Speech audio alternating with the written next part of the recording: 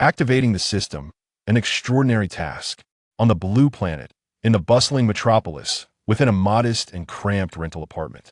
Han Shichu sat in a daze, staring blankly at the contract in his hands. The events of the day felt surreal, as if he had wandered into a dream. He had been unfortunate enough to be eliminated from a job interview not due to a lack of ability, but rather because his competitor was the boss's nephew. Frustrated and disheartened, he took the subway back to his rented room, leaning against the seat while glancing at the meager balance in his WeChat wallet. A frown adorned his face as he contemplated the uncertainties of his future. At that moment, a sharply dressed woman with short hair, clad in a professional skirt suit and adorned with gold-rimmed glasses, unexpectedly sat beside him. The poised and competent woman promptly produced a business card from her handbag and introduced herself as Lisa Rome, a renowned talent agent from one of the top 5 film and media companies in China. Noticing Han Shichu's striking appearance and charisma, she inquired if he had any desire to debut as a star. Standing at 1.85 meters tall, with long, straight legs and an impeccably sculpted physique, Han Shichu possessed a celestial beauty that eclipsed many young idols in the entertainment industry. Even without any experience, his looks alone would suffice to make him a popular figure, which explained why a professional agent had taken an interest in him. Though Han Shichu was merely a fresh graduate, untouched by the harsh realities of society, Lisa Rome's abrupt approach was initially dismissed as a ruse. After several earnest explanations and even presenting her online biography for his perusal, he reluctantly began to believe her. With lingering skepticism, he followed her to the headquarters of the film and media company, and upon entering her office, he was finally convinced of her credentials as a professional agent. Despite his sharp intellect, he was still just an inexperienced youth, ill-equipped to contend with someone who had navigated the treacherous waters of the entertainment industry for over 2 decades. Lisa Rome vividly painted a picture of the opportunities that lay ahead, and with the enticing offer of a signing bonus of 100,000 yuan, Han Shichu found himself surrendering effortlessly.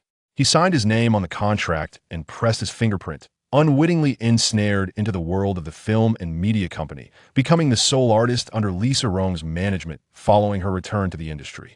Setting the contract aside, he retrieved his phone and opened his banking app, staring at the balance displayed before him, finally convinced that this was not a mere figment of his imagination. A delightful smile began to grace his face, for who could have anticipated that just hours ago he was worried about the next day's meals, only to find 100,000 yuan quietly resting in his account by noon? Ah, life is indeed full of surprises. He picked up a mirror from the table and gazed at his reflection, reflecting, who would have thought that the diligent and earnest me would come to rely on my looks for sustenance? Such is the capriciousness of fate. The pungent odor dissipated as he set down the mirror and shook his head. At this point, overthinking is futile. I should first satisfy my hunger. Indeed, I must enjoy at least 4 dishes for lunch today. Just as Han Shichu was preparing to tidy up and treat himself, he was abruptly interrupted by a harsh, mechanical voice. Congratulations, host. You have officially embarked on the path of an artist and successfully activated the Peculiar Adventure Entertainment System. Han Shichu momentarily paused in surprise, then, filled with caution, scanned his rented room, his body tense as he sternly called out, Who's speaking? Come out immediately and stop with the theatrics." While shouting, he cautiously searched the room. "Could you refrain from your foolish antics? This system resides within your mind." Han Shichu's expression turned to one of sheer astonishment as he exclaimed, "What? You mean you're in my head? What on earth are you? How did you end up in my mind?" This system is a sophisticated technological product developed on a planet called Earth, a millennium from now, and is named the Peculiar Adventure Entertainment System. After a lengthy introduction, Han Shichu began to grasp the situation. Before he could ponder any further, the voice of the system echoed in his mind once more. To celebrate the activation of this system, we present the initial task, a triple strike. First strike. Within 10 minutes, the host must go outside and embrace a lamppost plastered with advertisements for traditional Chinese medicine, shedding heartfelt tears while passionately proclaiming, "Oh heavens, my ailments have finally found salvation." Upon completion of the task, the host will receive one opportunity for a lottery draw. Failure to complete the task will result in a penalty of 5 for the host. Han Shichu stood frozen in disbelief. "Are you kidding me? This task and its punishment truly live up to the name absurd and perilous indeed. Without a moment's hesitation, he resolutely shook his head and declared, "I refuse. After all, I am a distinguished young talent in our village, a leading figure in fashion. How could I possibly engage in such shameless folly?" The system notification: once a task is issued, refusal is not permitted. Should you decline, the system will automatically classify the task as failed and impose the corresponding penalty. Given that the host has yet to fully comprehend this system, we shall not pursue this matter further this time. However, a warning shock will be administered. Let this be a lesson. Shichu scoffed dismissively. But in the next instant, an unexpected jolt surged through his body. The sudden and intense electric shock rendered him weak, collapsing to the ground and convulsing uncontrollably. "Are you serious?" After 5 seconds, the shock ceased, and Shichu lay curled up on the floor, involuntarily shivering. At that moment, his eyes were glazed, his complexion pale, and every muscle in his body trembled. The sensation of the shock was far more than merely numbing. It was utterly excruciating. It took a full 5 minutes for Shichu to muster the strength to rise from the floor, and even then, a powerful sense of palpitations lingered. Having developed a psychological aversion, he truly could not bear the thought of enduring a second shock. Of course, if Shichu possessed certain inclinations regrettably, he is merely an ordinary boy, not even qualifying as a man. Taking a deep breath, Shichu now comprehends that this absurd system is not jesting, it is genuinely capable of executing its promises. Chapter 2.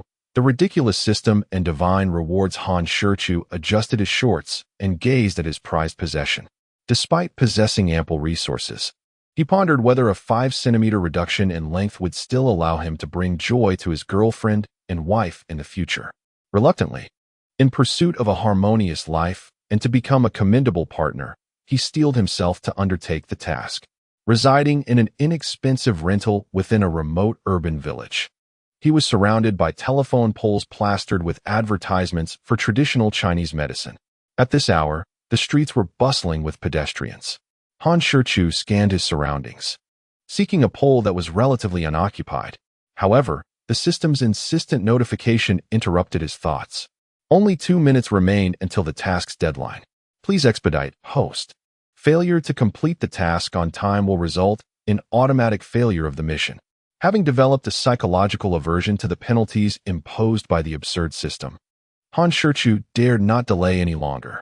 He dashed across the street to a nearby telephone pole, embraced it with both arms, and, gazing fervently at an advertisement for a cure, shouted passionately to the heavens, "Oh heavens, my ailment finally has a remedy." His dramatic display, coupled with his fervent exclamation, drew the attention of all passers-by. Some pointed and whispered, others cast curious glances, and a few stifled laughter. "Goodness, this guy is something else," one mused. "How could such a young man be afflicted with such an ailment? He seems quite presentable. Surely he could find a partner instead of indulging in such reckless behavior. He deserves it." Another remarked, "Just go for it. But why flaunt your heroism without a safety helmet? Youth indeed is wasted on the young." Instantly, Shichu felt his face flush with embarrassment, wishing desperately for a crack in the ground to swallow him whole. Fortunately, the sound indicating the successful completion of his task resonated in his mind, prompting him to lower his head and hastily escape from the mortifying scene. Breathless, he returned to his rental, securing the doors and windows before finally exhaling a sigh of relief. "Congratulations, host, on completing the initial task. You are awarded a chance for a random draw." As the system's notification faded, a virtual screen illuminated in Shichu's mind. At its center, a colossal wheel of fortune spun, densely populated with an array of prizes. The offerings included divine singing ability, exceptional acting skills, masterful painting techniques, exquisite piano performance, remarkable Swana playing, and unparalleled Eru proficiency. Shichu stared at the wheel, entranced, unable to suppress a gulp. Goodness, there must be at least 1,000 options, he thought. Each prize represented a divine skill. Suddenly, the previous embarrassment of the task seemed trivial in comparison. Even securing just one of these skills would ensure a life free from financial concerns.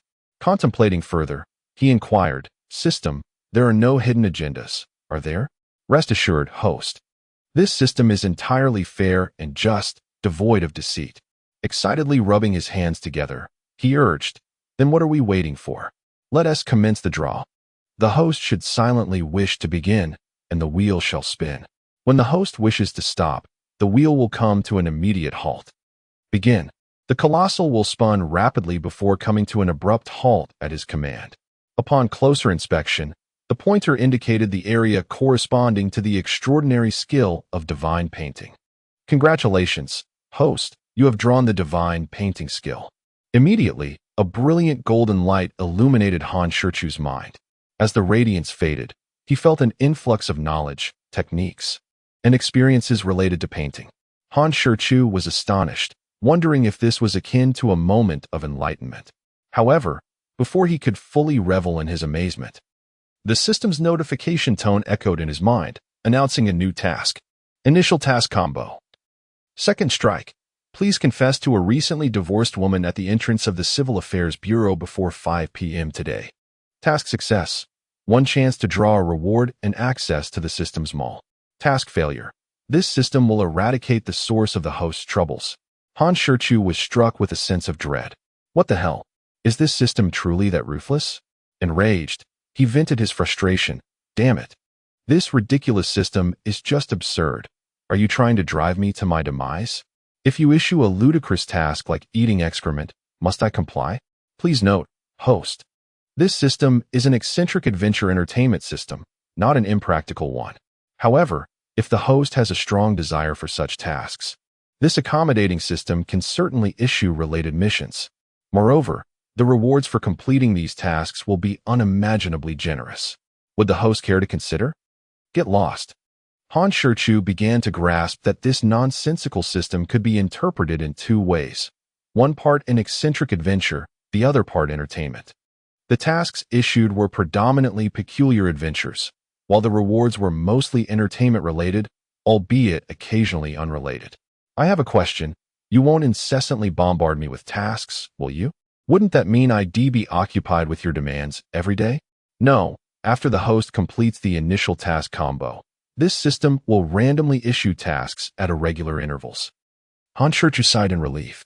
Yet, the thought of the current task soon clouded his expression once more.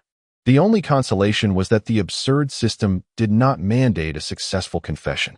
Contemplating the rewards of success and the penalties of failure, Han Shichu let out a resigned sigh. He had to be bold. He couldn't help but wonder whether this ridiculous system was a cheat or a divine trial meant to torment him. Glancing at the clock, it was only just past noon, and the Civil Affairs Bureau would not open until 2 in the afternoon, leaving him ample time. He contemplated stepping out for lunch, but recalling the earlier absurdity, he decided against it. No longer inclined to indulge himself with a lavish meal at the Shasen Hotel, he settled for a simple rice dish instead. Once the takeout arrived, he hastily consumed his meal and took a shower.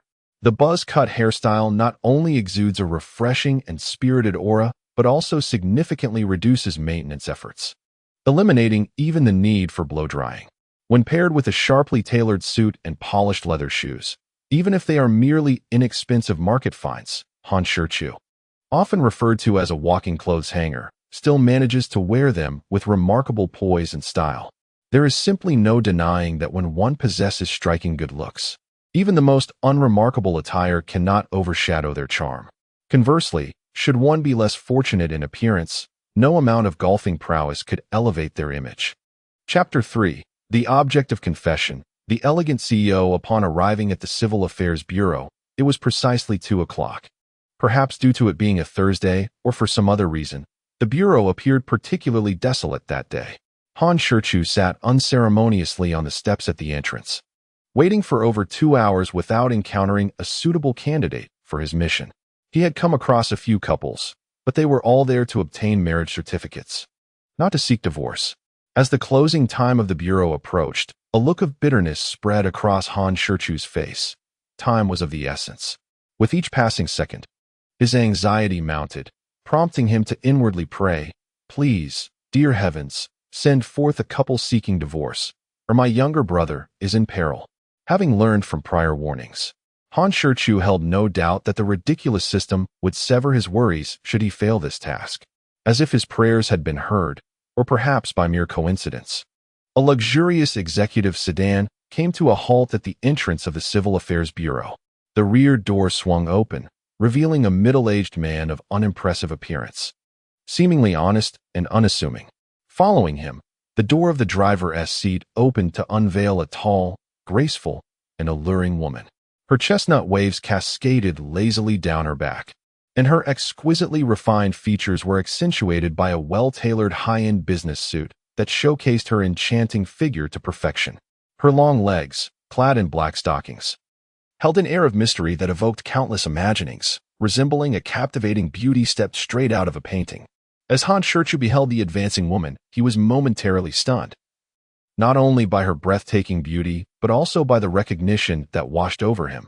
He had seen her before. In fact, he had encountered her just that very morning at Dayu Film and Television Media Company.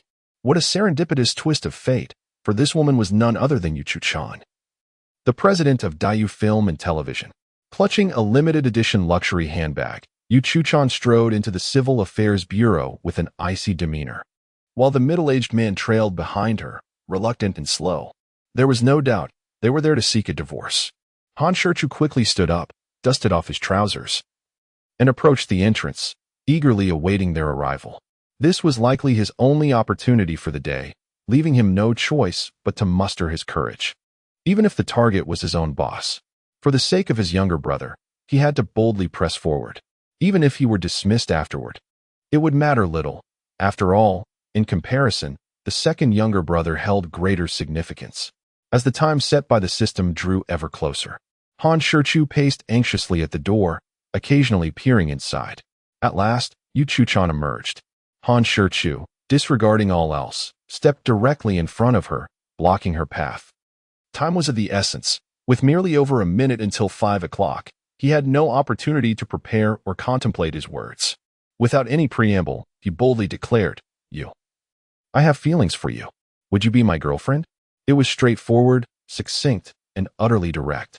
Regardless of the outcome, the act of confessing was all that truly mattered. Yu Chu-chan, with her cool and aloof demeanor, stood frozen in astonishment, her expression akin to one gazing into a deep abyss as she scrutinized Han Shichu. Then, with a barely perceptible arch of her willow-like brows, she seemed lost in thought. Han Shichu's face flushed crimson, and in a fit of embarrassment, he cast his gaze downward, waiting for the system's notification sound. However, to his utter surprise, instead of the system's cold, mechanical voice, he was met with Yu Chu-chan's unexpectedly unremarkable yet profound response. All right. Huh. Han Shichu lifted his head slightly, bewildered, convinced he must be imagining things. Yet Yu Chu-chan reiterated, I said, all right.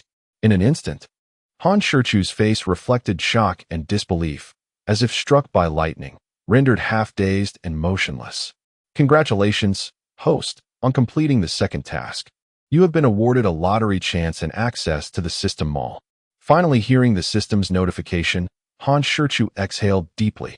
He hastened to explain, I'm sorry. But before he could finish, Yu Chu-chan interrupted him. Come with me. What?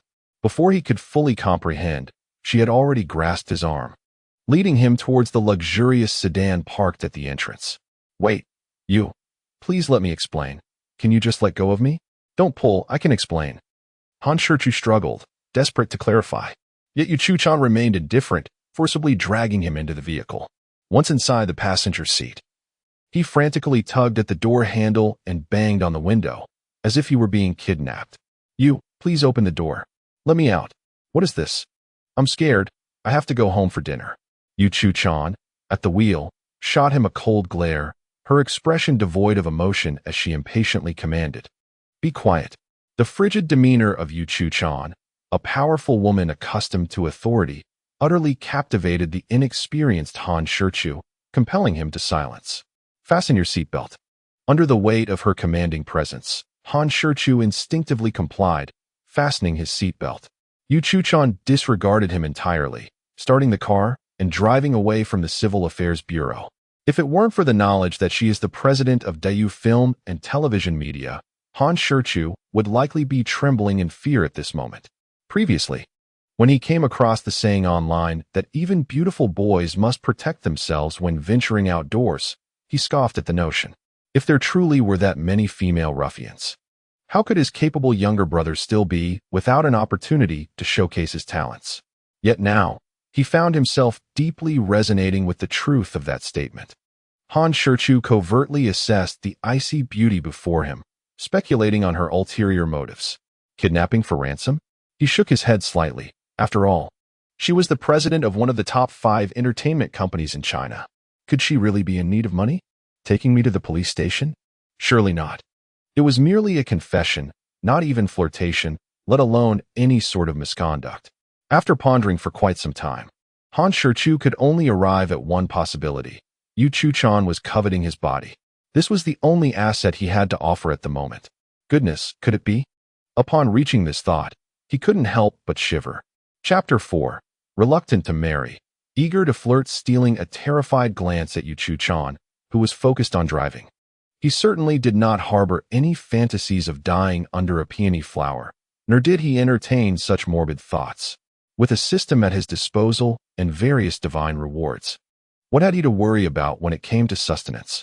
If Yu Chuchan were to uncover the elaborate inner drama he was concocting, she would undoubtedly kick him out of the car without a moment's hesitation. Han Shichu's heart was filled with trepidation and conflict. If his suspicions proved correct, would he resolutely refuse her advances, or would he succumb to them with tears of enjoyment? He glanced once more at Yu Chuchan, surprised to discover that beneath her cold and noble exterior lurked a wild and untamed spirit. At last, amidst his incessant speculations, Yu Chuchan brought the car to a halt on a secluded roadside, turning off the engine and engaging the handbrake. Through the car window, Han Shichu surveyed the desolate surroundings, his imagination igniting once more. No way, why did she suddenly stop? And in such a remote location? In broad daylight, on a public road. She would surely not dare to do anything untoward, regardless of how wild she might be. Yu Chuchan slightly turned her body, studying him from head to toe, repeatedly assessing him from bottom to top, finally nodding in apparent satisfaction, feeling the meticulous scrutiny of her gaze. He couldn't shake the sensation that she was surveying her prey. Han Shichu instinctively shifted closer to the car door, attempting to create distance between them, his expression wary and watchful. Finally, Yu Chuchan broke the silence, her voice icy as she inquired, "You called me President, you? You must be an employee of my company, correct?" Han Shichu nodded, replying, "I was just signed into the company this morning by Sister Rong." Offering a brief introduction, she stated, "I am Yu Chuchan, 26 years old, president of Dayu Film and Television Media.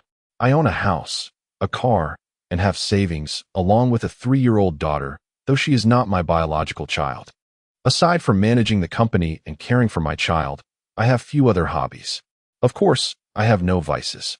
Han Shichu wore a perplexed expression, utterly bemused by her intentions.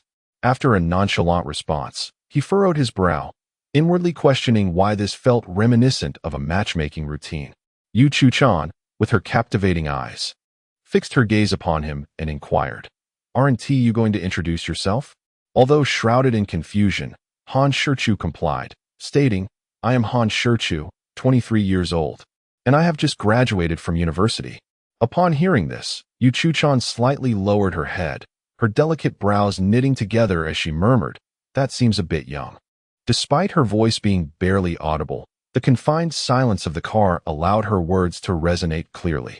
Uncertain whether it was intentional or not, her gaze inadvertently drifted to Han Shichu's lower half. "Young?"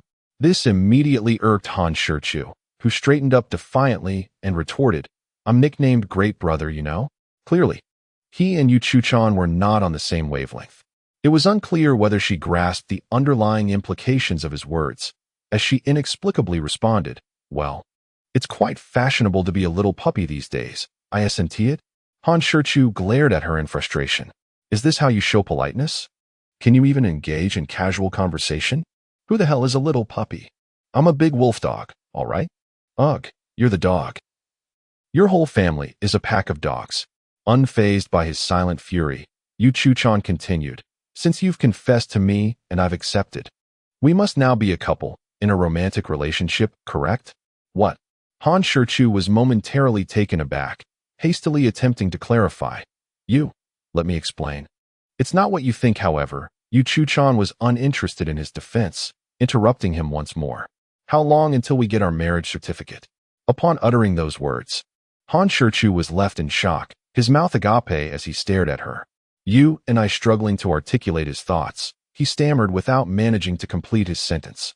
Yu Chuchan's finely crafted features grew colder, as if encased in a thick layer of frost, evoking a sense of dread. Her fierce gaze bore into him, and with an increasingly hostile tone, she questioned, What do you mean? You don't wish to marry, but would rather act like a rogue? Not at all. Han Shichu shook his head vigorously, exclaiming, You're being ridiculous. How could I be acting like a rogue? Yu Chuchan asserted confidently. Any relationship that does not aim toward marriage is defined as acting like a rogue. But we aren't even dating. Han Shichu protested. You confessed, I agreed. What else can we be if not a couple? He defended himself. I only confessed because I lost a bet. That's not my concern. Just tell me when we will register our marriage. The sooner, the better. Ideally, we should get the certificate tomorrow. You're being unreasonable, creating a ruckus. Han Shichu truly believed this woman must be out of her mind. Could anyone so easily transition from a divorce to marrying a stranger on the street? Even if one were desperate, it couldn't come to this, could it? Moreover, was this even a matter of desperation? Are you insane? Han Shichu retorted indignantly. Yu Chuchan, unwilling to show weakness, taunted, Do you have medicine? Whatever ailment you possess, I have a remedy for it. And whatever remedy you have, I can claim the corresponding ailment. I have a feminine wash, she declared. Yu Chuxia shot him a disdainful glance, her eyes filled with resentment. In this round, Han Shichu, having gained the upper hand, provocatively glanced at her, smirking, You think you can compete with me? I could easily outlast you. With a cold glare, Yu Chuchan resolutely stated, It's settled then. We shall register our marriage at the Civil Affairs Bureau tomorrow. A true man must face the consequences of his actions. Marriage? You must be out of your mind. Han Shichu was about to reject her outright when, unexpectedly, the ludicrous system dealt him a fatal blow. Initial task triple strike. Third strike. Complete marriage registration with Yu Chuchan before noon tomorrow. Task success. Reward of 1 lottery chance, plus an additional 10,000 popularity points. And access to the attribute panel. Task failure. The host will be paralyzed for 3 years. What the hell? Han Shichu exclaimed, his eyes wide with disbelief. He felt trapped by this ridiculous system, which he was certain was a divine curse meant to torment him. It seemed to conspire against him at every turn, digging deeper pitfalls. Alas, what a misfortune! Stealing a glance at Yu Chuchan, he pondered whether this was truly torment. Perhaps he had stumbled upon a stroke of luck, inadvertently acquiring a wife as beautiful as a celestial being. Moreover, she was a female executive, a wealthy woman. Yet, she was rather cold, and perhaps her sanity was questionable. Chapter 5. Marital Agreement. Soap opera drama. Han Shichu shook his head, secretly scoffing, noting that she didn't appear mentally unstable or deranged. Why then did she seem so eager and desperate to register the marriage? Was she truly enamored with his physique?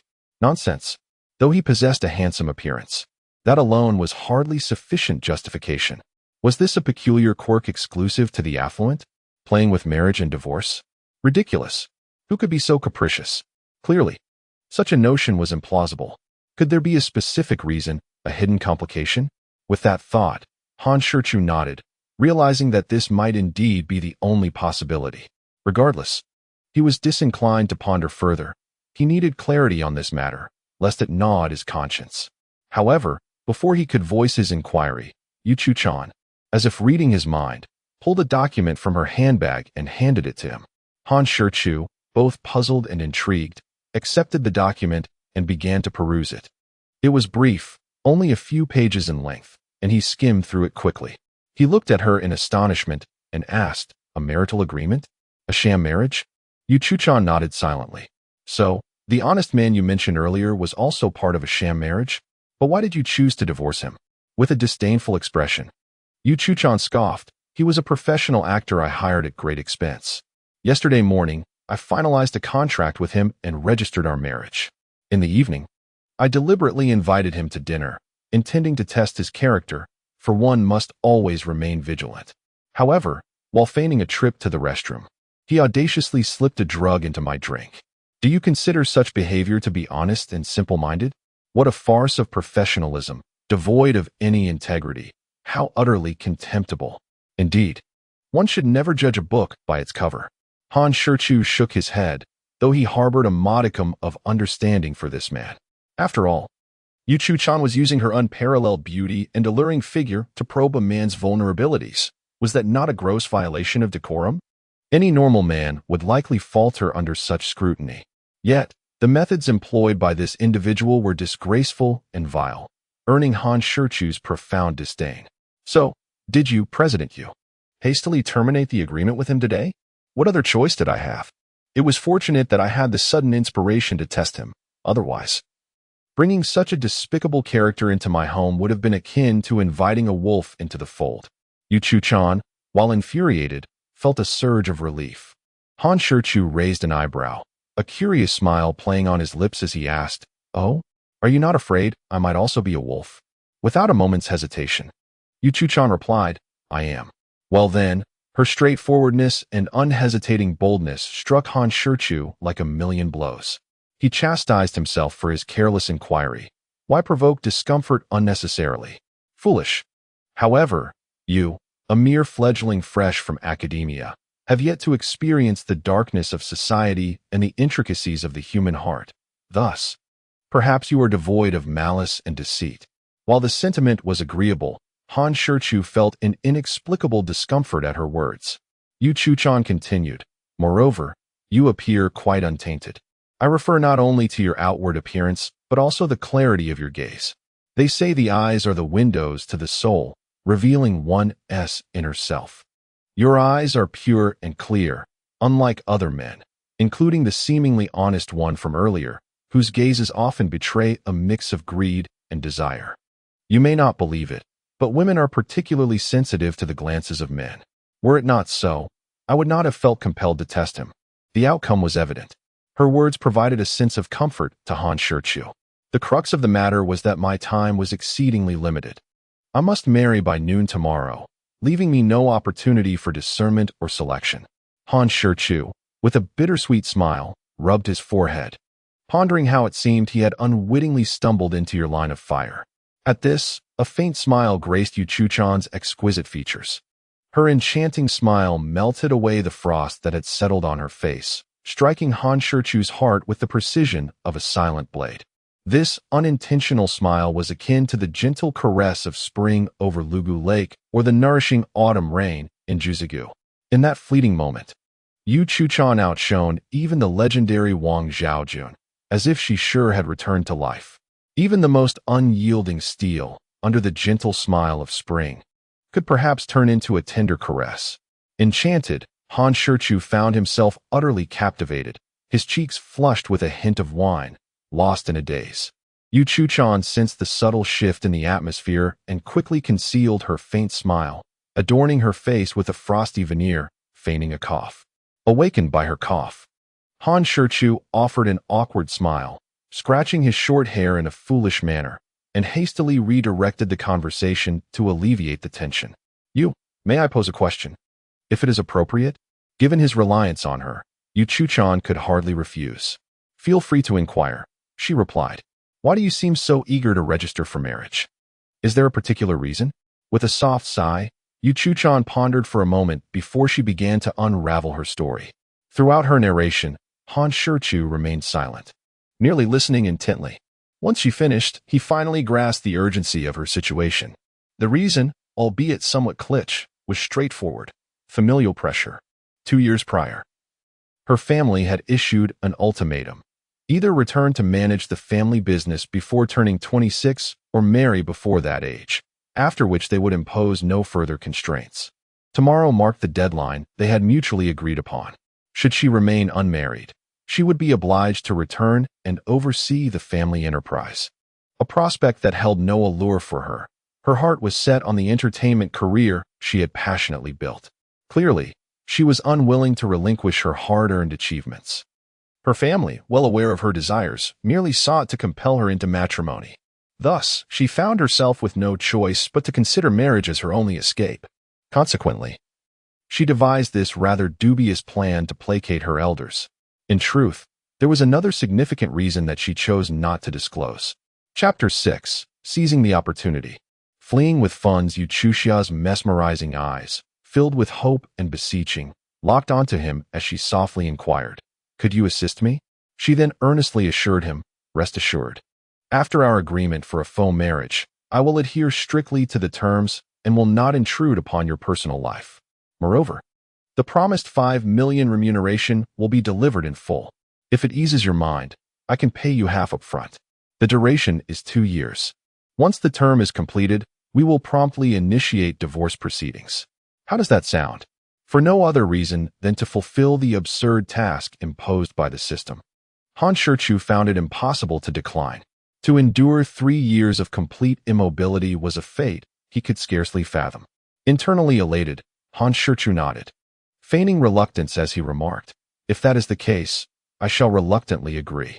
What a farcical situation, typical of one who reaps benefits, yet plays coy. In the exquisite depths of Yuchuchan's captivating gaze, a flicker of brilliance danced, compelling her to eagerly produce a fountain pen and extend it towards him, urging, "Very well. Let us sign the contract."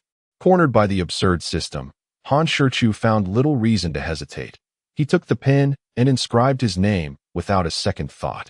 However, a slight furrow creased his brow as he surveyed his surroundings, ultimately resting his gaze upon Yuchuchan's vibrant red lips, a smile blooming on his face.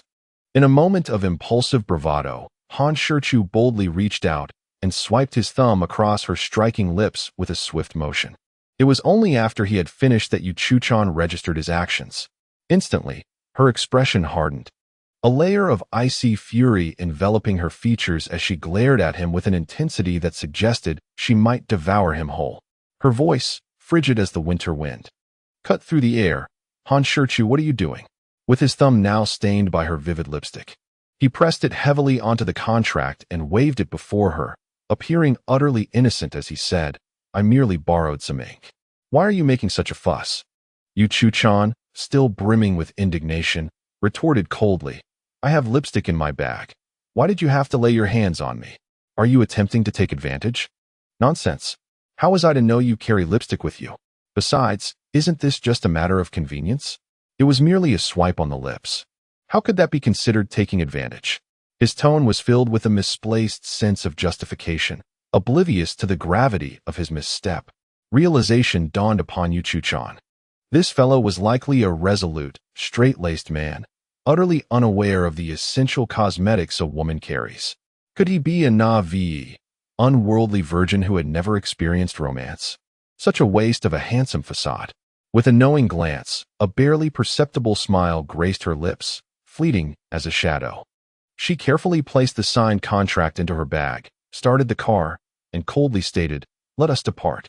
Puzzled, Han Shichu inquired, "Depart? Where to?" "To your residence, of course. Just direct me. Why would you want to go to my home?" Han Shichu grew increasingly perplexed. "My small rental cannot accommodate 2 people." Yuchuchan shot him an exasperated look, retorting, "To help you move." "What? Move?" His confusion deepened. "I don't recall ever mentioning a desire to relocate." "What are you up to? You just reviewed the contract, did you not? It clearly states that Party B must reside with Party A. Are you reconsidering?" Han Shichu had only skimmed the document, failing to notice that particular stipulation. Oh, so there is such a provision? He found himself without grounds for refusal. Moreover, refusal was not an option. As he pondered privately whether he should strive for success in the coming years, it became evident that he was on the path of being kept. Not only would his meals and lodging be covered, but a substantial allowance would also be provided. Over the span of 2 years, he could potentially amass 5 million, averaging nearly 7,000 a day. Good heavens, where could one find such an excellent opportunity?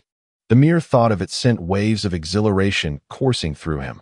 Certainly, Han Shichu, with his rather unappealing appearance, had previously encountered numerous individuals desiring to support him financially. These suitors ranged from hefty individuals weighing 200 to 300 pounds to women of advanced age who still bore a striking resemblance to youthful blossoms. And even those who engaged in peculiar hobbies. How could they possibly compare to the one before him? Yuchu-chan inadvertently caught sight of the slight smile gracing his lips, furrowing her brows as she coldly warned, "While I have allowed you to reside in my home, I must caution you against nurturing any unrealistic aspirations. Do you understand? Should you entertain any impure thoughts, do not blame me for being unkind." Han Shichu raised an eyebrow, intrigued by her boldness. "Oh, what do you mean by unkind? Surely you don't intend to suffocate me with facial cleanser?" Naturally, he kept such thoughts to himself, aware of the need for discretion. Moreover, he possessed a strong sense of integrity. Having accepted her remuneration, he felt compelled to alleviate her burdens, did he not? Having received her money, it would be excessively greedy to covet her affections as well. Under his guidance, Yuchu-chan swiftly drove to the modest abode he rented. Observing the surrounding dilapidated environment and the cramped, rudimentary dwelling, she inquired softly, "You live here?" Her tone remained as frosty as ever, devoid of any disdain. Although the rental was somewhat worn and aged, Han Shichu had maintained it in a remarkably tidy manner, with all belongings neatly arranged and no unpleasant odors. Rather, a subtle fragrance lingered in the air. After surveying the space, Yuchu-chan nodded slightly, evident that she was quite pleased with his lifestyle and habits. It is often said that a clean room devoid of odors suggests one is either a cross-dresser or something else entirely. However, Han Shichu was an exception. He simply had a penchant for cleanliness. Of course, should he truly identify as a cross-dresser, Yuchu-chan would likely be even more satisfied. As Han Shichu busied himself packing his sparse belongings, he replied without looking up, "Just a penniless graduate. Having a place to stay is already a blessing. Who has the luxury to be choosy?" Yuchu-chan nodded and said, "Please provide me with your bank account details. I will transfer half of your remuneration to you." With no need for politeness, Han Shichu pulled a bank card from his pocket and handed it to her. Curiously, he asked, "Aren't you worried I might abscond with the funds?" Yuchu-chan shot him a cold glare. "Do you genuinely believe the contract we just signed was a mere formality? Furthermore, now that you are employed by my company, your personal information is no secret to me. As long as you are not concerned about being pursued, what have I to fear?" Chapter 7. The Luxurious Villa and the Adorable Young Ones. It is merely 5 million, after all. Even if it were to vanish into thin air, it would be of little consequence to me.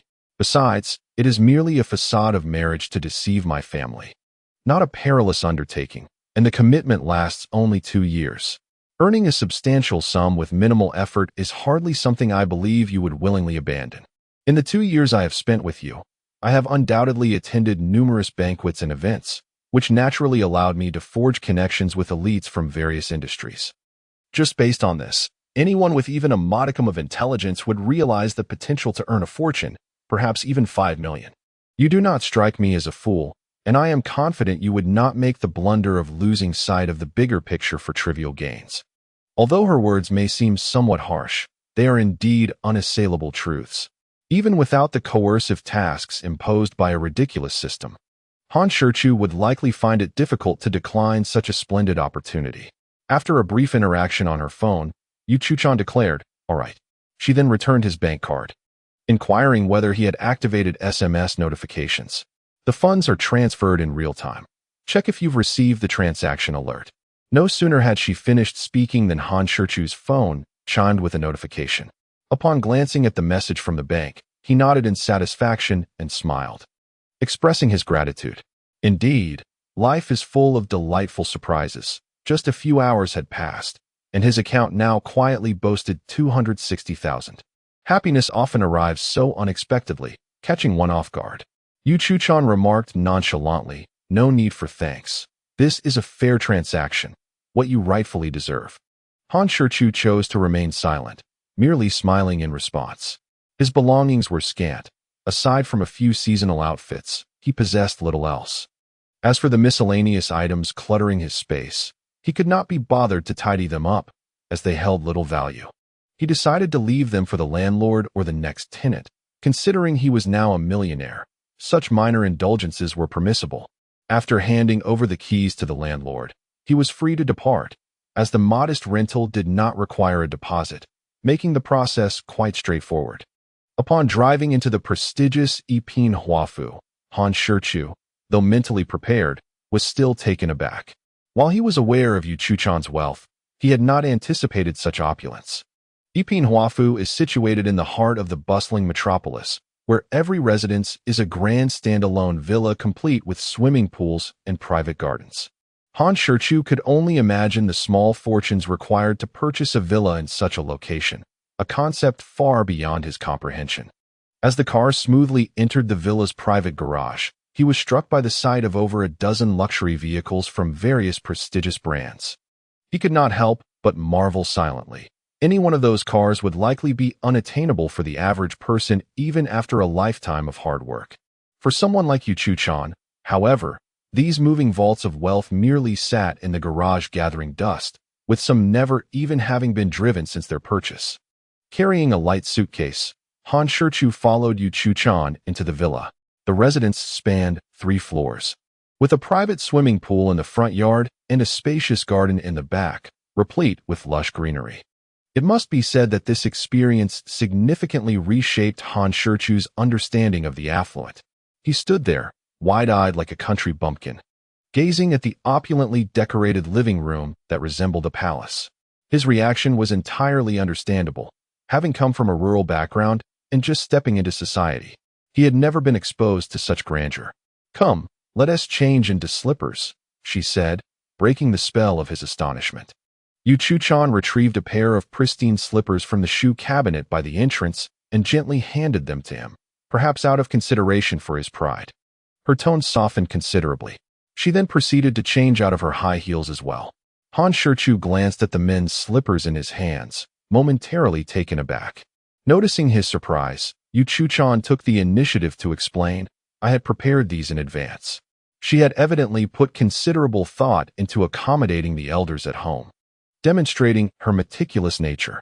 Suddenly, a soft, melodious voice echoed from the second floor, calling out, "Mama, is Mama back?" Shortly thereafter, a woman's anxious voice followed, "Oh dear. Little Tengyuan, be careful not to run too fast, or you might fall." With the newly donned slippers, Han Shichu curiously raised his gaze. Before him appeared a delicate little girl, as exquisite as a doll, with her finely sculpted features. She was leading a large golden retriever, her short legs carefully navigating down the staircase with the aid of the wall.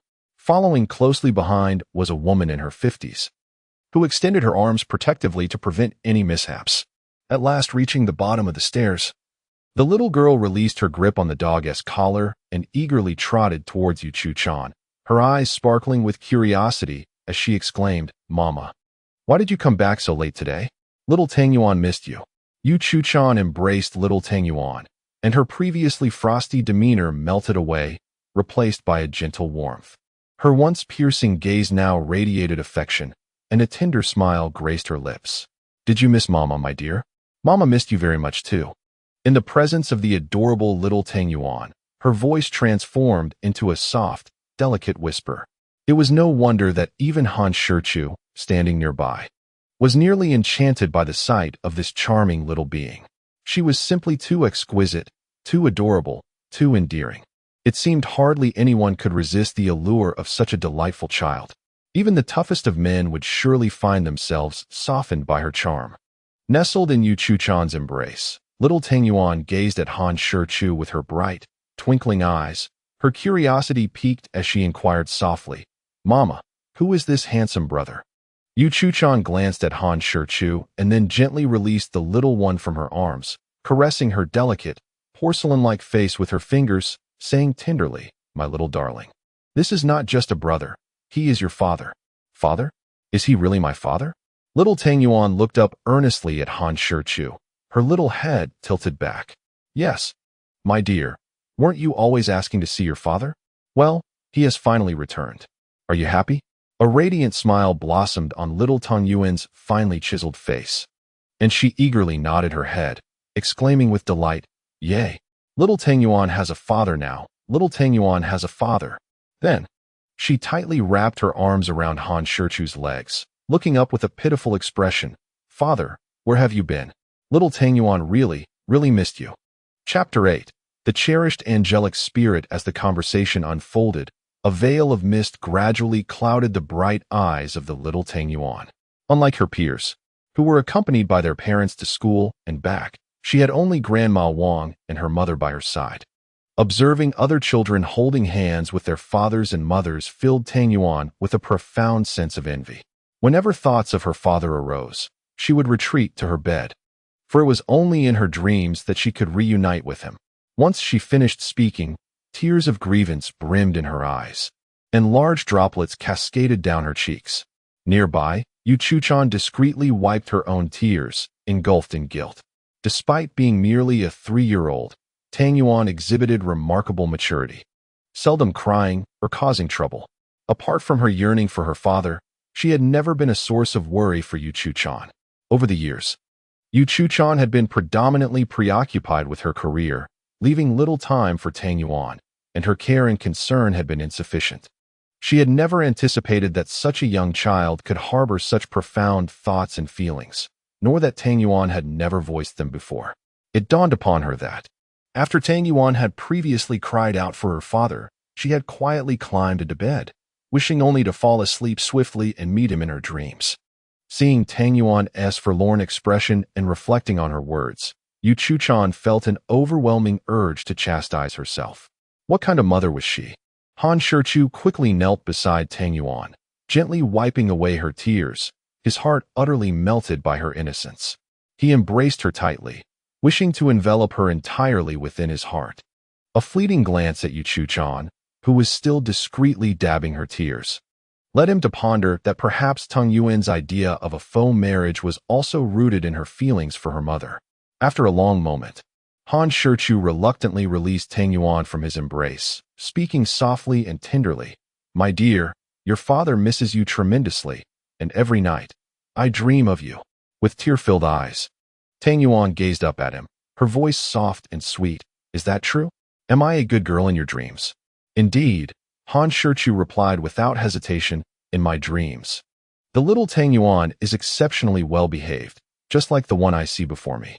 Instantly, Tangyuan's sorrow transformed into a smile as she nodded her head, exclaiming, "Yes, I am very well-behaved, cute, beautiful, and understanding." Ah, this little one. Her sudden self-praise was quite amusing. Han Shichu, intrigued, playfully inquired, "And what does your father look like in your dreams, my dear?" Tangyuan shook her head, her expression turning pitiful as she confessed, "I don't know. Whenever I try to see my father's face, I wake up. But in my heart, my father is just like he is now, tall, strong, handsome, and he smells wonderful." Han Shichu did not wear any perfume. The pleasant scent that Xia Tangyuan perceived was likely due to the fragrance of laundry detergent. After speaking, Xia Tangyuan tightened her embrace around his neck and, with a pitiful expression, implored, "Daddy, could you please not leave Xia Tangyuan again? I don't want to be without you anymore." She promised to be obedient and understanding. Upon hearing her words, Han Shichu felt a pang in his heart. Gently stroking her little head, he earnestly vowed, "Daddy promises Xia Tangyuan that he will never leave our little treasure again." "Really, Daddy?" Xia Tangyuan's eyes sparkled like bright stars. Han Shichu sighed inwardly but smiled softly, reassuring her, "Indeed. Let us make a pinky promise." Xia Tangyuan extended her tiny pinky, looking at him with eager anticipation. Han Shichu, naturally unwilling to disappoint her, linked his pinky with hers. As they made the promise, Xia Tangyuan earnestly chanted, "Pinky swear, 100 years, no changing." Just as she was about to retract her finger, she halted him, pouting, "Daddy, we haven't stamped it yet." Han Shichu chuckled and extended his thumb to seal the promise. After completing the ritual, a pure and innocent smile blossomed on Xia Tangyuan's face, as if the act had banished any worries of her father reneging on the promise. Her young heart had found solace. Truly, she was a little angel, a sprite fallen from the heavens. Watching the affectionate scene between Han Shichu and Xia Tangyuan, Yuchu-chan felt a twinge of jealousy. "All right, my little darling, Daddy just returned. Let him rest for a bit, shall we?" Upon hearing her words, Xia Tangyuan quickly wriggled out of Han Shichu's embrace. "Oh, Daddy, let us go sit on the sofa." With that, she took his hand and led him to the living room. After settling him onto the sofa, Zaya Tanjiwan hurriedly ran to fetch a cup of warm water and earnestly offered it to him. "Daddy, drink some water." Witnessing this, Yuchu-chan felt even more envious, knowing that this had once been her exclusive privilege. Now, with Daddy in the picture, Zaya Tanjiwan seemed to have entirely forgotten about her. Han Shichu joyfully accepted the cup and generously praised, "Thank you, Zaya Tanjiwan. Our little Zaya Tanjiwan is truly wonderful." Zaya Tanjiwan beamed, revealing a row of tiny, pearly teeth. "Daddy must take good care of our little Zaya Tanjiwan, or else such a sweet girl might be taken away by a bad person.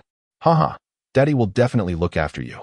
And I won't let any bad guy steal our little Zaya Tanjiwan." What a charming little sprite she was. "Daddy, please wait here. Zaya Tanjiwan has a gift for you." After saying this, she turned to the golden retriever lying by her feet and commanded, "Guarangdu, come upstairs with me." The obedient golden retriever promptly stood up, presenting its collar to Zaya Tanjiwan. Then, under the escort of Sugar Bean, Zaya Tanjiwan trotted upstairs with her little legs. After taking a few steps, she turned back with lingering concern and earnestly advised, "Daddy, please do not leave. Just sit here patiently and wait for little Tangyuan to return." Han Shichu smiled at her and replied, "Daddy won't go anywhere. I am here to see the gift from little Tangyuan." Despite the reassuring response, little Tangyuan remained uneasy, glancing back frequently, fearful that her father might suddenly vanish. Chapter 9. The Cruel Truth. The dawn of artistic talent. Once little Tangyuan's figure disappeared from view, Yu Chuchan instantly transformed into an unyielding ice queen, her earlier maternal warmth and affection evaporating entirely. Han Shichu was taken aback, having to admire her remarkable ability to change her demeanor so swiftly. Yu Chuchan introduced, "Wang Ma, this is Han Shichu. Henceforth, he shall be the master of our household." Turning to Shichu, she continued, "This is Wang Ma, who has been with our family for over 20 years. Even I grew up under her care." Han Shichu promptly stood up and greeted, "Hello, Wang Ma." A gentle, kind smile graced Wang Ma's face as she nodded repeatedly, saying, "Good, good, what a fine young man." Naturally, Yu Chuchan did not conceal her ill-conceived plan from Wang Ma, for it was impossible to keep it hidden. Wang Ma, understanding without voicing her thoughts, intended to aid her in deceiving the family. She then hurriedly added, "Chuchan, Shichu, please sit and rest. I will go prepare dinner." With that, she swiftly turned and headed towards the kitchen. After a moment of contemplation, Yu Chuchan slowly explained, "Little Guai Guai is named Yu Bai Tan, my brother's daughter. Shortly after Tang Yuan's birth, my brother and sister-in-law tragically perished in a severe car accident on their way to work. To ensure that little Tang Yuan grows up healthy, happy, and carefree, our family decided to keep this from her and bring her to live in the bustling metropolis." Han Shichu nodded in agreement and understanding. After all, they shared the same surname, Yu, and were indeed a family. It was precisely because of little Tang Yuan that my parents and grandparents were adamant about urging me to marry soon, providing her with a complete family. Han Shichu had already surmised this. After all, a single-parent household can be detrimental to a child's development. "I have always told little Tang Yuan that her father is abroad," Yu Chuchan confessed. Han Shichu furrowed his brow, questioning, "But what will you say to little Tang Yuan in 2 years? My absence will inflict even greater harm." Yu Chuchan, feeling frustrated, shook her head. "I do not know. We will take it one step at a time." Recently, little Tang Yuan has been persistently demanding to see her father, causing quite a ruckus and weeping sorrowfully each time. I can no longer deceive her effortlessly. Thus, I could only think of this temporary solution that serves 2 purposes. As for what will happen in 2 years, I truly have not contemplated such long-term consequences. Han Shichu cast her a disapproving glance, at a loss for words regarding her extremely irresponsible deceit. Before long, little Tang Yuan returned, escorted by Tongdo, holding a piece of paper in her hand. Upon seeing Tang Yuan, Yu Chuchan once again displayed her remarkable skill of changing her expression in an instant. Little Tang Yuan waved the paper in her hand, running joyfully while exclaiming, "Daddy, Daddy." With her short legs moving swiftly, she approached Han Shichu and, like a treasure offering, presented the drawing paper to him, saying in a soft voice, "Daddy, this is a gift from little Tang Yuan." Han Shichu took the paper, which depicted a family of three, with the father and mother holding the hand of their little treasure in the center. Although the drawing was rather rudimentary, Han Shichu understood that it represented the scene that little Tang Yuan longed for in her heart. Moreover, the father in the drawing had merely a blank white face, devoid of features, for little Tang Yuan did not know what her father looked like, and thus could not portray him accurately. Observing the eager expression on little Tang Yuan's face, Han Shichu recognized her anticipation for praise and smiled, saying, "You've done an excellent job, my little dear." Upon hearing her father's commendation, a foolish grin spread across little Tang Yuan's face. After a moment's thought, Han Shichu suggested, "Shall Daddy teach you how to draw?" Without hesitation, little Tang Yuan readily agreed, for it mattered little to her what they did. As long as she could spend time with her father, she was content. Han Shichu stood up, taking little Tang Yuan's small hand, and said, "Come, my little dear, let us go to the room where Daddy will teach you how to draw." Watching the sweet and warm silhouettes of the pair, Yu Chuchan couldn't help but smile faintly, momentarily lost in thought. After nearly an hour, Wang Ma brought the dishes to the dining table. Noticing Yu Chuchan sitting alone on the sofa, absorbed in her tablet, she gently inquired, "Chuchan, where are Shichu and little Tang Yuan?" "Dinner is ready." Yu Chuchan, hearing her call, set down the tablet, stretched her stiff neck, and replied, "They are upstairs drawing. I'll go call them." With that, she rose and headed up the stairs. Upon opening the door to little Tang Yuan's room, she found Han Shichu seated on the carpet, with little Tang Yuan affectionately nestled in his embrace. He was earnestly teaching her how to draw with a brush and paper. Just as she was about to call them downstairs for dinner, she heard little Tang Yuan exclaim, "Wow!" with exaggerated astonishment, "Daddy, your drawing is amazing." She then pointed at the figures in the drawing, saying, "This is beautiful, Mama. This is handsome, Daddy. And this is adorable, little Tang Yuan. Daddy, your drawing is so lifelike and cute. I can recognize them at a glance. Daddy is incredible." After saying this, little Tang Yuan planted a kiss on Han Shichu's cheek. Curious, Yu Chuchan approached and peered in. What she saw astonished her immensely. The drawing still depicted a family of three, rendered in a large-headed cartoon style. It was exquisitely crafted and endearingly charming, vividly bringing the figures to life. If one were to judge solely by the appearance of the characters on the paper, they were truly lifelike and remarkably detailed. Not only was Yu Chuchan taken aback, but even Han Shichu himself was startled. He had never anticipated that the system's divine drawing skills would be so extraordinary. Although it was merely a cartoon style, it hinted at a mastery that surely extended to traditional Chinese painting and oil painting alike. The system's output was indeed nothing short of miraculous. "Let us go downstairs for dinner." Han Shichu and little Tang Yuan were startled by the sudden voice of Yu Chuchan. They both turned around, and before Han Shichu could speak, little Tang Yuan innocently asked, "Mama, when did you arrive? How come neither Papa nor I heard you coming?" "Mama just got here." "It's because little Tang Yuan was so engrossed in learning to paint from Papa that she didn't notice," Yu Chuchan replied. Little Tang Yuan blinked her big, round eyes and nodded her head vigorously, affirming her dedication to her studies. Then she proudly presented her drawing to her mother. "Mama, look, Papa's painting is truly beautiful." Yu Chuchan took the drawing, pretending to examine it, and then remarked, "Indeed, Papa has done a splendid job. Mama, please return the drawing to me. This is a gift from Papa to little Tang Yuan, and I must keep it safe. If you want one, just ask Papa to create another for you." "You cannot take mine," she declared. As soon as she finished speaking, Han Shichu beamed at Yu Chuchan. Chapter 10. Sweet interactions and playful teasing. Yu Chuchan shot him an annoyed glare and retorted, "Mama doesn't want it at all." Noticing that little Tang Yuan was about to say something further, Yu Chuchan quickly changed the subject. "Grandma Wang has prepared dinner. Little Tang Yuan, hurry downstairs with Papa to eat." With that, she turned and hurried down the stairs, anxious to prevent little Tang Yuan from uttering any more innocent remarks. Han Shichu smiled gently, picking up little Tang Yuan as he said, "Come on, sweetheart, let us go eat."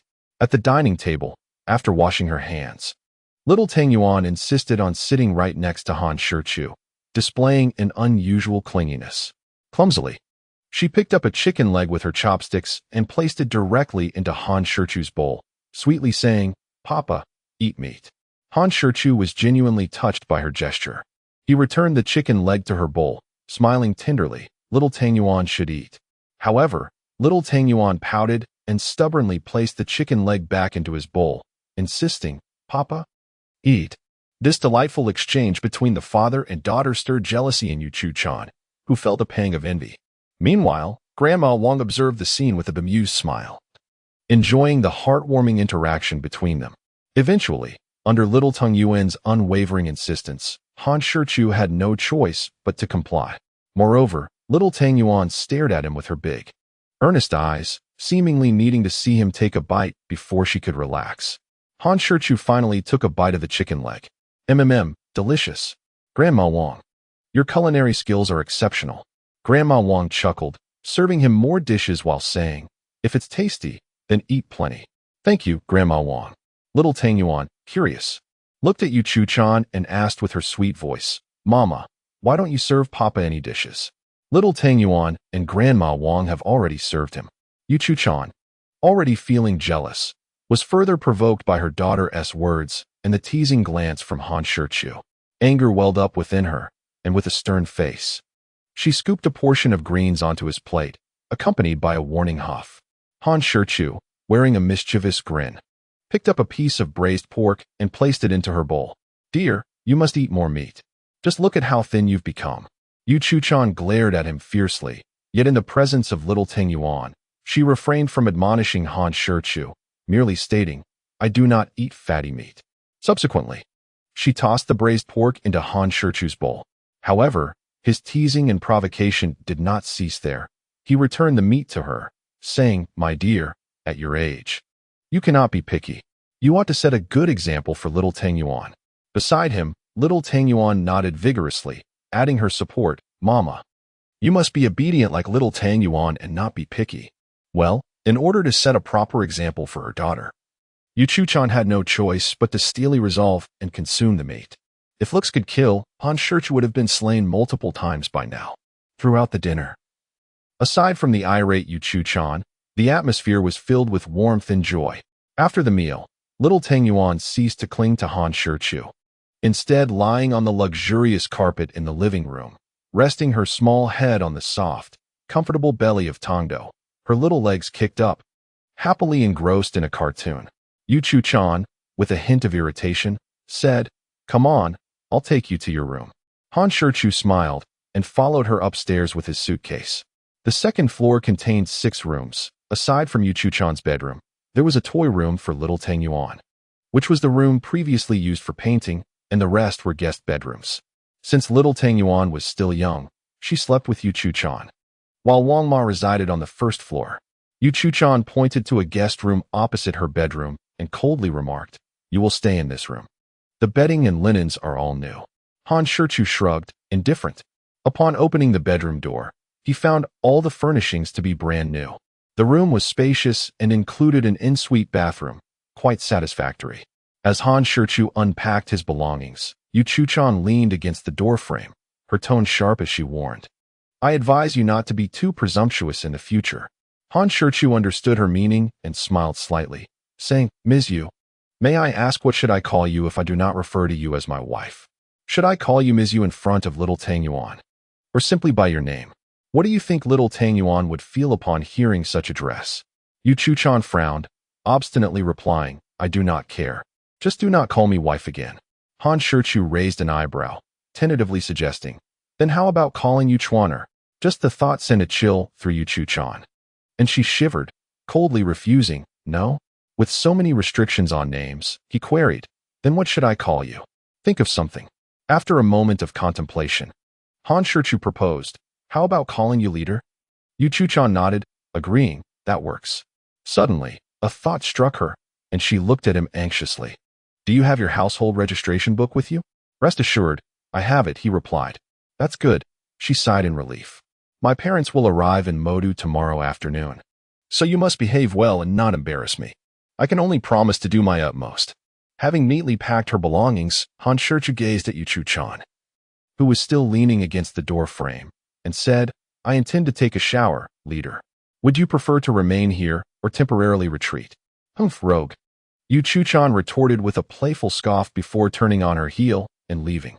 Approaching the bathing area, Han Shichu noted the abundance of toiletries, all remarkably new, evidently prepared in advance by Yu Chu-chan. After a refreshing shower, she donned a flamboyant pair of beach shorts and a crisp tank top, instantly feeling a wave of comfort. As she opened the bedroom door, ready to descend and check on the adorable little Tang Yuan, she found herself eye-to-eye with Yu Chu-chan, whose bedroom door had also just swung open. Yu Chu-chan had just emerged from her shower, clad in a nightgown. The black lace satin dress accentuated her alluring figure, enhancing her enigmatic and seductive aura. The plunging neckline barely concealed the alluring curves, a sight that could be likened to the majestic peaks of a giant panda. Han Shichu found herself swallowing hard, casting a glance at her own open palm, quietly contemplating whether she could handle such a temptation. Perverse rogue, Yu Chu-chan, sensing his heated gaze, felt her cheeks flush slightly. With a frosty demeanor, she scolded him before hastily retreating to close her door. How can you blame me for looking when you dress so provocatively? She muttered in dissatisfaction before proceeding downstairs.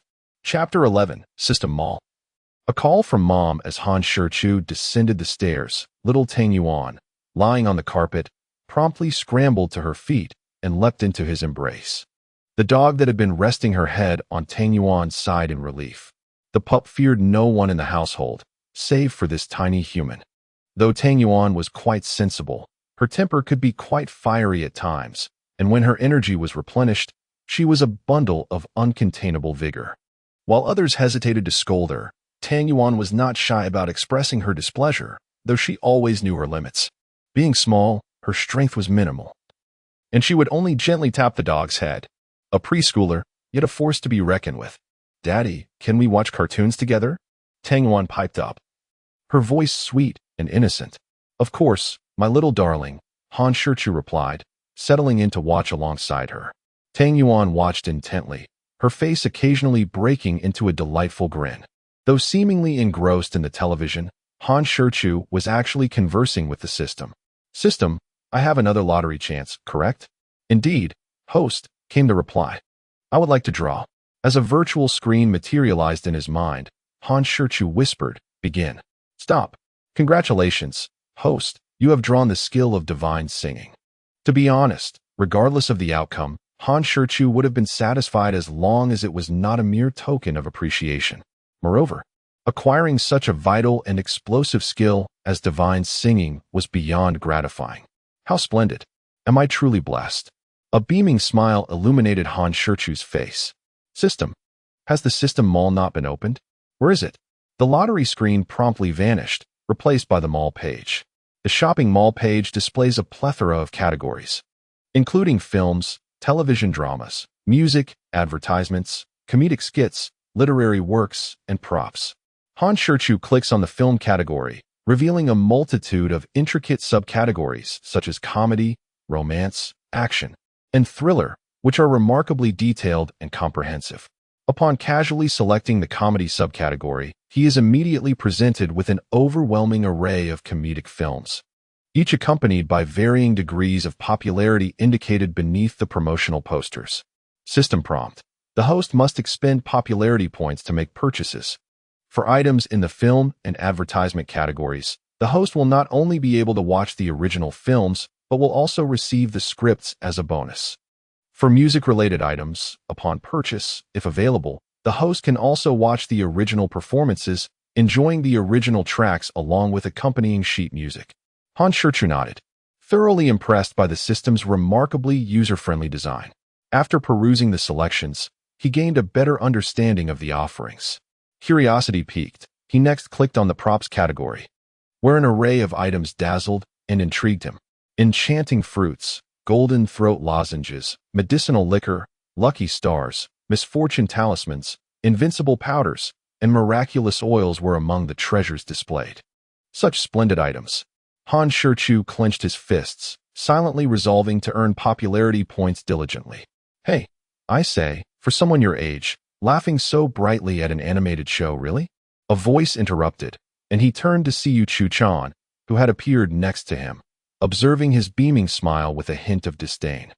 Han Shichu glanced at her and noted that Yu Chu-chan had changed into a long-sleeved satin pajama set, effectively concealing her previously alluring figure. He sensed an undercurrent of malice. What is the meaning of this? Who are you protecting yourself from? As if I would sneak a peek, he retorted, slightly irritated. Yu Chu-chan smirked coldly, dismissively stating, "Humph. Childish." Not wishing to engage further, he gently addressed the little one. "Sweetheart, shall we stop watching now? Staring too long will strain your eyes. Let us play with some toys instead." "Okay." Han Shichu scooped up little Tang Yuan and headed toward the toy room upstairs. Yu Chu-chan pouted, jealousy distorting her features. Just then, Wang Ma approached with a smile, saying, "Chu-chan, I need to return to my hometown tomorrow." "What is the matter, Wang Ma? Is there something you need help with?" Yu Chu-chan inquired anxiously. Wang Ma shook her head, explaining, "My nephew is getting married and insists that I attend." Yu Chu-chan sighed with relief. "That is wonderful. Have you booked your ticket yet?" "Not yet. I wanted to inform you first," Wang Ma replied. Yu Chu-chan, pulling out her phone, said, "Let me book your ticket now." "Wang Ma, it's rare for you to go back, so take your time and enjoy your stay. Don't worry about things here. Little Tang Yuan is starting kindergarten, and I'll be home on weekends. Just consider it a vacation for yourself." Wang Ma smiled meaningfully. "All right, it has indeed been a while since I visited. This time, I will stay for a longer period. The flight has been booked for tomorrow morning at 8 o'clock. I shall drive you to the airport." Wang Ma quickly waved her hand, saying, No, you have work tomorrow. I can take a taxi." Yu Chu-chan pondered for a moment and replied, "That won't do. Tomorrow, I will have Shichu take you." In the toy room on the second floor, Han Shichu was playfully teasing the engrossed little Tang Yuan, asking, "Little darling, who bought you that toy car?" Little Tang Yuan glanced at her small excavator and earnestly replied, "I bought it myself." Her response took Han Shichu by surprise. "Oh, where did you get the money, little Tang Yuan?" "I drew the money myself." "You drew it? Isn't that fake money? But this car is also fake." Han Shichu conceded defeat, left speechless by the imaginative thinking of the little one. As they continued to play, Han Shichu's phone suddenly rang. Upon seeing the caller ID, he realized it was his mother. He motioned for little Tang Yuan to be quiet, saying, "Little darling, don't speak. Daddy needs to take a call." Little Tang Yuan quickly covered her mouth with her tiny hands, nodding earnestly. Seeing her adorable gesture made Han Shichu smile before he answered the call. "Hello, Mom." "Shichu, what are you doing? It took you so long to answer." "I wasn't doing anything. My phone was just out of reach." "So, have you found a job yet? If not, you can come back and help us sell vegetables. Your father and I are overwhelmed with work." "Mom, I have found a job. If it gets too busy, you and Dad can hire someone. Don't tire yourselves out. I'll transfer some money to you shortly. Don't hesitate to spend it." "No, keep the money for yourself. Your father and I are fine. Just focus on your job and do well." Just as Han Shichu was about to respond, little Tang Yuan piped up, "Daddy, is that Grandma? I want to talk to Grandma." Chapter 12, The Chatterbox. Sharing the same bed, the sweet voice of little Tang Yuan startled both Han Shichu and his mother on the other end of the line. After a long silence, his mother, in disbelief, asked, "Son, you're married? You have a daughter?" Her voice trembled, reflecting her shock. Han Shichu forced a wry smile, bracing himself as he replied, "Yes, I'm married." His mother, in a flurry of frustration, exclaimed, "How could you not inform your parents about such a significant event?" Han Shichu moved the phone away from his ear, covering the microphone, and gently told little Tang Yuan, "Sweetheart, play by yourself for a moment. Daddy will join you after the call." Little Tang Yuan nodded in agreement. Han Shichu then stepped out of the toy room and returned to his bedroom, closing the door behind him to explain.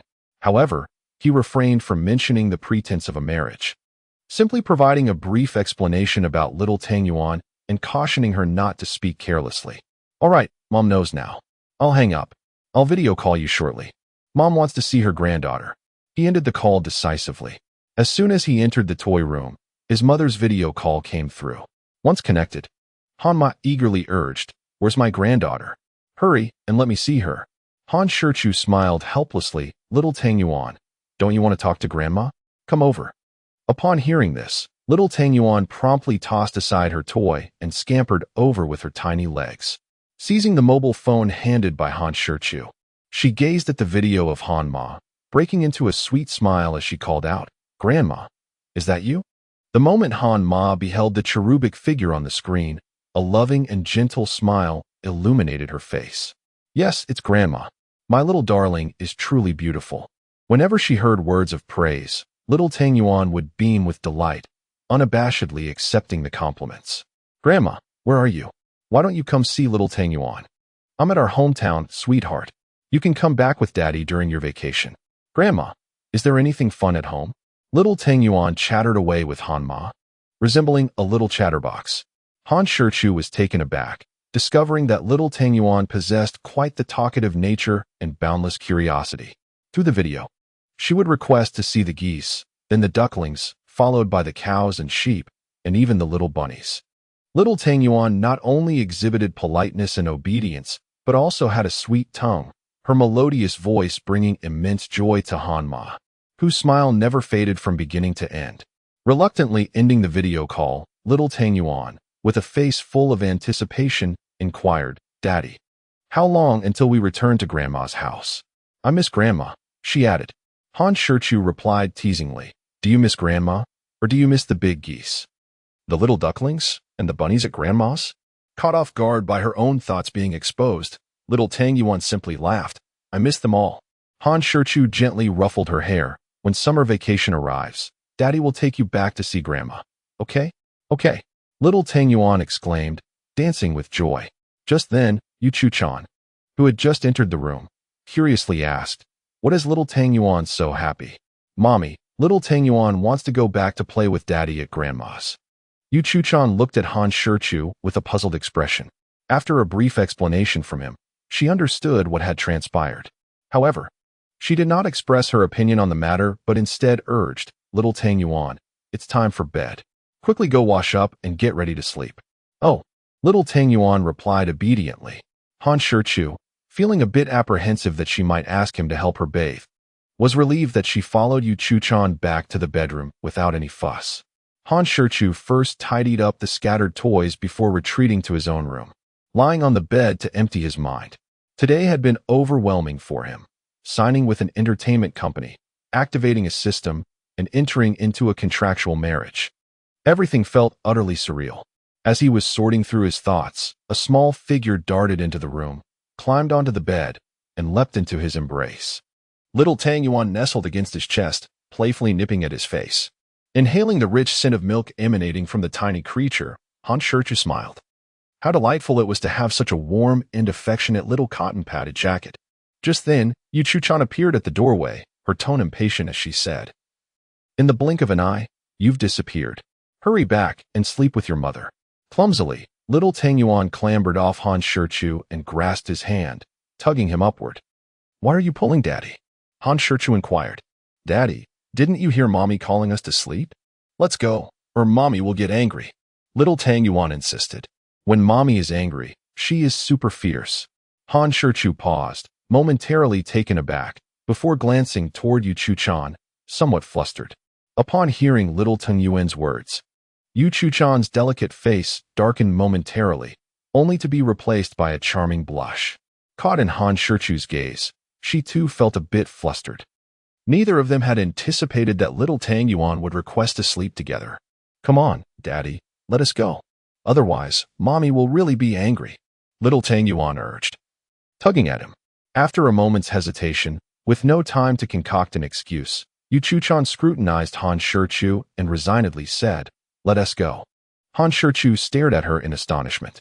Yichu-chan's response was wholly unexpected. He had assumed she would find some flimsy excuse to evade the situation. "What are you waiting for? Hurry up." Yichu-chan shot him a glare. "All right," Han Shichu replied, coming to his senses, though still perplexed about her intentions. Upon entering Yichu-chan's bedroom, little Tang Yuan eagerly climbed onto the bed and settled in the middle. Yichu-chan, her cheeks flushed, lay down on his left. Han Shichu had no choice but to position himself on little Tang Yuan's right, with half of his body dangling off the bed. An inexplicable atmosphere enveloped the room. Yichu-chan pulled out her phone, engrossed in it. Ding ding. The notification sound from Han Shichu's WeChat broke the silence. Upon checking, he discovered it was from Yichu-chan. Big fish, no daydreaming. Get little Tang Yuan to sleep and return to your own room. Han Shichu smiled slightly, refraining from replying, instead turning to observe her. Yichu-chan remained focused on her phone, feigning indifference. However, she was secretly glancing at Han Shichu from the corner of her eye. Ultimately, it was little Tang Yuan who shattered the silence. With wide, hopeful eyes, he looked at Han Shichu and said, "Daddy, I want to hear a bedtime story." Han Shichu was at a loss. He had no idea how to tell a children's bedtime story. He immediately cast a pleading glance at Yichu-chan. She caught his desperate look but continued to play with her phone, unmoved. A barely perceptible smile graced her lips as she inwardly scoffed, "Humph. Now you know to seek my help? Weren't you quite bold before? You were so affectionate with little Tang Yuan, now you can figure it out for yourself. I won't interfere." As Han Shichu gazed into the eager eyes of the little dumpling, he realized he could not refuse her innocent plea and silently sought assistance from the whimsical system. "Is there a fairy tale available for purchase in the store?" he inquired, only to discover that he seemingly lacked the popularity points required for such a transaction. Alas, it appeared he had asked in vain. Yet, to his surprise, the whimsical system extended a rare helping hand. "Yes, and this system also offers interest-free loan services." Han Shichu casually selected a copy of Grimm's Fairy Tales, priced at 100,000 popularity points, from the items listed by the system. After all, he was uncertain of the quality and figured that purchasing the more expensive option would surely be a sound decision. Host borrows 100,000 popularity points to purchase Grimm's Fairy Tales. A flash of golden light enveloped him, and a multitude of fairy tales materialized in his mind. With a faint smile, he cast a dismissive glance at Yichu-chan, thinking, "Do you really believe you can outsmart me?" Clearing his throat, he slowly began, "Little dumpling, let me tell you the story of Little Red Riding Hood." The little dumpling eagerly nodded, resting her tiny hands under her chin, embodying the picture of attentive innocence. Once upon a time, there was a charming little girl whom everyone adored. "Was she as adorable as you, little dumpling?" she interjected with wide eyes. "Just as cute as you are," Han Shichu continued, "but her grandmother loved her the most, granting her every wish." "My grandma loves me dearly too," the little chatterbox exclaimed, her propensity for conversation reigniting. Gently patting her back, Han Shichu narrated, "One day, the grandmother gifted the girl a lovely red hood that suited her perfectly and looked exceptionally beautiful. From that day forth, the girl refused to wear any other hat, and thus everyone called her Little Red Riding Hood." The little dumpling listened with rapt attention, though her penchant for interruption persisted. Meanwhile, Yichu-chan had set aside her phone, captivated by the tale. When the moment arrived that the wolf devoured the grandmother and Little Red Riding Hood, tears cascaded down the dumpling's cheeks. Yichu-chan shot a disapproving glare at Han Shichu. Not daring to delay, Han Shichu hastily continued the story. Once the tale concluded, the little dumpling erupted in joyous laughter, a testament to her exuberant spirit. "In the future, you must be like Little Red Riding Hood, listening to your mother and not trusting strangers," he advised. The little dumpling nodded, declaring, "I want to believe the big bad wolf." After a moment's pause, she looked at Han Shichu and said, "Daddy, I really want to visit Grandma at home." With a playful pinch to her nose, he chuckled, "You little rascal. Do you wish to see Grandma or just her red hood? Remember, we agreed that once summer vacation begins, I would take you home. Now it's time to sleep." Han Shichu turned off the bedside lamp, and the little dumpling, content and cheerful, closed her eyes. Yichu-chan cast a complex glance at the scene of him soothing the little dumpling to sleep, as a mysterious sentiment quietly blossomed in her heart. Carefree, the little dumpling soon settled into a gentle rhythm of sleep. Han Shichu stealthily rose from his bed, tiptoeing out of the room while gently closing the door behind him. Ding ding. Just as he lay down in his own room, he received a WeChat message. "Big fish, thank you." Han Shichu understood the sentiment behind her words and replied, "It was merely a matter of business, no need for gratitude. Of course, if my dear friend wishes to hear stories again next time, that will require additional payment." He took the opportunity to jest with her. "Big fish, get lost," with a knife emoji. Observing her response, Han Shichu smiled, shook his head, and muttered, "A tempestuous woman is far from ideal. Big fish. By the way, tomorrow morning, you need to drive Wang Ma to the airport. Her flight is at 8. The car keys are in the small cabinet on the garage wall, and the code is 0909. Understood." After responding, Han Shichu set his alarm clock and promptly fell asleep. After a day of exertion, he soon succumbed to deep slumber. However, Yu Chu-chan, in the adjacent room, tossed and turned, unable to find rest, lost in her thoughts. The following morning, at exactly 6 o'clock, Han Shichu was awakened by his alarm. After washing up and changing clothes, he descended the stairs. Wang Ma, having prepared breakfast, was slightly taken aback upon seeing Han Shichu. "Shichu, why are you up so early? Aren't you going to sleep a bit longer?" "Wang Ma, aren't you going to the airport? I'll drive you." "Ah, did I not tell Chu-chan that I could take a taxi myself? You shouldn't have to get up this early." "It's no trouble at all, Wang Ma." Wang Ma shook her head in resignation, saying, "Very well then, Shichu. Have a seat while I bring you breakfast." The breakfast was sumptuous: carrot and beef congee, homemade meat buns, pan-fried dumplings, boiled free-range eggs, and several small dishes. It was a truly authentic huaxia breakfast, which Han Shichu relished. After finishing breakfast, Wang Ma, with her luggage neatly packed, left a note and accompanied Han Shichu to the garage. On the wall of the garage was a small safe. After entering the code, it opened to reveal a collection of car keys. Han Shichu opted for a rather understated executive sedan, reminiscent of the one Yu Chu-chan drove, rather than a flashy limited edition sports car or an extravagant limousine. On the way, Wang Ma chatted about Yu Chu-chan's childhood antics and various mischievous schemes, allowing Han Shichu to glimpse another side of the cold and elegant CEO. After dropping Wang Ma off at security check, Han Shichu prepared to drive back. As he settled into the car, he noticed a man wearing sunglasses and a mask sneaking up to his vehicle. Before Han Shichu could utter a word, the man abruptly opened the car door and climbed in. Without waiting for a response, he made a gesture of supplication and a shushing sign. Han Shichu frowned. The stranger removed a backpack from behind and pulled out a thick stack of 100 yuan bills, urgently pressing, "Brother, hurry, drive." Chapter 14. Fellow Disciple, Wealthy Heiress, 4 Treasures. My goodness, judging by the thickness, there must be at least 7 or 8,000 yuan here. However, Han Shichu did not extend his hand to accept it. The man donned sunglasses and a mask, and his previous furtive behavior immediately suggested he was no good. Han Shichu dared not accept his money. Observing that Han Shichu remained unmoved, the stranger urgently declared, "Brother, rest assured, I am not a bad person." Noticing the vigilant scrutiny in Han Shichu's eyes, it was evident that he did not trust the man's words. With a resigned sigh, the stranger slowly removed his sunglasses and mask, pointing to his face as he said, "Brother, do you recognize this face?" Han Shichu was taken aback by the striking visage before him. To clarify, his preferences were entirely conventional. While the face was undeniably handsome, it still paled in comparison to Han Shichu's own features. His astonishment stemmed from the fact that he recognized the face. It was Bai Luming, a rising star in the entertainment industry, currently enjoying immense popularity. Despite his youthful appearance, he was a genuine powerhouse of talent. The historical dramas in which he had starred were colossal hits, boasting viewership ratings that left competitors in the dust. With his striking looks and exceptional acting skills, he had captured the hearts of countless young fans and their mothers, rivaling even the most popular idols.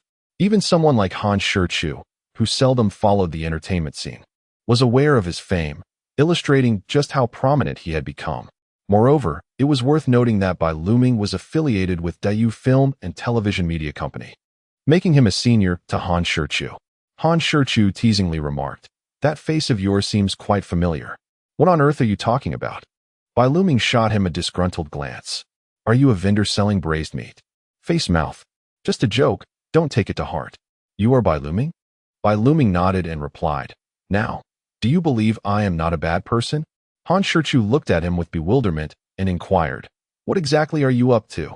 With a heavy sigh, Bai Luming explained, "I just wanted to shake off my manager and assistant for a day of carefree fun. While we public figures may appear glamorous, we often find ourselves constrained, with our schedules packed to the brim, leaving no room for personal space or time. Can you believe it? I haven't had a day off in 6 months. So today, no matter what, I intend to enjoy myself thoroughly. Han Shichu shot him an incredulous look and retorted, "Spare me your complaints. Other stars would jump at the chance to be busy and don't have that opportunity, so don't come here with your humble bragging. When you fade into obscurity, you can play however you like, and who will care about your rest then?" Bai Luming stared at him blankly. "Are you being polite? Can you even engage in casual conversation? You say you're washed up, yet you expect something good to come of it?" Han Shichu started the vehicle and slowly drove away from the airport. "Hey, what's your surname?" The affable Bai Luming initiated a conversation. "My surname is Han Shichu." "What a nice name. What makes it so special?" Bai Luming asked with a hint of feigned melancholy, a slightly awkward smile on his face. "Is this guy a devil or something? I was merely making small talk." "Little Han, you're impressive. At such a young age, you're driving a luxury car worth millions. A rich second generation, are you?" Han Shichu slightly turned his head to glance at him, confirming with a shared gaze that he was an overly familiar person with a thick skin. He wasn't a rich second generation, but rather someone who clung to wealthy women. "Oh."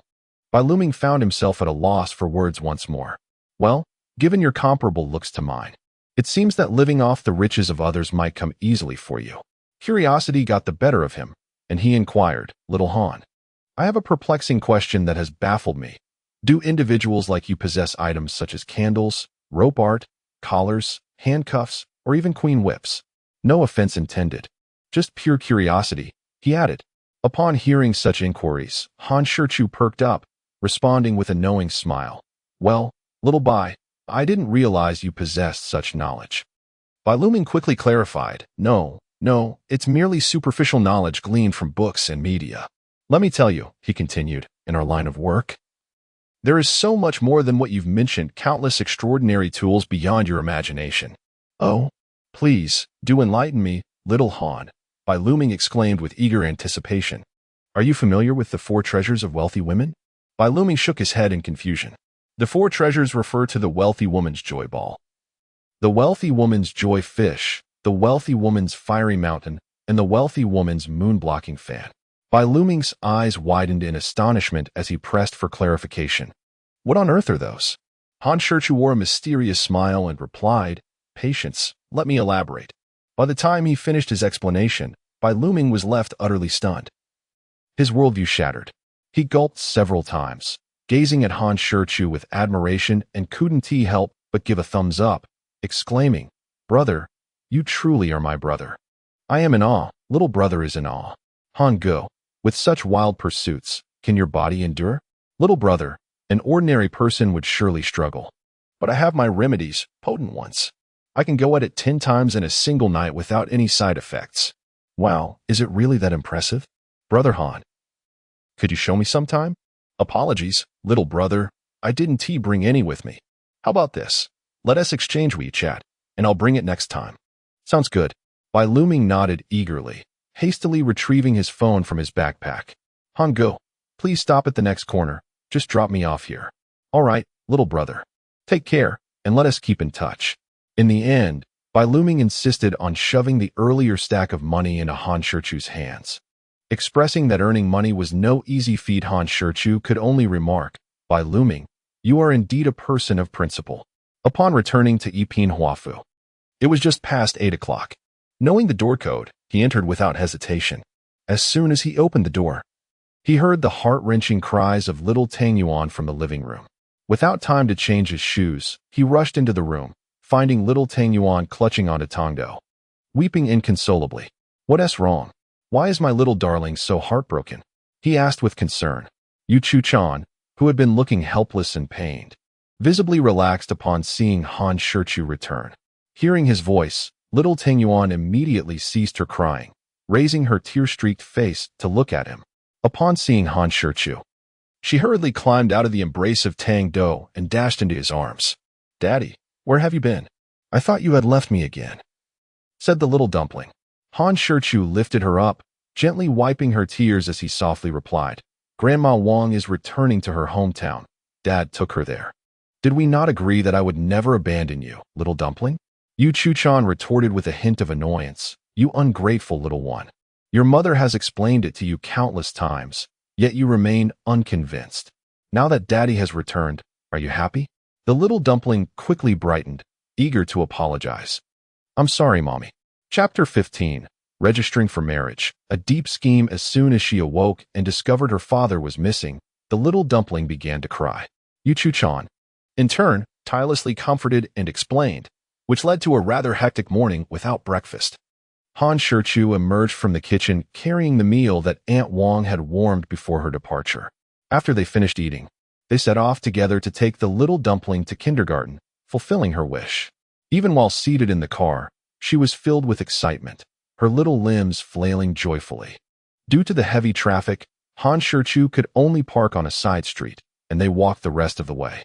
Upon exiting the car, the little dumpling eagerly took her parents' hands, her small legs kicking high as her face radiated pride and happiness. Yu Chu-chan and Han Shichu exchanged an unintentional glance, quickly averting their eyes, a faint blush creeping onto her cheeks. Han Shichu felt a unique sensation, despite knowing it was all an act. He could not suppress the emotions of contentment, joy, and happiness that surged within him. Stealing a glance at Yu Chu-chan, who was focused ahead, he wondered what thoughts occupied her mind at that moment. Unbeknownst to him, after he withdrew his gaze, she too discreetly observed him from the corner of her eye. The three of them, resembling a picture-perfect family, attracted the attention of passers-by as they walked down the street. With a handsome father, a beautiful mother, and an adorable daughter, they evoked a mixture of admiration and envy. At the kindergarten entrance, the principal and teachers were welcoming the little ones. Upon seeing the trio, curious glances were cast their way. Good morning, principal. Good morning, Teacher Lee. The little dumpling cheerfully greeted them. The principal and Teacher Lee responded in unison with bright smiles. Hello, little dumpling. It must be said that the little dumpling was indeed well loved. The teachers and principal at the kindergarten particularly adored the sweet, understanding, and charming child.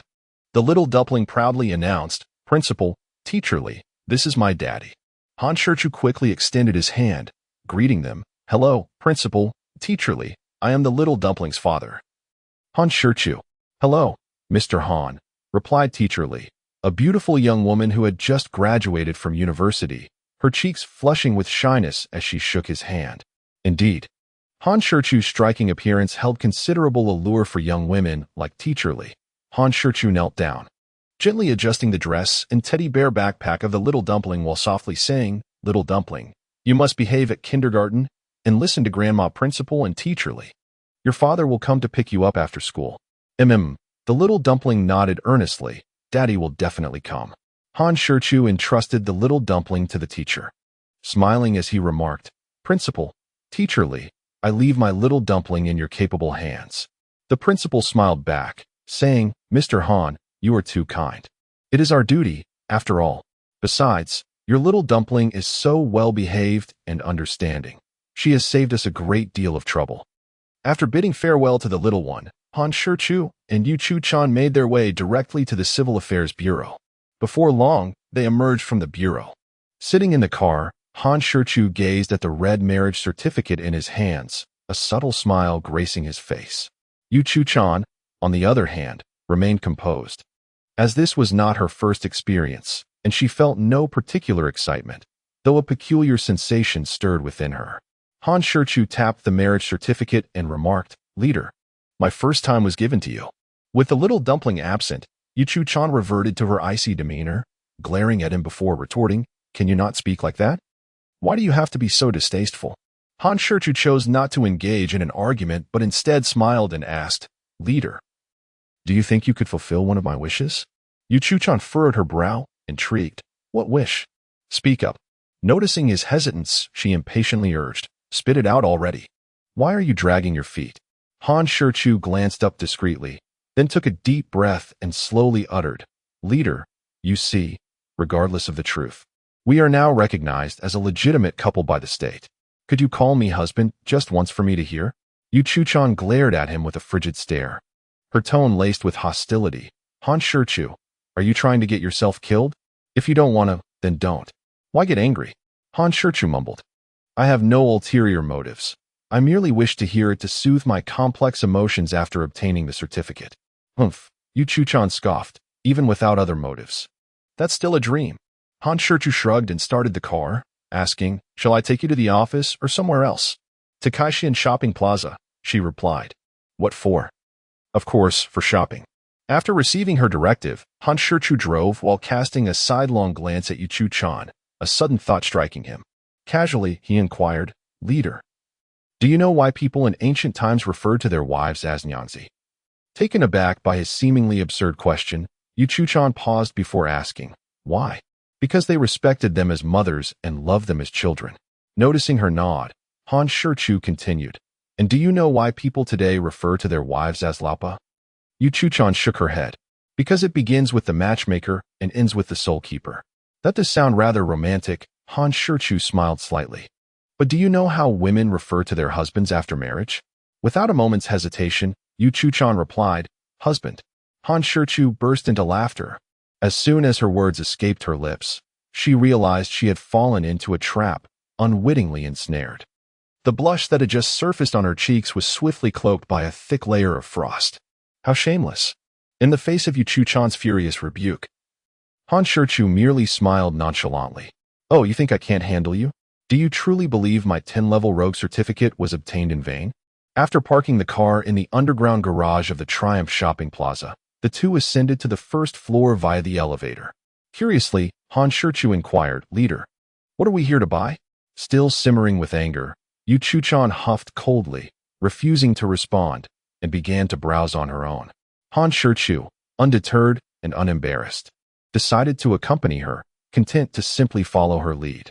As they walked through the mall, they inevitably drew countless admiring glances. After all, the beauty of Han Shichu and Yu Chuchan was truly unparalleled, a standard that left others in awe. They had long since grown accustomed to the envious stares that surrounded them, remaining utterly indifferent. Yu Chuchan entered an internationally renowned high-end luxury menswear store, and Han Shichu, filled with curiosity, followed her inside. Chapter 16. The Overbearing CEO, Concealing Secrets upon entering the opulently adorned store, which exuded an air of prestige. The neatly lined sales associates dressed in coordinated suits stood with hands folded in front, their faces adorned with warm yet restrained smiles as they bowed in unison, welcoming them with a harmonious chant, Welcome. Such is the difference of an international luxury flagship store. Even the appearance and demeanor of the sales staff, along with their courteous service, impeccable etiquette, and refined conversation, instilled an involuntary sense of joy and comfort in the customers, making them feel at home. Before the sales associates could approach, Yu Chuchan coldly instructed, Please help him choose a few suitable outfits. Of course, madam. Sir, please follow us this way. Han Shichu was momentarily taken aback. He had not anticipated that Yu Chuchan had come to purchase clothes for him.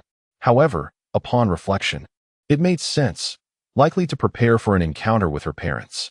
There was little to refuse, as presenting oneself with dignity was not only a matter of self-respect, but also a sign of respect towards others.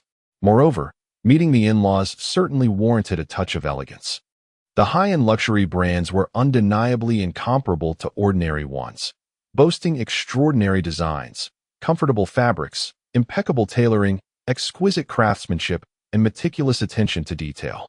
After donning the outfits selected by the sales associates, Han Shichu transformed into a mature and composed figure, embodying the archetype of a powerful, charismatic business elite, showcasing his striking masculine charm to perfection.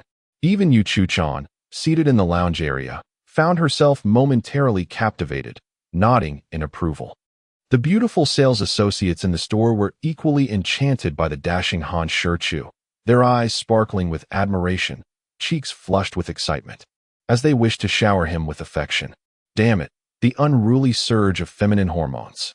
Was there truly such a thing as love at first sight? Or was it merely the allure of physical attraction? Especially for women, such extraordinary beings, although they may claim indifference, they remain quite enamored with appearances. However, upon seeing Yu Chuchan seated gracefully on the sofa, they could only lower their heads in silent humility, feeling a profound sense of inadequacy. No matter how strong their competitive spirit, the thought of comparison simply did not arise. The disparity was far too vast and glaring. They were not even in the same league, rendering competition utterly meaningless.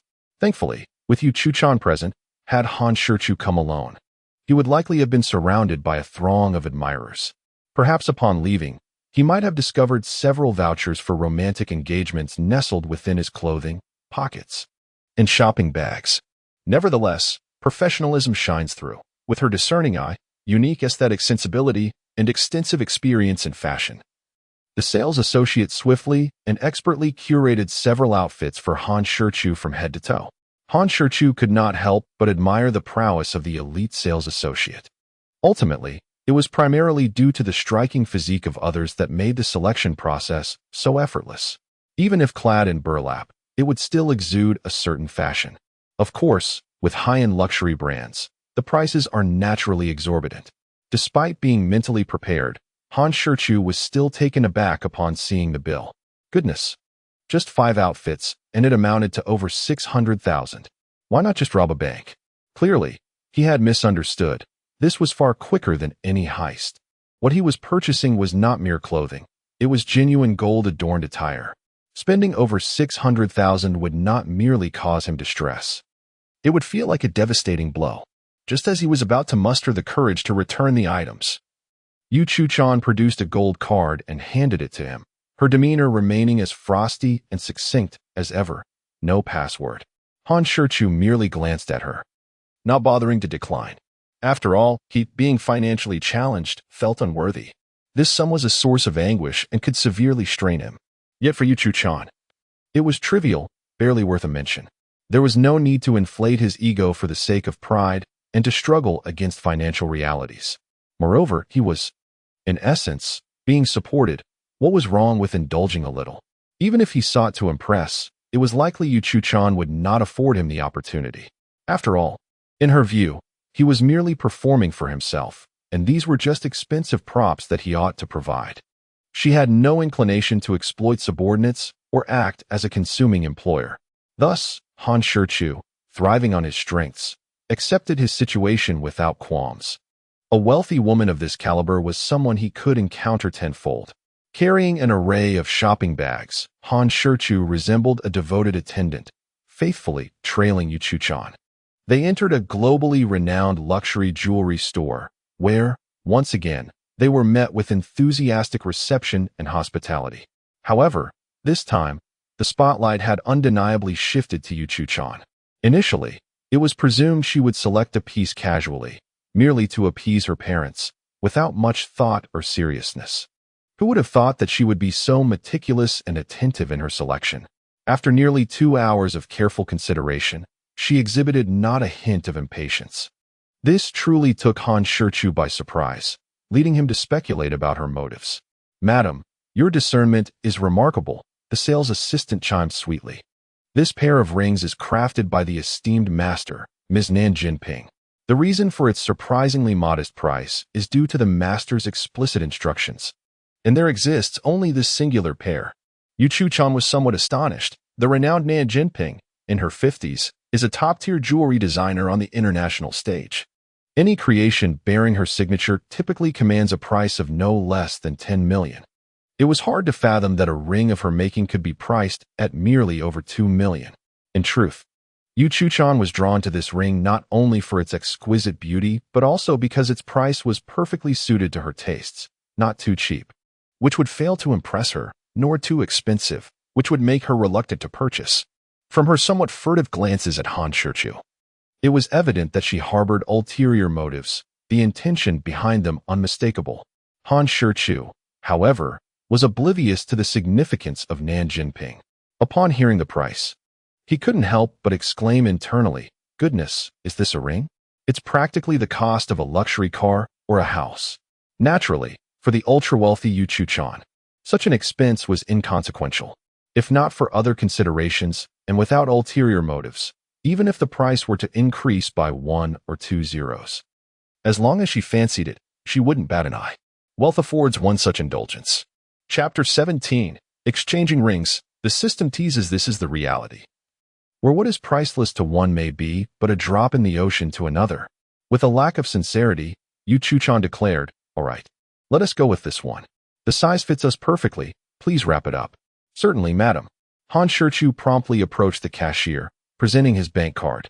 Having spent over 2 million, he now felt himself transformed into a genuine pauper. While the sting of the expense was inevitable, he found it more worthwhile compared to the 60,000 spent on clothing earlier, feeling a greater sense of satisfaction. After all, the significance was entirely different. However, Yu Chuchan did not intervene. Instead, a barely perceptible smile graced her lips, while concealed beneath her composed demeanor. Both harbored their own thoughts, perhaps fully aware, yet unspoken. "Let us go home."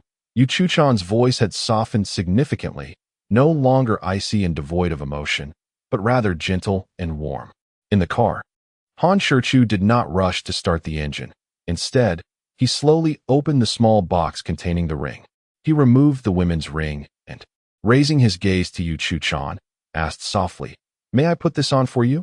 Yu Chuchan met his gaze, her alluring red lips moving slightly. Yet no words escaped her. After a long moment of silent connection, she ultimately extended her left hand. Han Shichu gently grasped her delicate hand, meticulously placing the ring upon her ring finger. From that moment forth, the finger was no longer nameless. He held her fair, tender hand, admiring it intently, a smile gracing his lips. Unable to contain his admiration, he remarked, "It is truly beautiful." After a lengthy pause, she finally retorted playfully, "Have you finished gazing?" With that, she withdrew her hand. Han Shichu chuckled, "How could I ever have enough?" He then removed a masculine ring, intending to adorn himself with it. However, Yu Chuchan swiftly snatched it away and placed it upon his ring finger with a firm grip. Her actions, in stark contrast to Han Shichu's gentility, were decidedly brusque. "Do not overthink it.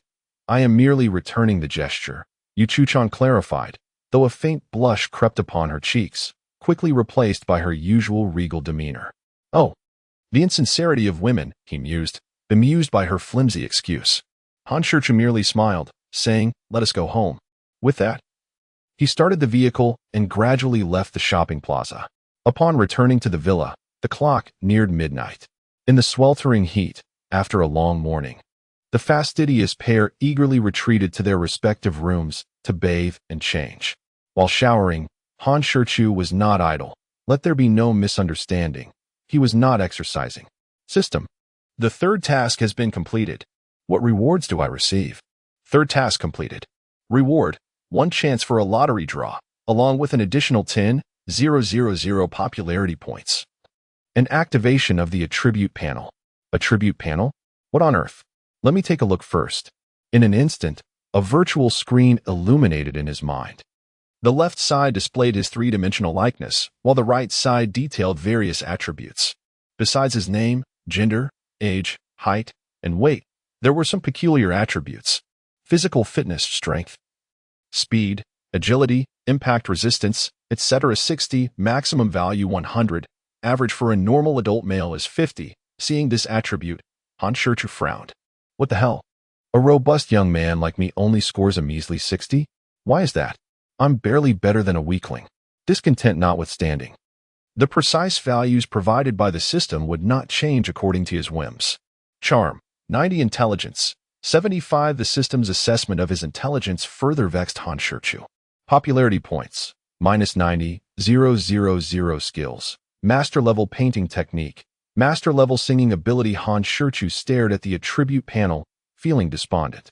Aside from being handsome, he seemed to possess no other merits. "Damn it," he lamented. His once bright mood was thoroughly tarnished by the unyielding system.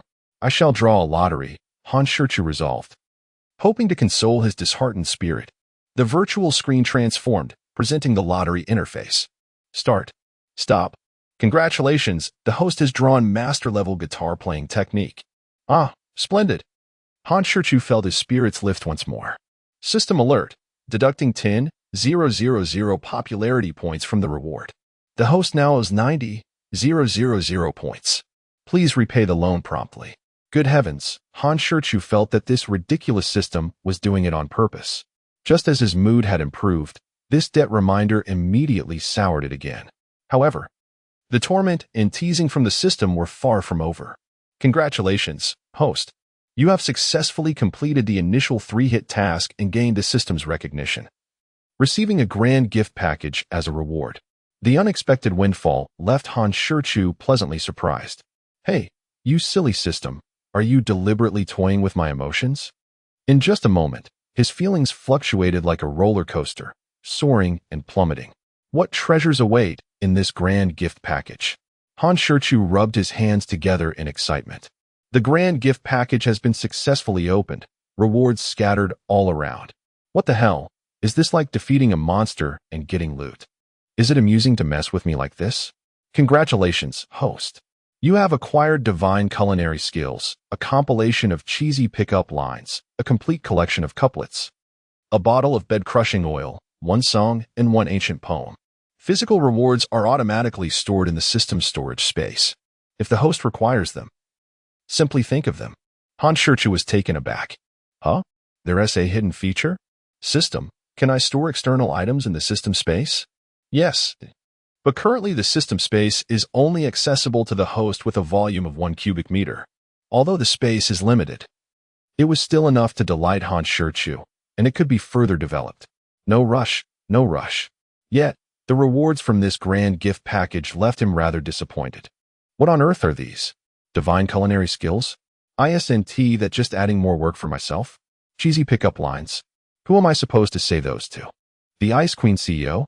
I'd probably be foaming at the mouth before I could charm her. A complete collection of couplets?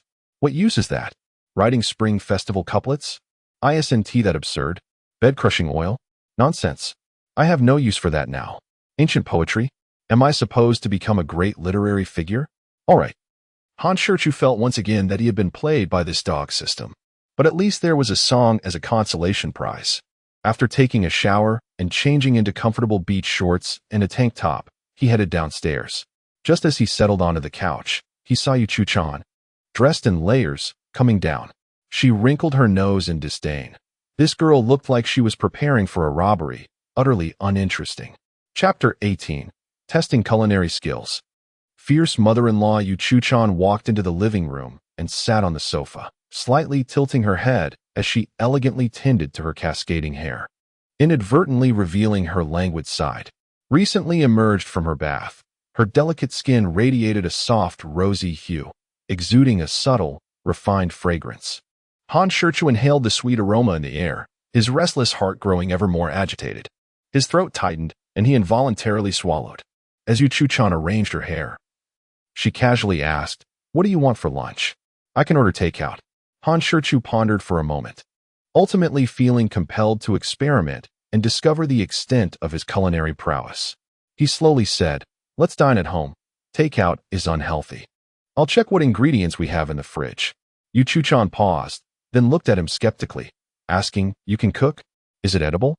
He rolled his eyes at her and replied with annoyance, "Who grows up in the countryside and doesn't know how to cook? It won't kill you."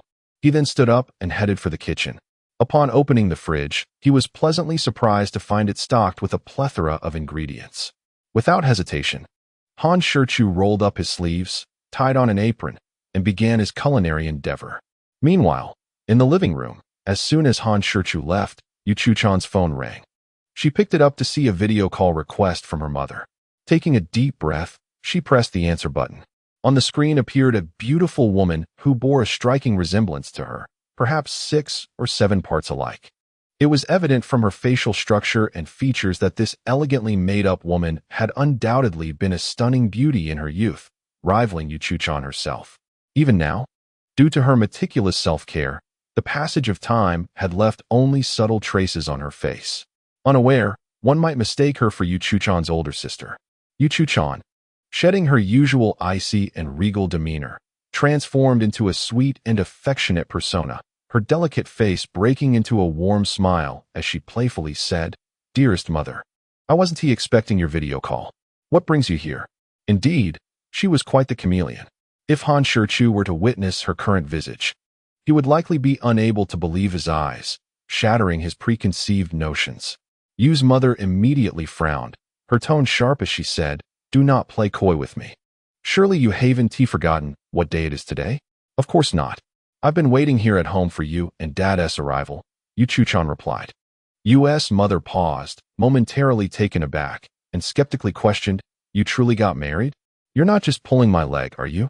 Yuchu-chan rolled her eyes flamboyantly. Mother, do you really not know your daughter at all?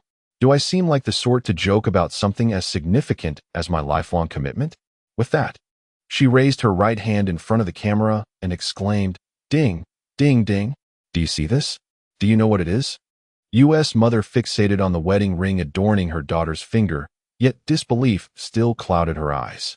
Naturally, Yuchu-chan anticipated her reaction and knew she wouldn't be easily convinced. Wait a moment, mother. I have something else to show you, she said, swiftly ascending the stairs to her room. Retrieving her marriage certificate from the bedside table, she slowly unfolded it in front of the camera to display it to her mother. What do you think, mother? Do you believe me now? Yuchu-chan asked triumphantly. U.S. mother nodded in astonishment. But her face soon lit up with a radiant smile as she exclaimed, Wonderful! My dear daughter has finally tied the knot. Our entire family can now rest easy. Splendid. By the way, how is your relationship with him? I must warn you, if he is not to your liking, no matter how exceptional he is, neither I nor our family will accept him. Oh, mother, do you truly perceive me as such an unreliable person? Surely, it is only with the approval of the dear one that I could contemplate marriage. Rest assured, his bond with the little darling is quite strong. She clings to him as if she wishes to remain by his side for 24 hours a day, eliciting a twinge of jealousy from me. Mother, you could hardly contain her smile, nodding vigorously as she said, That is wonderful, truly wonderful. How do you find your husband? Do share with me. Without a moment's hesitation, Yuchu-chan replied, He is quite decent, I suppose, handsome, with an admirable character, and young, just graduated from university. What do you think? Isn't my daughter remarkable? Mother, you nodded in approval. Very good, very good. I would not have guessed you had a taste for younger men. You carry the grace of your mother in this regard. Mother, Yuchu-chan playfully protested, What are you saying? Am I not your own flesh and blood? Is it possible for you to belittle your own daughter in such a manner? With a dismissive scoff, Mother, you retorted. After a moment's contemplation, Yuchu-chan hesitated before revealing. Mother, I shan't hide this from you. Actually, Shichu comes from a rural background, and his family circumstances are rather modest. As soon as she uttered these words, Mother Yu's expression darkened, her face contorted with anger as she exclaimed, And what of it? What is wrong with being from the countryside? Do you look down upon rural folk? How have I raised you? Have you disregarded the wisdom of your grandparents? You little rascal, have you grown wings now?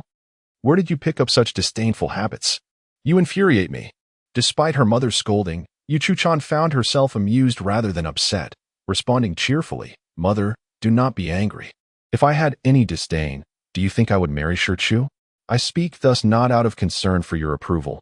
Before she could finish, Mother Yu interrupted her brusquely, Enough. Do you think so little of us? You ungrateful little wretch. Let me tell you, we do not adhere to such notions of social standing or wealth. What does it matter if his family is less fortunate? Even if his circumstances were superior, could they surpass our happiness? After a brief pause, she continued with earnestness, My daughter, though we have been urging you to wed, what we truly desire is for you to marry for love, to unite with someone you cherish. Do you understand? The unexpected sentiment left Yuchu-chan momentarily taken aback, her eyes glistening with emotion as she choked out, I understand. Thank you, Mother. With a playful reprimand, Mother Yu remarked, Silly girl. Now, enough of this sentimentality. Where is my son-in-law? Let me see him. He is in the kitchen preparing a meal. You and Father are arriving in the Magic City this afternoon, are you not? What is there to see now? Ah, I did not expect my son-in-law to be a cook as well. My dear girl, you have an eye for talent. Surpassing even your mother, she exclaimed. With a touch of pride, Yuchu-chan replied, Indeed. Then Mother Yu added, Your father and I cannot come. He is overwhelmed with work at the company, and I have my own duties to attend to. I cannot neglect national matters for your trivial affairs. Chapter 19. A duel of wit and sweet nothings. Upon hearing that Mother Yu would not be attending, Yuchu-chan was overjoyed. Though she could only revel in her delight internally, maintaining a facade of composure on the outside. Feigning disappointment, she exclaimed. "Oh, is it not possible to come? I had prepared so many things with Shichu. Such remarkable acting.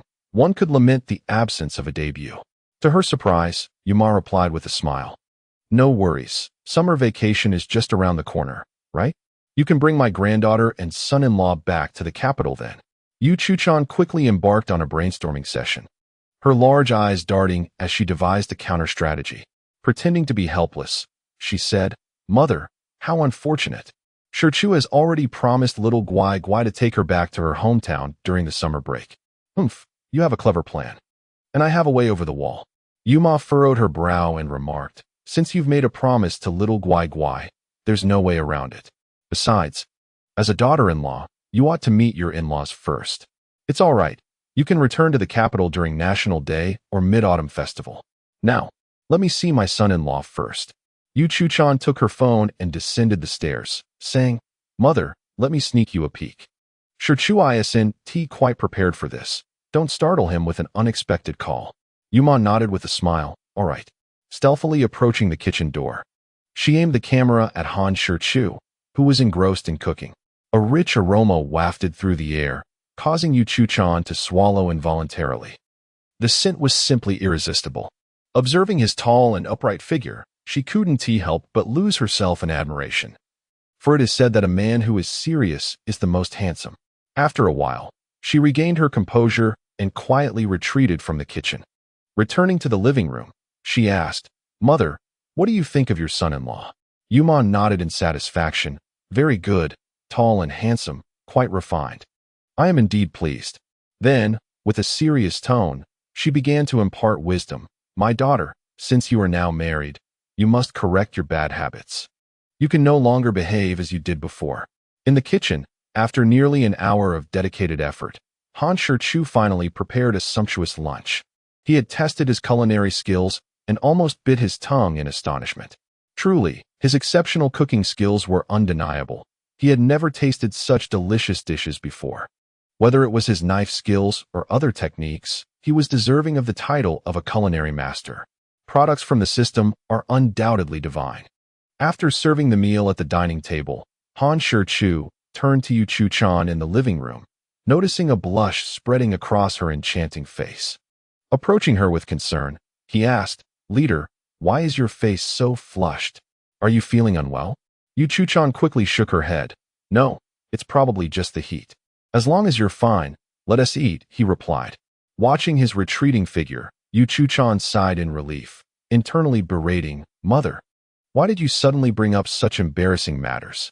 How inappropriate." At the dining table, the lavish spread made Yu Chuchan salivate. There were boiled pork slices, mapo tofu, twice-cooked pork, sot ed taro, and a sour cabbage vermicelli soup. She glanced at him and asked, "How did you know I love these dishes?" As Han Shichu served her rice, he casually remarked, "Aunt Wang mentioned you enjoy Sichuan cuisine, so I prepared a few dishes. Do give them a try." Without a moment's hesitation, Yu Chuchan picked up her chopsticks and placed a piece of boiled pork into her mouth. The moment it touched her palate, a rich tapestry of flavors and textures unfolded, captivating her senses. It was delicious, truly exquisite, spicy, fragrant, with tender meat and a complex taste. This was the most authentic and delightful boiled pork she had ever tasted.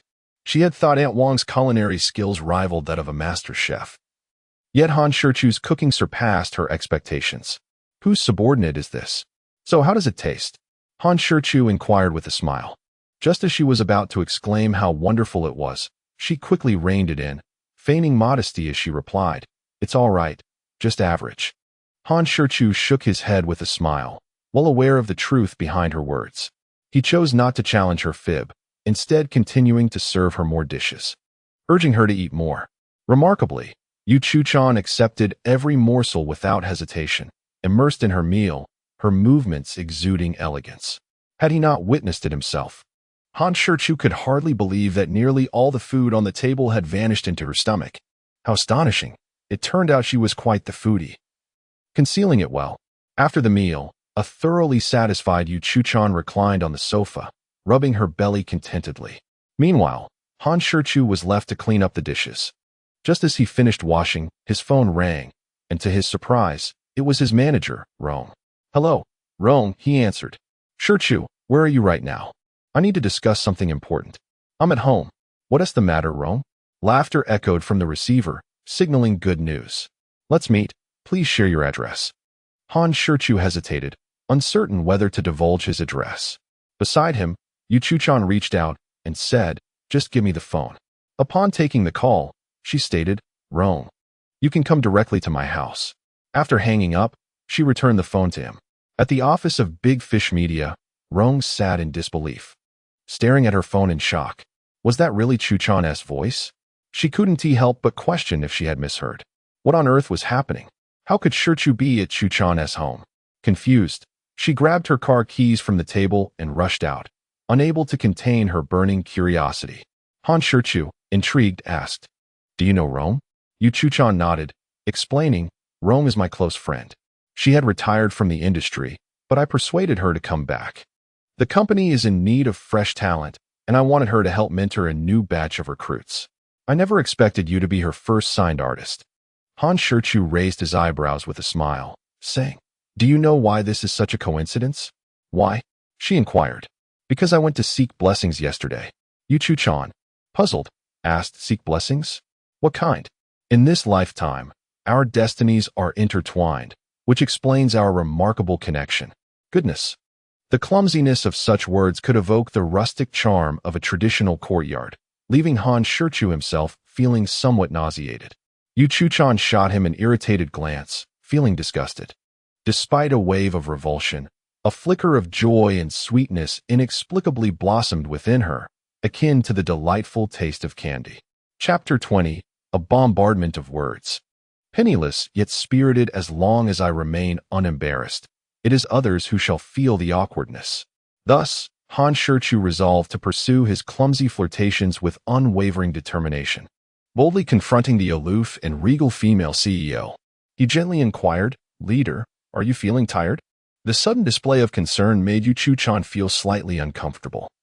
Yet she responded truthfully, Not particularly. I'm quite well. How could that be? Han Shichu feigned astonishment. You've been racing through my thoughts all day and night. How could you not be exhausted? Fixing his gaze upon her, he furrowed his brow and added, Leader, there's something on your face. Yu Chuchan quickly reached up to touch her face, asking, What is it? Just a hint of beauty, he replied, not allowing her a moment to react. Pressing on with his teasing, Leader, why do you seem so peculiar today? Instinctively, Yu Chuchan retorted, What do you mean? What seems odd? Quite beautiful, actually, he continued, eager to provoke her further. However, Yu Chuchan stood abruptly, shooting him a fierce glare, exclaiming, Smooth talking, how tiresome. She then hurriedly ascended the stairs, her steps slightly faltering. Her cheeks flushed a vivid red, she dared not linger, overwhelmed by Han Shichu's relentless barrage of clumsy sweet nothings. Even the frostiest of individuals could not resist being stirred. Her legs feeling somewhat weak. Observing her flustered retreat, Han Shichu couldn't help but smile, feeling a surge of pride. What of the cool, aloof CEO? Under the persistent charm of his rustic declarations, she too was blushing, her heart racing, and her legs trembling. Han Shichu rose to follow her upstairs, chuckling at the sight of Yu Chuchan's firmly shut door. Entering the playroom of little Tang Yuan, he picked up a drawing board, brush, and paper, descending once again. Settling in the living room, the golden retriever, Tongdo, lay contentedly at his feet, clearly pleased with this new provider of treats. Han Shichu dedicated himself to his artwork. Intending to transform the fairy tale, he would narrate to little Tang Yuan into a series of illustrated panels, with the characters and storyline vividly etched in his mind. He simply needed to replicate the original. Before long, the doorbell rang, likely signaling the arrival of Sister Rong. Upon opening the door, he was indeed greeted by Rong. The moment she saw him, her expression shifted to one of astonished disbelief, stammering, You, Shichu, you. But she could not articulate her thoughts. Sister Rong, perhaps you should come in first, he suggested. After changing into slippers, Rong remained in a state of shock. Where is Chuchan? She inquired. In her room, he replied. Without a moment's hesitation, Rong rushed upstairs. Han Shichu, perplexed, shook his head and returned to his drawing. About an hour later, he noticed Yu Chuchan and Rong descending together. hand in hand, engaged in cheerful conversation. It was evident that Rong had unraveled the nature of their relationship. As soon as she sat down, Sister Rong eagerly turned to Han Shichu and said, "Shichu, I've secured a spot for you in a wildly popular variety show. This is where you should launch your career." Han Shichu, intrigued, inquired, "Sister Rong, which show is it?" "The show is called Penniless," Sister Rong replied. "Wait, you can't be serious, Sister Rong. Is it really that grand of a debut? Can I opt out?" This show was exceptionally popular, so much so that even someone like Han Shichu, who had little interest in variety shows, was aware of it and found it quite enjoyable. It was orchestrated by Londing Live, the largest streaming platform in China. Each episode featured one or two of the most celebrated celebrities in the entertainment industry. Guests were required to live for 2 days and 1 night without a penny to their name, prohibited from flaunting their status, borrowing money, incurring debts, accepting gifts, or mooching off others. Everything had to rely on their own abilities, whether it meant washing dishes, serving as waitstaff, or even feigning to beg. Anything was permissible as long as it adhered to the rules.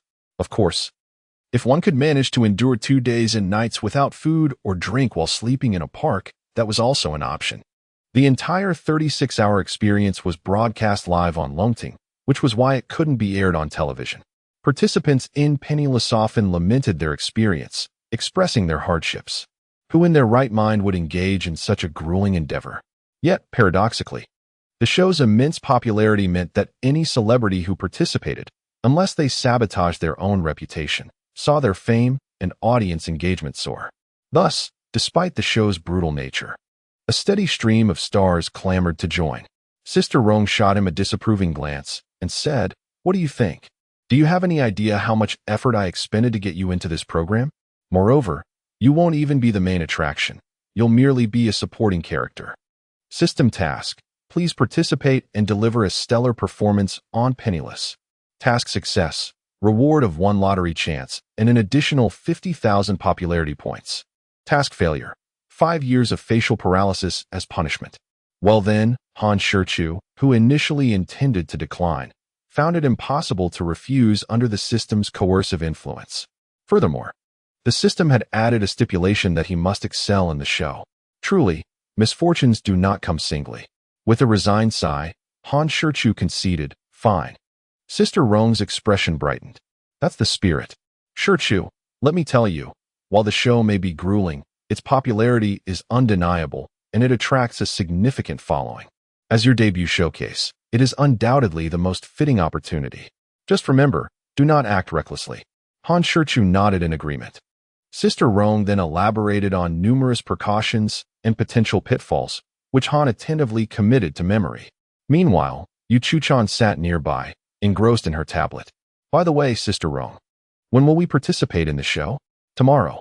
"Goodness, the program is tomorrow, and she only now arrives to inform me. What a carefree spirit she possesses." Rong glanced at her wristwatch, then rose to say, "All right, that's settled. I will pick you up tomorrow morning." At this moment, Yu Chuchan finally lifted her head and implored, "Sister Rong, why not stay for dinner before you leave? No need to rush." Rong shook her head in refusal, retorting, "Do you think everyone is like you, a female CEO who can cast responsibilities aside? I have my own matters to attend to, including forming a team for your husband. I have an appointment with the industry's leading makeup artist, so I must take my leave." With that, she slung her bag over her shoulder and strode away. Han Shichu also glanced at the time and remarked, "Little Tang Yuan should be getting out of school. Would you like to join me in picking her up?" Initially reluctant, Yu Chuchan suddenly recalled what little Tang Yuan had said earlier, and her mind swiftly changed. Nodding, she responded, "Let us go together." Chapter 21.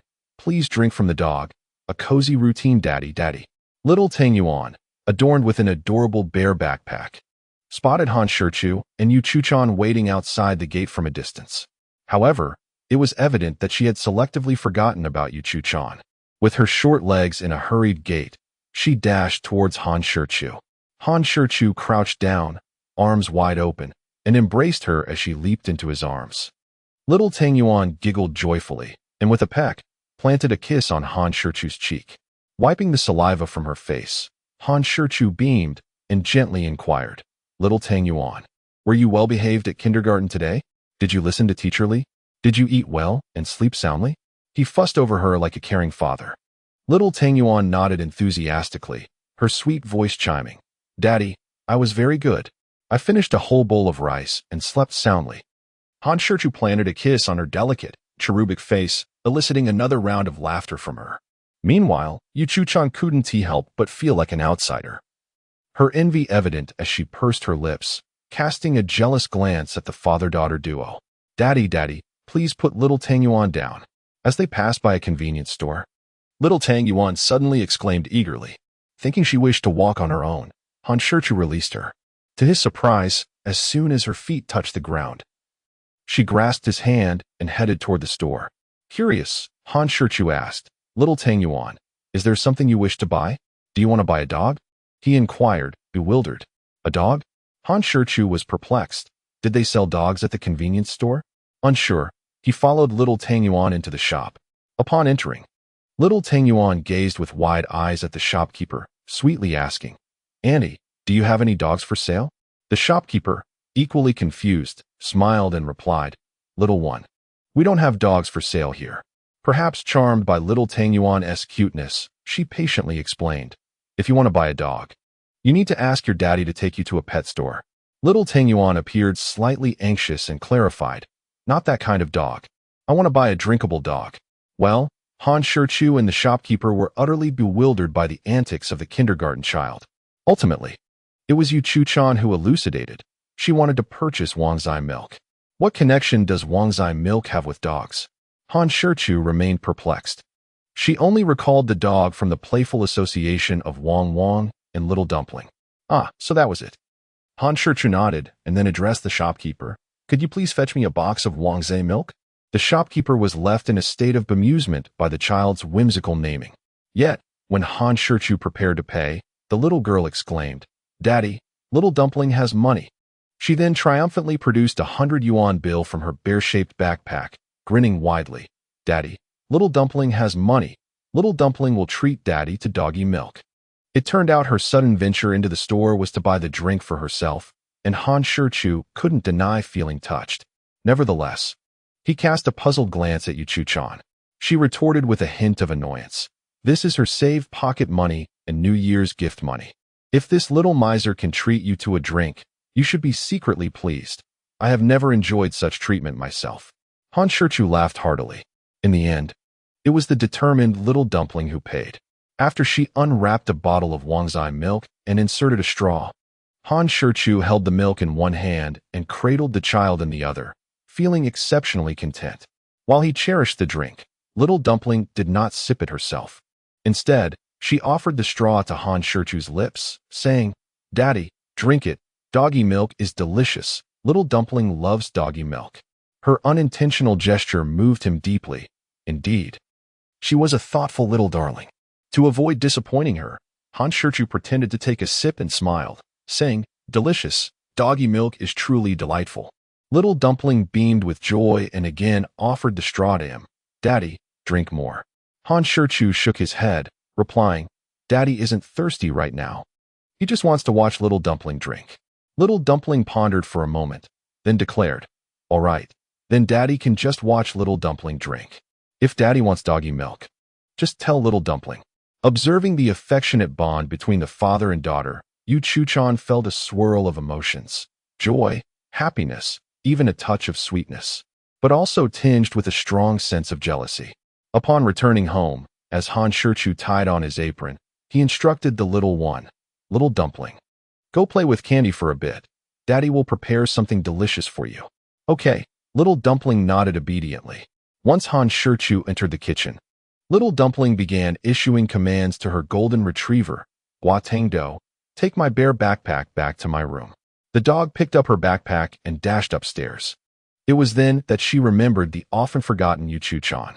Mommy, why didn't I see Grandma Wang? Grandma Wang isn't eaten by the big bad wolf, is she? Clearly, she had not forgotten the story Han Shichu told the previous night. However, she had forgotten about Grandma Wang returning to her hometown. Upon seeing the worried expression on her little face, Yu Chuchan couldn't help but chuckle. Grandma Wang has returned to her hometown. feeling a palpable sense of relief. Xiao Tangyuan suddenly seemed to recall something and scampered into the kitchen. She rushed into the kitchen and hugged Han Shichu's leg, speaking in a sweet, childish voice. "Daddy." Xiao Tangyuan misses Grandma. "I want to talk to Grandma." How could her little thoughts possibly escape Han Shichu's notice? However, he said nothing and simply took out his phone, sending a video call request to his mother. Before long, the video was connected. Before Han Shichu could say a word, his mother spoke first. "What's wrong, son? Is there something on your mind?" Han Shichu shook his head. "What could possibly trouble me? It's your granddaughter who misses you. She wishes to speak with you." After saying this, he handed the phone to Xiao Tangyuan. "Go on, speak to Grandma. Hurry outside. Daddy needs to prepare dinner." Holding the phone, Xiao Tangyuan walked out while cheerfully calling, "Grandma, Grandma, did you think of Xiao Tangyuan today?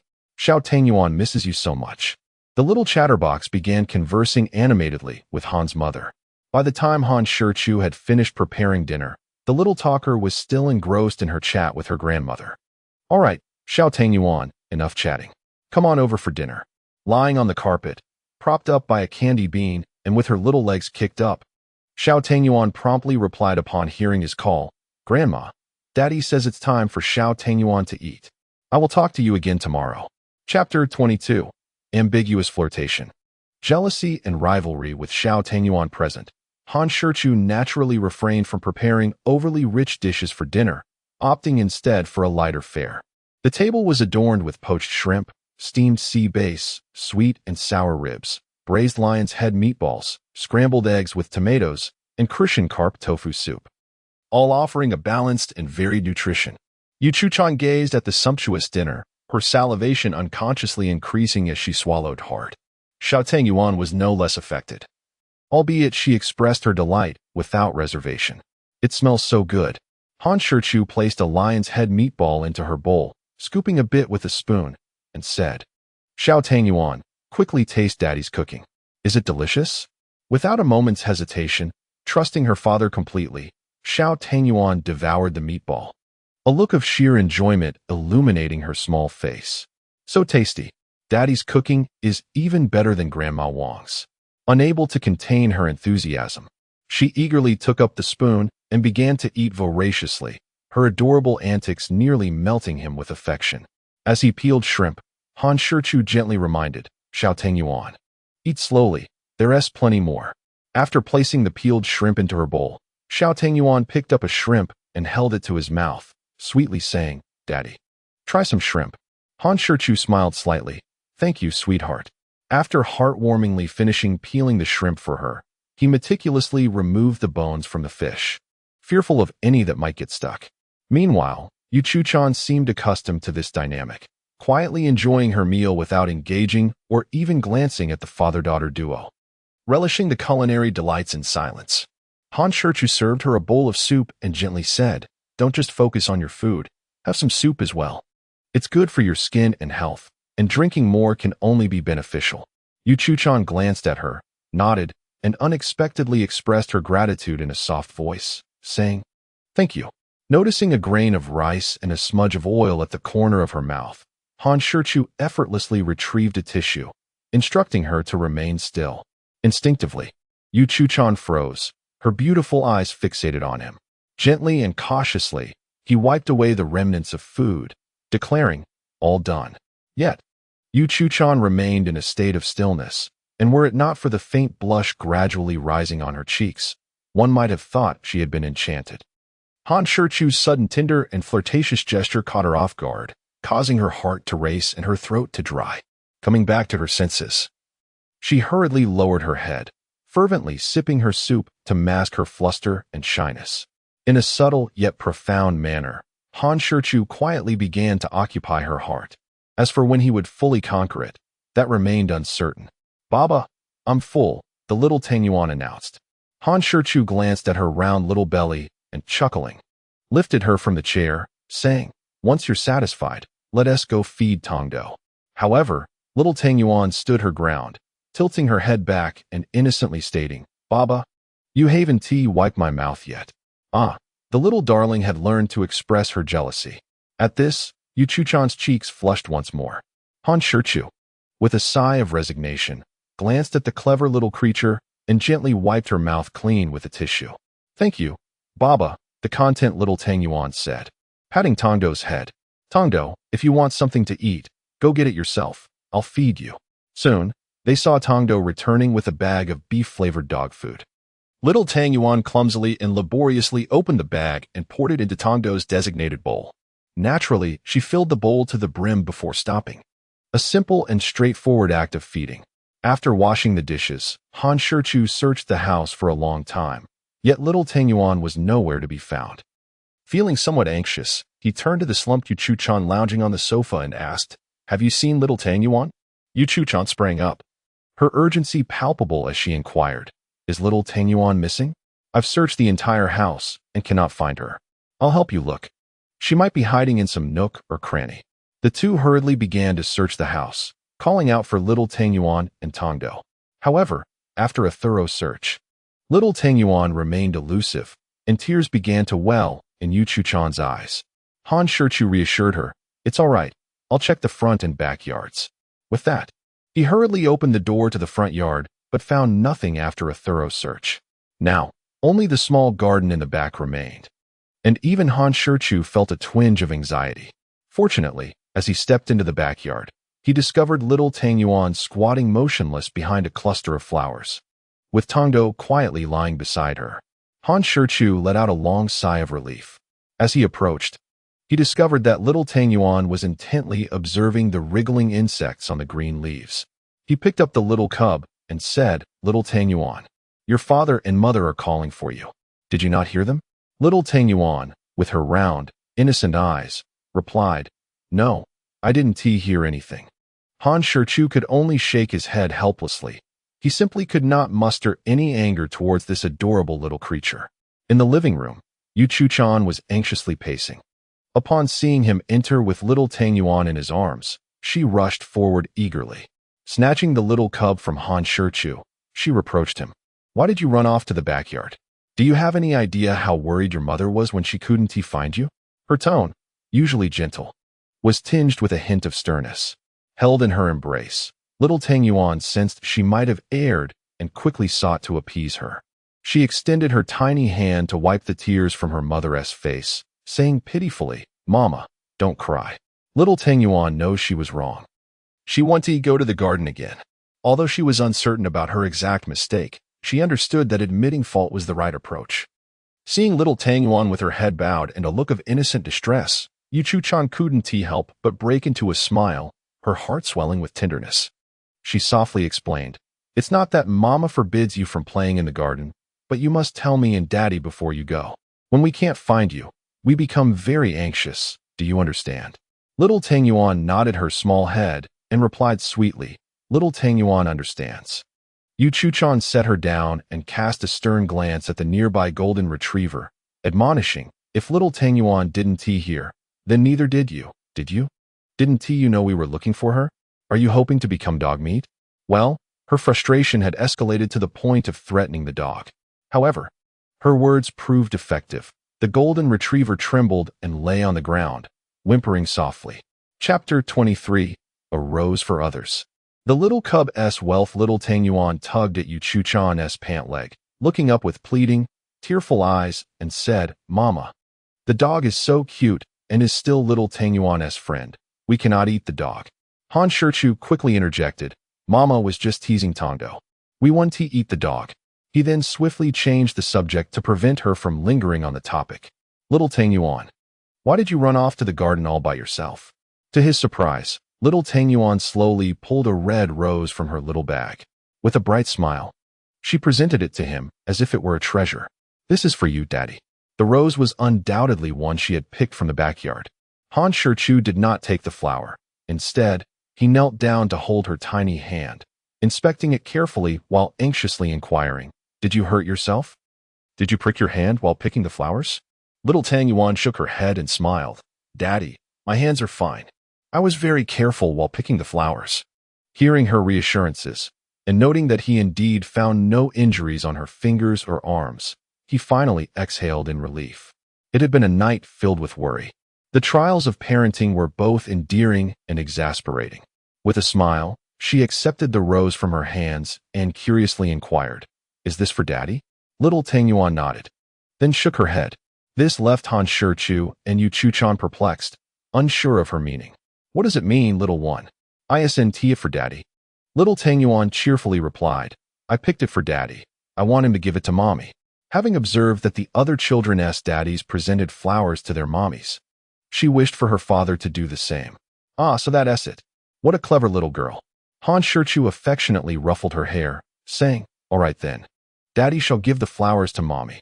He then presented the red rose with both hands to Yu Chuchan, smiling knowingly as he said, "To the mother of our child, I offer you this rose. May your beauty remain intact, your youth everlasting, radiant as a flower." Goodness, what a typical straight man. Isn't this just a bit too cheesy? Such saccharine words flowed effortlessly from his lips.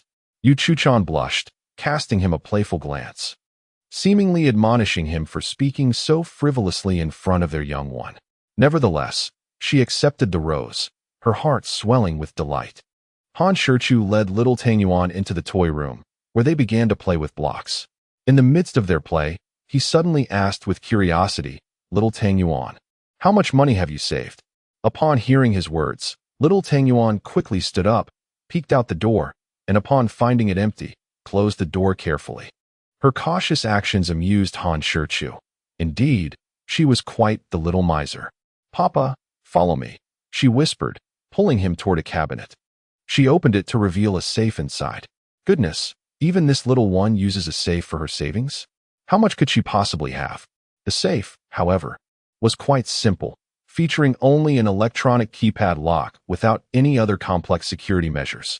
Trusting Han Shichu, she began entering her password right in front of him. Han Shichu memorized the password at a glance. It was quite uncomplicated, akin to the password for the garage key cabinet, 0909. He surmised that this must be her birthday. When little Tangyuan opened the safe, Han Shichu was genuinely taken aback. Inside lay at least dozens of bundles of crisp 100 yuan bills, each bundle containing 10,000 yuan. With the bank's binding paper still intact, it seemed that poverty had indeed limited Han Shichu's imagination. Little Tangyuan was undoubtedly a little heiress. "Papa, do you need money?" Little Tangyuan asked, her big eyes gazing up at him, her voice soft and sweet. Han Shichu chuckled and replied, "Little one, Daddy doesn't need money. In fact, Daddy has money. Then if you ever need money, just let little Tangyuan know. I have plenty." Seeing her proud expression, Han Shichu gently patted her head and said, "All right, if Daddy needs money, I will turn to you, little Tangyuan. Okay, now close it up." She grinned widely and then shut the safe. She waved to Han Shichu, beckoning him to crouch down. Although he was unsure of her intentions, he complied obediently. Little Tangyuan leaned in closely to whisper in his ear, "Daddy, I have a secret to tell you. My password is 0909. If I'm not home, you can come and get it yourself." After saying this, she playfully nibbled on his cheek. What a little miser, thought Han Shichu. Such a description was an utter misrepresentation of the generous spirit of the little one. He felt that little Tangyuan was rather magnanimous, indeed. Should Yu Chuchan dare to malign her again, he would certainly engage her in a serious discussion. "All right, thank you, little Tangyuan." She shook her head, replying, "No need to thank you, Daddy. What is mine is yours." This innocent remark from the little one touched Han Shichu deeply. He enveloped her in affectionate kisses, eliciting joyful giggles from little Tangyuan. Suddenly, Yu Chuchan entered the room and was met with the playful scene of father and daughter. Curiously, she inquired, "What are you two up to? How can you be so happy behind closed doors?" Han Shichu, determined not to betray little Tangyuan's secret, even if it was potentially well known, replied nonchalantly, "Oh, nothing much. Little Tangyuan was just telling me about your cooking." Seizing the opportunity to tease her, he continued. Little Tangyuan chimed in, her voice sweet and innocent. "Mama's food is black and stinky, and there was such a big fire and so much smoke." She was referring to the only time Yu Chuchan had attempted to cook. That day, with Wang Ma absent, she had whimsically decided to try her hand at it, armed with a cookbook. Unfortunately, her novice skills nearly resulted in a kitchen disaster, a tale relayed to Han Shichu by Wang Ma herself. Little Tang Yuan's unabashed revelation of her mother's cooking mishap left Yu Chu-chan blushing in embarrassment, her cheeks tinged with a faint rosy hue.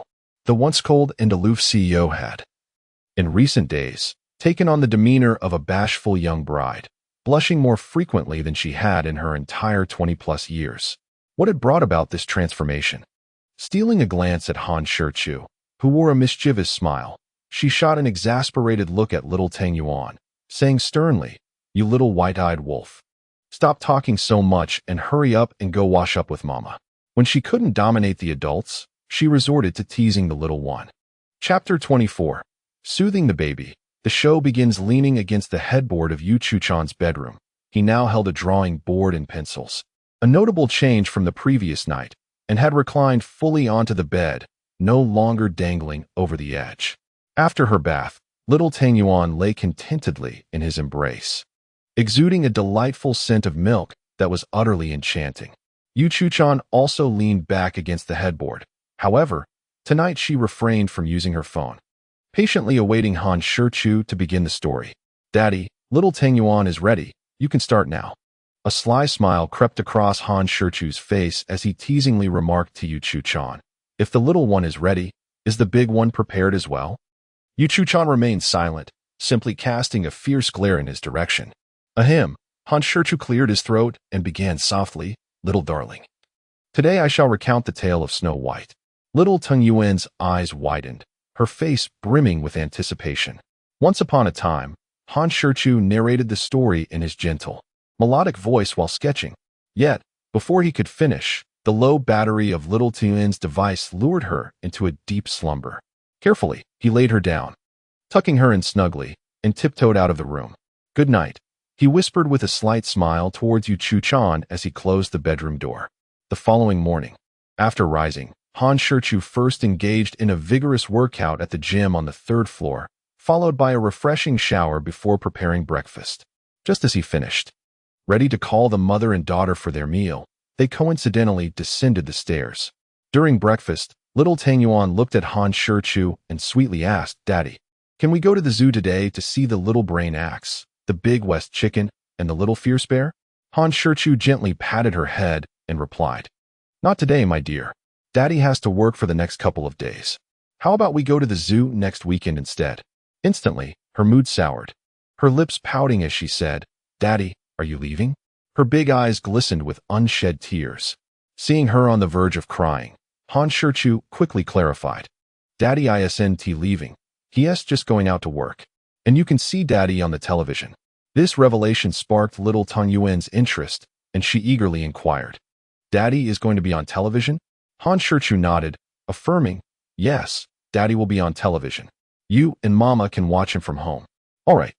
But after Daddy is on TV, you must come back early, or else I will miss you terribly," she insisted. Han Shichu promised her he would return as soon as he finished working. "If you miss Daddy, just give him a call, okay?" She replied. After finishing breakfast and soothing little Tang Yuan, the manager, Rong, rang the doorbell. With a lingering glance from little Tang Yuan, Han Shichu stepped onto the stage for his debut performance. At that moment, on the Longting live streaming platform, in the Penniless Live Room, although the broadcast had yet to begin, countless viewers were already anticipating the show. The number of online viewers had astonishingly surpassed 5 million. Such popularity was a testament to the show's immense appeal. Once the broadcast commenced, the atmosphere in the live room was electric, with viewers eagerly sharing their thoughts in the comments. "I can't wait. After a month of waiting, it's finally airing. I wonder which guest the production team has invited this time. It doesn't matter who it is. I just want to see some antics. Will this guest go hungry or sleep on the street? Haha. Serving dishes and pretending to be a beggar sounds fun too. I absolutely love this show." Being broke is truly a breath of fresh air in the realm of variety shows. It not only stirs up excitement, but also maintains a remarkable authenticity, filled with endless humor and comical blunders. I absolutely adore this program. Who could disagree? The only unfortunate aspect is that we must wait a month for each episode. From the barrage of comments, it is evident that the audience has minimal expectations of the guests.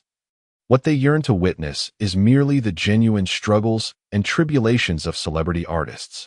Naturally, if the guest happens to be a prominent star, their delight is amplified. The viewers have already discerned the show's pattern, recognizing that each episode features popular celebrities or top-tier figures, which alleviates any concerns they might have. As the lively discussion ensued, the previously dim studio suddenly illuminated with a countdown. 10, 9, 8. With the conclusion of the countdown, the scene transformed, revealing the iconic Oriental Pearl Tower. And the host made her entrance on screen. Hello, dear viewers. Welcome to the exclusive new variety show Being Broke, brought to you by Longting Live. I am your quirky host, Marco Pineapple. LOL, Sister Pineapple is as delightfully eccentric as ever. Indeed, Sister Soy Sauce Pineapple, it's spot on, after all. We only catch a glimpse of her at the start of each episode. I am sure you are all curious about this episode's guest, aren't you? You may be taken aback by the revelation. Host Sister Pineapple teasingly built up the suspense, engaging the audience's anticipation. All right. I don't need to look at the comments to know you're all threatening me with razor blades. Your lives are precious, so I shall refrain from inciting any animosity. For this episode, we have the honor of inviting Bai Luming, renowned for his exquisite portrayal of historical characters. Wow, it's actually Bai Luming, this comical fellow. Splendid. Haha. Are you sure Bai Luming isn't here just to provide comic relief? Oh, my husband is here to participate in the show. This goofball Bai Luming must be anticipating several days of hunger. How exciting.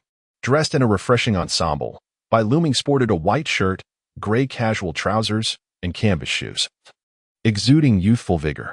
With a smile, he waved at the camera and greeted, "Hello everyone, I am actor Bai Luming." Host Marco Pineapple, smiling, inquired, "Luming, may I ask what gave you the courage to join our show?" Bai Luming responded with a bittersweet smile, "Sister Pineapple, to be honest, it was my manager who instilled the courage in me. As you all know, aside from acting, I am merely a verbal giant and a comedic fool in daily life. With my feeble survival skills, do you think I would dare to partake in such a merciless show? It was nothing but my manager enticing me with the promise of a vacation.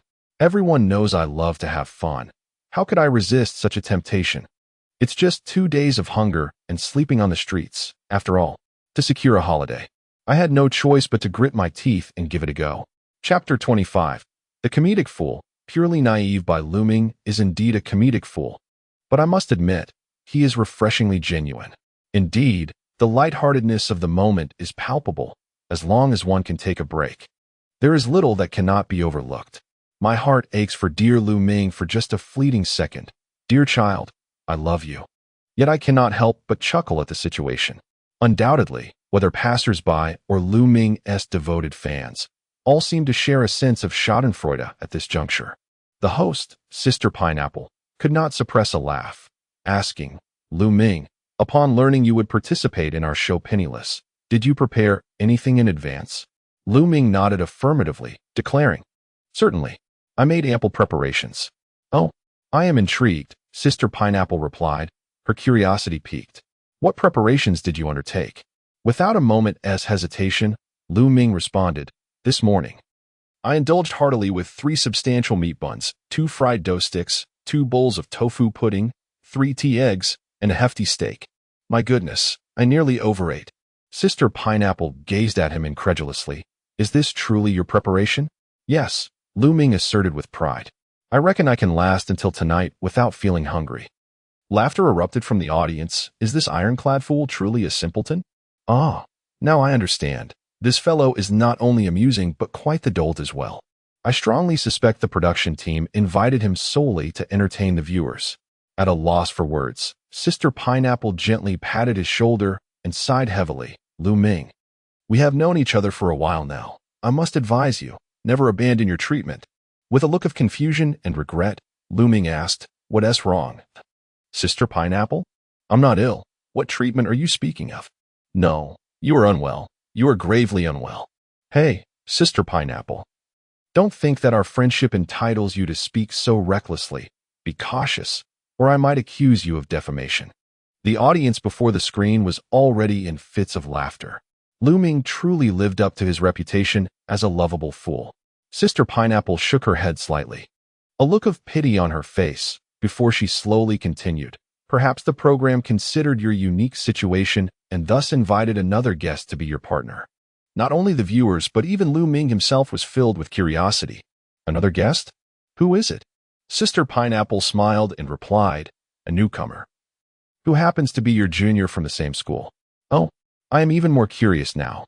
To my knowledge, our company has not recently signed any new talent. Who could it be? It seems you are unaware, Lu Ming. Very well, let us welcome our second guest, a newcomer from Dayu Film and Television Media Company, Han Shichu. As the camera shifted to the side of the van, the door slowly opened, revealing Han Shichu, who was dressed similarly to Lu Ming. His entrance instantly ignited the comments section, with male viewers feeling a pang of jealousy, while the female audience could hardly contain their excitement. Wow, this fellow is exceedingly handsome. I feel my looks are threatened. Indeed, he is almost excessively handsome. I think I'm in love. I'm sorry, brother Lu Ming. I must jump the wall. Mother, come quickly and see your son-in-law. Bai Luming was momentarily taken aback upon hearing Han Shichu's name, initially thinking it was merely a coincidence of names. However, upon seeing him, he couldn't help but exclaim, "Oh my, brother Han?"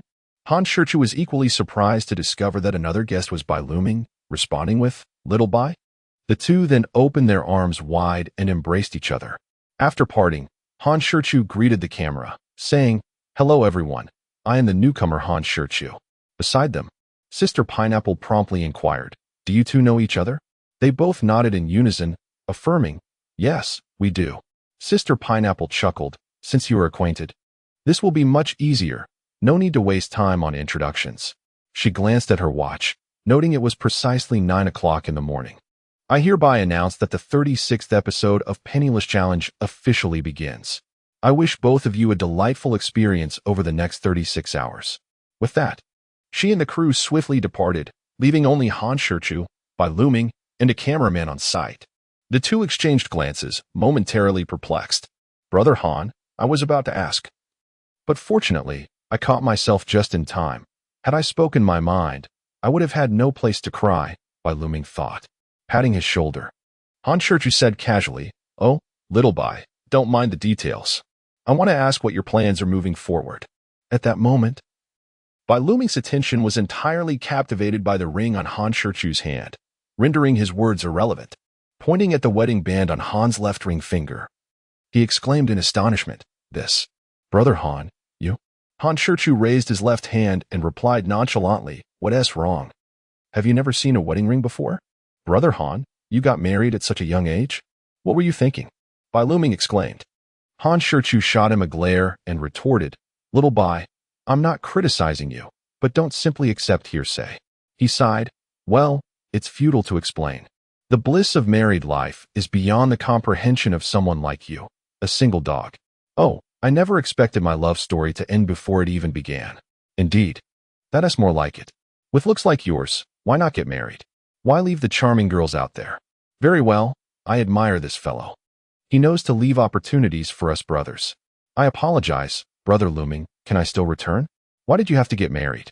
With such striking looks. Being a heartbreaker is a waste. Brother, should we not continue walking?" Han Shichu asked in confusion, "What's wrong? We've only taken a few steps." Bai Luming shook his head, "No, brother, you don't understand that walking consumes energy. You get hungry quickly, right? I just want to conserve some strength." Han Shichu looked at him in disbelief. "Is it really that serious, brother? Do you intend to endure for 36 hours? What else? I am useless beyond acting. Do you have any brilliant ideas?" Han Shichu sighed and patted his shoulder, confidently declaring, "Little Bai, rest assured, sticking with me will be just fine." Bai Luming nodded, "Brother, I believe in you. Why would I not believe in myself?" Chapter 26. Accompanying the elder brother, captivating all eyes, the two strode confidently along the bund, effortlessly attracting the attention of countless passers-by and tourists, yet they remained blissfully oblivious. Suddenly, Han Shichu spotted a young lady setting up a small stall ahead, with a considerable gathering of onlookers around her. Pulling Bai Luming along, Han approached to see that the young woman was sketching portraits, charging 20 yuan per drawing. And a line of eager patrons awaited their turn. Upon observing the young artist from behind, Han noted her commendable skill and reasonable pricing, which undoubtedly accounted for her thriving business. She was likely a student from an art academy. seizing the opportunity during her free hours to hone her craft while earning a bit of pocket money. An idea sparked in Han's mind. Just as the young woman completed a portrait, he stepped beside her and softly inquired, "Excuse me, may I discuss something with you?"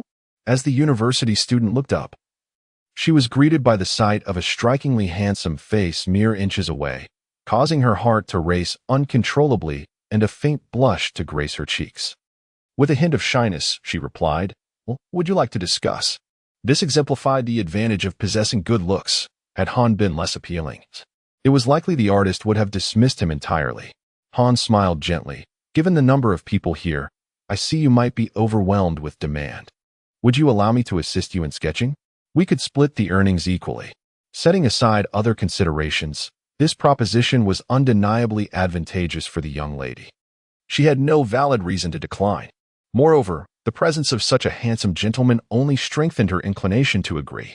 Most importantly, she and the surrounding crowd noted by looming in the camera marked with the program's logo. For the sake of maintaining her positive image, refusing was not an option.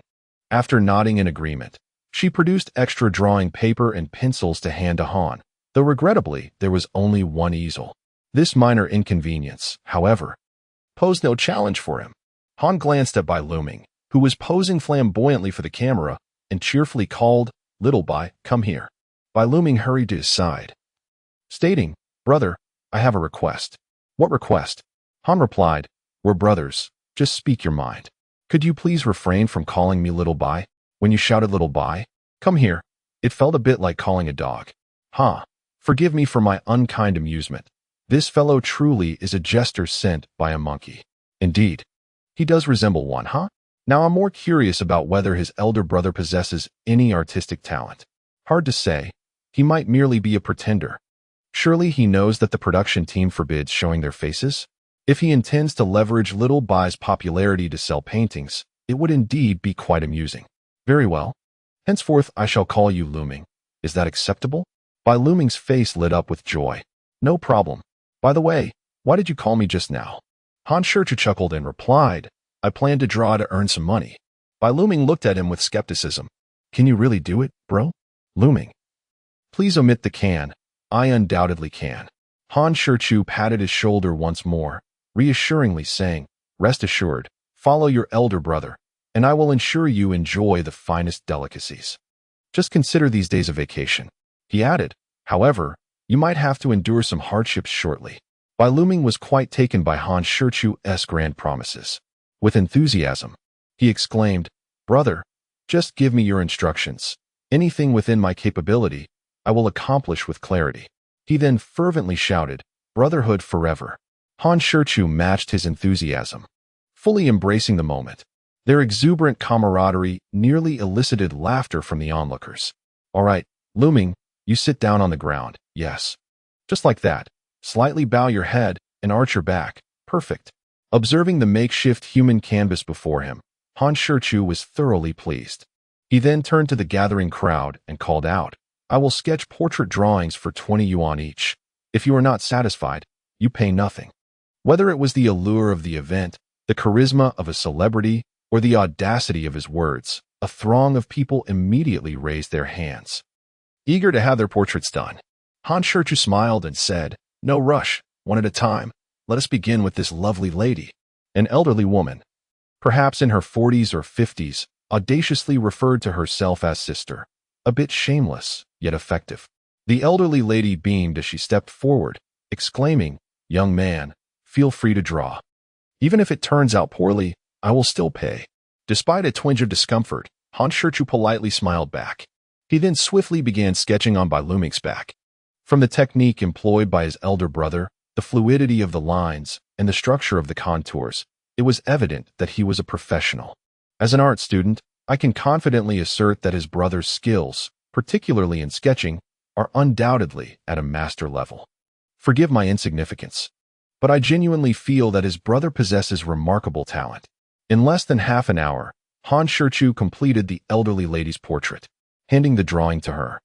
He smiled and asked, "Sister, are you satisfied?" As the lady took the drawing, her eyes widened in astonishment. The likeness was unmistakable. and Han Shichu had made subtle adjustments that not only enhanced the resemblance, but also inadvertently beautified her features. The lady gazed at the portrait for several minutes before reluctantly setting it down, her face glowing with delight. "Young man, your work is magnificent. I absolutely adore it. I am beyond satisfied." She then rummaged through her bag, presumably in search of cash. Aware that they were participating in the program penniless and thus could not make quick payments, she casually pulled out a 100 yuan bill and placed it into Han Shichu's hand, exclaiming with remarkable generosity, "Young handsome, keep the change. This artwork is worth it." She then retreated into the crowd, resuming her admiration. The onlookers, filled with curiosity, gathered to witness the masterpiece, erupting in gasps of astonishment. As the camera focused on the finished drawing, the barrage of comments in the live stream exploded. "Wow, his brother is indeed impressive. Is this even a sketch? It's so exquisitely lifelike, resembling a black and white photograph. Alas, I lack culture. All I can say is wow, his brother is amazing." Could this be the correct interpretation of penniless? Indeed, previous shows were a waste. One must possess a skill to participate in this program. With such exceptional artistic talent, what worries could there be about daily meals? However, to be fair, this artwork is indeed worth it. If I were present, I would gladly pay a higher price for a portrait. Chapter 27. Indulging and speaking boldly. Han Shichu, resembling a relentless artistic machine, completed each drawing in approximately 20 minutes. By noon, he had just finished his 8th piece. The 8 individuals who received their portraits were exceedingly pleased, mirroring the first elderly lady's delight, unable to part with their sketches. Following the example set by the earlier patron, the subsequent clients also paid in 100 yuan notes. Within 3 hours, from 9 to 12, Han Shichu earned a total of 800 yuan, which left him quite satisfied. However, Bai Luming appeared to be suffering. He resembled a worn-out dog, pleading weakly, "Brother, shall we call it a day? If I bend down any further, I fear my back may give out. All right, let us get up and stretch." Bai Luming struggled to rise, placing his hands on his hips and rotating to ease his stiffened back, a look of pain etched upon his face. Haha, little Bai seems to be his brother's servant. Poor little Bai, bearing the brunt of his brother's demands. I feel for little Bai, but I must say, his brother did a splendid job. Han Shichu addressed the still-gathered crowd, expressing gratitude. "Thank you, all you handsome gentlemen and beautiful ladies, for your support and kindness. It's now noon, and Luming and I must go for lunch. Please do not forget to nourish yourselves as well." He bowed to everyone, thanking them once more. Subsequently, he approached the female university student, producing 400 yuan and handing it to her, saying, "Thank you for today." The young woman only took one bill from his hand, smiling sweetly, "No need for thanks, and please don't insist. 100 yuan is sufficient. Moreover, I've learned so much from you today. I must say, brother, you are truly exceptional. I feel you surpass even our professors." Han Shichu, both puzzled and bewildered, inquired, "Brother? What does that mean?" Before the young woman could respond, someone from the crowd laughed and explained, "It's what netizens call you." Goodness, brother, what an absurd title. Han Shichu smiled as he bid farewell to the female university student and resumed his leisurely stroll with Bai Luming. The thought of earning 700 yuan in merely 3 hours struck him as the quintessential way to navigate the world without a dime to his name. Clearly, traversing the realms of society necessitates a particular skill. It seems that the elder brother Bai followed is indeed quite reliable, indulging in a life of luxury and abundance. Contemplating the significance of craftsmanship, Han Shichu promptly handed the 700 yuan to Bai Luming. Puzzled, Bai Luming inquired, "Brother, what do you mean by this?" "Take it for safekeeping. Spend it as you wish without reservation," Han Shichu replied.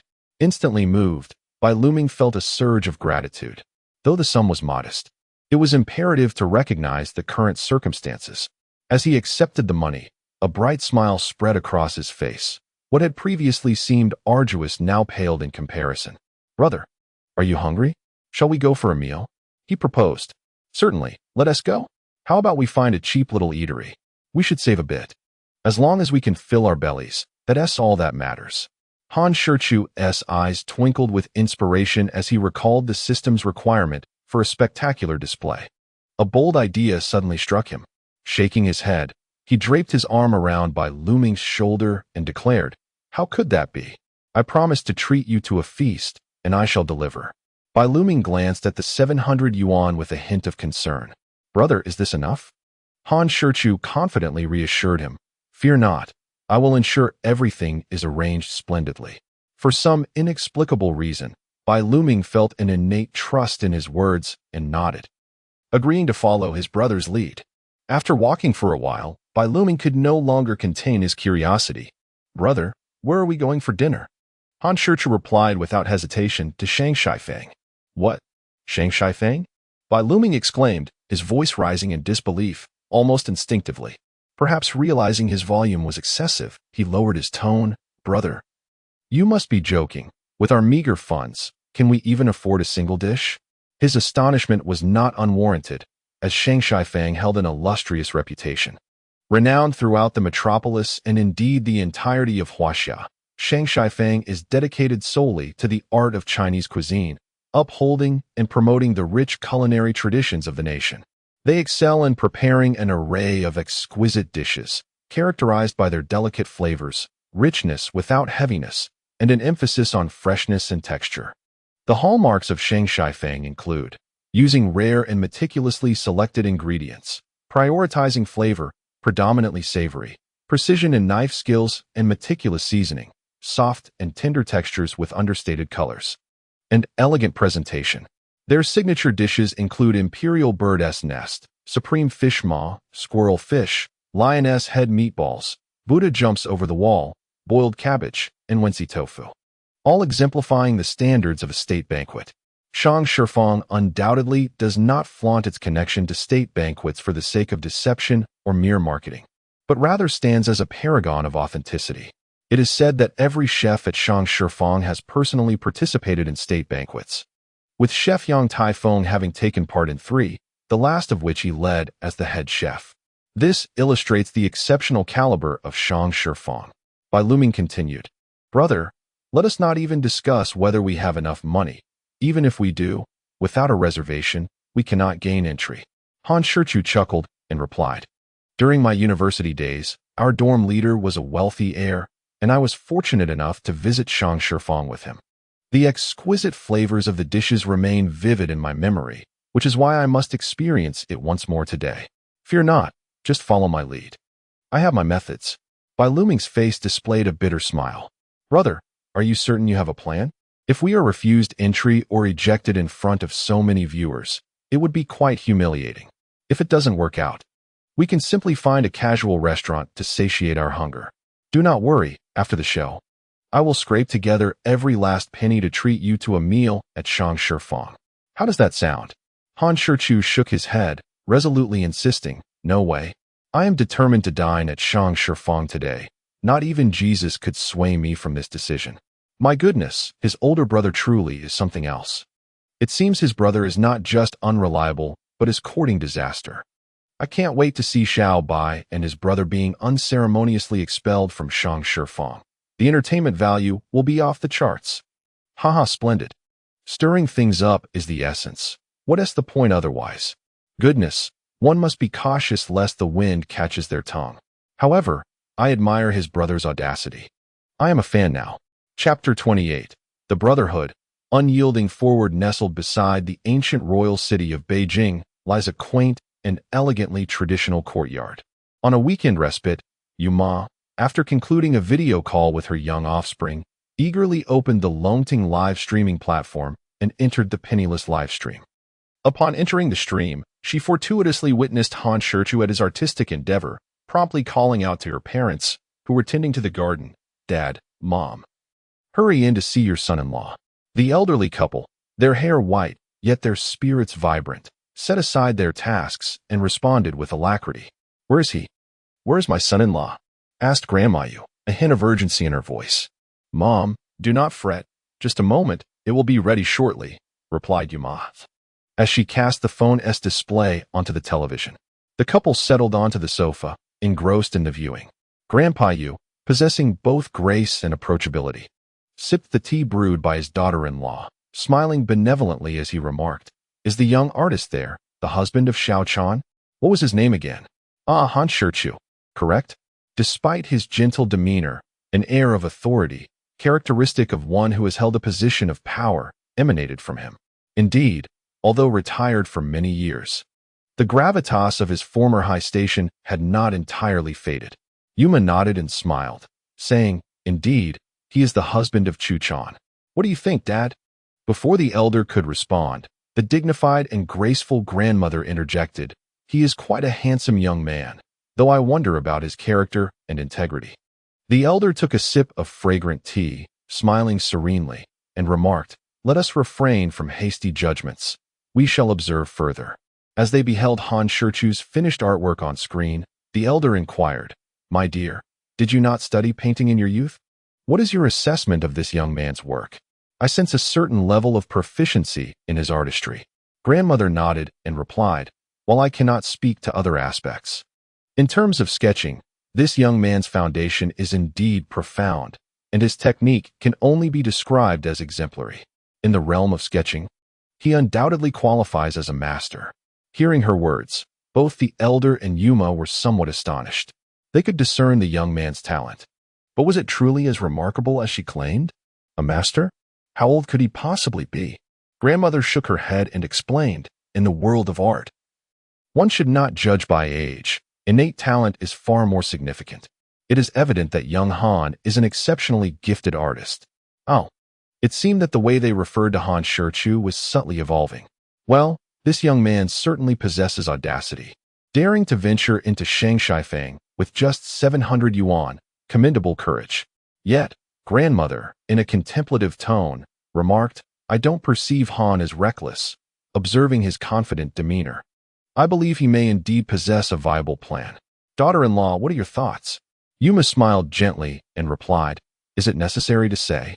As a mother-in-law, I unconditionally believe in my son-in-law." "Oh, it seems you are quite pleased with young Han as your son-in-law." "Of course, and if you doubt it, let us continue to observe." The agent, Rome, did not return to the office or home, but instead sat in the van, following Han Shichu from a distance.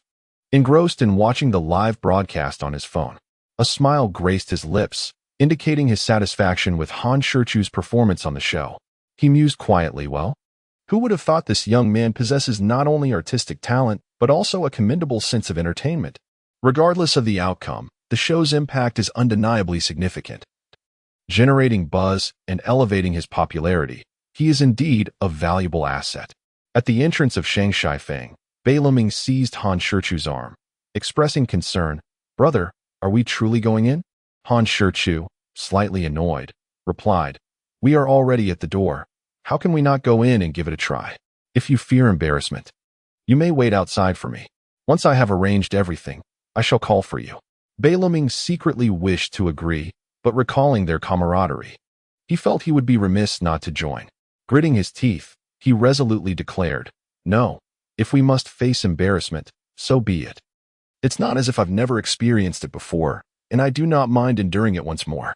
Han Shichu patted his shoulder, assuring him, "Let us proceed without hesitation." With that, the two strode confidently into Shangshifeng. Well, they truly dare to enter. Let us stir things up. It's absolutely essential to create a scene. He is indeed a formidable figure. I hold him in high regard.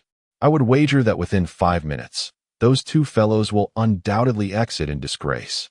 As the commentary attests, should Xiaobai and his elder brother manage to dine at Shangshifeng and leave unscathed, I shall broadcast myself performing a handstand while experiencing gastrointestinal distress. The commentary further asserts that if these two truly succeed, I shall live stream under a 5-speed fan. At this moment, the live stream is abuzz with activity, with the viewership having surpassed 20 million, and the commentary is abundant. Remarks about handstands and 5-speed fans abound, and the live stream is replete with an array of comments. Some viewers even cheer for his elder brother, but it is evident that these individuals are merely spectators relishing the unfolding drama. Han Shichu walks ahead, closely followed by Beiluming, with a cameraman trailing behind. Upon entering Shangshifeng, a professionally attired hostess in a qipao approaches them with warmth and enthusiasm. After bowing in greeting, she politely yet elegantly inquires, "Good day, sir. Are you here to dine?" Han Shichu nods in affirmation. The hostess then respectfully asks, "Do you have a reservation, sir?" Han Shichu shakes his head. "I sincerely apologize, sir, but without a reservation, we cannot accommodate you. I hope you understand." Han Shichu smiles and replies, "We have come not just to dine, but for an exceptionally important matter. May I inquire what this matter is? It seems you may not be in a position to decide. Perhaps it would be best to request your manager's presence?" The hostess glances at Bai Luming, then at the cameraman, and politely responds, "Please, gentlemen, take a moment. I shall fetch the manager." Han Shichu remains unhurried, leisurely settling into a grand armchair in the waiting area. At that moment, a server brings them tea. Han Shichu calmly lifts the covered tea bowl, gently blowing on the floating tea leaves before taking a sip, his face lighting up with delight as he exclaims, "What a splendid tea." His appreciation for tea, however, is merely an act of pretension. Bai Luming, in stark contrast, feels restless and uneasy, his heart racing with anxiety, uncertain of Han Shichu's true intentions. Chapter 29. The brash man kicks open the door and establishes a bet before long. The hostess reappears, accompanied by a strikingly beautiful woman clad in a crimson qipao, her figure graceful and alluring. Even from a distance, her seemingly casual gaze sweeps over the three men, with a captivating smile that could disarm the heart. She extends her delicate, boneless hands in greeting. "Good day, Mr. Bai. I am Milan, the manager of Shanghai Fang." Bai Luming, not daring to be presumptuous, swiftly rises and shakes her hand, smiling as he says, "Hello, Sister Lan. I have long heard of the three marvels of Shanghai Fang. The first is the cuisine, the second is Sister Lan, and the third is the peach blossom brew crafted by Sister Lan herself. Indeed, seeing you today, it is clear that the reputation is well-deserved." Milan smiles modestly, replying, "Mr. Bai, you flatter me. While it is certainly not unwarranted to say our cuisine is exceptional, as for myself and the peach blossom brew, I am but a recipient of the admiration from various circles. I cannot take such credit." Han Shichu raised an eyebrow slightly. This woman exuded an aura of sophistication, yet there was an undeniable complexity to her character. It was no wonder she held the position of manager at the esteemed Shanghai Fang. Such a woman should not be trifled with. She possessed an inherent danger. Milan then turned her gaze towards Han Shichu, extending her hand as she inquired, "Forgive my ignorance. May I ask your esteemed surname?" He took her fingertips gently, their contact fleeting, and replied with a smile, "I am but Han Shichu. A pleasure to meet you." After exchanging pleasantries, Milan cautiously asked, "Are you filming the program Penniless?" "I must confess, I am a devoted fan of the show." Bai Luming cast a discreet glance. Noticing Han Shichu merely smiled without further engagement, prompting him to feign a slight smile himself. Truly, a seasoned actor. Despite any awkwardness, he maintained an air of nonchalance. However, his subtle gestures did not escape the keen perception of Milan, who observed every nuance. With a meaningful glance at Han Shichu, and seeing he did not take the bait, she forged ahead. "Mr. Han, Mr. Bai, I trust you are aware that without rules, there can be no order. The traditions of Shanghai Fang have been upheld for nearly a century, and I, as a mere manager, cannot act recklessly. Would it be agreeable for you both if I were to arrange a table for you on another day and host you?"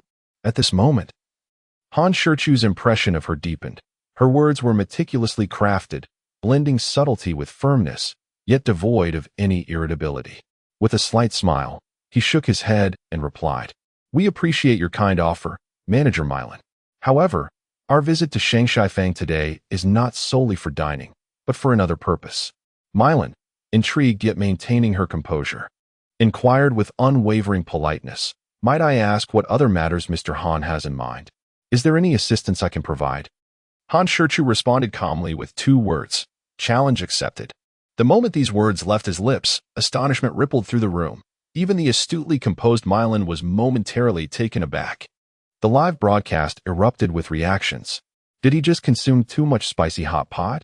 His words are so reckless. Has he had too much mixed drink? His speech is quite erratic.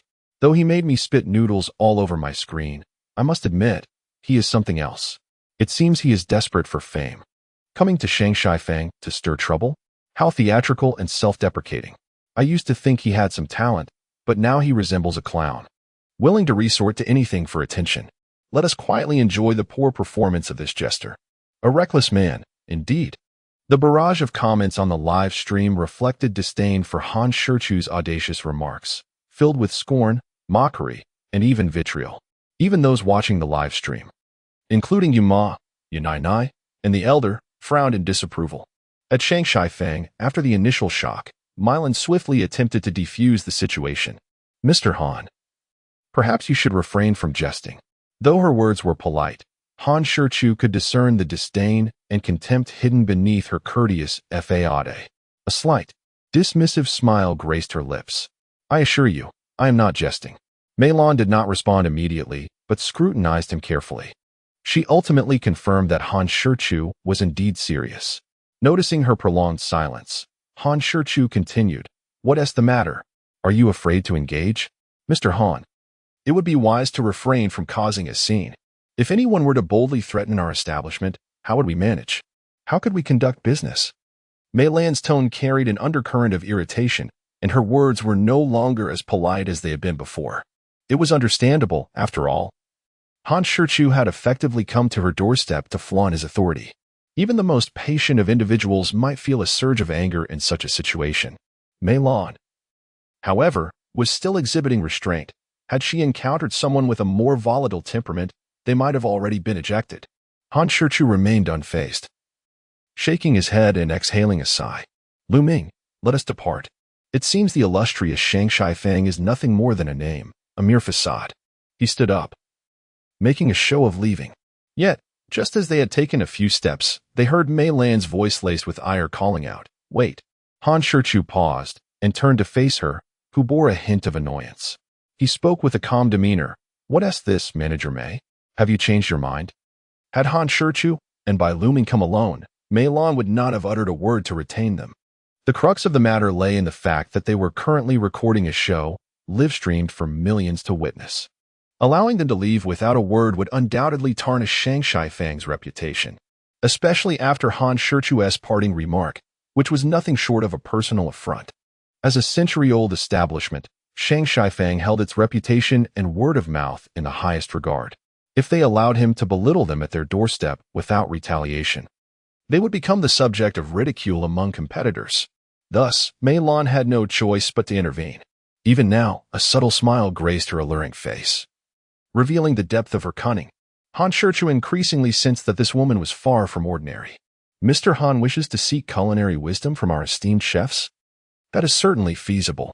However, should you lose, there ought to be a consequence, no? After all, once we set this precedent, we may soon find ourselves inundated with visitors seeking to learn from us. We must establish a threshold, lest Shanghai Fang struggle to conduct its business. It was evident that she intended to set a wager. Han Shichu smiled serenely and replied, If I should lose, I will cover all expenses at Shanghai Fang today. Is that agreeable? Upon hearing this, Mei Lan let out a faint, disdainful laugh and replied slowly, There is no need for that. Those who dine at Shanghai Fang are not lacking in funds. A modest sum is inconsequential to them. Therefore, it is unnecessary for Mr. Han to bear any expense. Clearly, Mei Lan was not particularly interested in the wager he proposed, yet her reasoning was not without merit. Han Shichu maintained a gentle smile throughout, and if he were not acutely aware of his own prowess, he might have doubted his own credibility. However, to others, he indeed appeared quite pretentious. As per Manager Mei's perspective, what was to be said? Mei Lan, suppressing her smile, spoke with utmost seriousness. If Mr. Han were truly inadequate, I would not demand an apology for his previous reckless words. Yet, bowing 3 times before the plaque of our Shanghai Fang and sincerely apologizing should not be too much to ask, should it? Faced with her assertiveness, Han Shichu found no reason to be irked, as he was the one who had instigated the provocation. He nodded and replied calmly, That is not excessive. It is only proper. In that case, Mr. Han, please proceed. Mei Lan added, But wait a moment. With a hint of disdain, she continued, Is Mr. Han feeling apprehensive? If that is the case, a simple apology to our Shanghai Fang would suffice, and we can call off this contest. What do you say? Manager Mei has misunderstood. I merely wish to inquire if filming would be permitted, Han Shichu clarified. After a moment of contemplation, Mei Lan slowly responded, under normal circumstances, filming is not allowed. However, to ensure the fairness of this culinary competition, we shall make an exception. That said, I must declare that certain crucial steps will remain off-limits for filming. If there are no objections, Mr. Han, please proceed. Then, under Mei Lan's guidance, the group made their way to the back kitchen of Shanghai Fang. Wow, does this bold fellow truly dare to proceed? Seeing him appear so composed, I can't help but feel he might actually possess some talent. Regardless, I support him. Go, bold one, you shall triumph. Stop the nonsense. I have long seen through him. He knows he is destined to lose, but is merely putting on a brave front. Indeed, one must recognize that the chefs at Shanghai Fang are all top-tier chefs who have participated in state banquets, some even being successors of royal chefs. How can this bold one compete against them? Even if he has been learning culinary arts since birth, he is barely in his 20s now. How could he possibly match the expertise of masters who have devoted decades to their craft? Unbeknownst to them, the online community had already begun to refer to Han Shichu as the bold one. Just as Mei Lan led the group into the kitchen, the bustling chefs within turned their curious gazes toward them. The head chef, Yang Taifeng, approximately 50 years old, quickly approached with a stern demeanor. Manager Mei, what does this mean? Are you unaware of the rule that forbids outsiders from entering the kitchen? Mei Lan, not daring to confront the irritable Yang Taifeng, quickly offered an explanation. Chef Yang, please do not be upset. The situation is as follows. After hearing her explanation and grasping the full context, Yang Taifeng cast a disdainful glance at Han Shichu and scoffed. So, it is you who has come to challenge us? It is a common trait that those with exceptional skills often possess equally strong tempers. Han Shichu smiled slightly and replied, Indeed, I am that individual. May I inquire about your lineage? What cuisine do you specialize in? How many state banquets have you participated in? Yang Taifeng commenced with 3 profound inquiries. A self-taught culinary artist, proficient in various cuisines, he had never participated in a state banquet. Not only Yang Taifeng, but even the surrounding chefs could not suppress their laughter. With a piercing glare, Yang silenced them instantly, demonstrating his formidable presence in the kitchen. Young man, do not mistake my disdain for you. What qualifications do you possess to challenge our esteemed culinary establishment? Han Shichu responded with calm composure. Are you familiar with the saying masters emerge from the common folk? If I dare to challenge, it is because I possess some skill. As for the extent of my abilities, that shall be revealed through competition. Without further ado, do you dare to accept the challenge, Chef Yang? Yang Taifeng took a moment to scrutinize him seriously. After a hearty laugh, he exclaimed, Do the youth of today, like yourself, truly lack awareness of their limitations? After the mockery, he inquired with earnest seriousness, Are we truly to compete? Han Shichu nodded resolutely, affirming the necessity of the contest. If we are to compete, I am not averse to indulging you in a playful bout. Before he could finish, Han Shichu interjected. Chef Yang, please state your terms. If you lose, you must grant me one request. What request? Yang Taifeng asked, his expression impassive. You shall never cook again. Perhaps you possess some talent, but with such arrogance and a sense of superiority, you tarnish the reputation of our craft, Yang remarked sternly. Beside them, Bai Luming tugged at Han Shichu's sleeve and whispered, Brother, if it comes to that, perhaps we should apologize? There is no need to escalate matters so drastically. Han Shichu merely patted his shoulder, offering a reassuring glance, and replied without hesitation, Very well, I accept. If I lose, I shall never cook again. Let it not be said that I am taking advantage of you. You may decide the nature of our contest. How does that sound? Upon learning of Yang Taifeng's prowess in knife skills and his status as a contemporary heir of Huaiyang cuisine, Han Shichu proposed. Let us compete in knife skills and Huaiyang cuisine, then.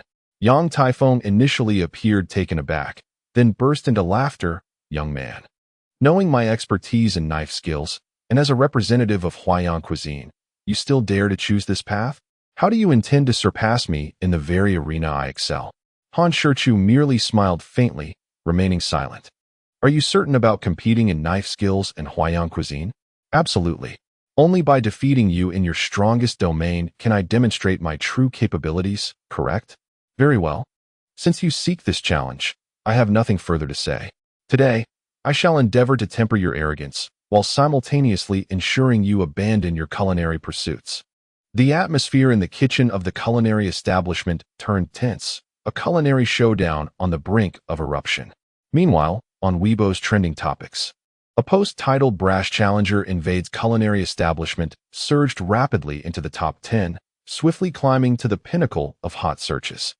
The Lonting live streaming platform's penniless channel was inundated with a large influx of viewers, predominantly drawn in by the Weibo trending topic. Chapter 31. A Culinary Contest. The Art of Tofu. The live stream's real-time viewership has surged beyond historical records, reaching over 80 million and continuing to rise steadily, with projections suggesting it may soon exceed 100 million. This delighted the production team and senior executives at Lonting live streaming platform. Fortunately, the platform had made ample preparations, swiftly adding numerous backup servers and establishing several alternative lines. Otherwise, not only would the penniless live room be compromised, but the entire platform could potentially collapse. In the courtyard, the composed elder Yu wore a gentle smile as he inquired, "Does this young man possess culinary skills?" "Indeed," replied Mother Yu with a smile. "During my last video call with the little girl, I happened to see Shichu cooking in the kitchen. I distinctly noticed the little girl from a distance, salivating at the aroma wafting through the air." Elder Yu nodded, a smile gracing his lips as he remarked, "I increasingly believe this young man has every confidence." "Why do you say that?" queried the others. "Have you observed the glint in his eyes? It is calm yet brimming with assurance."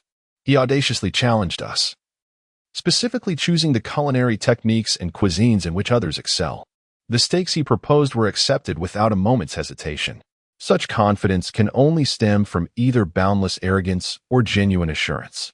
Do you truly perceive him as an arrogant braggart? Or do you think he would resort to shameless self-promotion merely for fame? Moreover, from various perspectives, it is evident that our little Chan has savored countless delicacies. The mere scent of the dishes is enough to make her salivate, which speaks volumes about their exquisite flavors. Furthermore, since he is now married to Chan, he must have some understanding of our family's circumstances. Would he truly engage in unscrupulous behavior for the sake of fame or fortune? Most importantly, throughout this encounter, aside from his provocative remarks towards the Shanshi Fong competition, he has exhibited nothing but courtesy, refinement, and decorum. Therefore, in this culinary wager, I place my bet on his victory. Mother Yu and Grandmother Yu nodded in agreement, fully convinced by Elder Yu's reasoning. In the Yiping Huafu villa, Yu Chuchan and little Tang Yuan sat motionless on the sofa, their eyes glued to the screen. Although Yu Chuchan had faith in her father's culinary prowess, she couldn't help but clench her fists in anxious anticipation. "Little Tang Yuan, do you think Daddy will win?" With wide, round eyes, little Tang Yuan replied emphatically, "Daddy will definitely win. Daddy is the best." She then stood on the sofa, gesturing animatedly to cheer for Han Shichu, exclaiming, "Go, Daddy! Rise to greatness. Guadongdu, let us cheer for Daddy together." Reluctantly joining in, Tongdo echoed her sentiments, barking in support.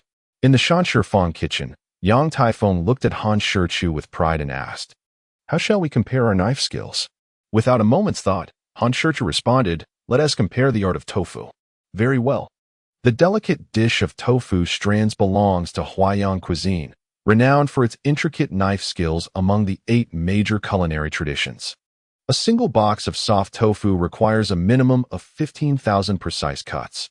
The challenge lies in ensuring that the strands do not exceed 10% in length and maintain a minimum length of 5 centimeters, with a uniform thickness of approximately 3 millimeters.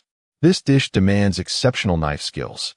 Preparing 2 boxes of soft tofu, Yang Taifeng, with an air of calmness, inquired, "Shall you go first, or shall I? Or perhaps we do it together?" "As the senior, please, you go ahead," was the response. Yang Taifeng wasted no time. Placing the tofu on the cutting board, he first removed the skin of the tofu, then divided it into 2 halves, subsequently cutting each half into 2, resulting in 4 pieces from a single box of soft tofu. Given that soft tofu is more delicate than regular tofu, one must avoid pressing down on it, instead placing hands on either side. While slicing, it is imperative to maintain evenness, retreating the hands slowly. This step relies solely on one's experience and intuition, requiring patience. Before long, Yang Taifeng had completed a portion, rinsing the fragments off the sliced tofu with clean water. Once rinsed, the tofu revealed its meticulously cut strands, clean and uniform. Next, he gently glided a small knife across the bottom of the tofu slices twice. Bai Luming, both curious and perplexed, whispered, "Brother, what is Chef Yang doing?" Han Shichu patiently explained to him and the myriad of viewers, "Do you not see? The sliced tofu stands upright. If we were to cut directly, the strands would become flattened. By scoring the bottom with a knife, the tofu slices will gracefully and naturally tip over, preserving their delicate texture and enhancing the ease of cutting. The resulting strands will be more rounded and smooth."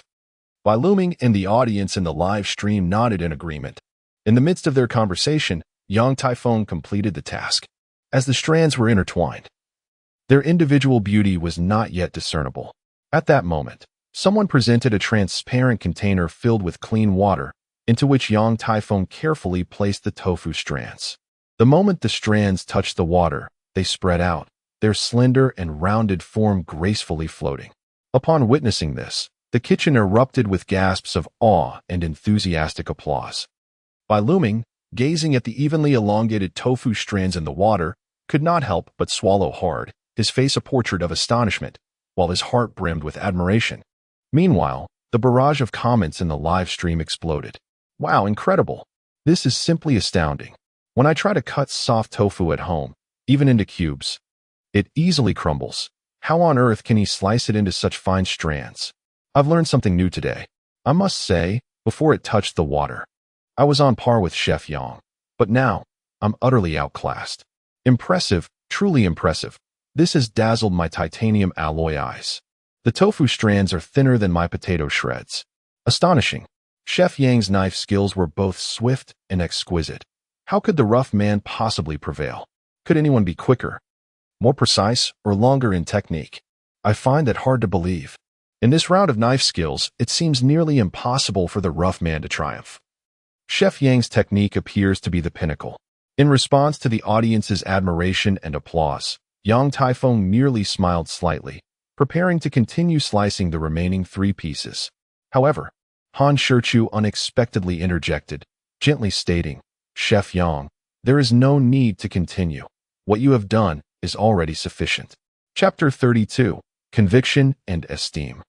The renowned Huaiyang cuisine standing nearby, Mei Lan, arms crossed, regarded Han Shichu with disdain. A subtle, cold smile played on her alluring features as she haughtily remarked, "What, Mr. Han, are you conceding now? Surely, you don't think it's too late?" Not only she, but everyone present, including the millions tuning in to the live stream, believed Han Shichu was on the verge of surrender. Han Shichu shook his head, clarifying, "I apologize. I did not express myself clearly. What I meant was, there is no need to squander more time. The outcome is already apparent." With that, disregarding the crowd's anger and mockery, he approached the sink and meticulously washed his hands. "Chef Yang, may I borrow your knife?" Yang Taifeng gestured for him to proceed. Han Shichu took out a block of soft tofu, carefully removing the skin from all 5 sides. He did not divide it nor slice it horizontally, but began cutting it into thin slices directly. What was astonishing was that his other hand did not even rest on the cutting board, let alone touch the tofu or the knife. Showcasing his immense confidence in his knife skills, Yang Taifeng's eyes widened in disbelief as he observed Han Shichu's technique. To slice tofu with one hand was almost inconceivable. Furthermore, Han Shichu exhibited no hesitation. His speed was extraordinary. Once he finished slicing, there was no need for rinsing, as there were no fragments or debris left behind. The soft tofu remained pristine, standing squarely on the cutting board, appearing untouched by the blade. Even when examined closely, no traces of cutting were visible. This display rendered the kitchen silent, each person left in stunned astonishment. What on earth am I witnessing? Was it all for naught? Just moments ago, I clearly saw the rough man's knife slice through the tofu. How is it still intact? Goodness, is this truly the rough man's real skill? It's utterly terrifying. Holding the knife, Han Shichu lightly tapped its blade on the cutting board. Instantly, the previously flawless block of soft tofu began to tilt gently to one side. Compared to Yang Taifeng's deliberate adjustments with a smaller knife, Han Shichu's maneuver was astonishing and breathtaking. Continuing, Han Shichu held the knife in his right hand while his left hand rested behind him, swiftly and fluidly maneuvering the blade without pause. In a moment, he halted, deftly lifting the tofu strands onto the knife before placing them into a pre-prepared container of water. Long, slender strips of tofu floated gracefully in the water, resembling strands of hair. Upon closer inspection, not a single piece was broken, and each strip was nearly identical in size. Astonishing, truly astonishing. Yang Taifeng fixed his gaze on Han Shichu, his face a canvas of shock. After a long moment, he finally inhaled deeply and, with a wry smile, conceded, "Mr. Han, I admit my defeat." There was no room for argument. He was utterly convinced of his loss. From the very beginning, when he divided the tofu into quarters, he had already lost. For the higher the tofu's coagulant content, the greater the challenge of cutting it, making it increasingly difficult to control.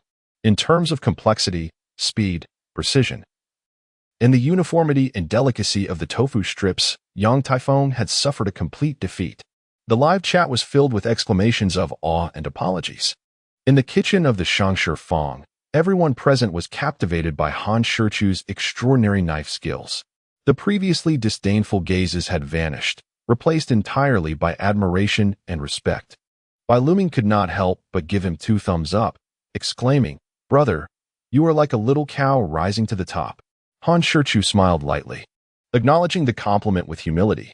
Yang Taifeng, however, approached him and respectfully bowed, saying slowly, "I apologize, Mr. Han. I was overly proud and presumptuous before. Please forgive my rudeness." He was a true gentleman. Han Shichu quickly responded with a smile, "Chef Yang, you are being too serious. In truth, I was also impolite at first, provoking you in our culinary contest, so there is no need for such formalities." Yang Taifeng shook his head, sighing, "After living for decades, I still did not understand that there are always greater talents beyond our own. How shameful." He continued, "Mr. Han, let us consider this culinary competition concluded and regard it as an exchange of culinary skills, shall we?" Han Shichu smiled and agreed, "That sounds excellent." Yang Taifeng then proposed to prepare a renowned dish for the national banquet, a celebrated specialty of the Huaiyang cuisine, Yangzhou lion's head, and invited Han Shichu to taste it. Han Shichu gestured for him to proceed. Without hesitation, Yang Taifeng rolled up his sleeves and got to work. Yangzhou lion's head is a classic traditional dish in Huaiyang cuisine, known for its tender texture, rich flavor without being greasy, and nutritional value. Whether braised, steamed, stewed, or simmered, it is universally loved. The enduring fame of lion's head over the centuries lies in its ability to maintain traditional cooking methods while adapting to seasonal changes.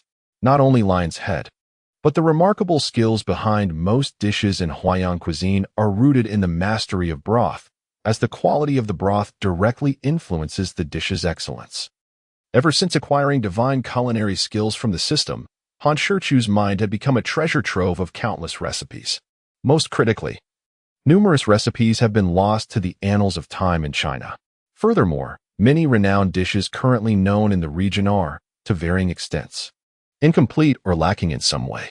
Excluding his extraordinary culinary skills, this is a significant reason why he dares to boldly challenge the culinary world.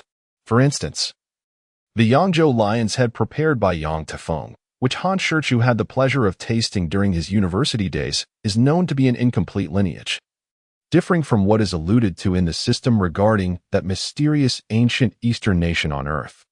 The kitchen's provision of a specially crafted broth saves considerable time for this dish. However, even so, it requires a gentle simmer for 2 hours. Having completed everything, Yang Taifeng now merely needs to wait patiently. Seizing the moment, Han Shichu smiled and inquired, "Chef Yang, as a contemporary inheritor of Huaiyang cuisine, you must possess a profound understanding of lion's head, correct?" With unwavering confidence, Yang Taifeng replied, "Naturally, not to mention lion's head. I would assert that no one comprehends the entirety of Huaiyang cuisine better than I, Yang." Han Shichu shook his head and slowly remarked, "Chef Yang, your claim may be somewhat exaggerated." Chapter 33, The Four Seasons and Their Flavors. Bai Luming cast a somewhat aggrieved glance at Han Shichu, clearly anticipating that this fellow was about to stir up trouble again. Yang Taifeng frowned and said, Mr. Han, although your knife skills surpass mine, I am confident that I will not be outdone when it comes to Huaiyang cuisine. Han Shichu refrained from responding directly and instead smiled, specifically regarding Lion's Head. Are you familiar with the concept of the four seasons and their flavors, Chef Yang? Upon hearing this, Yang Taifeng's expression changed dramatically as he fixed an intense gaze upon him.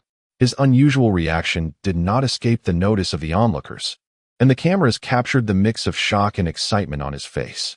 What does this brute mean? What are the four seasons and their flavors? Can someone explain? As a true native of Yangzhou, this is the first time I have heard of the four seasons and their flavors in reference to Lion's Head. Hey, can someone translate what the four seasons and their flavors mean? What on earth does that mean?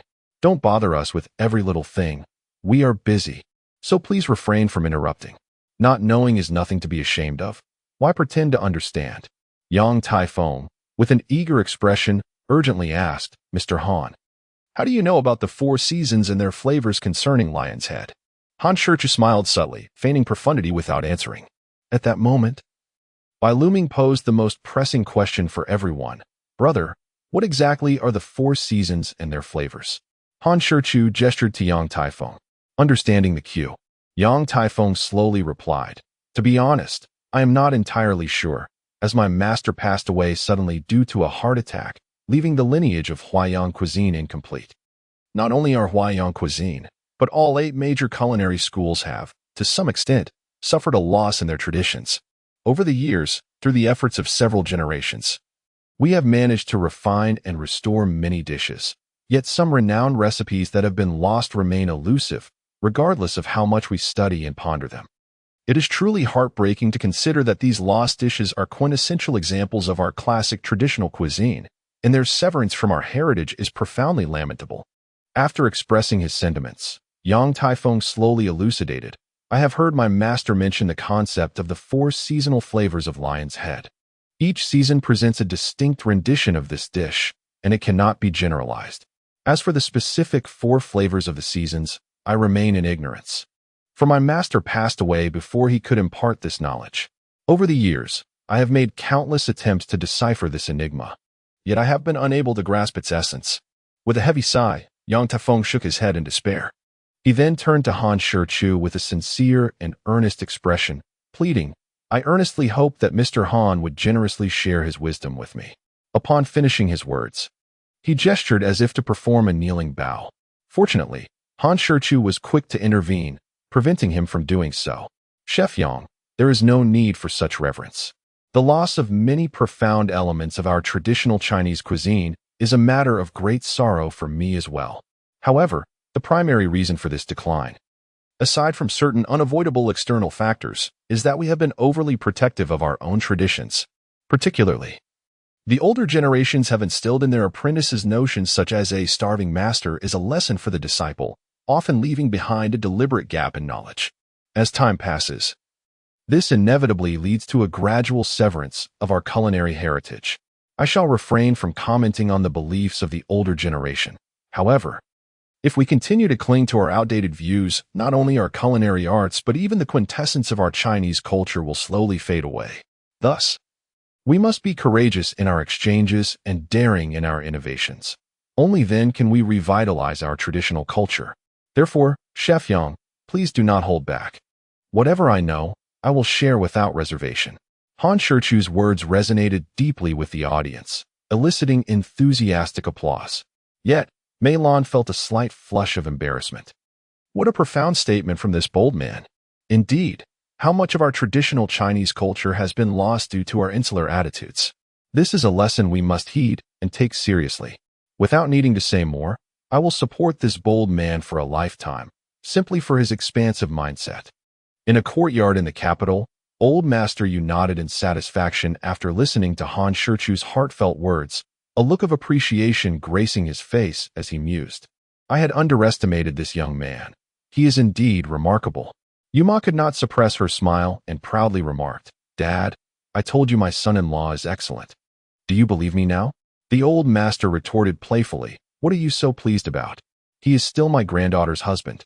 However, heed the words of this young man. We truly cannot afford to lose any more of our traditional culture. Yuma chuckled softly and replied, Dad, rest assured, our department has already taken action in this regard. That is excellent news. Han Shichu continued. The 4 seasonal flavors of lion's head refer to braised river clam in spring, steamed lotus leaf in summer, crab meat stew in autumn, and braised phoenix chicken in winter. Upon hearing his explanation, everyone was momentarily taken aback. Wow, who knew there was so much to lion's head? I have been woefully uninformed. Those who claim Western cuisine is more refined than Chinese must not truly understand Chinese cuisine at all. I have learned much today. In every season, the preparation of lion's head meatballs differs not only in the selection of ingredients, but also in the methods of cooking, truly reflecting a meticulous dedication to culinary arts. Initially, I believed that the brash brother was impressive enough, yet he continues to exceed my expectations time and again. It is genuinely admirable. Alas, he has once more managed to astonish me. After a brief moment of distraction, Yang Taifeng regained his composure, excitement coursing through him as he animatedly gestured, repeatedly muttering to himself. So that's how it is. No wonder I couldn't fathom it until now. How foolish of me. After a considerable time, once he had calmed his emotions, Yang Taifeng respectfully approached Han Shichu, bowing deeply without hesitation and sincerely expressing, Thank you, Mr. Han, for your generous guidance. Subsequently, all the chefs in the kitchen bowed in gratitude to Han Shichu, collectively exclaiming, Thank you, Mr. Han, for your generous guidance. Han Shichu smiled slightly, replying, There is no need for such formality. We are merely exchanging and learning from one another. Beside them, Bai Luming once again gave a thumbs up to Han, his face filled with admiration as he quietly remarked, Brother, you're amazing. I am in awe. At that moment, Yang Taifeng's lion's head meatballs were nearly ready. He presented the dish to Han Shichu, offering chopsticks with both hands and humbly saying, Mr. Han, please provide your critique. Han Shichu accepted the chopsticks without pretense and took a bite, immediately furrowing his brow. Yang Taifeng cautiously inquired, Mr. Han, is there something amiss? Chapter 34, Soft-Shelled Long Fish. Taste Test Review. Han Shichu spoke slowly. The lion's head itself is not the issue. However, the broth poses a significant problem. You must understand that Huaiyang cuisine relies heavily on the quality of the broth. If the broth is flawed, the entire dish is compromised. Yang Taifeng, puzzled, asked, How can the broth be problematic? It is all made by my own hands. How could there be an issue? Han Shichu smiled slightly and replied, Let me ask you, did you prepare this broth using pig leg bones, old hens, and ham, simmered over low heat for more than 8 hours? Yang Taifeng nodded affirmatively, confirming the ingredients and method were correct, yet Han continued, However, you have omitted a crucial ingredient. The freshness of the lion's head is derived from the broth. While the pig leg bones serve as the base, the old hen provides clarity. There is one essential aromatic ingredient that you lack, and that is the old goose. All 3 are the soul of the broth, each contributing distinct flavors, which is why they must all be present to achieve a multi-layered freshness. Yang Taifeng pondered this thoughtfully, then respectfully stated, I have learned much. Mr. Han, your culinary skills surpass my own, and I humbly concede defeat. Although the outcome is clear, I still wish to witness Mr. Han's exceptional techniques and perhaps learn a thing or two from you. I hope you will graciously impart your knowledge. The surrounding chefs echoed in excitement, chanting, Mr. Han, show us a skill. Mr. Han, show us a skill. Bai Luming chimed in, Brother, please demonstrate your skill for us. Han Shichu nodded and remarked, In that case, I shall prepare a dish of Huaiyang cuisine for everyone, named soft-skin long fish. I hope that all of you, as well as the viewers behind the screen, will watch and learn attentively. Upon hearing this, Yang Taifeng exclaimed with great excitement, Soft-skin long fish? What on earth is that? Why is Chef Yang so exhilarated? Others expressed their confusion, admitting their ignorance of this dish, while some noted that it was reputed to be one of the most renowned traditional dishes of Huaiyang cuisine, sadly believed to be lost to time. With a slight smile, Han Shichu confirmed, Indeed, it is the long-lost Huaiyang delicacy, soft-skin long fish. He then approached the water tank dedicated to nurturing long fish, selecting them with care while patiently explaining, to prepare soft-skin long fish, it is best to choose slender long fish, preferably caught around the Dragon Boat Festival. As he demonstrated the cooking process, everyone listened intently. Through the knowledge imparted by the system, Han Shichu understood that this dish was celebrated in the mysterious Eastern nation. Ranked among the top 10 classic dishes of Jiangsu, and it was the first hot dish served at the inaugural banquet of the nation, earning it the esteemed title of the nation's first dish. Thus, the dish, glistening with a dark sheen, tender and fragrant, and refreshingly unique, was completed. "Everyone, please give it a try," he invited. With eager anticipation, all present, especially Bai Luming, could hardly wait to taste it. Even Mei Lan could not resist joining the fray for the delectable morsels. "This isn't just a dish, it's a work of art," one exclaimed. "I'm frustrated. I came to see the stars suffer, and now look at this. The joke's on us," another lamented. "To be honest, watching them enjoy it so heartily has made my mouth water," a third added. "Suddenly, my instant noodles seem far less appealing. Brother Mongfu, you truly excel. I want to say more. I'm ordering long fish immediately and preparing to make it myself. I feel I've completely mastered it," another declared. "Don't kid yourself. Your eyes may have learned, but your hands are a different story," someone quipped. After everyone had tasted the dish, they were left in awe of Han Shichu's culinary prowess. However, when they reached for the plate again, they discovered it was already empty, secretly blaming their own slow reflexes.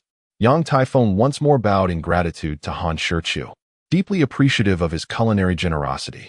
Following suit, all the chefs bowed and expressed their thanks, equally grateful for Han's contribution. Before Han Shichu could respond, Yang Taifeng earnestly requested, "Mr. Han, I have a humble favor to ask, and I hope you might oblige." Intrigued, Han Shichu encouraged him to speak freely, without hesitation.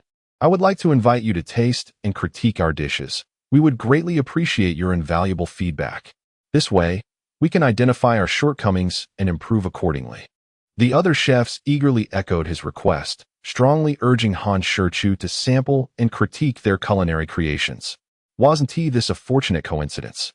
Like a pillow meeting a sleepy head? Could Han Shichu refuse? Clearly, he could not. Nodding slightly, he remarked, "If you all don't mind, I shall take the liberty of trying my hand at this." Yang Taifeng, filled with joy, shouted to the chefs, "What are you all waiting for? Quickly, get to work on your signature dishes. This is a rare opportunity." Immediately, the kitchen of Shang Shifang buzzed with fervor once again, the chefs pouring their hearts into their craft, as if invigorated. Yang Taifeng then turned to Mei Lan and said, "Manager Mei, don't just stand there. Please escort Mr. Han to the VIP room for a brief respite." Realizing the gravity of the moment, Mei Lan understood that this occasion would undoubtedly elevate Shang Shifang to new heights.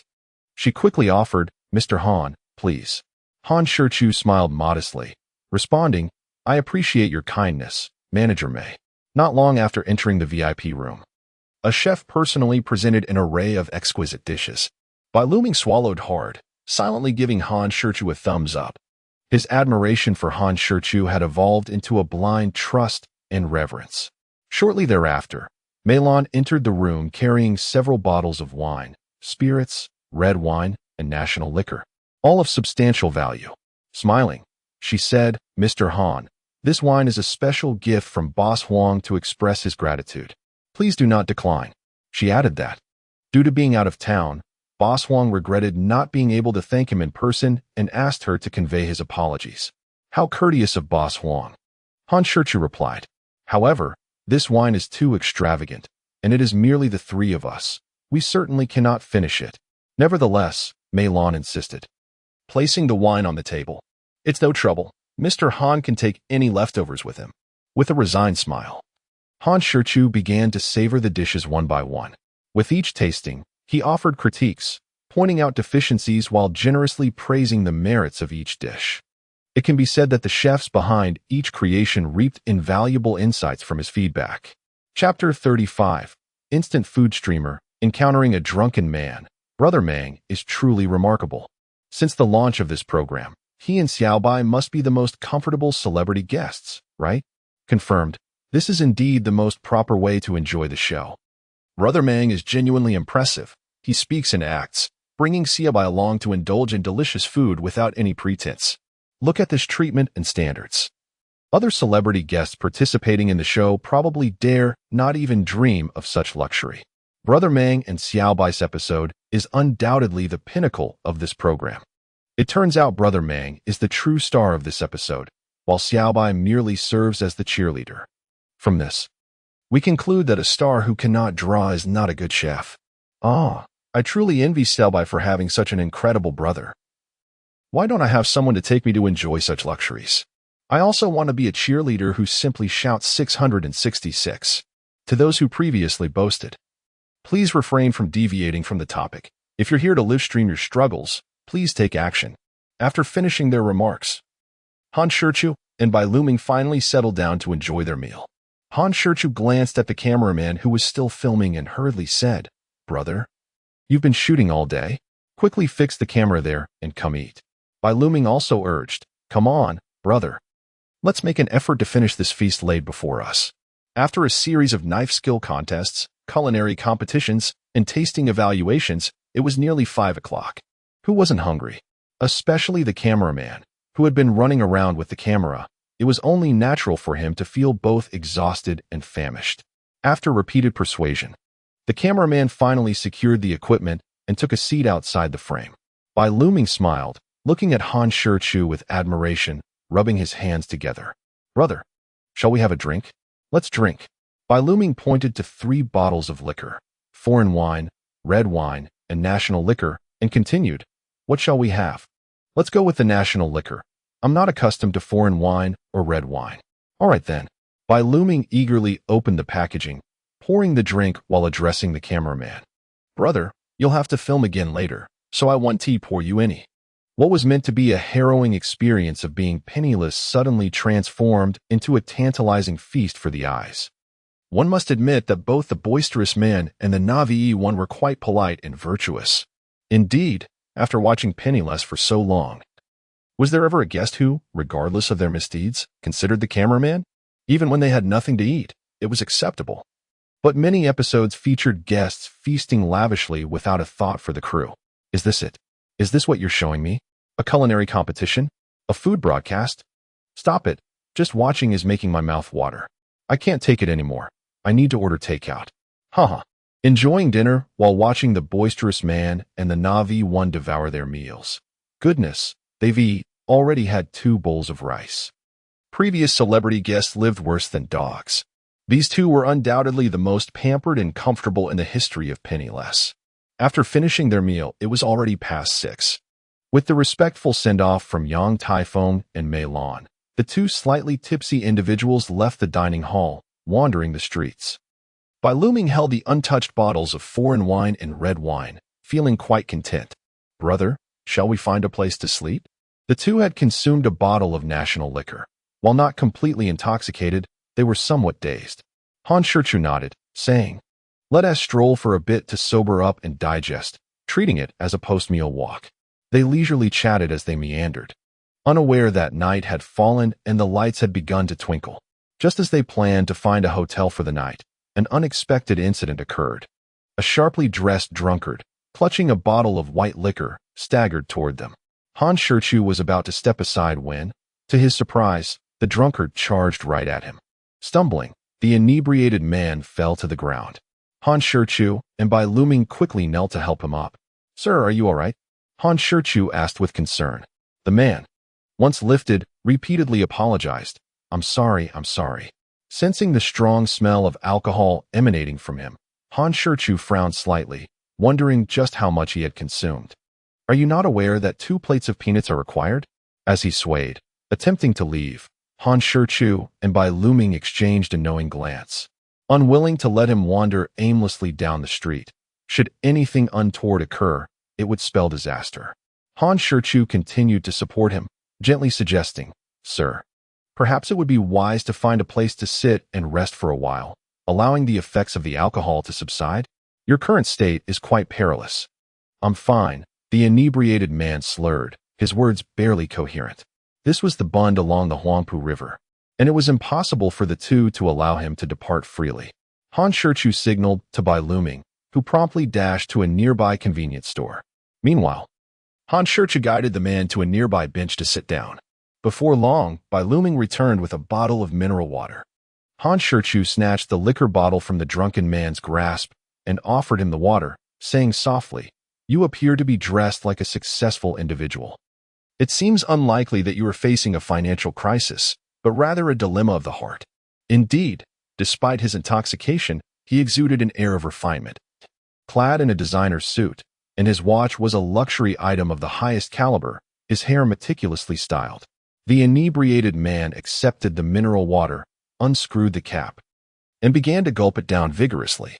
The bund was ablaze with lights, bustling with activity, far more vibrant than during the day.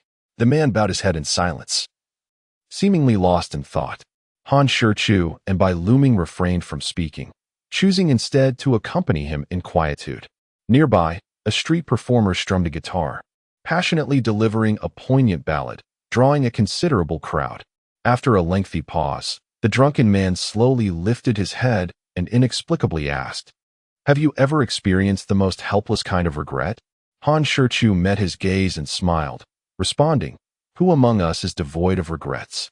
Even the most successful individuals and those with idyllic families harbor their own regrets." Bai Luming nodded in agreement, deeply resonating with the sentiment. The inebriated man shook his head, his voice gravelly as he remarked, "For a man, the most helpless regret arises from the wrong time and place, at a time when one possesses nothing, yet encountering the person one wishes to cherish for a lifetime." At this, Han Shichu recognized yet another melodramatic tale of love unfolding before him and sighed softly. Among the myriad words in the world, none wound as deeply as those of love. It appeared the drunken man had opened the floodgates of his emotions, ready to unburden himself on a Han Shichu and Bai Luming. Chapter 36. Articulating without regrets as the melancholic melody wafted through the air. The drunken man remained silent for a moment before recounting his tale. "Today, she is getting married, yet the groom is not me. And she is someone I lost by my own hand. We were college classmates, and from our freshman year, we were in love. We attended classes together, shared meals, and studied side by side. Coming from a wealthy family, she never shunned me for my efforts to work and study.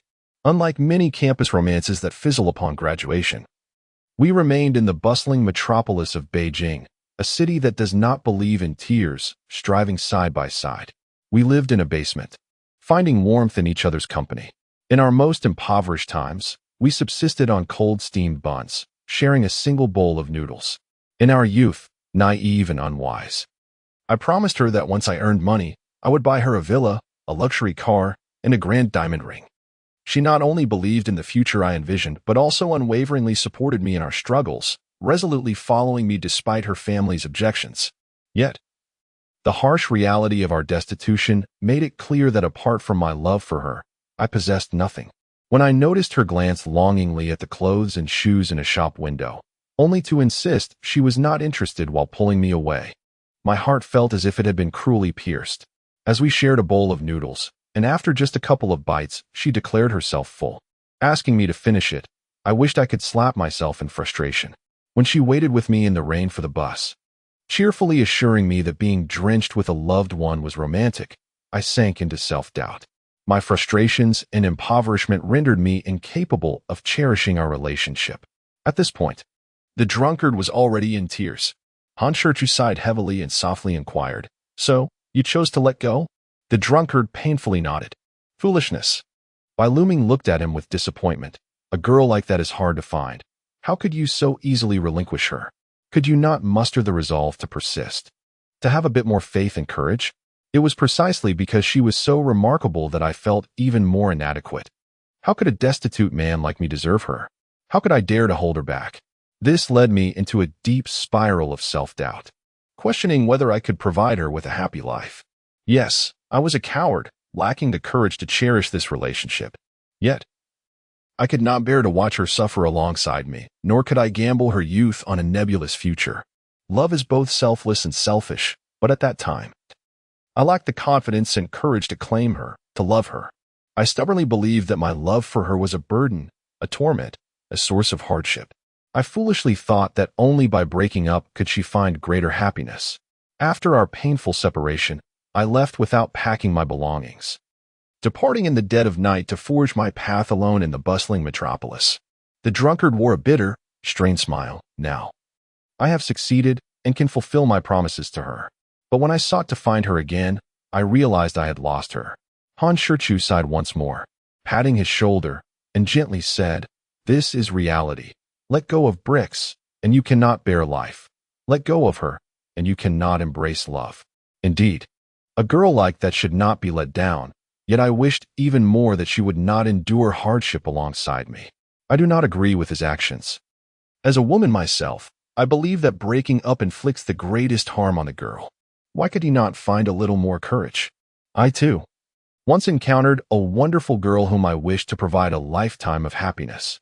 Yet, the realities of life led me to make the same choice he did. And for me, this remains a lifelong regret. Later, I possessed everything, yet I lost us. For those who have shared similar experiences, the inebriated man may have believed he made the most appropriate choice at that moment. There exists neither right nor wrong, only regret. If given the chance to start anew, perhaps one would exhibit greater courage. Han Shichu suddenly recalled a grand gift bestowed by the system, which contained a verse that resonated perfectly with the occasion. Unable to restrain himself, he recited, "In the intricate zither, there are 50 strings. Each string evokes memories of youthful years. This sentiment awaits the day of remembrance." Yet at that time, I was already lost. He did not recite the entire poem, but only the opening and closing lines. As his words echoed in the live stream, the chat erupted once more. "Wow, is this an ancient poem? Why have I never heard of it before? Goodness, the brute turns out to be a cultured individual. Eloquently expressing himself? What an elevated feeling. Is this an original poem? Is there anyone knowledgeable who can explain it? I may not understand, but I must say, the brute is impressive." The inebriated man paused slightly, then inquired, "What is the name of this poem?" Gents, beside him, by looming curiously asked, "Brother, why have I never heard of this poem? Such beautiful lines must surely be known." Han Shichu smiled gently and replied, "You have never heard of it because it just came to me in a moment of inspiration, a spontaneous creation. Let us not claim it as your own." Bai Luming was astonished, yet continued to ask, "Brother, what does this poem mean?" Han Shichu shook his head, choosing not to explain, and suddenly said, "Come, brother, let me gift you a song." With that, he pulled the inebriated man towards a nearby busker. Approaching the busker, he asked, "Excuse me, could I borrow your sound system, microphone, and guitar to sing a song?" The busker glanced at him, then at Bai Luming and the camera filming the program, and without hesitation, generously replied, "Of course." He handed over his guitar. Han Shichu took the guitar, adjusted the microphone height, and spoke softly, "I apologize for the interruption, but I wish to dedicate a song to a stranger and to the youth. In your youth, if you fall in love with someone, please do not hesitate. Treat them gently, cherish them well. It is only when you grow older that you will realize, in that fleeting moment of reflection, that a youth without resentment or regret will be free of remorse, akin to the tranquil full moon atop the hills. And do not forget that person who has accompanied you through thick and thin, without complaints or regrets, after you achieve success. If, in your most powerless years, you encounter the woman you wish to marry for a lifetime, please muster a bit more courage." With those words, Han Shichu began to strum the guitar gently. This is a song titled Youthful Promises, dedicated to everyone. The melodious guitar melody floated gracefully into the air.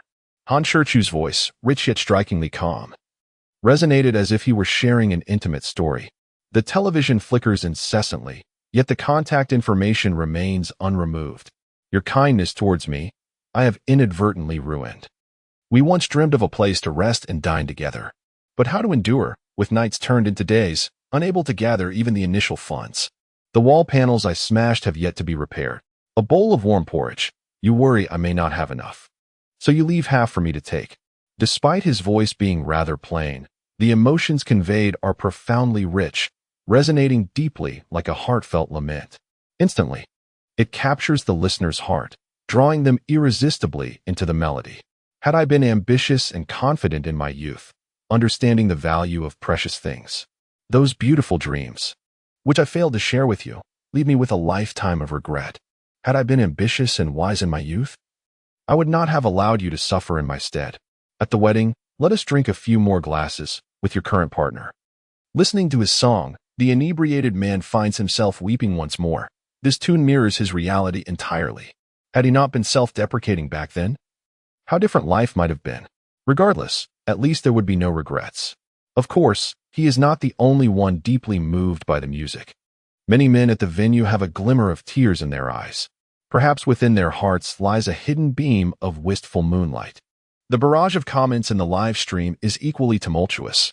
The youth has long faded, suddenly reflecting, had I understood you in my youth, had I cherished you.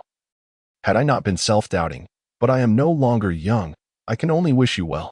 In my youth, I was not accomplished. I did not recognize what was precious and felt inadequate. While I lamented my own powerlessness, I failed to offer the unwavering girl the kindness she deserved. Now I wish to treat you with gentleness. To be accomplished in youth, perhaps it is the most beautiful aspiration of every young heart. In this nascent phase of life, a bowl of warm porridge surpasses 1,000 cups of wine. If someone is willing to accompany you through turmoil and trials, then treat them with tenderness and gather the courage to cherish this relationship while striving diligently. Forgive my inability to articulate grandiloquent phrases.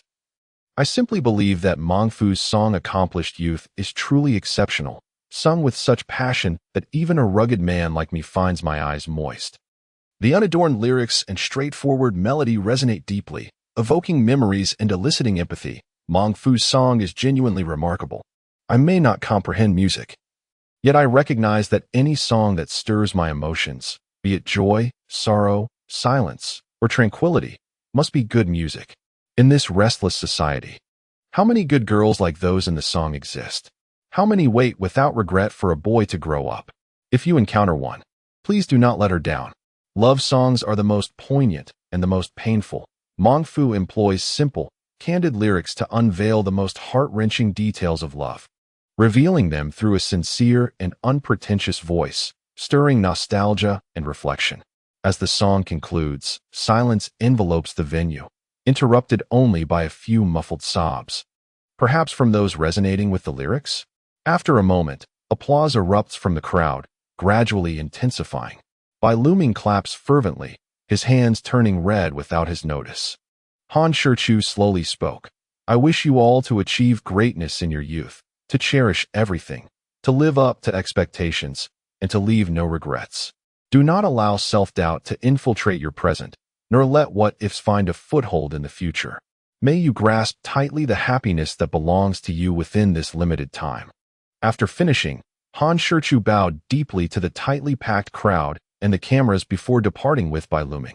Unbeknownst to Han Shichu, the real-time viewer count in the live broadcast had surged to an astonishing 12 million, and multiple topics concerning him were rapidly climbing the Weibo trending list. Masterful sketches for 100 yuan each, the reckless man challenging the culinary establishment, the remarkable knife skills of this bold figure, the transmission of traditional Chinese culture, the lost classic dishes, the correct approach to being worth a penny, and the exemplary teachings of the reckless man and Xiaobai. The ancient poem Jints and the song Youthful Aspirations by the Reckless Man, Weibo exploded, and the entertainment industry was in chaos. Entertainment companies, media reporters, professional agents, and numerous celebrity artists were all fervently seeking information on this enigmatic figure. One individual monopolizing 7 spots in the top 10 of Weibo's trending list. The sudden emergence of the reckless man had thrown the entire entertainment circle into disarray. However, the frenzy was not merely due to this. The crux of the matter lay in 2 particular trending topics that had gone viral. One was the transmission of traditional Chinese culture and the lost classic dishes, which garnered extraordinary attention and was a significant factor in the upheaval within the entertainment industry.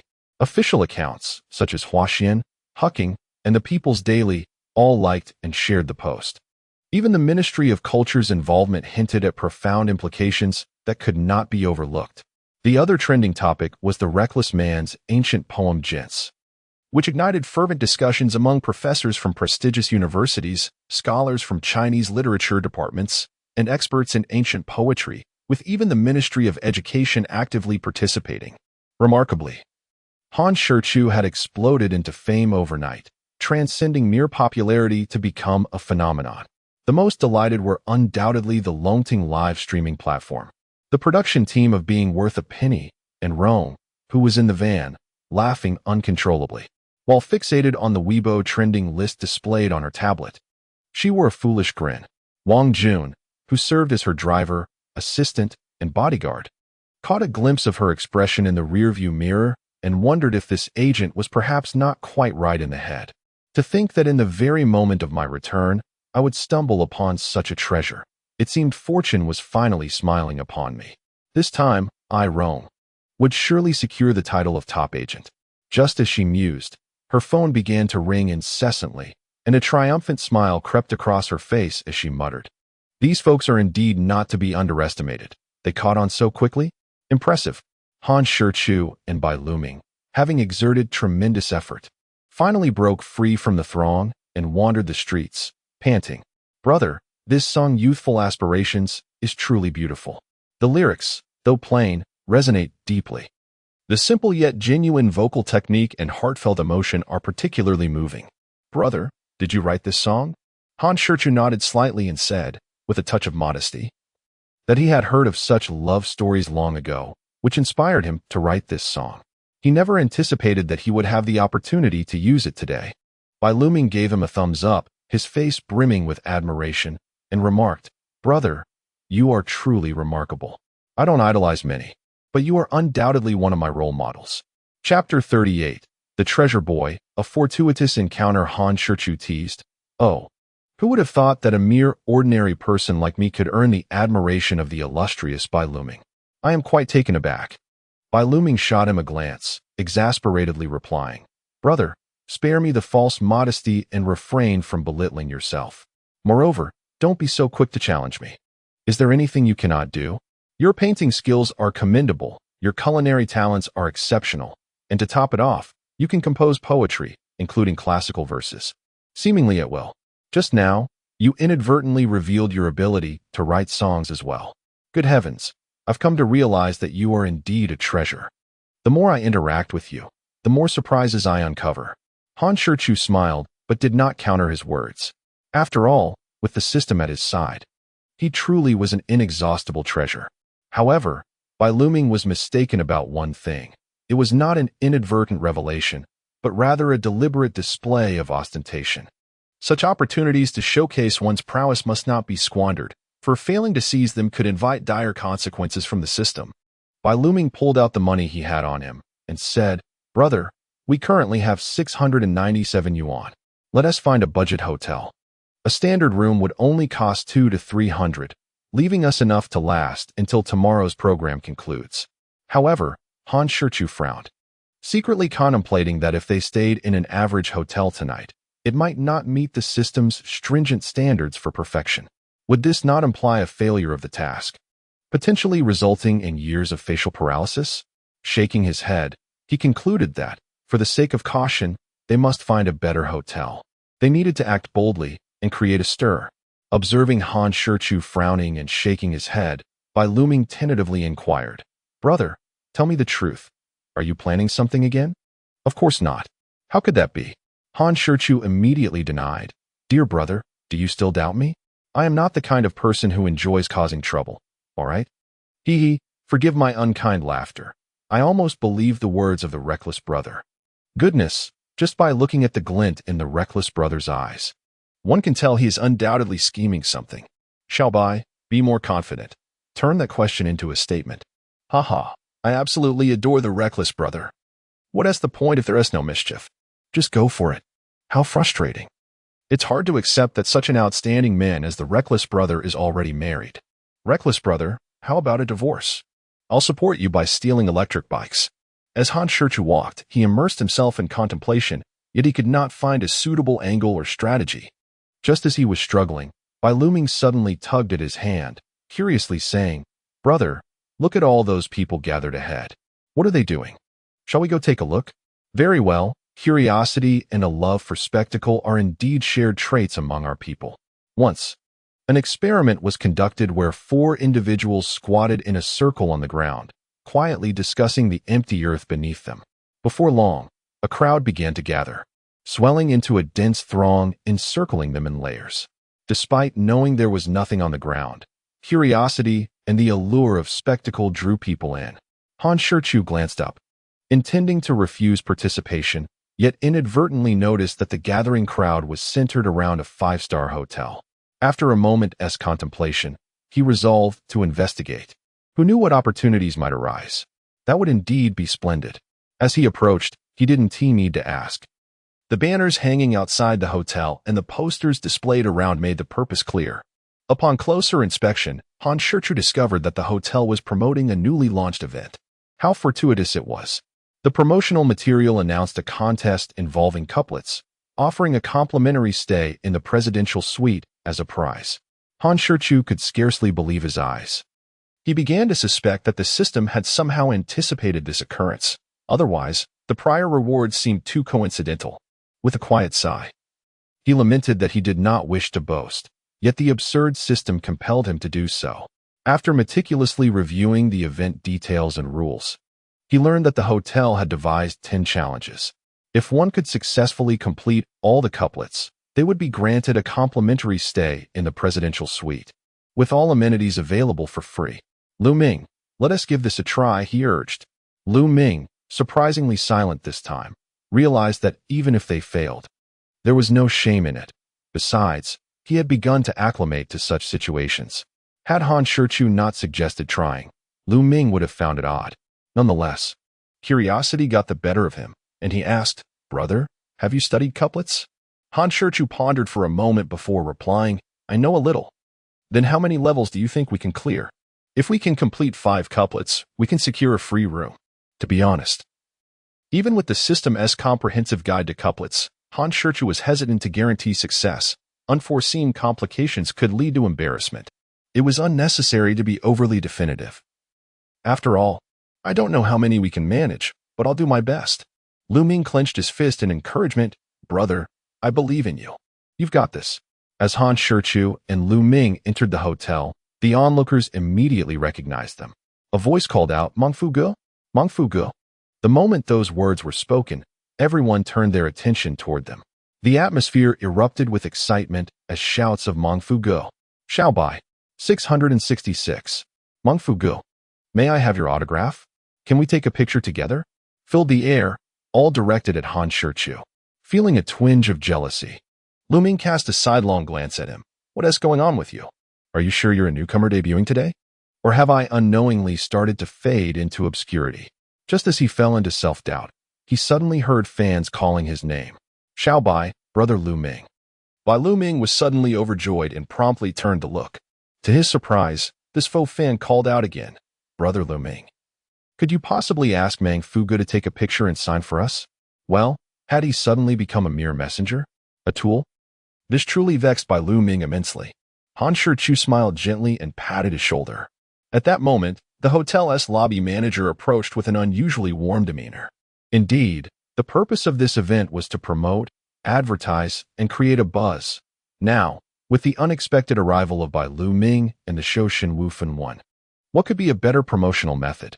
How could he not be enthusiastic? Chapter 39. A Glimmer of Understanding. The challenge begins under the arrangement of the lobby manager and hotel security. Han Shichu and Lu Ming began signing autographs and taking photos with the fans. "Oh no, I can't take it anymore. I'm in Magic City. I must rush over immediately to get a signed photo with Mengfu Ge and Xiaobai." These two are genuinely down to earth, showing no airs whatsoever, unlike other stars who, once they gain some fame, act as proud as peacocks. Exactly, it's infuriating. What do they think they are? Without us fans, they are nothing. What is there to be proud of? Chasing stars is merely a personal preference, we 1T comment. But if one must pursue stardom, let it be for those with virtue, character, and proper values. Haha, judging by this situation, does Mengfu Ge seem poised to stir things up again? Surely not. Could he possibly be outdone again by that guy? That shouldn't be the case. Didn't we hear Mengfu Ge say he only knows a little bit?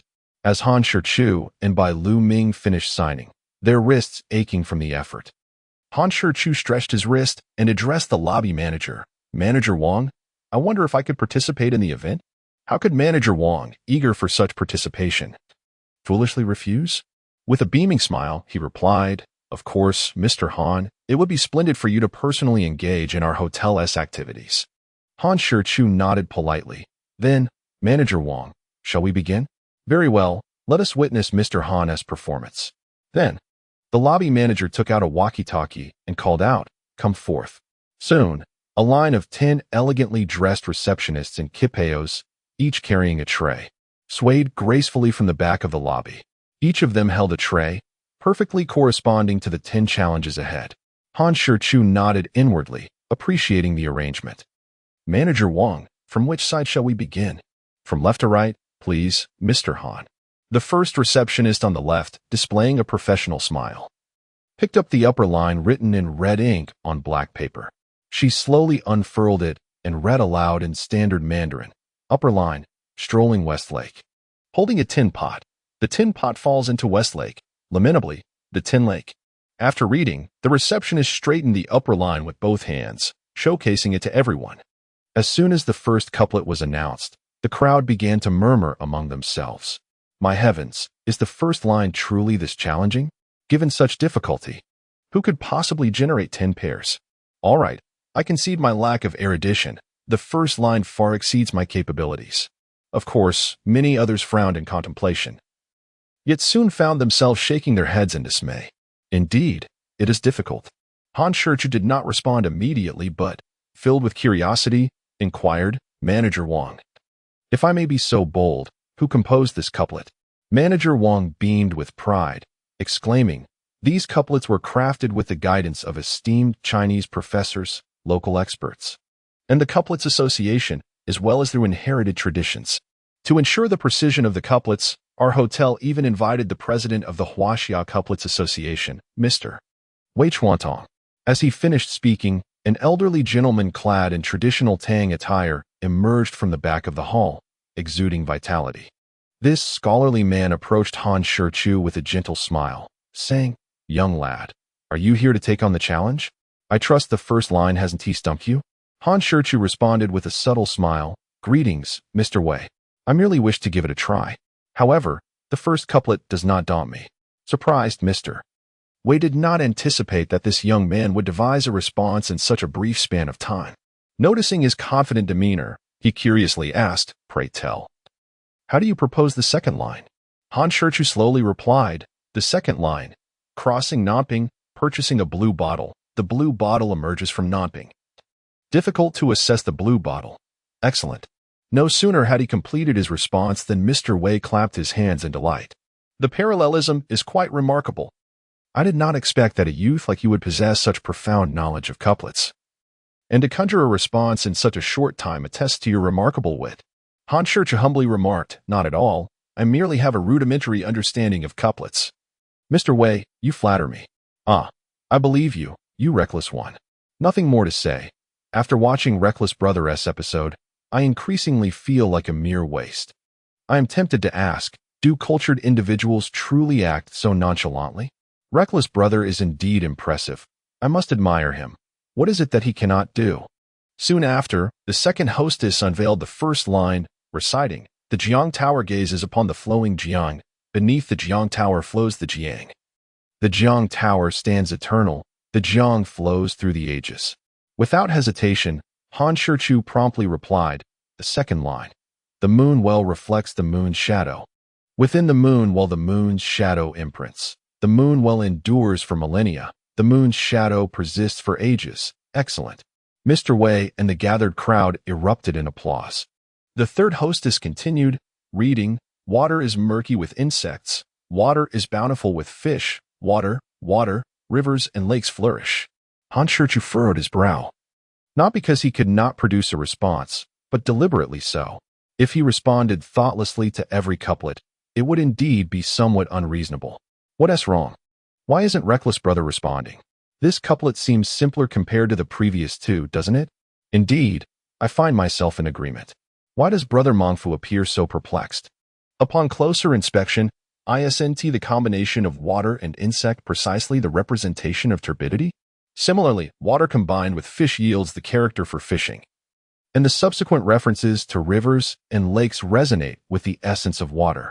Do you comprehend? Ah, I see now. This is quite challenging, isn't it? Is Brother Mongfu capable of deciphering this?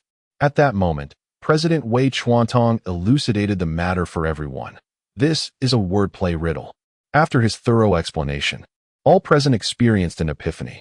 Beileming silently rejoiced at having refrained from speaking up, for otherwise, he would have found himself in an awkward predicament, appearing rather unsophisticated.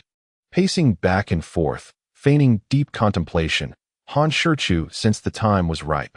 Suddenly halting, he lifted his gaze and declared, "I have it." The corresponding line, "Beneath the wood lies the root, above the wood lies the branches, wood, pine, and cypress, flourishing in the forest." This is a clever wordplay riddle utilizing the characters for water and wood as foundational elements to create an intricate combination. Logically speaking, Han Shichu's response may not be entirely precise. In terms of tonal balance, antithesis, or aesthetic quality, it falls slightly short. Nevertheless, it is still passable. Chapter 40. Honorary President, an absolute legacy. Proceeding to the fourth couplet, the upper line reads, "As the wind falls, the parasol tree sheds its leaves. The parasol tree loses its phoenix." What does this mean? Is it becoming simpler as we progress? Isn't this upper line merely a casual observation? What difficulty lies within? This cannot possibly be dissected or recombined. Is it not a mere giveaway? Han Shichu smiled faintly and replied, "The corresponding line. Pearls and jades unite. Jades unite with pearls." President Wei Chuantong, observing him, kindly advised, "Young man, are you certain you do not wish to reconsider this couplet?" Han Shichu shook his head, asserting that it was indeed a fitting match. President Wei smiled slightly. "Young man, try reading the upper line in reverse." Before he could elaborate, someone exclaimed, "Oh?" Reading it backward yields the exact same result. "Indeed," President Wei said, stroking his beard. "This is a palindrome couplet." Han Shichu, with a calm demeanor, responded, "President Wei, would you mind reading my corresponding line in reverse?" A nearby observer gasped, "Huh, it is the same as well. Remarkable." President Wei, momentarily taken aback, then nodded in approval. "Well done, young man. You possess considerable talent. I underestimated you." My goodness, is this what it means to be cultured? It feels somewhat intimidating. Indeed. What appears to be a simple couplet is, in fact, intricately layered with meaning. Impressive. Our Chinese culture is truly profound and enchanting, yet it commands respect. Goodness, I am tempted to crack open Brother Mongfu's head to discover the brilliance within. How is he so remarkable? The fifth couplet presents the upper line. As the sun sets, the fragrance lingers, freeing oneself from worldly desires. When the ceremonial attendant revealed it, President Wei Chuantong proactively remarked, "My young friend, I must remind you, this is a riddle couplet." A riddle couplet? What on earth is that? I apologize for the embarrassment I bring to contemporary students. I am ashamed to admit that I do not even know the answer to the riddle, let alone how to respond to the couplet. The answer to the upper line is simply the character for baldness. Isn't it? Goodness. That revelation has awakened the dreamer. Han Shichu nodded slightly, and then slowly spoke. The second line. When the stove is extinguished and the fire is spent, one must secure the wild horse of intention. Wei Chuantong was momentarily taken aback, unable to decide whether to laugh or cry, and replied, "Young friend, your second line is indeed correct." Han Shichu laughed heartily, urging everyone not to misunderstand or overanalyze. It was merely a coincidence. What does that mean? Are we playing a riddle here? Wise King of Carvings, please come out and explain the riddle behind Brother Mongfu's second line. Thanks for the invite. The answer to Brother Mongfu's second line is the character for donkey. Haha, no wonder President Wei was caught between laughter and tears. And no wonder Brother Mongfu had to explain it especially. The sixth couplet was perfectly matched. The seventh couplet was flawlessly paired. The eighth couplet was harmoniously aligned. The ninth couplet was exquisitely mirrored. By the 10th couplet, the audience present and the over 15 million online viewers had become somewhat numb. Han Shichu once again conquered them with his formidable prowess. President Wei jested, "Young friend, is this what you refer to as a mere smattering of knowledge? Surely, you must have some misunderstanding of the term a mere smattering of knowledge." Han Shichu shrugged his shoulders, feigning a sigh of helplessness. "Well, since everyone has discovered my little secret, I shall no longer pretend. In truth, I possess quite a bit of knowledge regarding couplets. No one, including President Wei of the Couplets Association, believed he was being ostentatious. His extraordinary talent silenced all doubts. Han Shichu nodded inwardly, thoroughly pleased with his own performance. This was the pinnacle of pretentiousness, pretending while others remained blissfully unaware, as if it were entirely natural. President Wei nodded in agreement, saying, "It is evident that young friend has indeed put in considerable effort. Forgive me for saying so. But among these couplets, there are several that even I cannot match. However, young friend Han can respond without hesitation, which speaks volumes about the depth of his knowledge in couplets. As the president of the Couplets Association, I wish to extend an invitation to young friend Han to join our association as an honorary president. May I inquire if you would accept?" Han Shichu was momentarily taken aback, completely unprepared for President Wei's unexpected invitation to join. Feeling somewhat overwhelmed, he replied, "President Wei, I would naturally be willing to join the Couplets Association, but I fear I may not be able to fulfill the role of honorary president. So I kindly ask you to refrain from mentioning it further." President Wei smiled slightly, not pressing the matter further. As long as Han Shichu was willing to join, that was sufficient. The issue of honorary president could be discussed later. Young friend, I must inform you in advance that the final couplet is a timeless masterpiece. What the heck? Isn't this hotel just trying to be obnoxious? Indeed, to present a timeless masterpiece, are they deliberately making it impossible for anyone to succeed? What in the world are they doing, a timeless masterpiece? How could you even think of that? This is indeed a bit unreasonable. It's just a presidential suite for one night, and they come up with a timeless masterpiece? The live chat was filled with complaints and grumbles, and even the crowd present was whispering among themselves with a chorus of discontent. Fortunately, the lobby manager quickly interjected, "Please do not misunderstand, and rest assured, Mr. Han. Although the exhibition report states that 10 couplets are to be presented, in reality, presenting just 9 is sufficient. The final one does not count."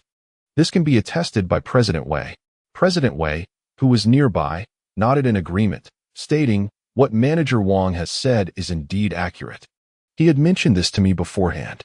Furthermore, it was I who requested the inclusion of the final couplet. I intended to discuss this matter with Mr. Han, as he has already successfully completed the challenge. Thus, I wish to convey that it is of no consequence if the last couplet does not participate." Han Shichu pondered for a moment before slowly responding, "I wonder what the final couplet is? Since I have already passed the challenge, it wouldn't hurt to give it a try, would it?" Manager Wang smiled and replied, "Of course, Mr. Han, feel free to give it a go." With that, the last hostess unveiled the couplet and read aloud. The upper line, "Smoke locks the willow by the pond." Oh my, this is indeed a classic and timeless challenge. Goodness, who could possibly respond to this? Well, this couplet is certainly beyond the capabilities of even the most audacious. Isn't this considered one of the most difficult couplets in history? Han Shichu smiled faintly, surprised that this upper line had appeared. In truth, it was not that no one had managed to respond. Rather, their attempts either involved pieced-together phrases or fell far short of capturing the essence, with some even bordering on absurdity. For instance, "Lights drape over the golden rail, Port City teppanyaki, or Shenzhen teppanyaki, rust blocks the range hood." One cannot help but marvel at the boundless creativity of netizens. Chapter 41, Presidential Suite, A Call from a Lover Naturally. There were also numerous responses that appeared commendable. For example, Cannon suppressing the C tower, which seemed to have a balanced structure but was merely a matter of word correspondence. Not only did it fail to maintain the proper tonal balance, but the specific term C tower also contradicted the generality of Willow by the Pond. A significant faux pas in couplet composition. Another example was Tea Brews from the Wall Spring, which, although harmonious in tone and visually pleasing, also violated the conventions of couplet structure. After a brief contemplation, Han Shichu slowly stated, "I have a couplet that, while not perfectly aligned, is still fairly acceptable." "Oh?" President Wei eagerly inquired, "What response does young friend Han propose?" The lower line, "Peach blossoms ignite the embankment of Jinjiang." Though this response is not flawless, it represents the best answer provided by the whimsical system. President Wei pondered for a moment, then nodded in satisfaction, saying, Although the lower line presented by young friend Han still possesses imperfections, it aligns remarkably well in terms of rhythm, imagery, and structure. If we consider Smoke Locks the Willow by the Pond to be a beautiful painting of dawn and dusk, then Peach Blossoms Ignite the Embankment of Jinjiang depicts the vibrant vitality of spring. One embodies delicate grace, while the other exudes passionate exuberance, creating a striking contrast between the two images. The only minor drawback is that Jinjiang embankment is not a universally recognized term, and Jinjiang is not as common as pond. Nevertheless, for young friend Han to produce a response of such elegance and profound imagery is no small feat. It is indeed the best lower line thus far. I may not understand couplets, but I feel that the imagery in the response from the audacious one is truly beautiful. Is there anyone else? I must ask. Is there anyone else? Even the most eloquent of historical figures would struggle to craft a couplet as exquisite as this one. Indeed, Brother Mongfu is truly formidable. How frustrating it is to be so thoroughly outwitted. Goodness, are you certain this is the penniless program? Dining at Shanghai Fang and residing in a 5-star presidential suite at Yunxi? Truly, this situation is beyond comprehension. This has catapulted the show's prestige to unprecedented heights. Who would dare to follow in such footsteps? Any celebrity or artist will inevitably be compared to Brother Mongfu and Xiao Bai. Upon entering the presidential suite, Bai Luming immediately collapsed onto the soft, comfortable sofa. He quickly rose to shower, as he was drenched in sweat. Han Shichu gently nudged him with his foot. Bai Luming climbed back up, retrieved 2 high-stemmed glasses from the cabinet, and uncorked the red wine he had brought from Shanghai Fang. Brother, let us indulge in some red wine. It will aid in sleep, he suggested. Han Shichu shook his head, replying, no more for you. You should limit yourself. Don't think that without a manager to oversee you, you can indulge recklessly. Be cautious, or you'll regret it when you return. Bai Luming chuckled nonchalantly. Oh brother, you still don't understand me. I live for today, reveling in each moment. And we can worry about tomorrow later. Ah, how carefree you are. But when you face the consequences, you may find yourself lamenting your earlier choices. Stop dawdling. Hurry and shower. I need to rinse off as well. I feel so sticky and uncomfortable. With a mischievous glint in his eye, Bai Luming teased, brother, why don't we shower together? I can give you a back scrub. Get lost. Thankfully, this presidential suite boasted multiple bathing facilities. Otherwise, one could only wonder about the potential for awkward situations. Men are typically quite efficient with showers, lacking any fondness for baths. So both emerged from their respective showers nearly simultaneously. Just as they stepped out, Han Shichu's phone rang. Upon glancing at the screen, he saw it was a video call request from his superior. However, Han Shichu knew it was most likely from the immature one. A gentle, blissful smile graced his face. Seeing this expression, Bai Luming's curiosity and penchant for gossip ignited instantly. Brother, look at that warm, gentle smile. It must be your wife calling, right? Han Shichu shook his head, saying, it's my lover, my little lover. Goodness, you're so unabashed in front of the camera. Is it so brazen to seek a lover? Bai Luming stared at him, momentarily at a loss for words. The chat in the live stream erupted immediately. Wow, Mongfu is indeed Mongfu. Can't he conceal anything at all? Heavens, is it truly so shameless to seek a lover? Alas, I finally encounter a talented star I admire, only to discover he is a scoundrel. How disappointing. What a tragedy. Is my journey of fandom already over before it even begins? Hey, if Brother Mongfu is indeed a scoundrel, does that mean I have a chance? Quickly, Brother Mongfu. Come charm me without any strings attached. My fellow fans, let us go. Brother Mongfu, if you have the courage, come at me. Whatever skills you possess, I can withstand. The reaction of Bai Luming was entirely captured by Han Shichu, and his thoughts were not concealed from Han Shichu either. Han Shichu merely smiled slightly, deeming it unnecessary to elaborate, as the truth was evident once the video call was connected. There was no need to waste words. Upon connecting the video, the screen indeed displayed the adorable little child. Before he could speak, the chatty little one eagerly exclaimed, Daddy, Daddy, do you miss little Tangyuan? Hearing the soft, sweet voice emanating from the speaker, everyone suddenly understood. Bai Luming could hardly contain his excitement as he leaned closer. It turned out to be his little niece, which startled him. Han Shichu shot him a disapproving glance and retorted, "It's you who's not pure of heart. Little Tang Yuan, Daddy misses you dearly." "Do you miss Daddy?" "I do. I really do. I watch Daddy on TV all day." Han Shichu did not try to hide the truth, and Bai Luming naturally saw little Tang Yuan on the screen. Unable to restrain himself, he exclaimed, "Wow, my niece is truly adorable, like a porcelain doll.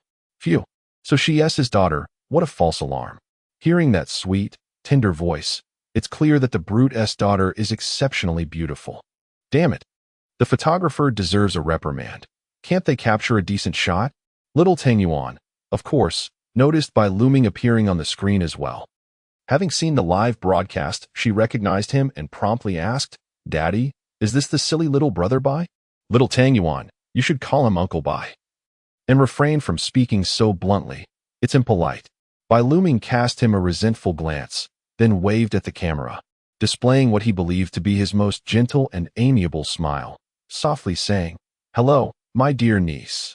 Little Tang Yuan scrunched her brows and pouted, "Uncle Bai? My name is Little Tang Yuan, not niece." Bai Luming did not explain but complied. "All right, Little Tang Yuan, you are truly adorable." Chapter 42, A Fable.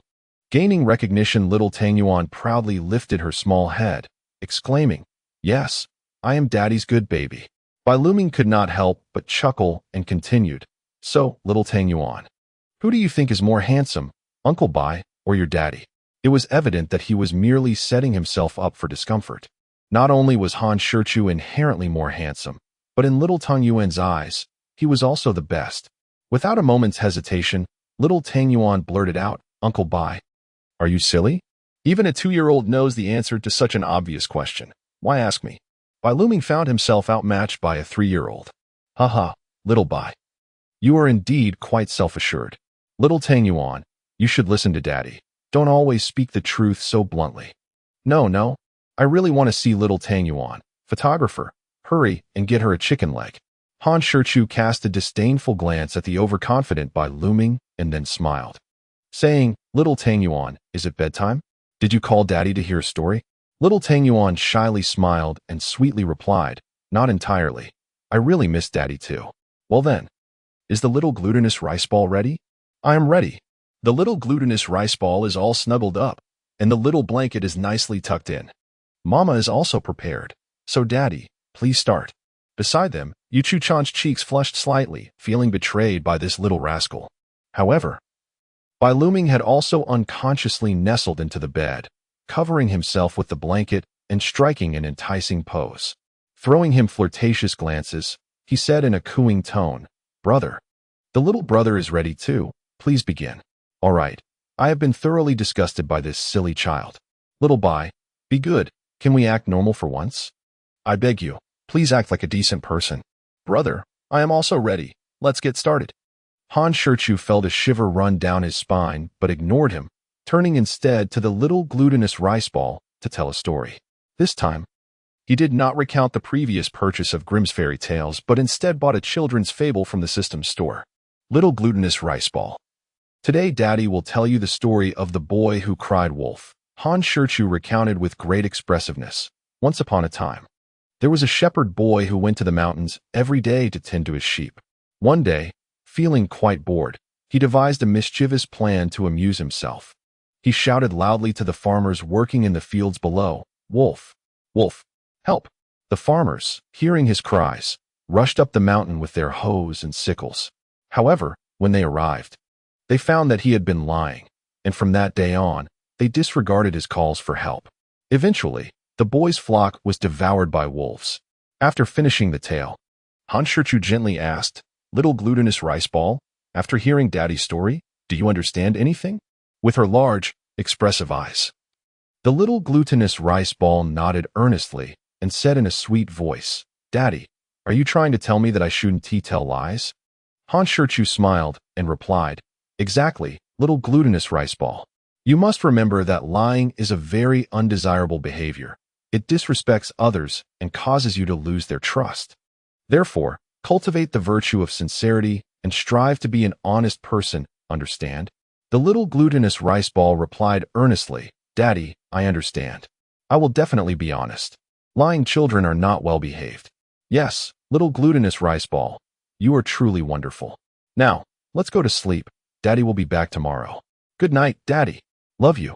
The little glutinous rice ball blew a kiss and made a heart gesture before ending the video call. This children's story is quite lovely and carries a meaningful lesson. Teaching through entertainment, what else can you not do, brother? I must share this fable with my child. It truly is delightful. Thank you, brother. I am always worried about bedtime stories for my child. This story is fantastic, and its moral is easy to understand. Children will grasp it immediately. Can you tell more stories like this, brother?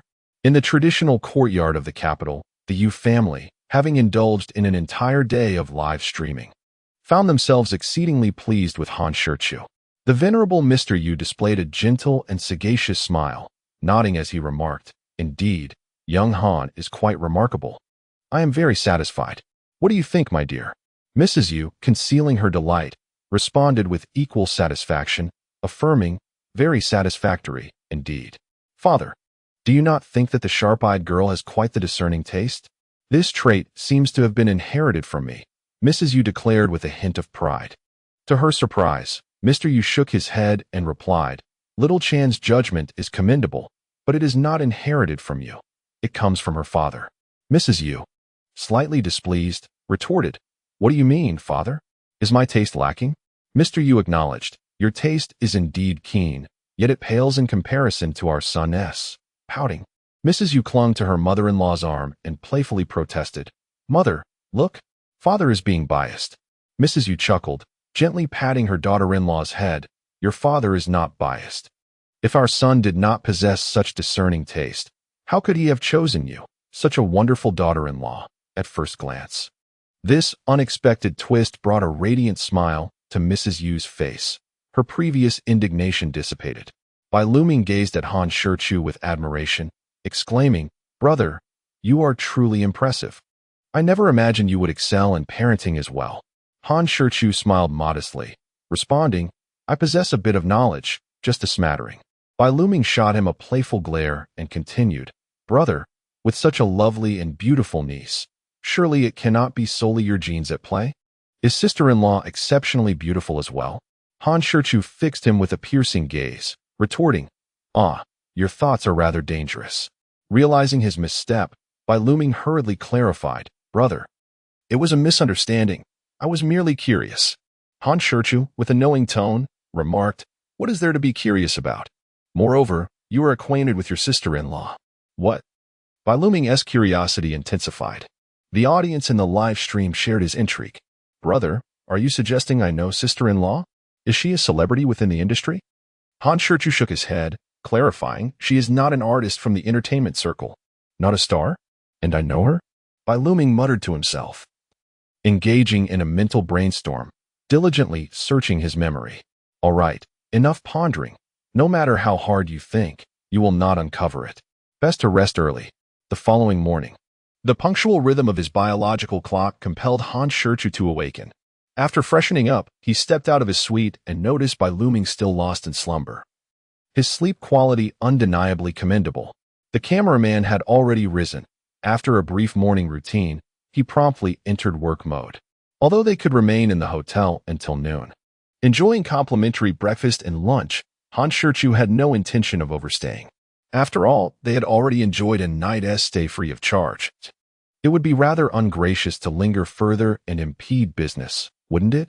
Moreover, such an approach did not align with the desired effect of the program. Seated on the sofa, sipping complimentary mineral water, he refrained from indulging in more expensive beverages. He pondered on how to stir things up next. Just then, a mechanical voice echoed coldly in his mind. "Congratulations, host, on repaying your debts and successfully surpassing 1,000,000 popularity points. As a reward, you are granted one lottery chance. We hope you will continue your efforts." What a delightful surprise. Han Shichu had never anticipated that his popularity points would exceed 1,000,000.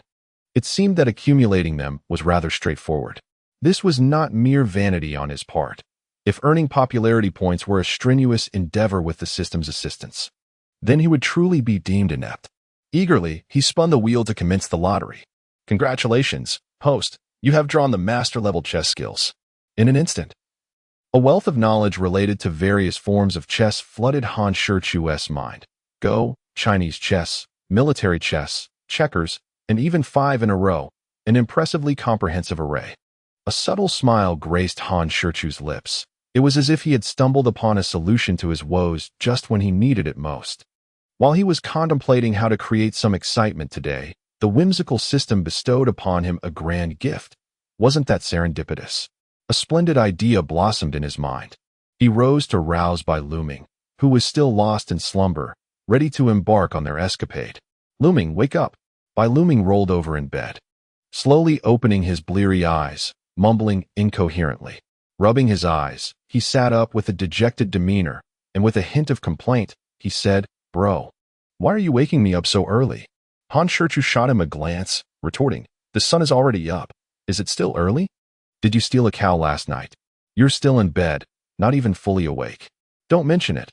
I had insomnia, Bai Luming replied, his expression one of distress. What could a young man possibly lose sleep over? I kept wondering who my sister-in-law is, he lamented. But no matter how much I pondered, I couldn't figure it out. The more I tried not to think about it, the more it consumed my mind. Han Shichu smiled knowingly, patting his shoulder gently. Brother, don't dwell on it. Knowing one bring you peace. Bai Luming looked puzzled, asking impulsively, why not? Because once you know, you will certainly regret it. After a moment of contemplation, he still failed to grasp the meaning behind his words, so he decided not to dwell on it any longer. His eyes darted around as he dressed, casually shifting the topic. Bro, what kind of person is my sister-in-law?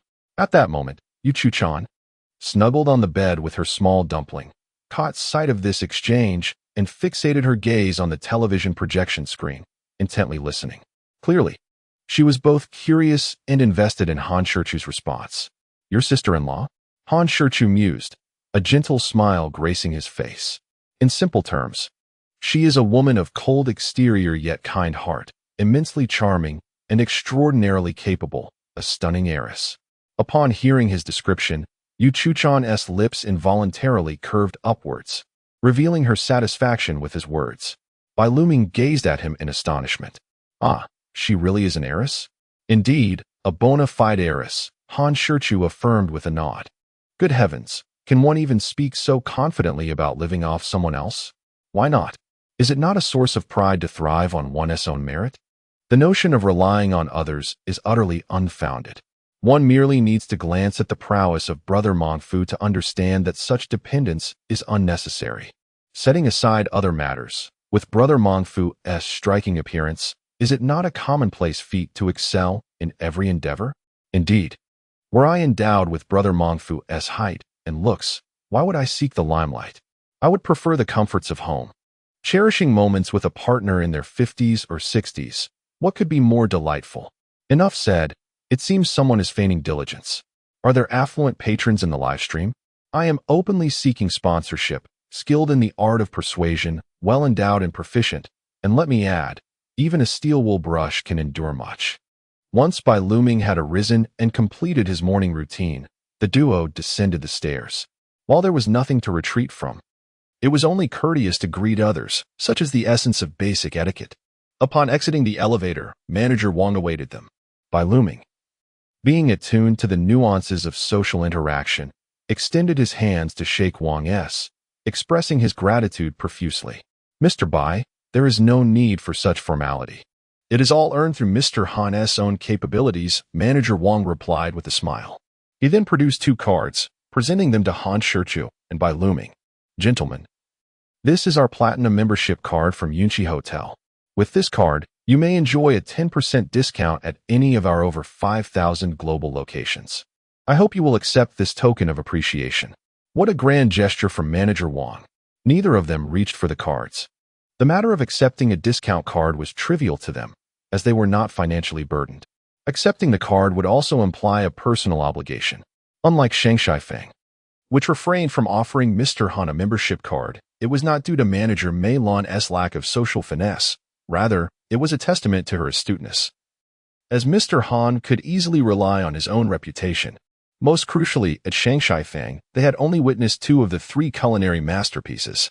While Manager Mei Lan was willing to present the esteemed national liquor, She withheld the third delicacy, her own brewed peach blossom wine. It is not difficult to speculate that her true intention was to entice Mr. Han to return. Should Mr. Han revisit Shangshifang, Manager Mei Lan would undoubtedly offer her peach blossom brew. One must recognize the countless advantages Mr. Han had bestowed upon Shangshifang with each visit. Manager Wang smiled gently, stating, "Gentlemen, there is no need for concern. It is merely a membership card, a small gesture of goodwill. Please do not take offense." As the manager of an internationally recognized five-star hotel, Han Shichu and Bai Luming felt it impolite to decline further and accepted the cards. After exchanging pleasantries, Manager Wang accompanied them out of the hotel. Bai Luming, holding the remaining bottle of fine wine, inquired, "Brother, where are we headed next?" Chapter 44, Mischief in the Park. A game of chess. Han Shichu's eyes sparkled with mischief as a mysterious smile graced his face. He replied with an air of profundity, "Just follow me." Bai Luming, filled with admiration and unwavering trust in him, asked no further questions. Why bother with unnecessary worries?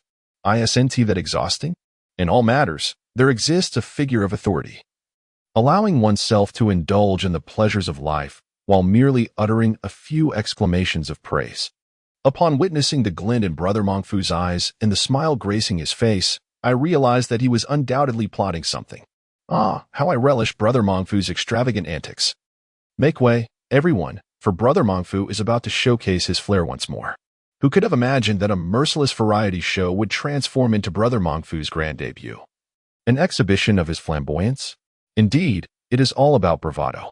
Han Shichu, accompanied by Bai Luming and the cameraman, made their way to the largest park nearby. On weekends, young people either laze about at home or engage in romantic escapades. Thus, the park is predominantly populated by the elderly. Some are exercising, others dancing, while some partake in tea drinking and lively conversations, and there are those engrossed in chess. Bai Luming, with a look of confusion and curiosity, inquired, "Brother, what are we doing at the park?" Han Shichu smiled knowingly. "We are here to mooch off lunch." "What? Mooch lunch? In a park? How does one do that?" Bai Luming asked incredulously. "Brother, I've read quite a bit. Don't think you can deceive me." Han Shichu chuckled, "With your intellect. Do you truly believe that I could fool you?" Receiving such backhanded flattery, Bai Luming nodded with pride, realizing that indeed, deceiving him would not be an easy feat. This foolish Bai Luming, is he truly unaware of his own naivety? With his demeanor, were he to be sold by Brother Mongfu, he would likely assist in counting the proceeds. Good heavens, does this fellow possess no self-awareness? Who granted him the audacity to utter such words? Step forth, I promise not to harm him. Bai Luming continued, "But brother, how can we mooch lunch in the park?" "Fear not, my dear brother, for I have a clever plan," Han Shichu replied, patting his shoulder. "Here is the plan, Bai Luming. Go find a breakfast shop and buy some buns. We ought to quell our hunger." "All right, brother," Bai Luming responded and prepared to depart. "Ah, wait. Do not forget the cameraman. Make sure to buy more," Han Shichu reminded him. Bai Luming waved his hand dismissively, without turning back. "Rest assured, brother, I know." Watching him fade into the distance, Han Shichu sighed, shaking his head, realizing that this simpleton was utterly inept at anything beyond acting. Surveying his surroundings, Han Shichu's gaze landed upon a pavilion not far away. Inside, a group of elderly gentlemen was gathered, engrossed in a game of chess. As he approached and observed the chessboard, it was evident that the game was nearing its conclusion. On the left side, seated on a stone bench, was a plump elder clad in a typical elder's tank top, loose shorts, and slippers, his beer belly protruding as he furrowed his brow in thought, clearly troubled by the unfavorable turn of events. Opposite him, on the right stone bench, sat an opponent dressed in a short-sleeved silk tank suit, sporting reading glasses, with his graying hair meticulously styled, indicating that he was a man of considerable pride in his appearance. As for him, he appeared rather relaxed and leisurely, holding a fan in his hand and idly waving it. Occasionally, he would take a sip from his thermos, neither urging anyone nor showing impatience, instead waiting with great patience. Han Shichu cast a casual glance at the chessboard and immediately discerned that the rotund elder on the left was undeniably on the verge of defeat, likely to struggle through just 2 more moves before being checkmated. Sure enough, after 2 moves, the elder in traditional attire boomed. Checkmate. The game had come to an end. The chubby elder, begrudgingly, remarked with indignation, "I was careless this time, old Chu. Let us have another match, and I shall utterly vanquish you." The elder in traditional attire shook his head and replied leisurely, "Old Wong, to be honest, your chess skills are rather lacking. Not only would you struggle against me, but even my granddaughter could easily defeat you." Elder Wong wished to retort but found himself utterly powerless, for old Chu's words held a kernel of truth. With a resigned sigh, old Chu shook his head, lamenting how difficult it was to find an opponent of equal skill. Loneliness, indeed, is a heavy burden for one who is invincible. Though it may sound somewhat pretentious, his sentiment was an undeniable reality. In this park, old Chu had become a true master, having soundly defeated nearly every player, regardless of their skill level. Instantly, the onlookers, all elderly gentlemen, exhibited expressions of discomfort, likely recalling their own past defeats. Han Shichu smiled slightly and said, "Elder, may I learn a few moves from you?" Old Chu looked up at him, skeptical. "You? Young man, do you know how to play chess?" "I know a little," came the reply, somewhat modestly. Upon hearing this, I could almost foresee the outcome. "Well then, old Chu, take care. It's hard to say, but I can't shake the feeling that our young friend may have bitten off more than he can chew this time." From the previous game, it was evident that old Chu's chess prowess was formidable, likely at least at the level of a first-class player. Indeed, based on my professional assessment, this elder's skills undoubtedly reach that of a first-class player. Quite impressive. Haha, since everyone agrees, I can rest easy. It seems our young friend is destined for a rather embarrassing defeat. For some reason, the thought of our young friend facing a setback fills me with excitement. After a moment of contemplation, old Chu glanced at Han Shichu and then at the onlookers, perhaps tired of repeatedly defeating the same group, which brought him neither novelty nor a sense of achievement. He graciously nodded and said, "Very well, I shall indulge you with a match." After agreeing, Elder Wong rose and voluntarily vacated his seat. Han Shichu offered him a polite smile as he sat down slowly, beginning to rearrange the chess pieces. He refrained from making any demands or wagers, as he was in no hurry.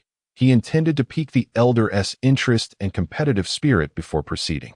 Old Chu gestured to him, courteously stating, "Young man, you may take the red pieces and make the first move." Han Shichu smiled gently, yielding, "Elder, please. I insist you go first." However, the elder shook his head and obstinately declared, "Rules are rules. The red pieces move first." Indeed, he was a man of principles, devoted to tradition. In Chapter 45, The Quiet Strategy, inviting you into the trap, Han Shichu no longer hesitated or feigned politeness. He initiated the game with a seemingly conventional screen horse opening, which, while appearing standard, was imbued with subtlety and remarkable adaptability. Given that it was his first chess match and he was playing against an elder, Han Shichu could not afford to be overly aggressive from the outset. Most players tend to open with a cannon, believing such a move to be forceful and direct, immediately threatening the opponent's formation. However, to the discerning eye of both the opponent and the audience, this approach reveals a lack of sophistication and decorum.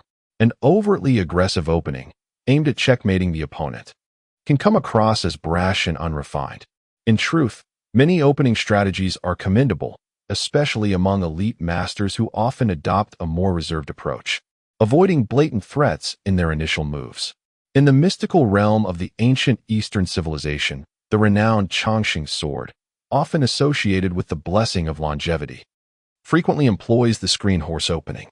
Although the Overlord's spear embodies a domineering style, it too often begins with a flying elephant to seek transformation. The swift knife, a deadly tactic, serves as a guide, maneuvering the horse in all directions, while the poison dagger enters the fray to disrupt and control. These are all admirable opening strategies. Such is the nature of professional competitions, not to mention the casual enjoyment of the game in private. Harmony, respect, and camaraderie through chess are truly commendable virtues. In the first match, Han Shichu had no intention of mounting a fierce assault. Rather, he aimed to vanquish his opponent subtly, akin to boiling a frog in warm water, beginning his strategic setup from the very start. If one could not discern his strategy, It would be all too easy to fall into his carefully laid trap beneath his seemingly soft and chaotic playstyle.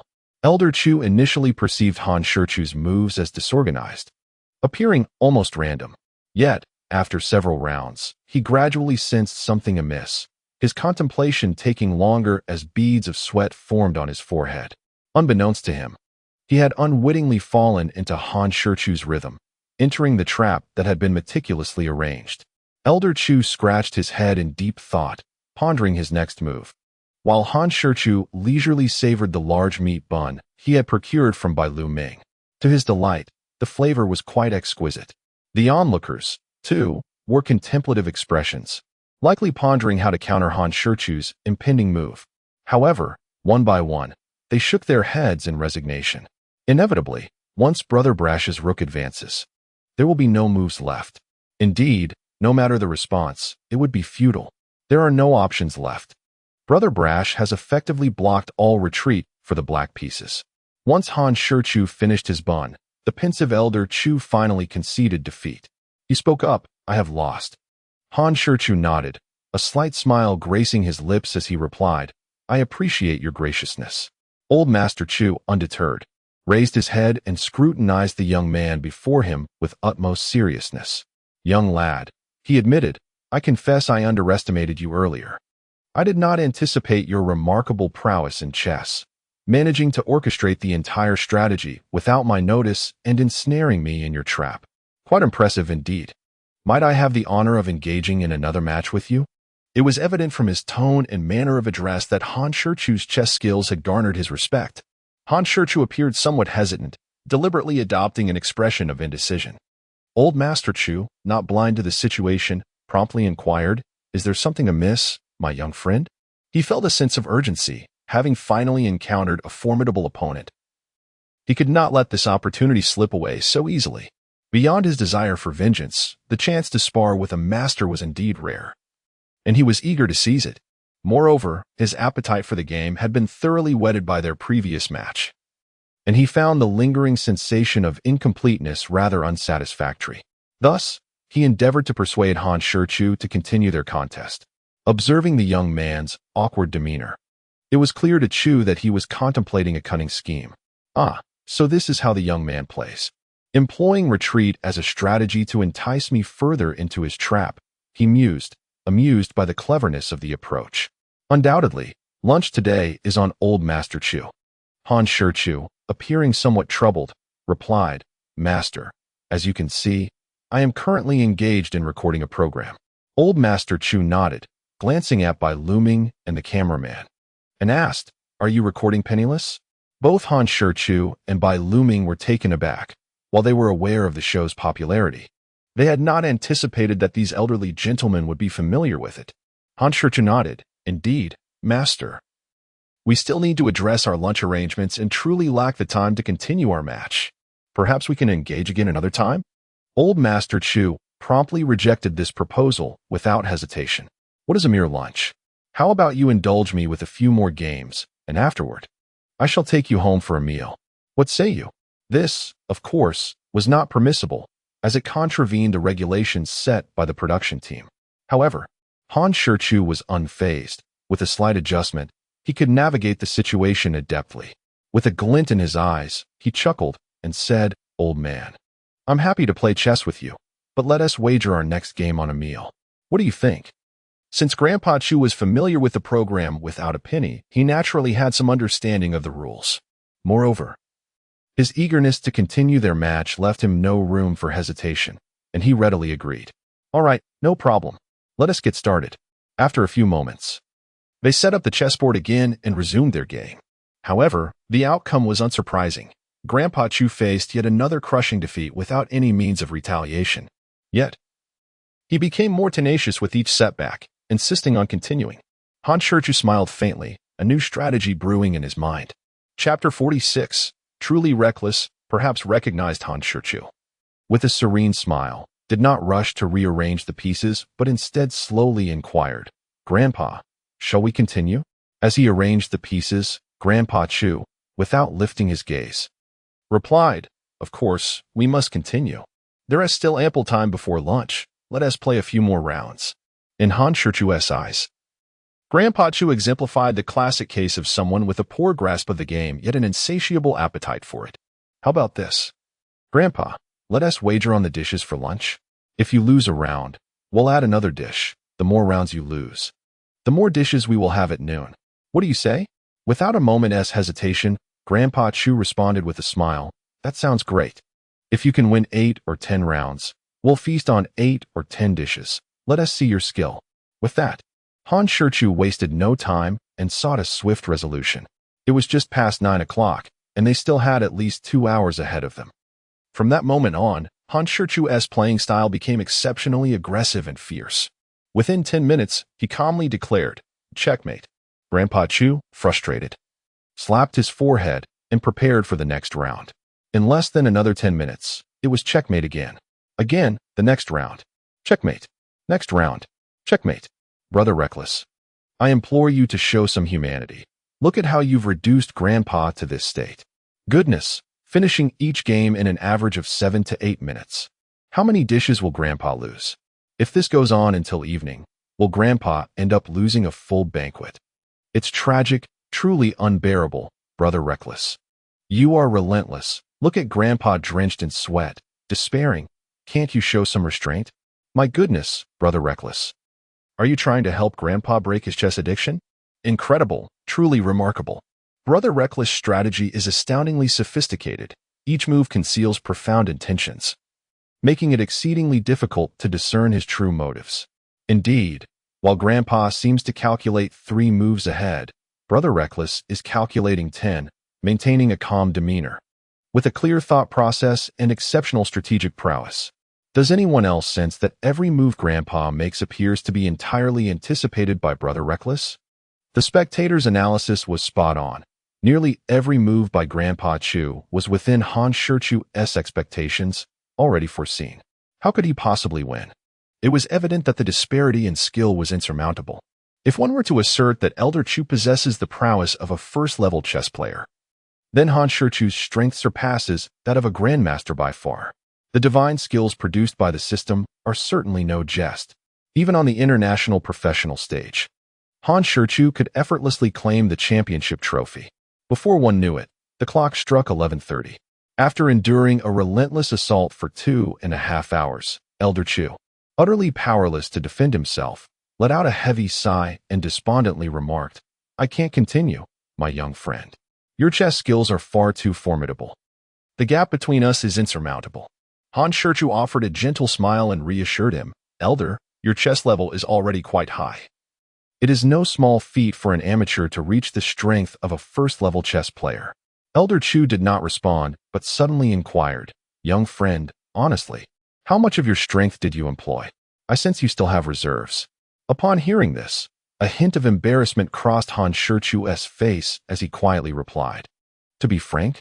Elder Chu nodded, eager to understand the extent of their disparity. "Less than 20%. Elder Chu stared at him, dumbfounded. The onlookers were equally astonished. "So, less than 20% of your strength utterly devastated Elder Chu, who possesses the ability of a first-level chess player. That is truly remarkable." Truthfully, after a prolonged moment of shock, Elder Chu fixed his gaze upon him and asked. Han Shichu earnestly nodded. A wry smile appeared on Elder Chu's face as he took a deep breath and slowly said, "A grandmaster?" Han Shichu shook his head and, with an audacious tone, declared, "I do not know my exact ranking, but a grandmaster cannot defeat me." While this statement might seem arrogant, it is undeniably the truth. The surrounding individuals could not help but gasp in disbelief. Based on the strength Han Shichu had just exhibited, the crowd felt he was not merely boasting. "We knew that mighty brother was strong, but I never imagined he was this formidable, truly impressive." If I remember correctly, the highest rank for professional players is indeed the Grandmaster, right? Clearly, mighty brother's chess abilities have transcended the technical levels established by the Chess Association. Isn't this a bit exaggerated? If one were to say mighty brother has the strength of a Grandmaster, I might believe it. But his tone and demeanor just now clearly indicate he regards grandmasters with disdain. Goodness, this fellow is indeed audacious. I shall promptly notify the Chess Association's professional players on Weibo. Unbeknownst to Han Shichu, the candid truth he had just spoken would spark a significant uproar. Elder Chu gradually rose to his feet, a warm smile gracing his face as he said, "Young friend, it is getting late. Shall we?" "Thank you, Elder. A bet is a bet, but you truly are ruthless, having won a full 20 dishes from me." Han Shichu chuckled. "It was merely a jest, Elder. Do not take it to heart. A simple meal will suffice." However, Elder Chu shook his head stubbornly and insisted, "That will not do. A man of honor must stand by his word. How could one go back on their promise?" Indeed, he is a stubborn old man with strong principles. And Han Shichu found himself at a loss for words. However, it mattered little. Since the old gentleman was enjoying himself in this park, he must reside nearby. And anyone living in such proximity could only be either affluent or distinguished. As anticipated, Grandpa Chu led them into a luxurious and upscale community nearby. While they walked, Grandpa Chu suddenly remarked, "Speaking of which, my granddaughter, you might actually know her." "Really?" Han Shichu and Bai Luming exclaimed in surprise. Bai Luming eagerly inquired, "Is your granddaughter also in the entertainment industry?" Grandpa Chu nodded. "Indeed, my granddaughter is a singer." "Who is she?" Bai Luming asked with palpable curiosity. Grandpa Chu smiled slightly. "You'll find out when we get home. She happens to be there these days." After a brief pause, he continued, "Today, you are in for a treat. My granddaughter's culinary skills are truly exceptional." Han Shichu and Bai Luming exchanged glances, their faces reflecting a strange expression, yet neither dared to voice their thoughts. Who could it be? There are so many singer-songwriters with the surname Chu. What does it matter? We'll find out soon enough. No need for wild guesses. Haha. I wonder what Grandpa would think if he knew the culinary prowess of Brother Mongfu. Just imagining it is amusing. Goodness, if Grandpa had watched yesterday's live stream, he would surely refrain from boasting about his granddaughter's cooking in front of Brother Mongfu. Haha. Chapter 47. Successfully Securing a Meal. Senior Sister the Celestial Queen Han Shichu furrowed his brow slightly, expressing concern as he softly asked, "Grandpa Chu, since your granddaughter is also a public figure, wouldn't our open visit expose her address?" "Not at all. The security measures in the community are quite robust, and ordinary people cannot easily enter." Even so, Han Shichu turned to the cameraman and said, "Could you please point the camera downwards for now? Avoid capturing which building or unit we're in." The cameraman nodded in understanding. Although it was not a villa, it was a spacious flat with 1 unit per floor. The price of such a luxurious flat in this prime location was beyond imagination. Of course, for Bai Luming, a rising star, it might not be a significant matter, but for Han Shichu, who was struggling financially, it felt utterly unattainable. At least for the time being. Just as Grandpa Chu prepared to input the door lock code, the door unexpectedly swung open. A stunning figure clad in loungewear appeared before them. "Senior Sister?" Bai Luming exclaimed. Indeed, the one who had opened the door was none other than Chu Wanji, the acclaimed diva of the music industry and a key pillar of Dayu Film and Television Media Company. Having achieved the title of Queen of Song before turning 30, her prowess was evident. In the presence of an industry veteran and a cornerstone of their company, Han Shichu did not dare to be presumptuous and promptly greeted her. "Senior Sister." Chu Wanji's beautiful visage broke into a warm smile as she gently replied, "Welcome, my dear junior brothers, to my home." Neither they nor the millions of viewers online could have anticipated that Grandpa Chu's granddaughter was indeed Chu Wanji. What a remarkable coincidence! What does this signify? The convergence of the 3 giants of Dayu? However, Bai Luming and Han Shichu cannot yet be considered the stalwarts of the entertainment industry. Han Shichu is merely a newcomer who has just debuted, while Bai Luming can only be regarded as a leader of the new generation, still significantly distant from the established superstars. "Wanji, are you planning to go out?" Grandpa Chu inquired. Wanji smiled gently, waving her phone to indicate that she was watching a live broadcast. "Grandpa, are you trying to put your granddaughter in a bind? 20 dishes. How long will that take me?" A hint of embarrassment flickered across Grandpa Chu's face. "Wanji, this cannot be blamed on me. It is simply that this young fellow is exceptionally talented." Upon entering the house, Wanji produced 3 pairs of brand new slippers and handed them to them. "You 2 disciples sit down and take a rest. I will prepare the meal. Feel free to treat my home as your own." Bai Luming promptly responded, "All right, sister." Just focus on your cooking. You needn't mind us. Han Shichu also chimed in. Sister, do you need any assistance? Of course, Wan Ji replied with a slight smile. With you being such a culinary master, how could I dare to show off? Let me assist you. All right then. Our sister is quite straightforward. What's the matter? Grandpa Chu asked, puzzled. From what Wan Ji just said, young friend, are your culinary skills quite remarkable? Wan Ji playfully responded, Grandpa, perhaps you should revisit yesterday's recorded broadcast. You boasted about my culinary skills in front of Han Shichu. Do you know how embarrassed I felt while watching the live stream? Grandpa Chu appeared surprised. Is it really that impressive? Han Shichu dared to challenge the cooking establishment and completely won over the chefs there. So, Grandpa, what do you think? Hearing this, Grandpa Chu was initially taken aback, then forced to smile, revealing his embarrassment.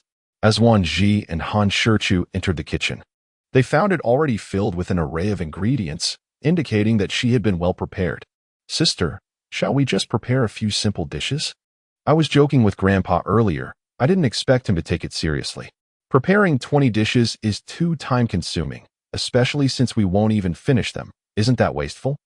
Wan Ji laughed and said, All right, disciple, you decide on a few dishes, and I'll sample your culinary skills.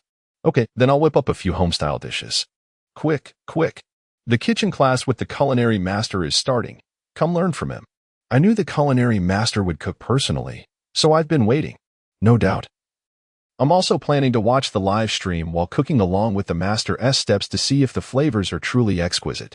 While washing vegetables, Wan Ji asked, Han Shichu, your manager is Sister Rong, right?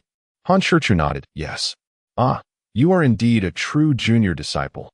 My previous manager was also Sister Rong, but she eventually retired from the industry.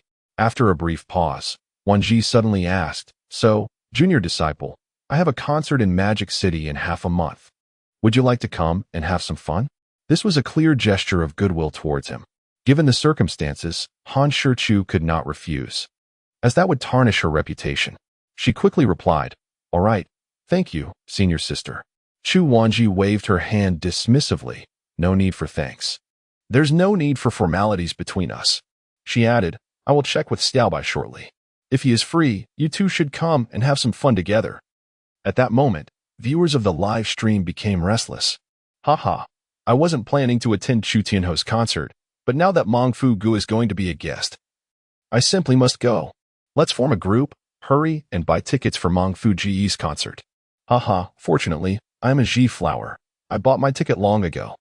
You want to find a ticket now? They are all sold out. In just over an hour, Han Shichu prepared 6 dishes and a soup. As many viewers also finished their preparations. At the dining table, old Chu cheerfully inquired, Young friend, care for a drink? The wine enthusiast, by Looming, eagerly produced a bottle of foreign liquor he had brought along, enthusiastically chiming in, We must drink. Yet old Chu shook his head and said, What are you drinking that foreign liquor for? Wait a moment, I will fetch some wine. He then rose and headed to the wine cabinet. In no time, he returned with a bottle of domestic liquor. Ah, you two are indeed fortunate today. This is an aged national liquor I have cherished for decades. I usually wouldn't part with it for just anyone. Bai Luming's face broke into a radiant smile as he rubbed his hands together in anticipation, repeatedly expressing his gratitude. Wonderful. Thank you for your generous hospitality, old Chu. Chu Wanji cast a sidelong glance and said coolly, You may drink, but not excessively. Old Chu quickly assured, All right. No problem. I will not let it exceed limits. Limits? Bai Luming asked in confusion, What has senior sister set as the standard? Chapter 48, Tipsy Revelry. Program concludes. Chu Wanji raised 3 fingers with a smile, saying, 3 cups. Remember, do not be greedy. 3 cups? Bai Luming's eyes widened in disbelief, and he blurted out, What can 3 cups do? It won't even satisfy the craving. Instantly, Chu Wanji gazed at him with a playful smile, while old Chu looked at him with mild astonishment before discreetly giving him a thumbs up. Although there is resistance where there is oppression, any attempts to defy Chu Wanji were swiftly quelled by her formidable presence. One of the 2 formidable women of Dayu Media, she was indeed not to be underestimated. Therefore, old Chu felt a deep admiration for Bai Luming's audacity to speak his mind without hesitation. Bai Luming had always been this way. speaking whatever came to his mind without a filter. Once the words left his mouth, he suddenly recalled Chu Wanji's nickname, the Smiling Sorceress, and quickly added, "Senior sister. You are absolutely right. We shall stick to 3 cups and definitely not overindulge." "Oh." Chu Wanji smiled knowingly. "Didn't someone say 3 cups wouldn't suffice?" Who? Who said that? Do they not have any sense of their own capacity? Only 3 cups? Why not soar to the heavens? Goodness. She truly lived up to her reputation as a talented actress. Her expression changed with remarkable speed, and the most astonishing part was how effortlessly she managed it. If her skin were even slightly thinner, she would never have been able to pull it off. Han Shichu actively took the wine, and as soon as the bottle cap was removed, a rich aroma of alcohol wafted through the air. Unable to contain his admiration, he exclaimed, "What a fine wine, Mr." Chu's face broke into a proud smile. "See? I didn't deceive you, did I? I have been saving this wine for a special occasion." "You've spent quite a bit," Han replied. "Ah, I am delighted to encounter you today. Such expenses are of no concern. Wine is best enjoyed in the company of the right people." Han nodded in agreement, then turned to Chu Wanji and asked, "Sister, would you care for a drink?" Chu Wanji smiled gently and shook her head. "I cannot handle white wine. Even the scent overwhelms me." Bai Luming, with a playful nudge, pushed a bottle of foreign wine towards her, rubbing his nose. "Sister, why not try this? We are not accustomed to such beverages." One had to wonder if he was lacking in emotional intelligence or simply spoke without thinking. The meal extended over 2 or 3 hours, and the promised 3 glasses had long been forgotten by the group. Not only the 2 of them, but even Chu Wanji indulged in a drink. The 2 slightly tipsy individuals bid farewell to Mr. Chu and sister. Up to this point, Bai Luming still had over 700 yuan from the previous day, more than sufficient until the program concluded. Moreover, Han Shichu had no intention of stirring up further trouble. Instead, they opted for a cold drink shop to savor iced milk tea while basking in the air conditioning, comfortably sobering up. Later, they casually dined at a humble eatery, marking the official end of the program.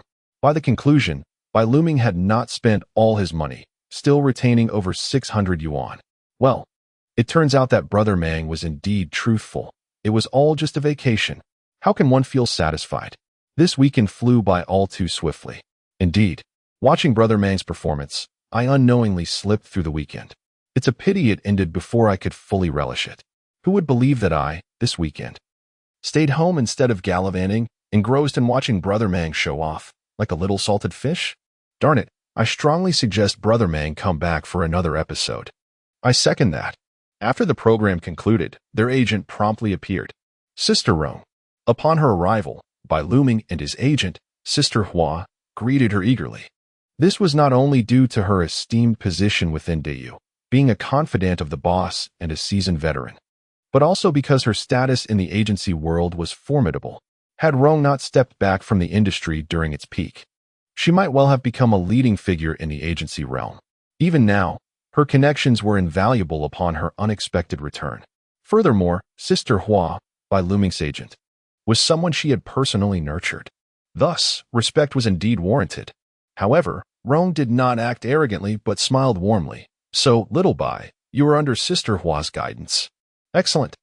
Little Bai stands out among the new generation. If nurtured well, he has a promising future ahead." Hearing this, Sister Hua beamed with pride. Indeed, Lu Ming had shown remarkable progress, transforming from an obscure newcomer a few years ago to such a rapid ascent. Bai Luming smiled with an air of self-satisfaction, yet feigned humility as she remarked, "Oh, it is all thanks to Sister Hua's excellent guidance and arrangements. Without her, how could I possibly navigate these waters so smoothly?" Sister Hua shot her a sharp glance and retorted, "You think you've grown wings now, don't you? We'll discuss this more when we return. I have no time for idle chatter with you right now." Bai Luming shrank her neck and offered an awkward smile. "I never anticipated that upon your return, Sister Rong, you would discover such an extraordinary talent as Shichu. What luck! I also did not foresee the immense surprise Shichu would bring me." Rong was indeed not being boastful. The reason she signed Han Shichu was entirely due to his striking appearance. As for his talent, it was beyond her wildest imaginings. This sentiment held true not only for Han Shichu, but for everyone. Life is full of unexpected delights. Rong smiled gently and continued, all right then, it's settled. Those two have been through enough turmoil these past few days. We should let them return to rest properly. After all, we work for the same company, and we will have plenty of time to chat. Sister Huan nodded in agreement, saying, very well, let us discuss more at the office tomorrow. I have many questions to ask you, Sister Rong. At that moment, Bai Luming suddenly interjected, brother, I'll reach out to you tomorrow to hang out and visit my little niece. Before Han Shichu could respond, Sister Hua snapped, hang out? Absolutely not. Tomorrow. You are participating in the new program. What? Bai Luming's eyes widened in disbelief, and she exclaimed in frustration, Sister Hua, didn't we agree that after participating in Penniless, you would grant me a 2-day break? Sister Hua, we must uphold our promises. We cannot go back on our word. Sister Hua shot her a disapproving look. That was then, and this is now. I had no idea Shichu would perform so exceptionally. I initially thought your participation in this program would be a hardship, which is why I agreed to your request. But what has transpired? Thanks to Shichu's impressive contributions, you have been rather comfortable these past 2 days. Doesn't that count as a break? All right, it's decided then. Furthermore, I have already negotiated with the new production team, so you have no choice in the matter. Chapter 49. Stepping into live broadcasting and singing competitions. Bai Luming gazed at her with a look of grievance, lamenting, Sister Hua, please don't do this to me. You are making it easy to lose my loyalty. Sister Hua smiled lightly, dismissively stating, you, my dear, have to be kept on a tight rein. The moment you catch a whiff of opportunity, you think you can slack off. That simply will not do. I cannot allow you to become complacent. Realizing that resistance was futile, Bai Luming reluctantly accepted this dismal fate. With a weary sigh, she complained, even the donkeys in our production team wouldn't dare to work as tirelessly as I do. I truly am a victim of fate. Go ahead and exploit me. Press me to the limit, for this is sheer cruelty. Han Shichu looked at the woeful Bai Luming and chuckled softly, saying, little Bai, feel free to call me if you need anything. I've got your back. With that, he boarded the van. The driver, Wang Jun, took the wheel while Han Shichu and Rong engaged in light conversation. Sister Rong, please don't exploit me as Sister Hua does. Rong Weiwei smiled meaningfully and remarked, how could I dare? Shichu, you are now the owner of a major enterprise, and Sister Rong is relying on you too for a living. Sister Rong, please do not press me further.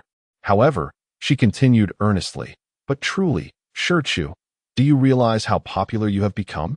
Since yesterday, I have received countless calls concerning endorsement advertisements. Han Shichu was aware of his popularity, as evidenced by the surge in his popularity metrics displayed by the system. Yet, he remained oblivious to the extent of his fame.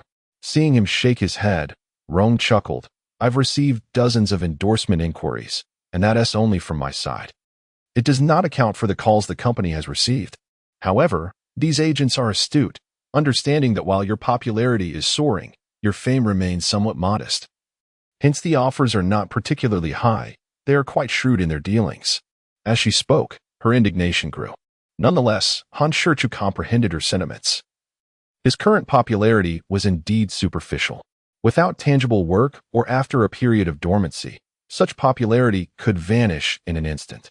Thus, those seeking to engage him for endorsements were primarily aiming to capitalize on his fleeting fame, making it unrealistic to expect substantial fees. Variety shows can swiftly generate significant popularity and attention, yet one must consistently remain visible on screen. Any lapse in activity can lead to a rapid decline. Many entertainers who rise solely through participation in variety shows, without substantial works of their own, often experience brief periods of intense fame, only to be quickly forgotten. Therefore, to remain a perennial figure in the entertainment industry, one must possess original works, representative masterpieces that ensure one is not easily overlooked. Han Shichu smiled calmly and replied, what is there to be upset about? It is indeed the case that my current popularity is fundamentally inflated, even ephemeral. Rong sighed, I understand. It just feels a bit too pragmatic. Oh, Sister Rong, I did not expect such a seasoned veteran to express such sentiments. It seems rather out of character, he teased, earning a disapproving glance from her. Thus, I have no intention of accepting any endorsements for you at this time, she stated. Han Shichu nodded, fully agreeing with her approach. What we need to focus on now is solidifying your popularity while also producing exceptional works of your own, rather than merely depleting your existing fame. If I had adhered to my previous thoughts of you merely being a traffic star, then these trivial earnings would be easy to acquire. But things have changed.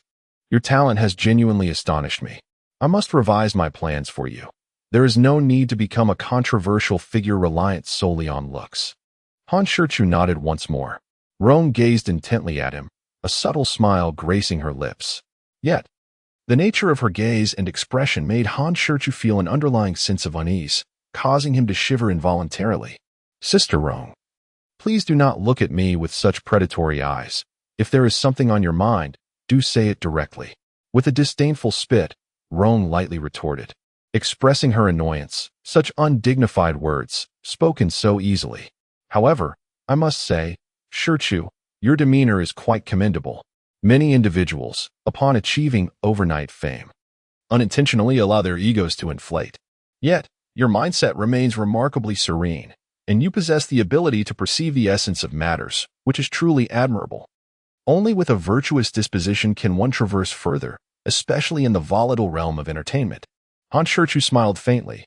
After all, who does not appreciate flattery? Sister Rong, what is it you wished to discuss with me earlier? Rong replied with a smile. To help you secure your popularity, I've negotiated with the Longting Live platform to have you join their ranks. Han Shichu momentarily paused, realization dawning. So, you intend for me to start live streaming? Rong nodded affirmatively. But I have no experience, and I am unsure of what to broadcast. Rong shot him an exasperated glance. You possess a myriad of skills. The potential content for your stream is virtually limitless, be it composing poetry, cooking, singing, playing chess, or telling stories.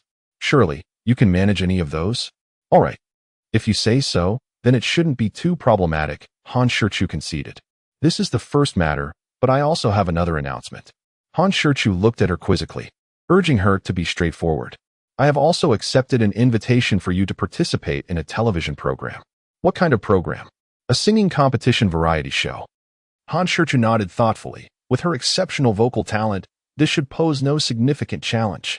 Rong added, besides, since you can create your own compositions, it would be even better if you could perform your original works on stage. As for that concern, it is manageable. Your popularity has accumulated substantially. And should you require anything, you can simply purchase it from the system. That works for me. I've written many songs before, so I can easily handle at least one season of the show.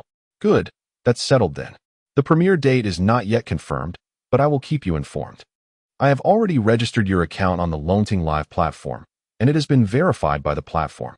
I will send you the details via WeChat shortly. Additionally, I have set up your Weibo account, which has also received official authentication.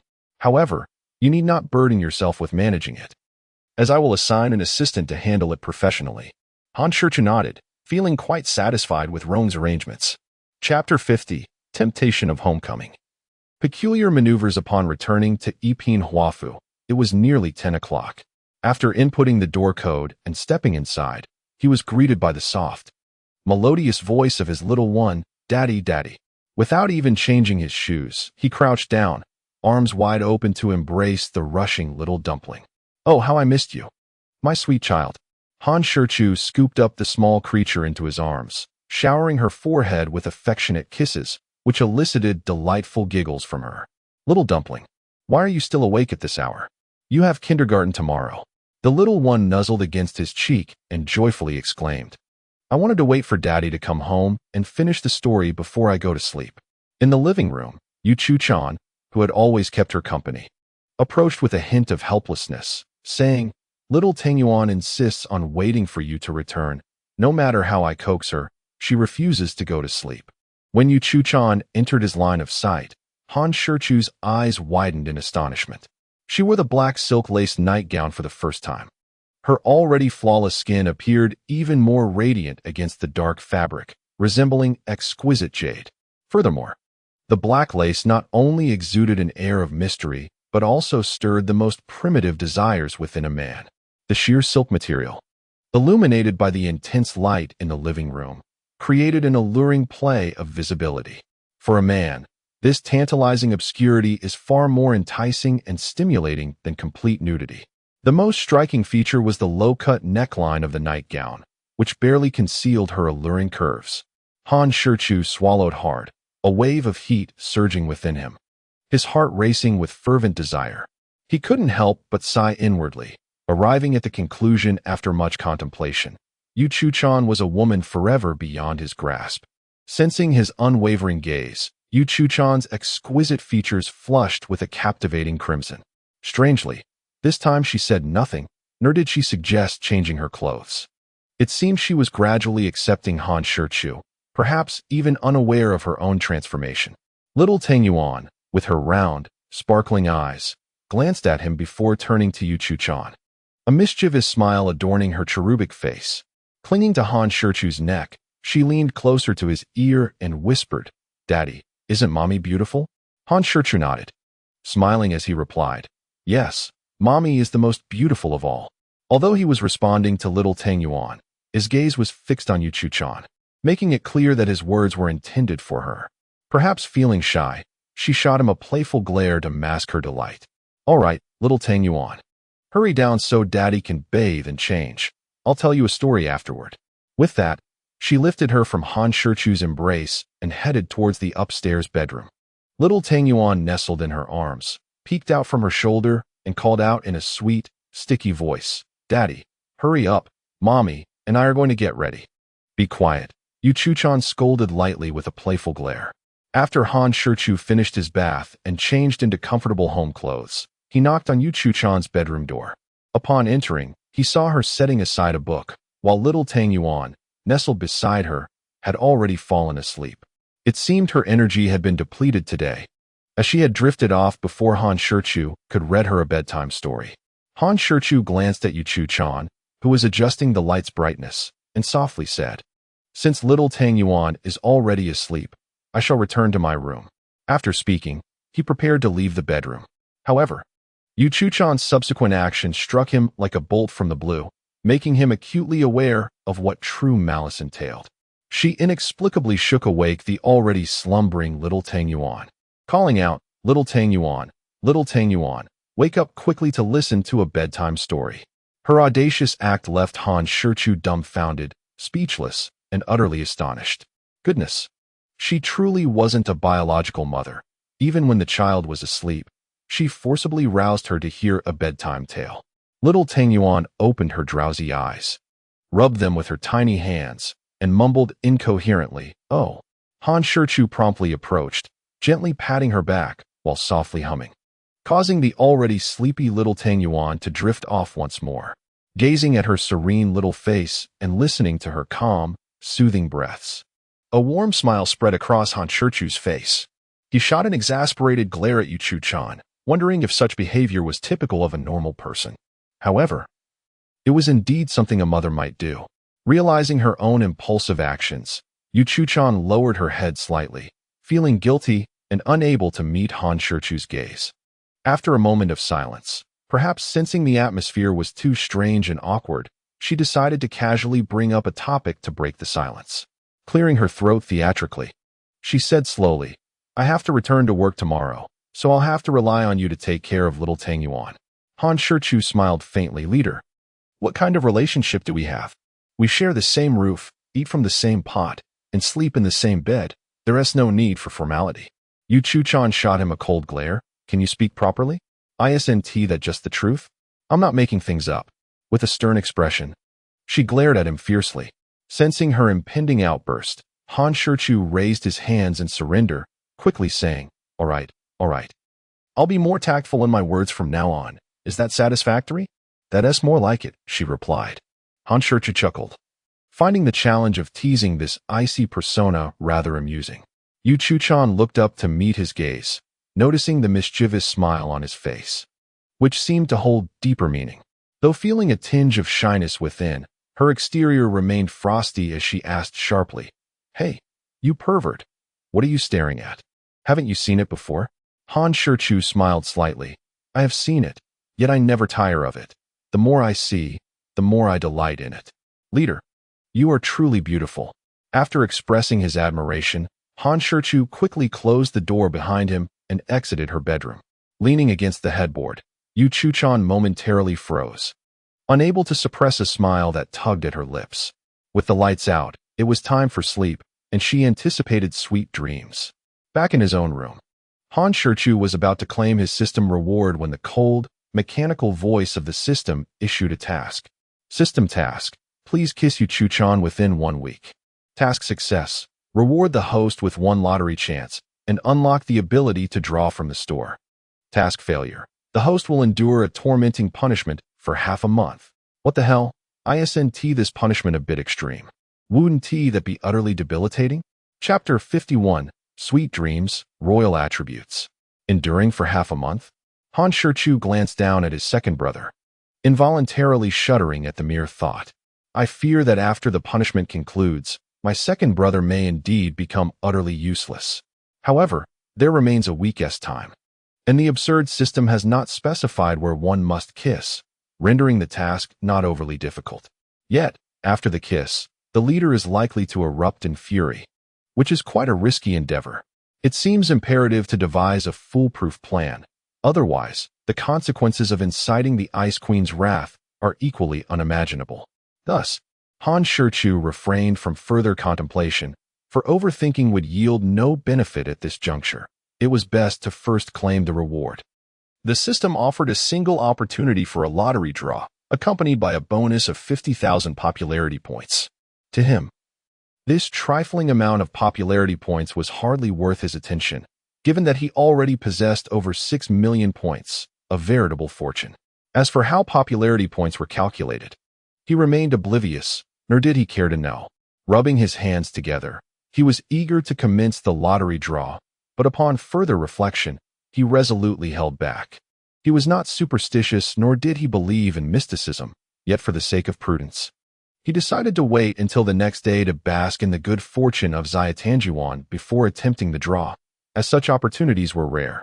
Should he happen to draw an utterly useless skill or receive a pitiful consolation prize, there would be nowhere to weep. However, the last time he had drawn with Xiaotanjuan, luck had favored him remarkably. Whether it was mere coincidence or the inherent luck of Xiaotanjuan, it was worth a try. A smile involuntarily graced Han Shichu's lips, his spirits soaring, as he felt that life was increasingly filled with promise. His mind wandered nostalgically to Yu Chuchan's charming expressions. Yet suddenly, the alluring image of her in a silk, low-cut nightgown from last night surfaced, refusing to fade away. Feeling parched, his throat tightened, and even his second brother seemed to rise in defiance. Han Shichu hastily leaped from his bed and rushed to the bathroom. The fleeting thought of achieving his dreams with his own hands was ruthlessly extinguished. He slapped his second brother and then himself, gazing disdainfully into the mirror, muttering, "What a pathetic display, truly excessive." After a cold shower, he finally quelled the boiling fervor within. At this moment, he resolved to accelerate his pursuit of the leader. He did not wish to merely observe from a distance. He desired to indulge. It appeared that tonight would surely bring dreams, dreams devoid of traces, yet utterly enchanting. The following morning, a robust biological clock roused him promptly at 7 o'clock. Unlike usual, he did not rise to wash up immediately. Rather, he found himself cleaning his underwear in the wash basin. Remarkably, he had indeed dreamt last night, envisioning a game of poker with the leader. As he scrubbed, he relished the delightful memories of his enchanting dream. The sole regret was that just as he was about to play his trump card, he awoke, which left him quite vexed. By the time he prepared breakfast, Xiaotanjuan, escorted by Tongdo, cautiously descended the stairs. Upon spotting Han Shichu, she dashed over, wrapping her tiny arms around his leg. "Daddy, good morning." The exuberant kindergarten child radiated energy, even at such an early hour. "Good morning, little Tang Yuan.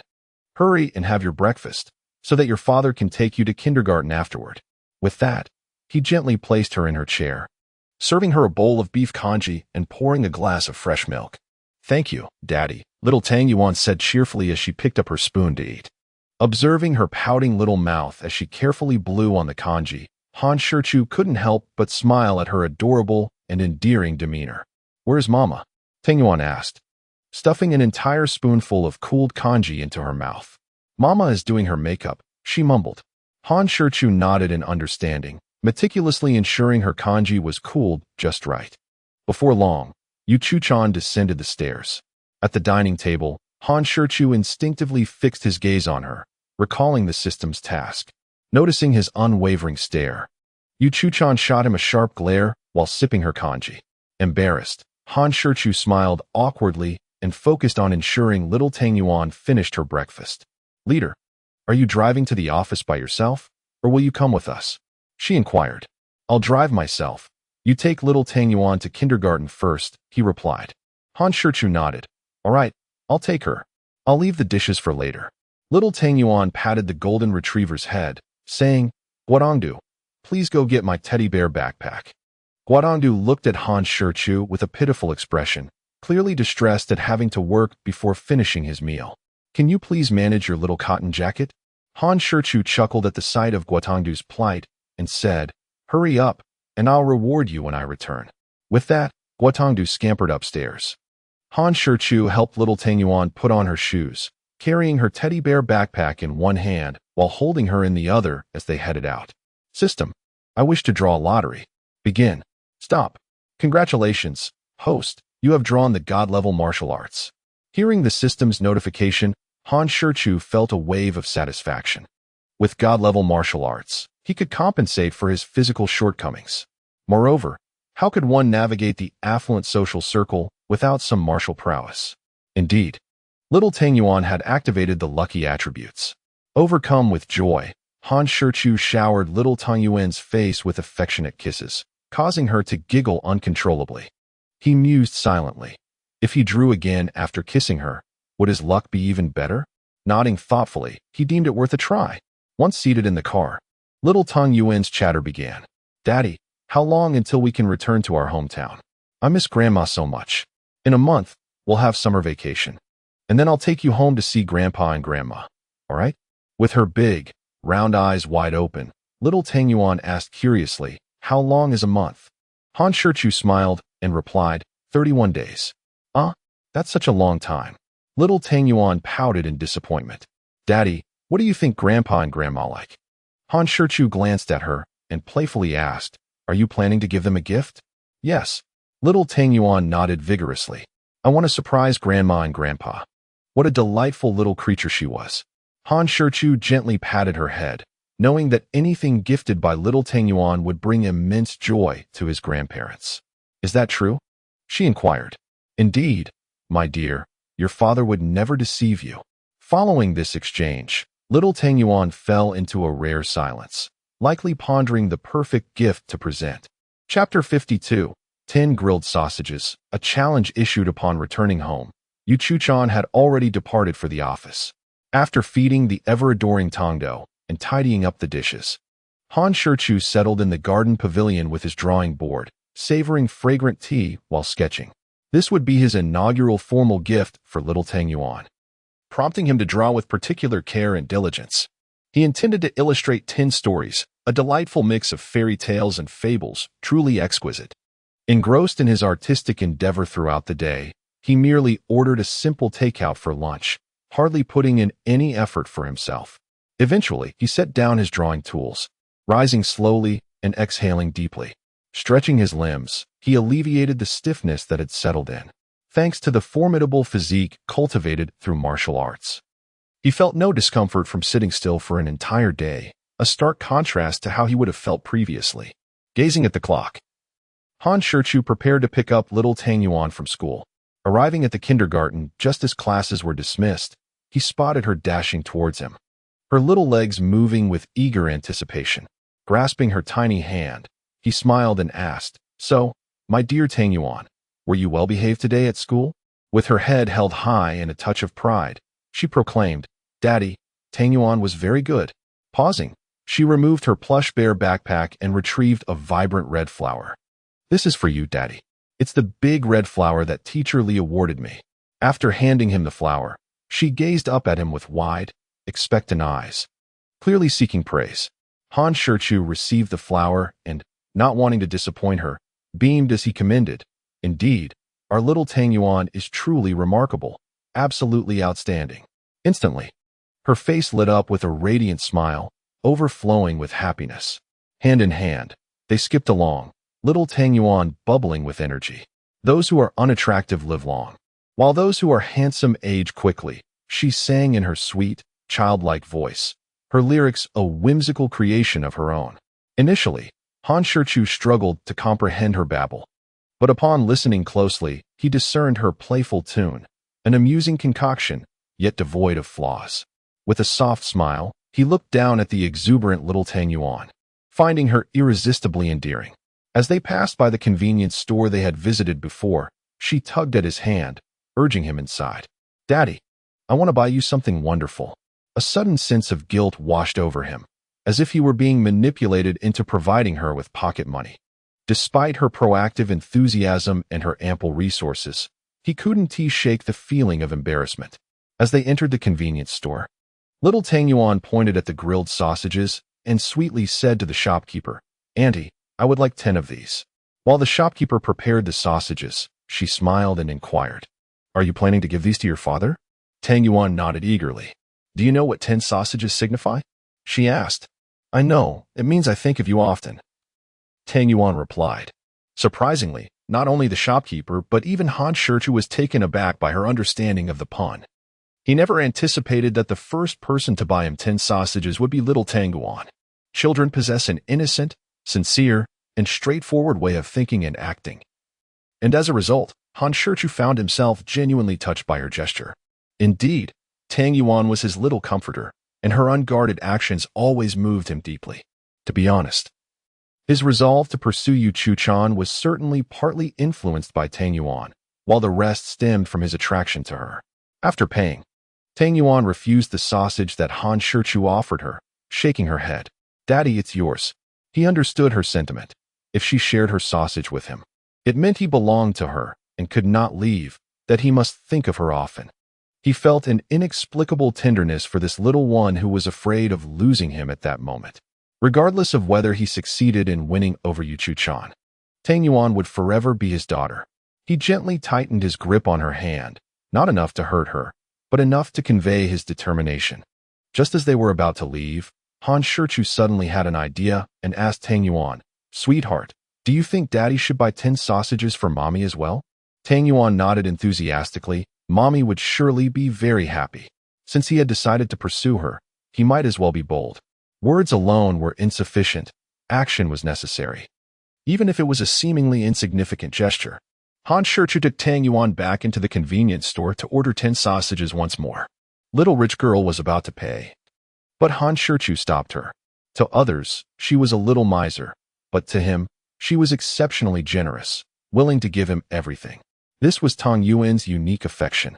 Upon returning home, though it was still before 5 o'clock, Yu Chu-chan was already back. Being the boss meant freedom. As soon as she saw the father and daughter enter, Yu Chu-chan swiftly transformed her demeanor. Before Tang Yuan, she was always the gentle, understanding mother. Approaching her, Han Shichu handed her the bag containing the 10 sausages. "Here, my dear. I bought these especially for you." Yu Chu-chan glanced at the sausages in the bag, puzzled, and asked, "What does this mean?" Clearly, she was unaware of the pun, even less informed than a 3-year-old child. Before Han Shichu could explain, Tang Yuan hurriedly chimed in, "Mommy, this is Daddy's love." "Huh? What does a 3-year-old from kindergarten know about love?"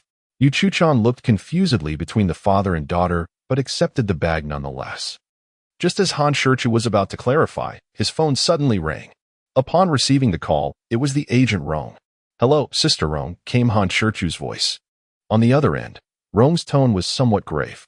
"Shichu, have you checked Weibo's trending topics today?" Sensing something amiss from her demeanor, Han Shichu promptly inquired, "Sister Rong, is something wrong?" Indeed, a situation had arisen. "The remarks you made on the show have reached the Chess Association, and they are quite displeased and enraged by your bold claims. Consequently, several esteemed masters from the association wish to personally confront you and teach you a lesson. They have even issued a challenge to you on Weibo." Upon hearing this, Han Shichu exhaled in relief, thinking it was something far more serious. Esteemed masters? I hardly regard it as a concern. Chapter 53. Commencing the live broadcast, a fresh breeze. Han Shichu chuckled.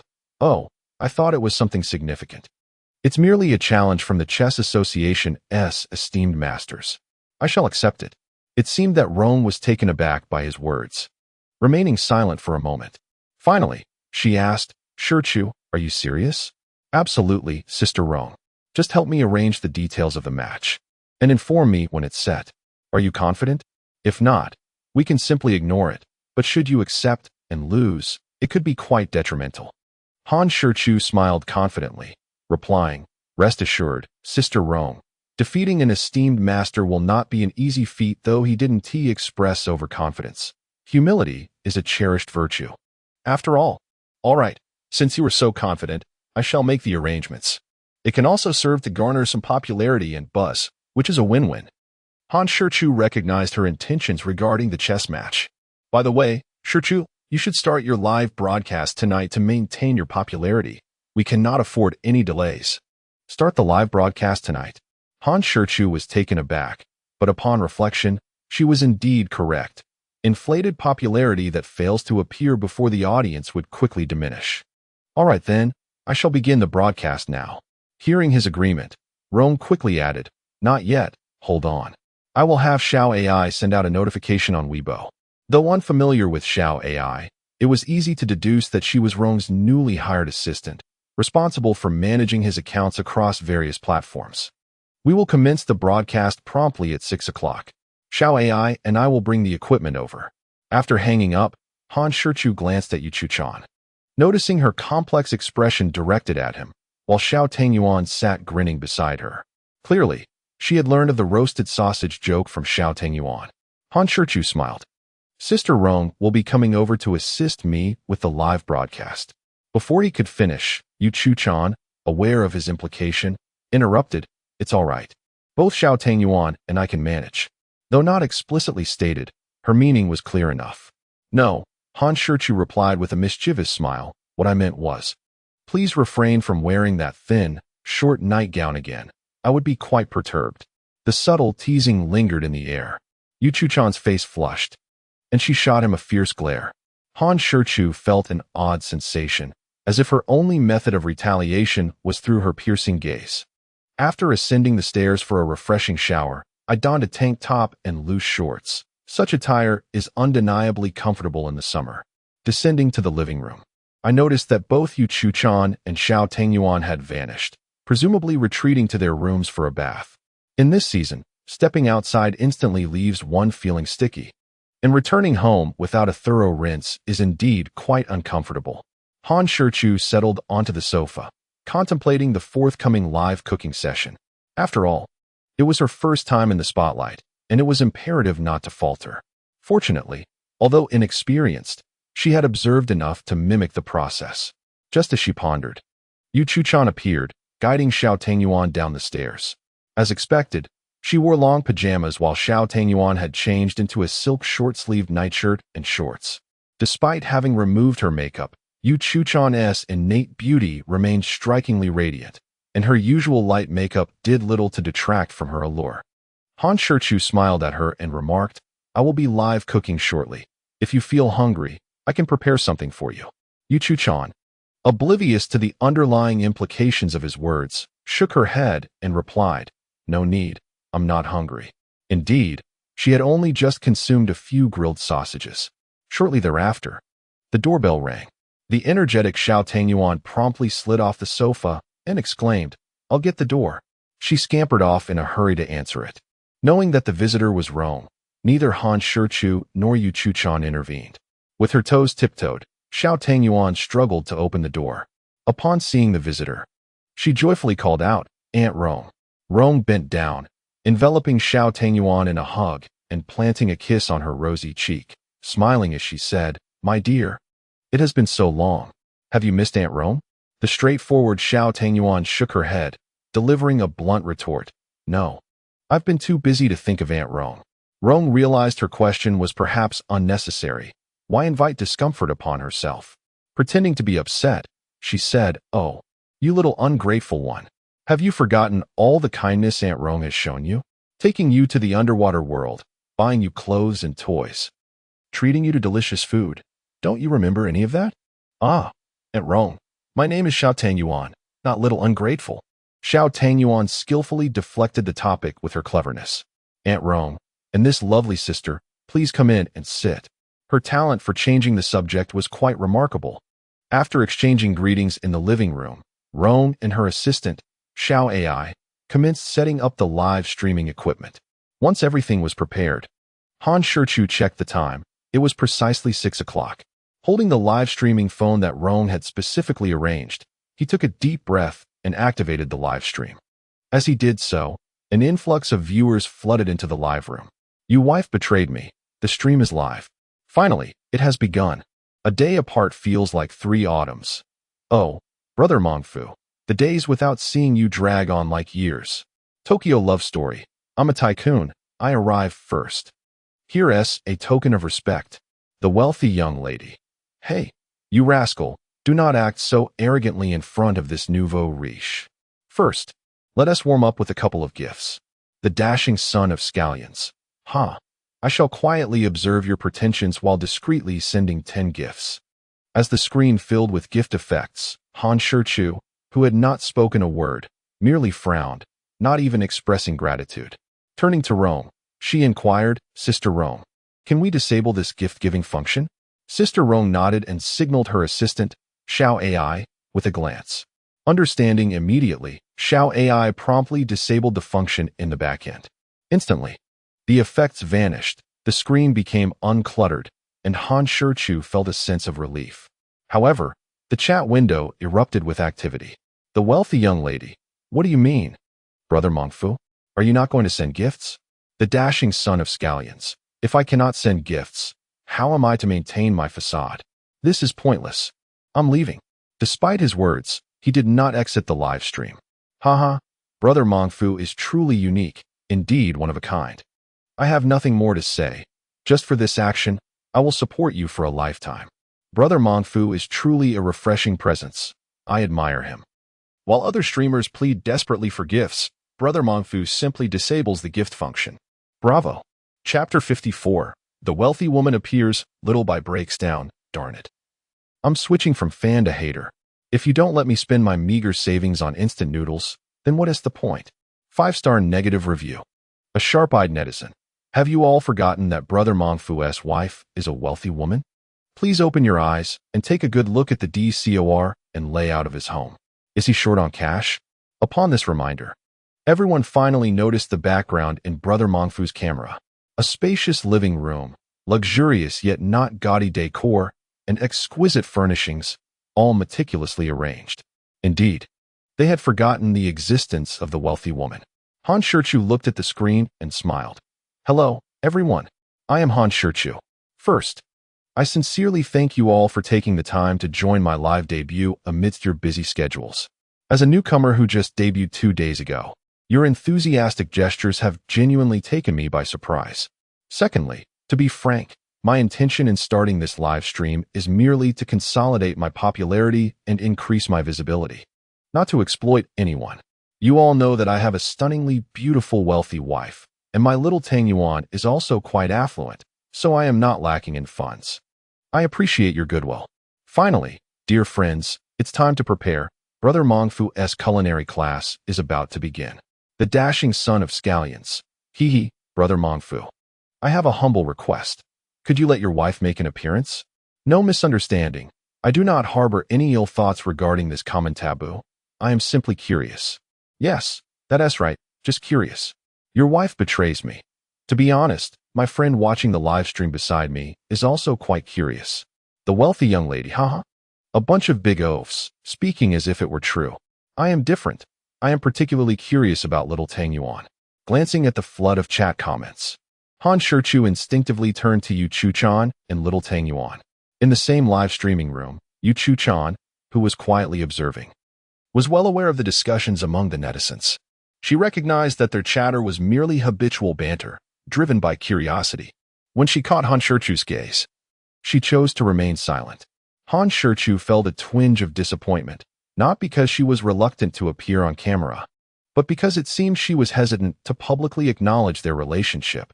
His concern was solely for her attitude. This disappointment weighed heavily on him. Upon witnessing his bitter gaze drift away, his head bowed, Yuchu-chan's lips curled into a subtle smile, as if she had successfully executed a playful prank, revealing a hint of satisfaction. Admittedly, she had been intentional in her earlier demeanor. Just as Han Shichu was about to speak, Yuchu-chan stood up and moved to sit beside him, gently adjusting the phone in his hand to direct the camera towards herself. He was utterly taken aback by her boldness and directness. She was indeed a woman of few words, yet firm in action. His previously disheartened mood soared to new heights. What an exhilarating surprise. Waving at the camera, her exquisite, breathtakingly beautiful face adorned with a delicate smile, she greeted the viewers. Hello everyone. I am the wealthy woman standing behind Shichu. I hear you are quite curious about me. Netizen 1. I apologize, I am unworthy. I spoke without thinking. My words were reckless. Netizen 2. I too feel unworthy. I must change my name. Netizen 3. Oh my goodness. Is that a bare-faced look, sister? You are simply stunning. What divine beauty is this? I am envious beyond measure. I am about to swoon. Netizen 4. Ah, such unparalleled beauty. It is no wonder the admirers feel inadequate, unable to harbor any inappropriate thoughts. Indeed, only the bold man is worthy of such a sister, equally matched in looks. One talented and the other affluent, a perfect pair. Unlike you, who are wolves, I am a demon. Therefore, I must apologize to the bold man. I am neither virtuous nor human. Only blame the allure of the sister. Netizen 5. Your words imply that the sister would even consider you? How presumptuous. Netizen 6. Indeed. She is the wealthy woman behind the bold man. Is this not the president of Dayu Film and Television Media Company, President Yuchu-chan? Netizen 1. Oh my. I cannot believe it, Sister Chan. I apologize for my blindness. I failed to recognize you at first. Please forgive my previous indiscretion. I truly had no idea that my brother-in-law was the bold man. Trembling, oh, who would have thought that the first young master of the capital, Netizen 1, would also have moments of trembling? How rare. Netizen 4. It truly is President Yu. Good heavens, bold man. You are impressive, managing to capture your own boss. Remarkable. Stop talking. I am on my way to our female boss's office, taking a chance, hoping to transform a bicycle into a motorcycle. Huh. I have already knocked on the door of the male boss's office. Oh, by the way, I am also male, but that's irrelevant. One must always consider possibilities, right? In a hotel within the bustling metropolis, Bai Luming, having just completed today's segment, was engrossed in watching Han Shichu's live stream while engaging in a spirited discussion with other program guests about where to enjoy a meal the following day. Just as he raised his cup to take a sip, the instant he spotted Yuchu-chan on screen, he inadvertently sprayed water all over his phone. Seated beside him, Chu Wanji, caught in the splash, glared at him and questioned, Xiaobai, what on earth are you doing? Was that intentional? If you have grievances against your senior sister, you could just express them directly. She's not unreasonable. Bai Luming hastily grabbed a few tissues, preparing to wipe her off. However, as he reached out, Chu Wanji abruptly stood up, hands on her hips, and scolded fiercely, Hey, Bai Luming, do you wish to meet your demise? The two other guests delightedly watched the unfolding drama. It was at that moment Bai Luming realized the water had splashed onto Chu Wanji's chest. Thankfully, she had reacted swiftly. Otherwise, this naive fool might have indeed crossed the line. He quickly withdrew his hand, offering an awkward smile while repeatedly apologizing. I'm truly sorry, senior sister. It was unintentional, and I had no intentions of taking advantage. It was merely a reflexive action. Chu Wanji, of course, recognized that his earlier antics were simply a jest to provoke him. Yet, she couldn't help but ponder. If it had been deliberate, would she have minded? Would she have gotten angry? Perhaps she would have. Casting him a playful yet exasperated glance, she asked, What were you watching just now that startled you so? Bai Luming swallowed nervously and replied mysteriously, Senior sister, do you know who my brother's wife is? I have noticed that fellow readers are immensely talented. From their comments and reviews, one can glean several remarkable and humorous narratives. To clarify, this is a pure urban entertainment novel, devoid of any fantasy or cultivation elements. The exceptional martial skills are merely for self-defense, fitness, and acting purposes. Chapter 55. Adorable Cuties Win Hearts. Anger netizens Chu Wanji furrowed her brow, puzzled as she inquired, "Your brother?" However, realization dawned upon her as she added, "Are you referring to the junior disciple? What about his wife?" Why the surprise? The two prominent figures from the entertainment industry nearby had naturally heard of the rapidly rising Han Shichu, especially with the three major official accounts collectively lauding her, dominating several trending topics on Weibo. It was nearly impossible to remain unaware of her. They all turned their attention to Bai Luming, evidently intrigued by the gossip. Taking a deep breath, Bai Luming slowly divulged, "My sister-in-law is none other than our company as General Yu." The moment the words left his lips, Chu Wanji's expression shifted to one of sheer astonishment. Not only Bai Luming, but even the two industry giants were well aware of the esteemed reputation of General Yu from the Big Fish Company. It was surprising to discover that this prize gem had quietly been swept away. The two exchanged knowing glances, silently calculating that it would be prudent to treat this boisterous brother with a modicum of respect in the future, especially with the formidable backing of Big Fish. He was undoubtedly a rising star. In the future, there may indeed be instances where we must rely on him, so it would be unwise to offend him lightly. Moreover, the boisterous brother himself should not be underestimated. Who among us has witnessed such a formidable presence stirring up a tempest in the industry merely 2 days after debuting? Such a figure is not one to provoke lightly. Furthermore, there is no malady afflicting us that would necessitate offending someone without cause. We are all mature adults, not children, and it is implausible that we would act impulsively without reason. Of course, many individuals may simply find themselves disliking someone's demeanor or style, perceiving them as overly arrogant or pretentious. However, this merely reflects their own narrow-mindedness. It would be prudent to open one's heart and perhaps engage with the other party, as unexpected improvements may arise from such interactions. Chu Wanji, also a close friend of Yu Chu-chan, felt a mix of astonishment and irritation upon discovering this matter, as she was completely unaware of it.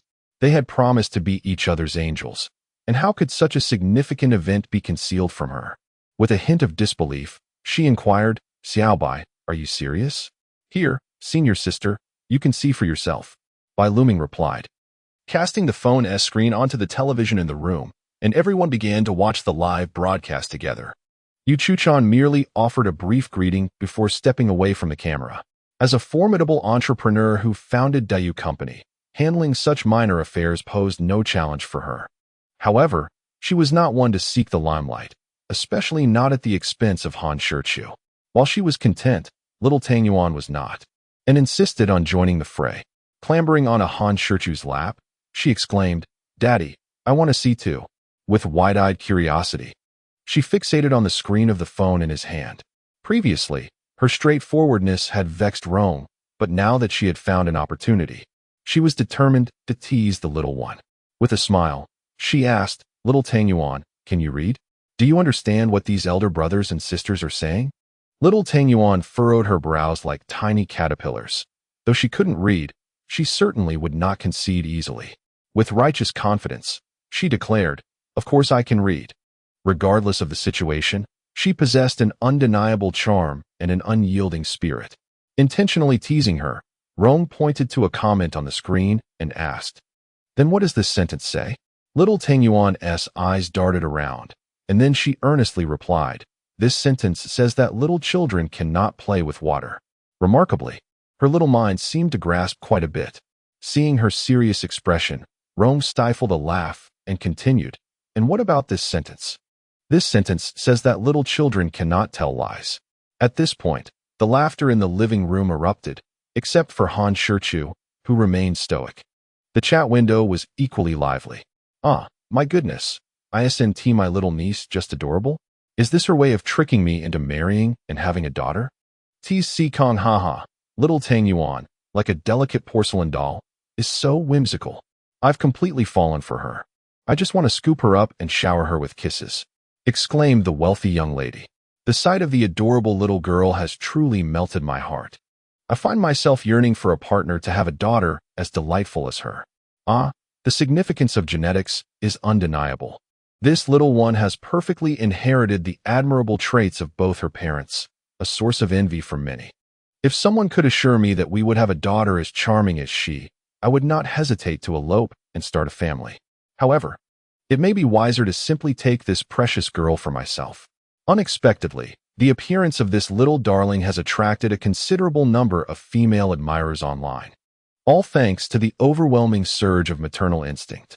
Yet, the most delighted by this spectacle are undoubtedly the male viewers in the live stream. Han Shichu, however, remains stoic, having been preoccupied with contemplating the best approach to parenting, never anticipating that the little girl would unwittingly present herself as a topic of discussion. Looking at her, he gently admonishes, "Little one, since you understand that children should not tell lies, why did you just do so?" Initially beaming with pride, the little girl suddenly falters, as if realizing her misstep. With a pitiful gaze directed at Han Shichu, she bows her head in contrition and murmurs, "I'm sorry, Daddy. I understand my mistake." She then dares to glance up at him, only to find his serious expression still focused on her, prompting her to fervently promise, "Daddy, please don't be angry. I promise I won't lie again." Her evident fear of disappointing him brings her to the brink of tears, her small face reflecting a mixture of sorrow and hope. Observing this interaction, the online audience reacts with discontent. "Hey, come on, Han Shichu. Is it really necessary to be so stern? Look at how frightened you've made her. I swear, if you make her cry, you'll regret it.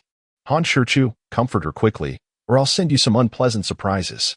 From the chat, it's clear that Han Shichu's actions have incited the ire of nearly all the male viewers. What should have been a rational response has turned into a somewhat unreasonable defense of the little girl, revealing the hidden softness within every man's heart when it comes to daughters.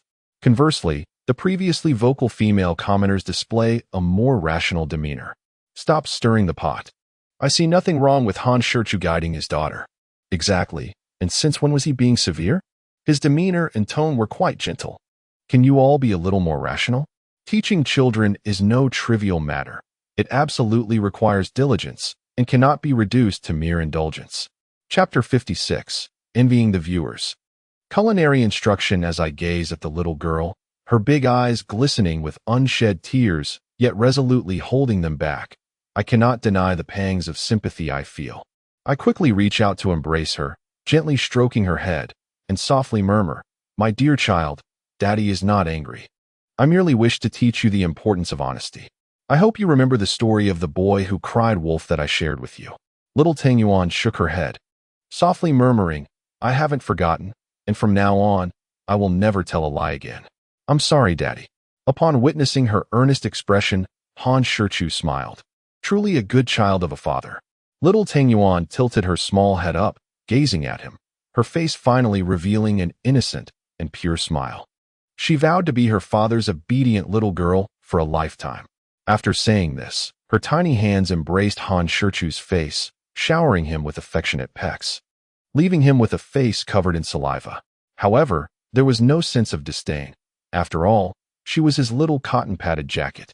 "Forgive me, was I being overly concerned? Is it so easy to display deep father-daughter affection?"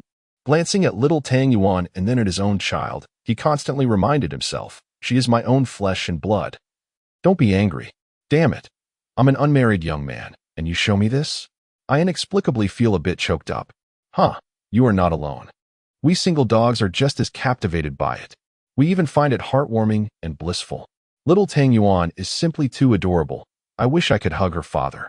The Scallion Prince exclaimed, "Sigh, how envious I am." Han Shichu placed the little one on the sofa and then addressed the camera, speaking slowly. "You lot better not harbor any ill intentions towards my little Tangyuan, with your schemes of theft, robbery, and deceit. To be honest, I am skilled in martial arts, so perhaps you should think twice." After a brief pause filled with jest, he continued, smiling, "It's getting late. Let's commence our lesson, lest everyone goes hungry." Han Shichu gradually stood up and handed the phone to his assistant, Xiao AI, to film. Entering the kitchen, he opened the refrigerator and noted that there were plenty of ingredients available. "Today, I will teach everyone how to prepare some homely dishes that you can easily recreate at home. We will be making boiled beef, poached chicken, braised pork, stewed catfish head, pocket tofu, braised shiitake mushrooms with dried tofu, and finally, a delightful corn and rib soup.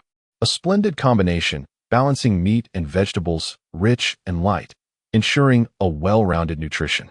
For those with ingredients at home who wish to learn, feel free to join me. I will meticulously explain each step. If you lack ingredients, that is also acceptable. Just take good notes, and trying it out yourself when the opportunity arises would also be wonderful. Stop rambling.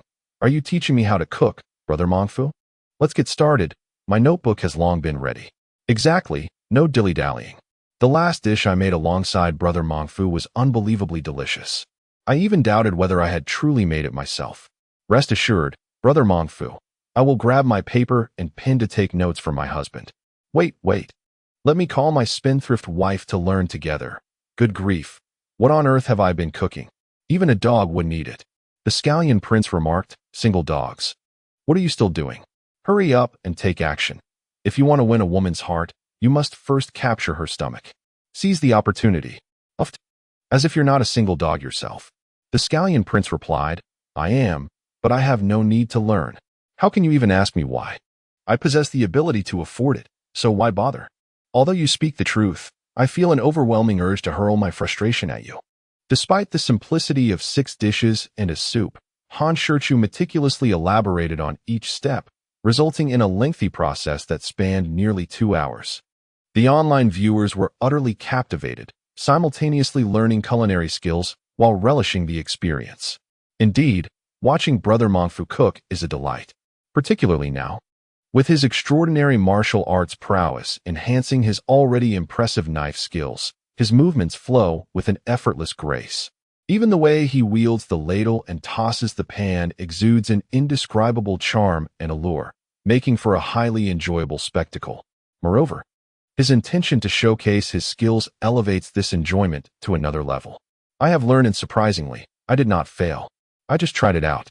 Although my knife skills are not as remarkable as Brother Mongfu's, and my plating and colors are not as appealing, the taste is superb. Indeed, I never imagined my culinary skills could reach such heights. Brother Mongfu is truly exceptional. Finally, I have regained my moment of glory to show off in front of others. Friends and family, please step aside, for the show-off is about to begin. It's quite frustrating that I cannot send gifts as a token of appreciation. I have never felt such a strong impulse to give gifts. Once the dishes were completed, Han Shichu prepared to end the live stream, but the viewers protested, clamoring for him to continue. Unable to refuse his loyal fans, he decided to keep streaming. After securing his phone on a tripod, they embarked on a delightful eating broadcast. Goodness, I didn't expect Assistant Xiao AI to be so stunning. President Yu, we dare not dream, but Xiao AI, I must say, Assistant Xiao AI resembles the goddess on my plate. Goddess on a plate? How dare you compare her to the likes of me?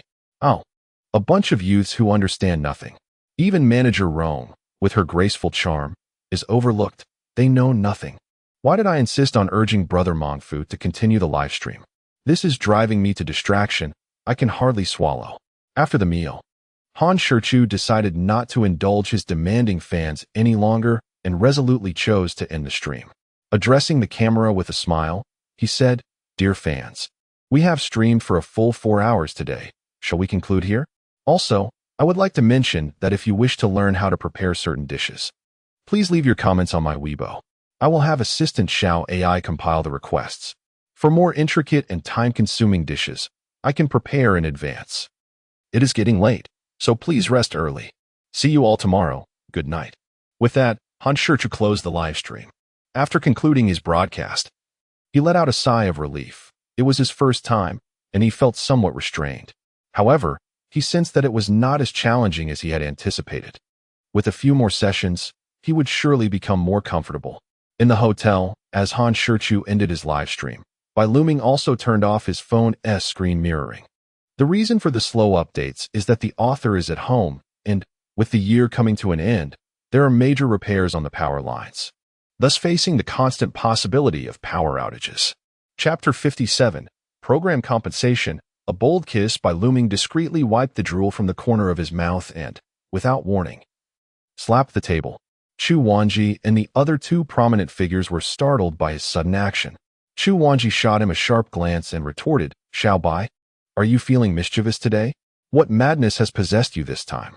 Bai Hampi ignored her and, with a sudden burst of determination, stood up and declared, I've made up my mind. Tomorrow evening, let's go to my elder brother's house for dinner. At his suggestion, the three of them brightened, unanimously agreeing, I support that. They sat in the living room, chatting while accompanying little Tang Yuan in watching cartoons. Yu Chuchan glanced at her watch. It was getting late. So she picked up the remote on the coffee table and turned off the television. Little Tang Yuan, it's time to wash up and go to bed with mommy, she said, taking her hand and leading her upstairs. Rong and Xiao Ai also stood up, preparing to leave. Just before they departed, Rong suddenly remembered something and turned to Han Shichu, saying, by the way, Shichu, your compensation for participating in the Penniless program was 300,000. Since you are a newcomer, the production team offered the highest remuneration of 300,000. Han Shichu nodded, even without Rong's reminder. He was aware that the production team was able to offer such a high amount primarily due to Bai Luming's influence. It was rare for a newcomer to receive such generous compensation for joining a variety show. After all, funds were not to be squandered. Rong smiled at him and continued.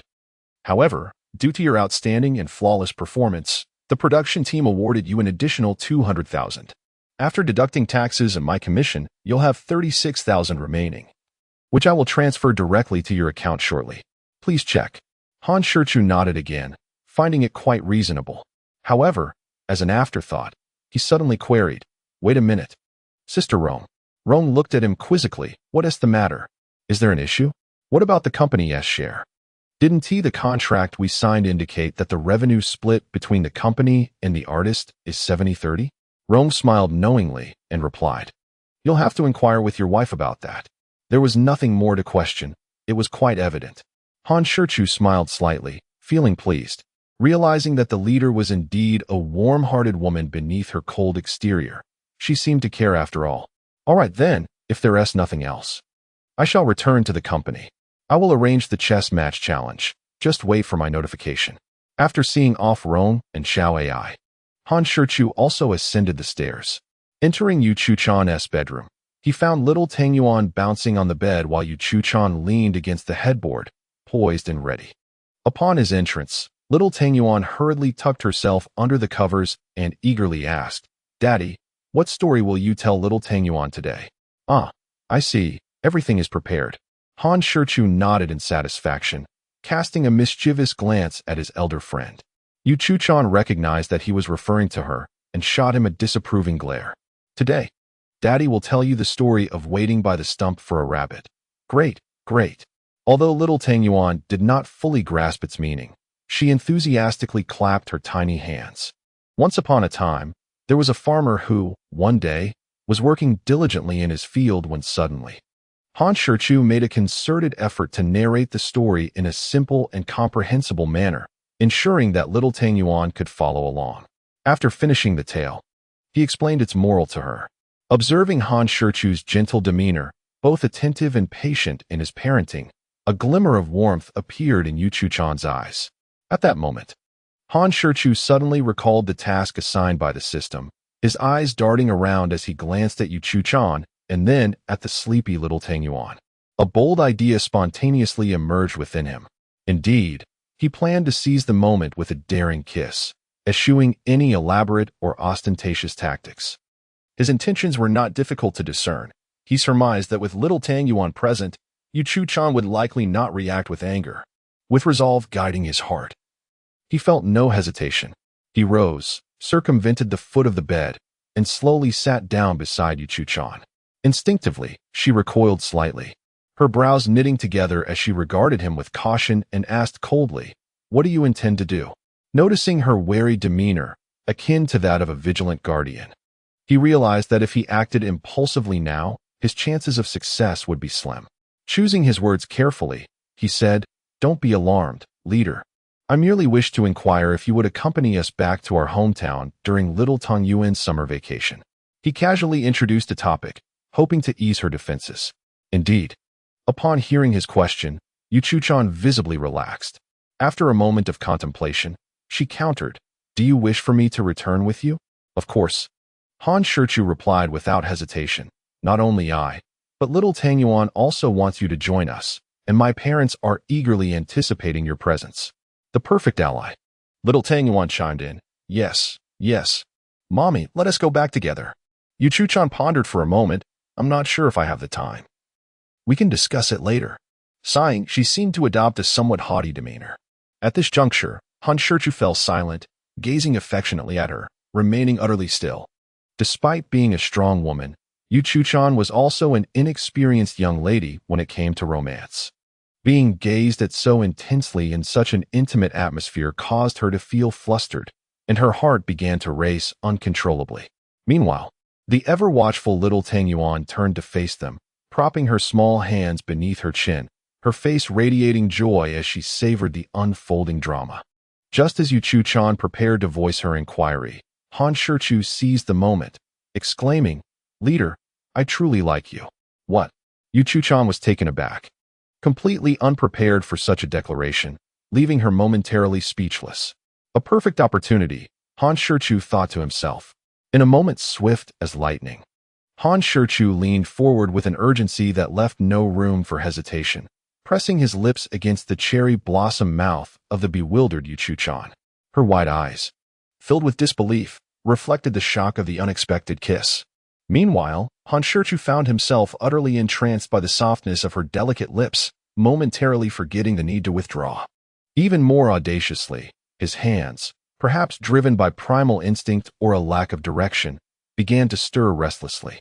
Not only that, but his tongue, emboldened by the moment, sought to breach the barrier before him, yearning to delve deeper into the sweet recesses of her mouth. Do not inquire how a Na'vi young man came to such boldness. It is merely the innate inclination of a man, compounded by the influence of literature and cinema. Just as his eager hands were about to seize the moment, the dazed Yu Chuchan finally regained her senses. With a fierce glare directed at the lips still pressed against hers, she bared her teeth in a fierce display. The sudden sting jolted Han Shichu backward, instinctively covering his lips with his hand as a pained cry escaped him.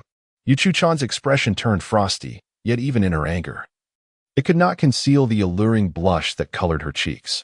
As she glared at him, poised to unleash her fury, her thoughts unexpectedly drifted to the little Tang Yuan. A quick glance revealed the child covering her eyes with tiny hands, though the wide gaps between her fingers betrayed her curiosity. Noticing that both adults were focused on her, the little Tang Yuan dropped her pretense and unveiled a bright, innocent smile. With a playful tone, she turned to Han Shichu and declared, Daddy, Tang Yuan wants a kiss too. His heart swelling with joy, Han Shichu hurried to her side, tenderly planting a gentle kiss on her smooth forehead. Good night, Tang Yuan, he whispered. Good night, Daddy, love you. She chirped back sweetly, obediently closing her eyes to drift off to sleep. Seizing the opportunity, Han Shichu swiftly made his way to the door. Casting a final glance at the still fuming Yu Chuchan, with a subtle smile, he softly uttered, Boss, love you, before she could hurl a pillow in his direction. He had closed the bedroom door behind him. Once he left, Yu Chuchan, in a fit of annoyance, pounded her fists on a nearby pillow. Subsequently, she picked up her phone, opened WeChat, and hovered her fingers over the keyboard, yet no words flowed forth. Ultimately, she typed nothing at all. Tossing her phone onto the nightstand, she buried herself beneath the covers, kicking her feet in a petulant display. Fortunately, the little Tang Yuan had quickly entered a charging state, or else the child might have uttered some peculiar musings that would have left Han Shichu in astonishment. It would have been surprising to witness the usually aloof and composed CO reveal such a vulnerable, feminine side. Regrettably, Han Shichu, who was admiring himself in the bathroom mirror, was oblivious to the unfolding circumstances. As his fingers grazed the wound on his lip, he winced in pain, drawing in a sharp breath. This woman was quite formidable. Gazing at the injury, Han Shichu muttered to himself incessantly. Nonetheless, he secretly felt fortunate that his agile tongue had retracted swiftly. Otherwise, it would have been his tongue that bore the brunt of her force. Given the unyielding strength she exhibited, the consequences would have been dire. Observing the lipstick stain adorning his lips, Han Shichu pursed them slightly, seemingly savoring the fleeting yet extraordinarily delightful moment. It was reminiscent of sweet peach nectar, truly delectable. As soon as he reclined back onto his bed, he received a belated notification from the system. Congratulations, host, for completing the task. You have earned one lottery draw opportunity and successfully unlocked access to the merchandise lottery in the mall. With the second brother safe once more, Han Shichu exhaled deeply, harboring a tinge of resentment and dissatisfaction towards the absurd system. However, if granted another chance to sever ties with the system, he would not readily accept. Not only him, but it was likely that no one would be willing to part ways, right? Shaking his head, he dismissed these chaotic thoughts. Currently, he was prohibited from participating in the lottery. He needed to bask in the fortune of the European royals before attempting to draw. Yet, he was quite intrigued by the merchandise lottery within the mall. As the name suggests, the system would undoubtedly initiate another lottery wheel, with rewards consisting solely of items from the system store. Alas, he had merely unlocked the access without obtaining a chance to draw. The stingy, ludicrous system seemed to lack the foresight to include an additional opportunity, which was rather infuriating. Just as he wallowed in his frustration, the chime of a text notification sounded from his phone. Han Shichu picked it up and discovered it was a message from the bank. The transfer from Rome had arrived. Seeing his account swell by an additional 360,000, Han Shichu beamed with satisfaction. Such a sense of accomplishment was truly delightful. However, before he could revel in his triumph for long, another notification chimed. It was a message regarding a deduction from the transfer. Staring blankly at the text, he hastily logged into his mobile banking app for verification. Upon viewing the displayed balance, he was utterly bewildered. Just as the message had indicated, a staggering 288,000 yuan had inexplicably vanished from his account. In a rush, he opened the transaction records, only to find himself in an even deeper state of confusion. The timestamp of the transfer coincided with the moment he had just received the notification, and astonishingly, the recipient was the Huaxia Charity Foundation. The Huaxia Charity Foundation is the largest charitable organization in the nation, directly governed by the State Council, with each successive deputy head serving as its honorary president. Therefore, it was inconceivable that the Huaxia Charity Foundation would engage in any disreputable conduct. Its finances were entirely transparent, embodying absolute fairness and openness. Consequently, many philanthropists, compassionate individuals from various sectors, or those seeking to enhance their reputation and establish a persona would unhesitatingly choose to donate to the Huaxia Charity Foundation. Han Shichu was enveloped in confusion, pondering how his account password, known solely to himself, could have been compromised. Had he fallen victim to a hacker? While he indulged in these anxious thoughts, the system suddenly spoke. Can you refrain from wild speculations? Your imagination knows no bounds. It was I who did it. What are you going to do about it, you little rascal? To his astonishment, the voice of the system had transformed from a mechanical monotone to a remarkably humanized tone, imbued with emotion and even dialects. Han Shichu stood frozen in disbelief. After a prolonged moment, he finally regained his composure and timidly inquired, "System, have you undergone an upgrade? You are the foolish one. Your entire family is foolish, you little brat." He was taken aback. Was it possible that this ridiculous system could speak in multiple dialects? Coughing, Han Shichu pressed on. Have you upgraded? Oh, for goodness sake. Incredible, it even spoke foreign languages now. Chapter 59, Mutual Harm. Sharing food and drink, Han Shichu's eyes widened in astonishment. You dog of a system, this isn't merely an upgrade. It's an evolution. Dear Virgin, you can certainly interpret it that way, without any issue. Also, from now on, please refer to me as Comrade. Comrade, what could that possibly mean? Nevertheless, since the system had resorted to personal insults, Han Shichu was determined not to comply. Was it not a matter of mutual harm? Who was afraid of whom? Without further ado, he demanded, "Now, tell me what is going on with the money in my account? I forgot to mention. Any wealth you accumulate through entertainment means will have 80% forcibly deducted by this system, which will be automatically donated to charitable organizations. Moreover, the commission deducted by this system can be exchanged for merit points, 1 point for every yuan. Merit points can be used for lottery draws in the store. Every 100,000 merit points grants one chance at the lottery. Once your merit points accumulate to 10 billion. At this point, The system unexpectedly fell silent. After a long pause, Han Shichu finally heard its voice again. When your merit points reach 10 billion, a delightful surprise awaits.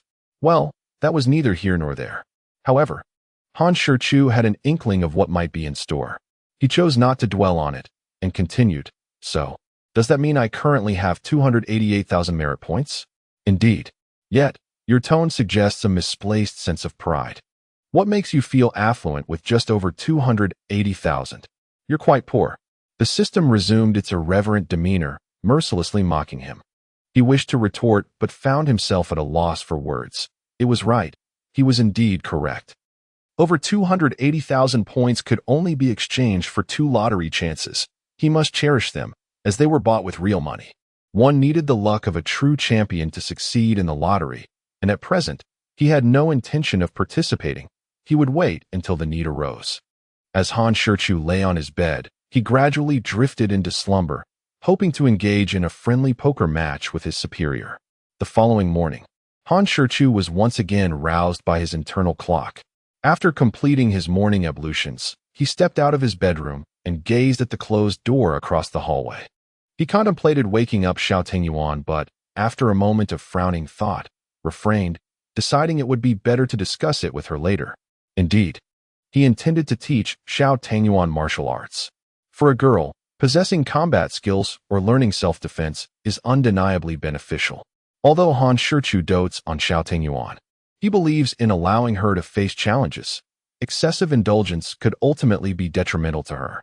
He proceeded to the gym on the 3rd floor to engage in a vigorous workout, as maintaining a robust physique is essential when mingling with affluent individuals. After a refreshing shower, he began to prepare breakfast, opting for the traditional Huaxiao morning fare. It wasn't that he lacked the ability to prepare Western-style breakfasts, rather, he simply did not enjoy them. Moreover, as Wang Ma mentioned, both Xiao Tingyuan and their superior were not fond of Western cuisine, further reinforcing the notion that one's tastes often align closely with one's kin. After breakfast, he escorted Xiao Tingyuan to kindergarten before returning home to indulge in some painting. It was a simple, unremarkable life, yet Han Shichu cherished this ordinariness, finding it far from tedious. Indeed, this is life. One must endure solitude while also savoring prosperity, ultimately returning to simplicity and tranquility. Regardless of the lifestyle one chooses, satisfaction and contentment are what truly matter. However, reality paints a different picture. Contemporary society appears grotesquely pathological, as it does not permit mediocrity. Desiring to lead an unremarkable life, basking in the happiness of simplicity, seems akin to committing an unforgivable sin. Such aspirations are not only dismissed, but often met with hostility. It feels as though societal norms dictate that one must achieve success, wealth, and status, leaving no room for the ordinary. Even if one is mediocre, there is no respite.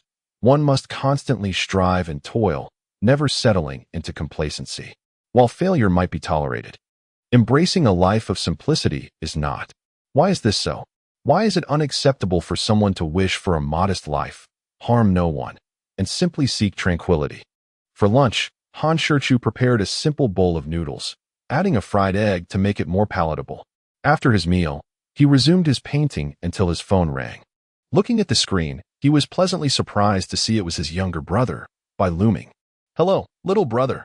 What prompted you to call me today? Didn't Sister Hua say she arranged a new gig for you? Have you run away again?"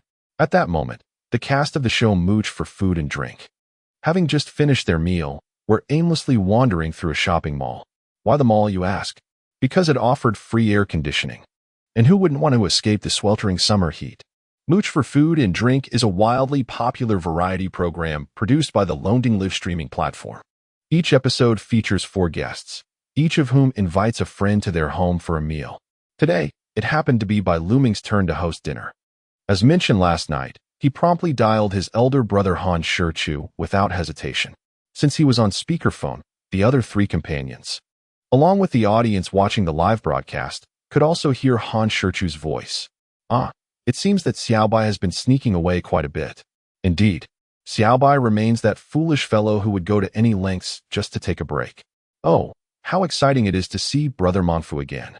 Bai Luming, Sensing the peculiar gazes from his companions, offered an awkward smile and quickly said, "Brother, don't speak nonsense. I'm currently filming a show." "Oh." Han Shichu on the other end of the line sounded surprised. "What show is that?" "Catering." Although this variety show was quite popular, Han Shichu was unaware of it. However, understanding was not difficult. He immediately inquired, "So, are you calling to come over for a meal?" Bai Luming, with his characteristic shamelessness, cheerfully replied, "Exactly." Han Shichu did not hesitate and directly said, "All right, just come over then. At Upinua Mansion, call me when you arrive, and I'll come out to meet you." "Got it." Bai Luming joyfully ended the call. "Wow, I didn't know Brother Mongfu was so wealthy, living in Upinua Mansion." No. It should be said that Brother Mongfu's rich wife is incredibly wealthy. Haha, you all probably didn't watch Brother Mongfu's live stream last night. What does that mean? Could someone please explain? Damn, dealing with this is also a hassle. Brother Mongfu's wife is the boss of Dayu Film and Television Media, a truly affluent lady. Chapter 60. With persuasion and deception, guests arrived. Bai Luming and his trio did not head over immediately. Instead, they began shopping for gifts at a mall. Although they were ostensibly there to mooch food and drinks, the production team did not interfere with whether the guests brought gifts, as it was merely a matter of social etiquette. Moreover, who would visit empty-handed? "Xiaobai, what do you think we should buy as gifts?" Chu Wanji asked in distress. Although she was a close friend of Yu Chu-chan, she was unaware of the existence of Xiao Tengyuan. Firstly, she had never been to Yu Chu-chan's home. Secondly, Yu Chu-chan had never mentioned her. And thirdly, she had been entirely focused on work for the past 2 to 3 years, hardly meeting Yu Chu-chan at all. The other two guests also looked toward Bai Luming, evidently uncertain about what gifts to procure. Bai Luming glanced at Chu Wanji and, in disbelief, said, "Sister, you haven't forgotten that my brother has a daughter, have you?" Chu Wanji awkwardly patted her forehead, realizing she had indeed overlooked that detail. "All right then. That simplifies things." Since Bai Luming and the others were coming to mooch a meal, Han Shichu would certainly not continue painting. Checking his phone, he noted that there was still some time before he needed to pick up Xiao Tengyuan. Taking advantage of this free time, he decided to go grocery shopping first. After buying the groceries, picking up Xiao Tengyuan would be just right. There was a fresh vegetable supermarket conveniently located at the entrance of the community. After a substantial grocery haul and placing the items in the kitchen, he set out again to fetch Xiao Tengyuan. As always, Xiao Tengyuan spotted him from a distance and rushed over while calling out. He scooped her up and asked while walking, "Xiao Tengyuan, have you been good today?" "Good."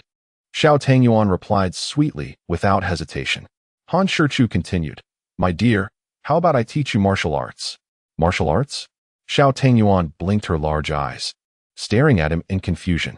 This moment left Han Shichu momentarily perplexed, unsure of how to explain it to her. "You know, like Kung Fu," he clarified. Xiao Tengyuan's eyes twinkled as she tilted her head and pondered, then replied in her soft voice, "Is it like those flying Kung Fu moves on the television?" Exhausted, Han Shichu could only nod, saying, "Sort of, but not quite as impressive." "I want to learn. Daddy, teach me," Xiao Tengyuan exclaimed, dancing with excitement. Han Shichu sighed with relief. Although there was an element of coaxing involved, it was ultimately for Xiao Tengyuan's benefit. But learning martial arts can be tough. "Can you handle it?" Unaware of what hardship truly meant, Xiao Tengyuan boldly replied, "I can. I'm the best at enduring hardship." It seemed she had no idea what it entailed, yet she answered so confidently. Truly, ignorance breeds fearlessness. Han Shichu chuckled. Since Xiao Tengyuan had promised him, she could not go back on her word. In front of others, Xiao Tengyuan was remarkably clever, yet in Han Shichu's presence, her innocence was endearingly charming. He might have dug a hole for her, but she was now digging one for herself. Shaking her little head, she declared in her sweet voice, "I won't go back on my word. If Daddy doesn't believe me, let's make a pinky promise." This was essentially a self-dug pitfall, leading her to a rather precarious situation. Although it was under the guise of considering Xiao Tengyuan's best interests, the way he coaxed and misled such a pure and adorable child left him feeling inexplicably guilty. "Daddy, what do you want to eat today? I'll buy it for you." A sudden sense of using a child's allowance for manipulation arose within him. He quickly declined, saying, "Daddy doesn't want anything. Let us hurry home. Uncle Bai is coming over today." Xiao Tangyuan paused for a moment before recalling who Uncle Bai was. "Isn't Uncle Bai the silly uncle who appears on television with you? You shouldn't say that. It's impolite." As expected, when the father and daughter returned home, Yu Chu-chan was already sitting on the sofa, engrossed in her tablet. Upon seeing them, she glanced up, her expression turning fierce as her gaze fell on Han Shichu. Completely devoid of the gentleness she had shown to Xiao Tangyuan, it was clear she was still upset about the incident from the previous night. Moreover, during breakfast that morning, she had not acknowledged him and had even given him the cold shoulder. "Gummy beans," Xiao Tangyuan called out, and Tongdo, accustomed to this, took the little bear backpack from her and ran upstairs. Han Shichu sat beside Yu Chu-chan and smiled, saying, "Leader, I have something to tell you. Xiaobai and Sister Chu are coming over to film a program at our house." Yu Chu-chan replied coolly, "I know." At this moment, little Tangyuan suddenly inquired, "Daddy, why don't you sleep with me and Mama at night?" Upon hearing this, both parents were momentarily taken aback. They had thought they were concealing their secret well, but little Tangyuan had already perceived the truth. Exchanging glances, they both quickly engaged in a mental brainstorming session, seeking a plausible excuse. Han Shichu had a sudden epiphany and replied, "Daddy snores at night, afraid of disturbing you and Mama." Little Tangyuan, undeterred by her father's snoring, insisted, "I want to sleep with Daddy." Hearing her declaration, both parents sighed in relief. It was indeed convenient for waking her up in the morning. "All right, you can sleep with Daddy tonight." Just then, Han Shichu's phone rang. Checking the caller ID, he saw it was his younger brother, likely having arrived. After a brief exchange, he hung up. "Bai Luming and the others have arrived. I will go greet them." Yu Chu-chan nodded in agreement. "Go ahead."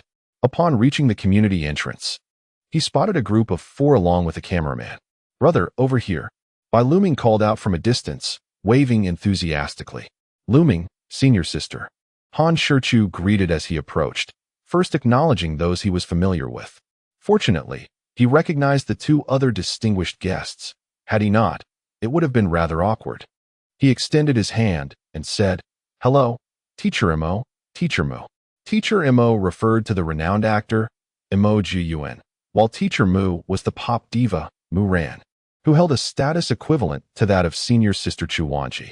One must admit, the guest lineup for this dining and drinking program was exceptionally lavish. Of course, Bai Luming was somewhat of a comic relief amidst such distinguished company.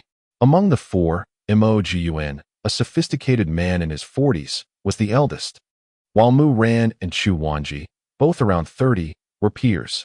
Although their status in the industry far surpassed that of Han Shichu, they graciously shook his hand instead of flaunting their superiority. Following this, there was a round of polite exchanges and mutual flattery. Bai Luming, unable to contain himself, interrupted their pleasantries.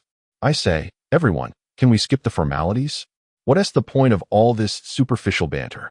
Isn't it exhausting to keep up the pretense?" He added, "Brother, just call him Brother Yuan and Sister Ran. It's more friendly and natural. You two, being seniors, are older than me, so it's perfectly fine. Just don't make it so awkward and insincere." Listening to him made me shudder. I truly admired his candor. Fortunately, he was familiar with Mo Ji-yuen and Mu Ran. Otherwise, he might have been misunderstood. Chu Wanji shot him a disapproving glance, and just what are you capable of saying? If you can't speak properly, then perhaps you should say less. No one thinks you're mute. Bai Luming, taken aback, felt an urge to retort, but, upon meeting her piercing gaze, recoiled, silencing his tongue while likely cursing inwardly. Haha, high emotional intelligence. Bai Luming is indeed one of the few straightforward individuals in the circle. Low emotional intelligence, clumsy fool. Did you really have to say that? Don't you know that some truths are best left unsaid? I find no fault in what Xiaobai said. Is it not true that people today often wear a facade of cheerful smiles while harboring resentment beneath the surface? The insincerity displayed outwardly masks a deep-seated animosity.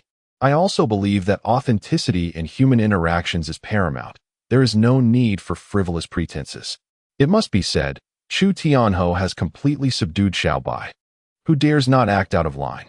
Haha. Mo Ju Yuan laughed heartily, agreeing with Xiaobai. I shall call you Brother Mongfu, just like the online community. Would you mind? Han Shichu shook his head, smiling as he replied, what is there to mind? In fact, I quite like this appellation in persona. Let us proceed indoors to converse further. Han Shichu led the group back to the residence. The opulence of the abode and its exquisite decor astonished not only the viewers of the live broadcast but also the four guests. It was not that they could not afford such luxury, but rather that they would never deign to spend their entire savings on such ostentatious comforts. Who would willingly invest all their resources into a fleeting indulgence? Even if one were to put on a brave front, it would hardly reach such extremes. Of course, for the affluent, such extravagance is indeed commonplace. Upon entering, Yu Chu-chan approached them with an air of warmth, devoid of any pretense. Choner, boss, President Yu. The familiar calls made it clear who was speaking. Yu Chu-chan smiled gently, welcoming them with, hello, please come in and have a seat in the living room. Do not stand on ceremony. Her brevity remained as charming as ever. Bai Luming's attention was entirely captured by the little one beside him.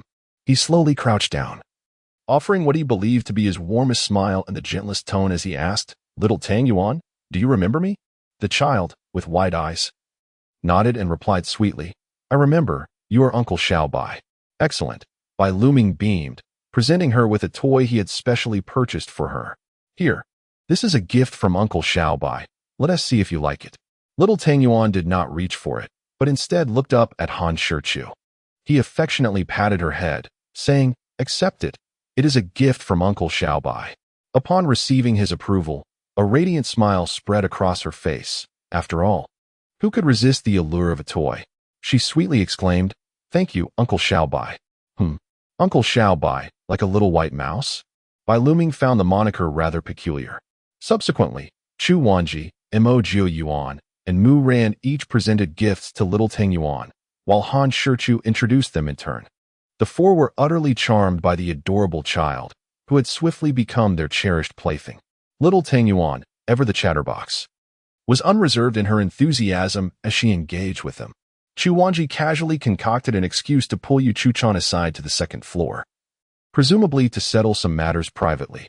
Once Yu Chu-chan departed, Bai Luming visibly relaxed, when faced with the two formidable women of the company. He had to tread carefully even in conversation. Brother, hurry and cook. I'm famished. No sooner had the two left than Bai Luming began to fidget restlessly. Han Shichu nodded. For today he did not have to broadcast live, and he had already informed Sister Rong in advance to post a Weibo explaining the situation. After all, they were all on the Longting live streaming platform. It mattered not which room one chose to watch. What do you wish to eat?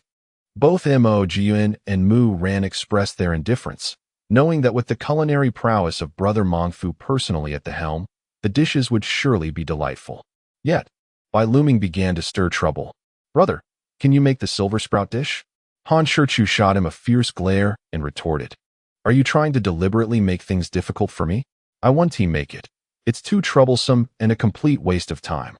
Mo Jian and Mu Ran looked on with curiosity, clearly unfamiliar with the dish's name. Bai Luming, brimming with self-satisfaction, explained, the silver sprout dish is a highly intricate recipe that dates back over a century, once favored by Empress Dowager Cixi in her later years. To this day, one might say it has been lost to time, yet perhaps it has not. What do you mean? Mo Jian asked, puzzled. Little Bai, isn't that contradictory? Bai Luming feigned profundity, shaking his head and putting on an air of superiority. Just then, Chu Wanji, having descended the stairs unbeknownst to anyone, delivered a sharp slap to his head. What are you pretending for? Can't you speak properly? Bai Luming, wincing in pain, rubbed his head, casting a resentful glance her way. The opportunity to show off had been so easily thwarted, leaving him quite frustrated, though he had to stifle his annoyance. Haha, well deserved for being so cryptic. Well done, Chu Tianho. That little fool deserved a smack. I can't breathe. This is classic, trying to show off only to be backfired. Little Bai, why do you emulate your older brother in such a way? You had it coming. Nonetheless, everyone was indeed intrigued, including Yu Chu-chan, who had also not heard of this dish. Under the warning gaze of senior sister Chu, Bai Luming hurriedly continued. The reason I say it hasn't been lost is that many people still know how to make it. But why do I say it has been lost? because very few are willing to prepare it nowadays. Chu Wanji inquired curiously, what is the reason for that? It is said that the preparation of the silver sprout dish is exceedingly time-consuming and labor-intensive, with a high degree of difficulty. Bai Luming elaborated. How so? Mu Ran interjected. Bai Luming shook his head in response. Chu Wanji raised her hand, as if preparing to strike him again. The beleaguered Bai instinctively shielded himself, hastily saying, Senior sister. I truly don't know. The crowd then shifted their attention to Han Shichu. Chapter 62. Flamboyant, little Bai seeks medicine. Han Shichu smiled softly and said. The little brother's assertion isn't entirely accurate. The silver sprout dish can still be ordered at certain renowned century-old establishments. However, it is exorbitantly priced, with a single serving costing no less than several thousand yuan. The crux of the matter is, when you finally taste this dish, you will find it utterly unworthy. For its primary ingredient is simply bean sprouts, and the flavor bears little distinction from that of stir-fried bean sprouts. In an astonishing twist, a mere serving of bean sprouts can fetch an exorbitant price of tens of thousands. Is one consuming bean sprouts or some mystical ginseng fruit? The ever-enthusiastic Han Shichu recounted the experience of savoring this renowned dish in the imperial kitchens of the capital. As the brash brother mentioned, a portion of the silver-stuffed sprouts astonishingly costs 39,900. As for the flavor, to my palate, it bore little distinction from a simple stir-fry of bean sprouts. It is said that indulging in such a dish might even lead one to transcend earthly bounds. Han Shichu elaborated that the rarity of its preparation contributes to its steep price. The intricate process is exceedingly labor-intensive and time-consuming. One must meticulously sift through thousands of bean sprouts to select a scant few that are straight and robust. Next, the chosen sprouts undergo trimming, removing both ends to retain a 2-inch segment of the central sprout. Then, with utmost care, one must hollow out the sprout using silver needles or copper wire, ensuring the delicate walls remain intact. Following this, finely minced chicken or shredded ham is carefully packed into the hollowed sprout. This step demands precision, as one must neither rupture the walls nor compromise the aesthetic integrity of the dish. Finally, the cooking process involves heating oil in a pan, adding Sichuan peppercorns and salt until it reaches a rolling boil, and repeatedly drenching the sprouts in the hot oil until they achieve a translucent sheen. Thus, the luxurious craftsmanship, exquisite presentation, and crystalline sprouts culminate in the creation of the silver-stuffed sprouts. However, upon tasting, one might ponder, what a trivial indulgence this is. It pales in comparison to a simple dish of sauteed bean sprouts. The humorous brother's remarks had me in stitches. Hence, it is evident that this dish is celebrated for its artistry rather than its flavor. Merely listening to his description reveals the considerable effort and time involved, rendering it a quintessential example of a dish that is more flamboyant than practical. Thus, I maintain that it is a frivolous expenditure of time. With that, I shall take my leave to prepare the meal. Upon hearing this, the cameraman, understanding the allure of the brother's culinary prowess, followed him into the kitchen, knowing well that viewers relish witnessing such mastery in action. As for the 4 guests of the episode, they hardly minded the situation. Bai Luming, noticing the cameraman had entered the kitchen, had no choice but to settle back down, plotting how to seize a moment alone with the elder brother, as this opportunity was far more significant than merely sharing a meal. While Han Shichu busied himself in the kitchen, the little host, Xiao Tangyuan, was preoccupied with entertaining the guests, washing fruit, presenting her treasured snacks, and distributing her favorite dog toys, leaving her quite flustered, unable to bear the sight. Mu Ran chuckled and said, Xiao Tangyuan, come sit down and take a break. Xiao Tangyuan returned to the sofa, nestled among the 4, her youthful voice chiming. Aunt Mu, Aunt Chu, Uncle Imo, Uncle Bai, would you like to hear a story? I can tell you one. Nearby, Yu Chu-chan cast a resigned glance at the exuberant child, knowing the little one was eager to showcase her talents. Mo Jiyuan joined in. Oh, Xiao Tangyuan can tell stories too? Little Tangyuan's face radiated with pride as she exclaimed. Of course, little Tangyuan can recount many stories. Allow me to share a tale about catching rabbits. She could not recall the idiom waiting by the tree stump for a rabbit, so she simply referred to it as catching rabbits. The photographer could not solely focus on capturing Han Shichu cooking. It was essential to feature the 4 guests as well. Just as he emerged, he fortuitously overheard little Tang Yuan preparing to tell her story. What a splendid opportunity. How could he let it slip by? Noticing the cameraman engrossed in his work in the living room, Bai Luming stealthily crept into the kitchen, cautiously shutting the door behind him. Hearing the commotion, Han Shichu turned to see his suspicious demeanor. Curiously, he inquired, "Luming, what are you up to?" "Hush." Bai Luming swiftly made a shushing gesture, then approached him, awkwardly rubbing his hands together, embodying a hesitant demeanor. Han Shichu, puzzled, replied, "Luming, if you have something to say, just say it. Why the formality? This shyness is not characteristic of you." "Brother, remember how I stuttered last time?" Bai Luming hesitated, finally confessing, "I wanted to ask you about the medicine you mentioned." "Oh, is that all?" Han Shichu remarked, somewhat exasperated. "Brother, this is not a trivial matter. You must treat it with seriousness." Han Shichu scrutinized him thoughtfully, then set down his spoon, pulling him into a corner of the kitchen, whispering, "Luming, do you have some unspeakable troubles?" "What are you talking about, brother?" Bai Luming shot him a resentful glance. "I'm just being prudent, don't overthink it." "Really?" Han Shichu was skeptical. "Absolutely."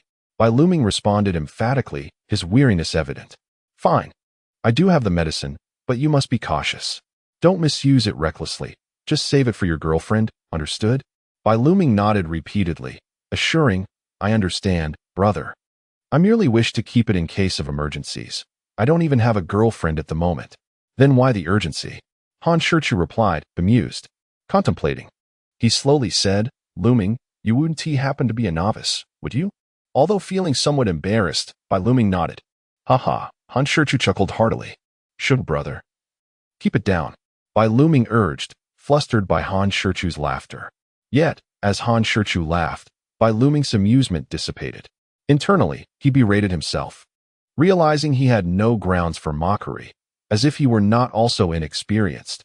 It was truly a case of the pot calling the kettle black. Confused, he asked, "What do you need that for now?" Chapter 63. The Elixir Acquired. Digging for answers, Bai Luming once again rubbed his hands together, lowering his voice shyly. "Brother, I've heard that a man's first time is often less than ideal. Thus, I shall first make the necessary preparations for unforeseen circumstances. It would be rather embarrassing to find oneself in an awkward situation, wouldn't it?" Han Shichu nodded involuntarily, acknowledging the wisdom in that statement. "By the way, brother, does this medicine still possess that effect?" Bai Luming gestured broadly as he spoke. "It should, right?" Han Shichu replied uncertainly. After all, he had never used it himself. How could he know? Nevertheless, he held a strong trust in the products provided by the system.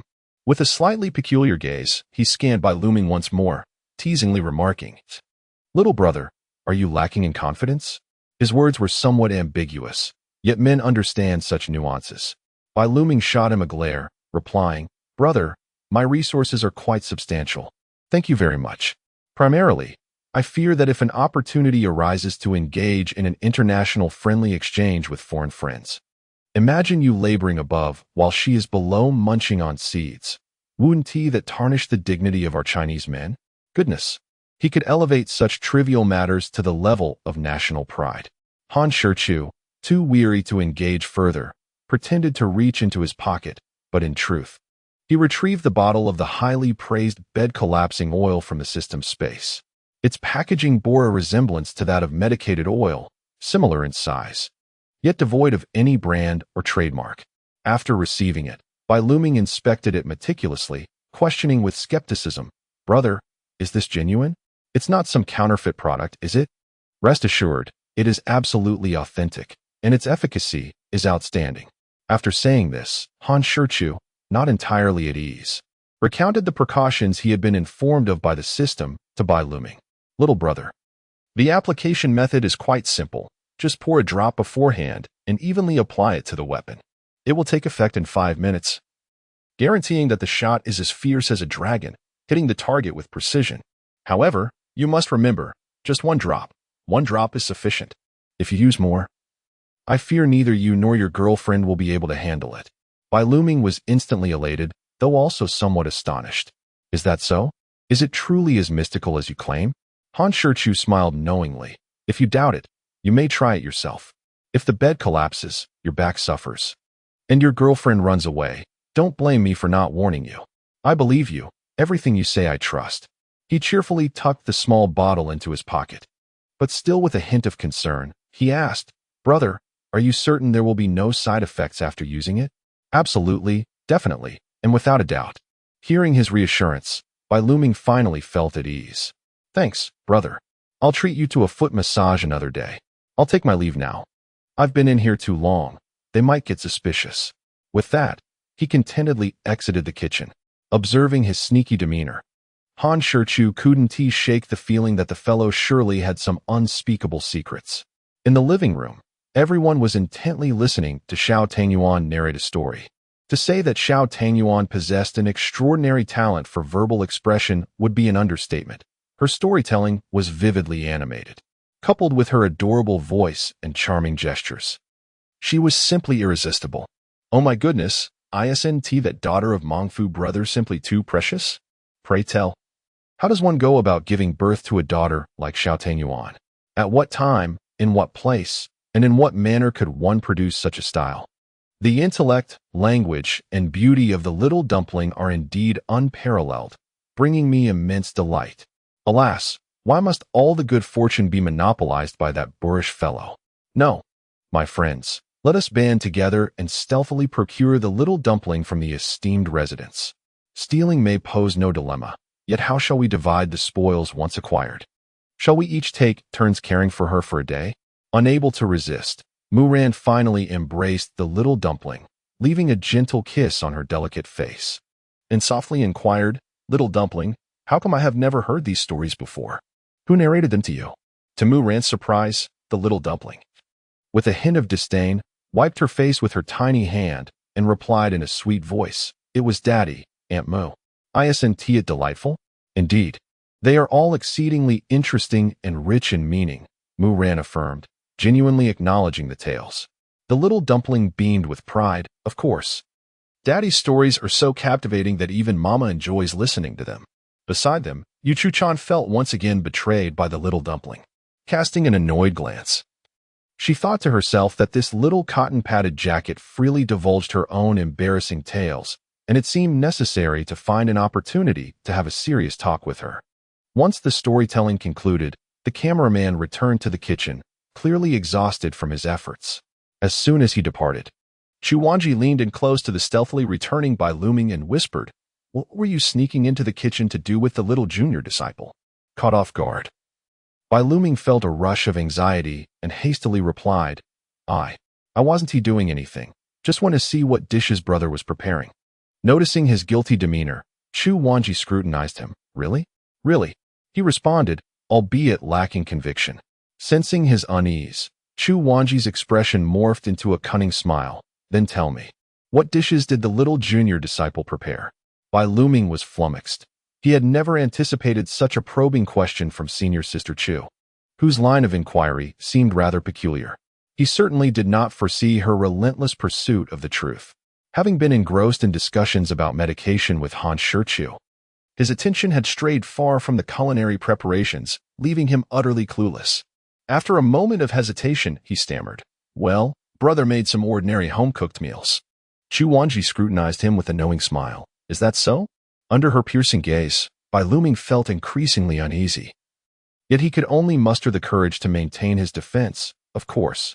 With a knowing smile, Chuwanji chose not to press further. Bai Luming sighed in relief, as the invisible pressure she exerted dissipated. Overall, it was indeed the weight of a guilty conscience. The group spent a little more time playing with the little dumpling, though it felt as if the chatty one was merely entertaining them. Luming, come help me serve the dishes, Han Shichu called from the kitchen, peering into the living room. Everyone promptly rose and made their way to the kitchen to assist with the meal. At the dining table, they gazed at the bountiful spread before them, collectively swallowing their saliva in anticipation. The mere presentation, vibrant colors, and the intoxicating aroma of the dishes are enough to tantalize anyone's taste buds. Mogun remarked. Today is truly a feast for the senses. I am grateful to Brother Mongfu for his tireless effort in preparing this meal. Chapter 64. Ubiquitous debates at the dining table. Han Shichu smiled softly. Oh, Yuan-gu, you are far too courteous. These are merely home-cooked dishes. I hope you do not find them lacking. Mu Ran chimed in with a smile. Home-cooked meals are absolutely delightful, especially when prepared by you, Brother Mongfu. Just the sight of it makes my mouth water. Xiaobai glanced at him and Yu Chu-chan, teasingly calling out, brother, sister-in-law. His irritating tone instantly alerted Han Shichu to his intentions. Drag this fool Xiaobai out and make him do 100 push-ups. No need to guess. This rascal wants to drink. With that expression and tone, I'm getting goosebumps. Can't he just speak properly? Why this childish behavior? Han Shichu shook his head in resignation and asked, what are we drinking? Bai Luming exclaimed with delight, Baijiu. Yuan-gu, how about you? Emoji Yuan also smiled. Baijiu it is. Han Shichu observed him, sensing a hint of the drunkard's spirit about him. Senior sister, Sister Ran, what about you? Red wine. Sounds good, Chu Wanji nodded. Let us have red wine. Leader, please fetch the drinks. Yu Chu-chan nodded and stood up to head toward the wine cabinet. The others looked on in astonishment. Not at the fact that he was ordering Yuzong around, but rather at the title he used. Chu Wanji teased, little junior brother. Your way of addressing Chuan is quite unique. Han Shichu had nothing to hide and laughed openly. In the company, she is the leader. At home, she also holds that title. Such a term of endearment is quite reasonable. Mo Guyuan laughed heartily, nodding in agreement. Brother, you speak the truth. Like most men, I too find myself under her thumb. With a sigh, he added, your sister-in-law is wonderful in every way, except for two things that vex me. At that moment, Yu Chu-chan returned to the table with the wine. Whether it was baijiu or red wine, both were exquisite and expensive. Han Shichu took the wine, opening it while listening to the lively banter. Chu Wanji, intrigued, asked, Yuan-gu, what are the two things about your sister-in-law that frustrate you? Well, one is her strict control over my drinking habits. I understand she is concerned for my health, but as a man, who doesn't have a few indulgences? Life would be far too dull without any hobbies. Han Shichu and Bai Luming nodded in vigorous agreement, expressing their strong support. As the representative of the women, Yu Chu-chan was ready to present a differing viewpoint. However, drinking is ultimately harmful to the body. With so many hobbies to choose from, can't we opt for those that are beneficial to our health, like reading or listening to music? Before anyone else could speak, Han Shichu looked at her and asked first, Leader, do you enjoy music? Without hesitation, Yu Chu-chan replied, I do. Han Shichu's face revealed a smile of triumph as he affectionately said, Brother, I also like you. What a surprising declaration of affection. Ah. Both Chu Wanji and Mu Ran simultaneously emitted sounds of playful disdain. Mo Jiyuan merely observed the couple with keen interest, while Bai Luming, this fellow, gazed at Han Shichu with starry eyes, filled with admiration, secretly impressed, and thinking, impressive, truly impressive. I've learned it. Yu Chu-chan shot him a glance filled with sarcasm. Chu Wanji teased, little junior brother, your public display of affection is truly pervasive. I suppose this is how you managed to win my Chuaner's heart? Upon hearing her words, Bai Luming's expression turned somewhat peculiar. He felt his innocence had been compromised, and even the phrase pervasive seemed to take on a different meaning. Han Shichu, however, made no attempt to defend himself, simply smiling with deeper significance. He then cleared his throat and stated earnestly, as for the leader's remark, I must respectfully disagree. Many women often lament how men are fickle, loving one and then another, easily bored. Of course, some men fit that description. However, the majority of us men remain deeply devoted and steadfast, as evidenced by our passions. For instance, if I enjoy smoking, I will inevitably become addicted. If I relish drinking, I will also succumb to that vice. If I have a passion for fishing, it too can become an obsession. How can one expect to abandon such pursuits so easily? Well said. Bai Luming and Mo Jiyuan applauded his clever argument.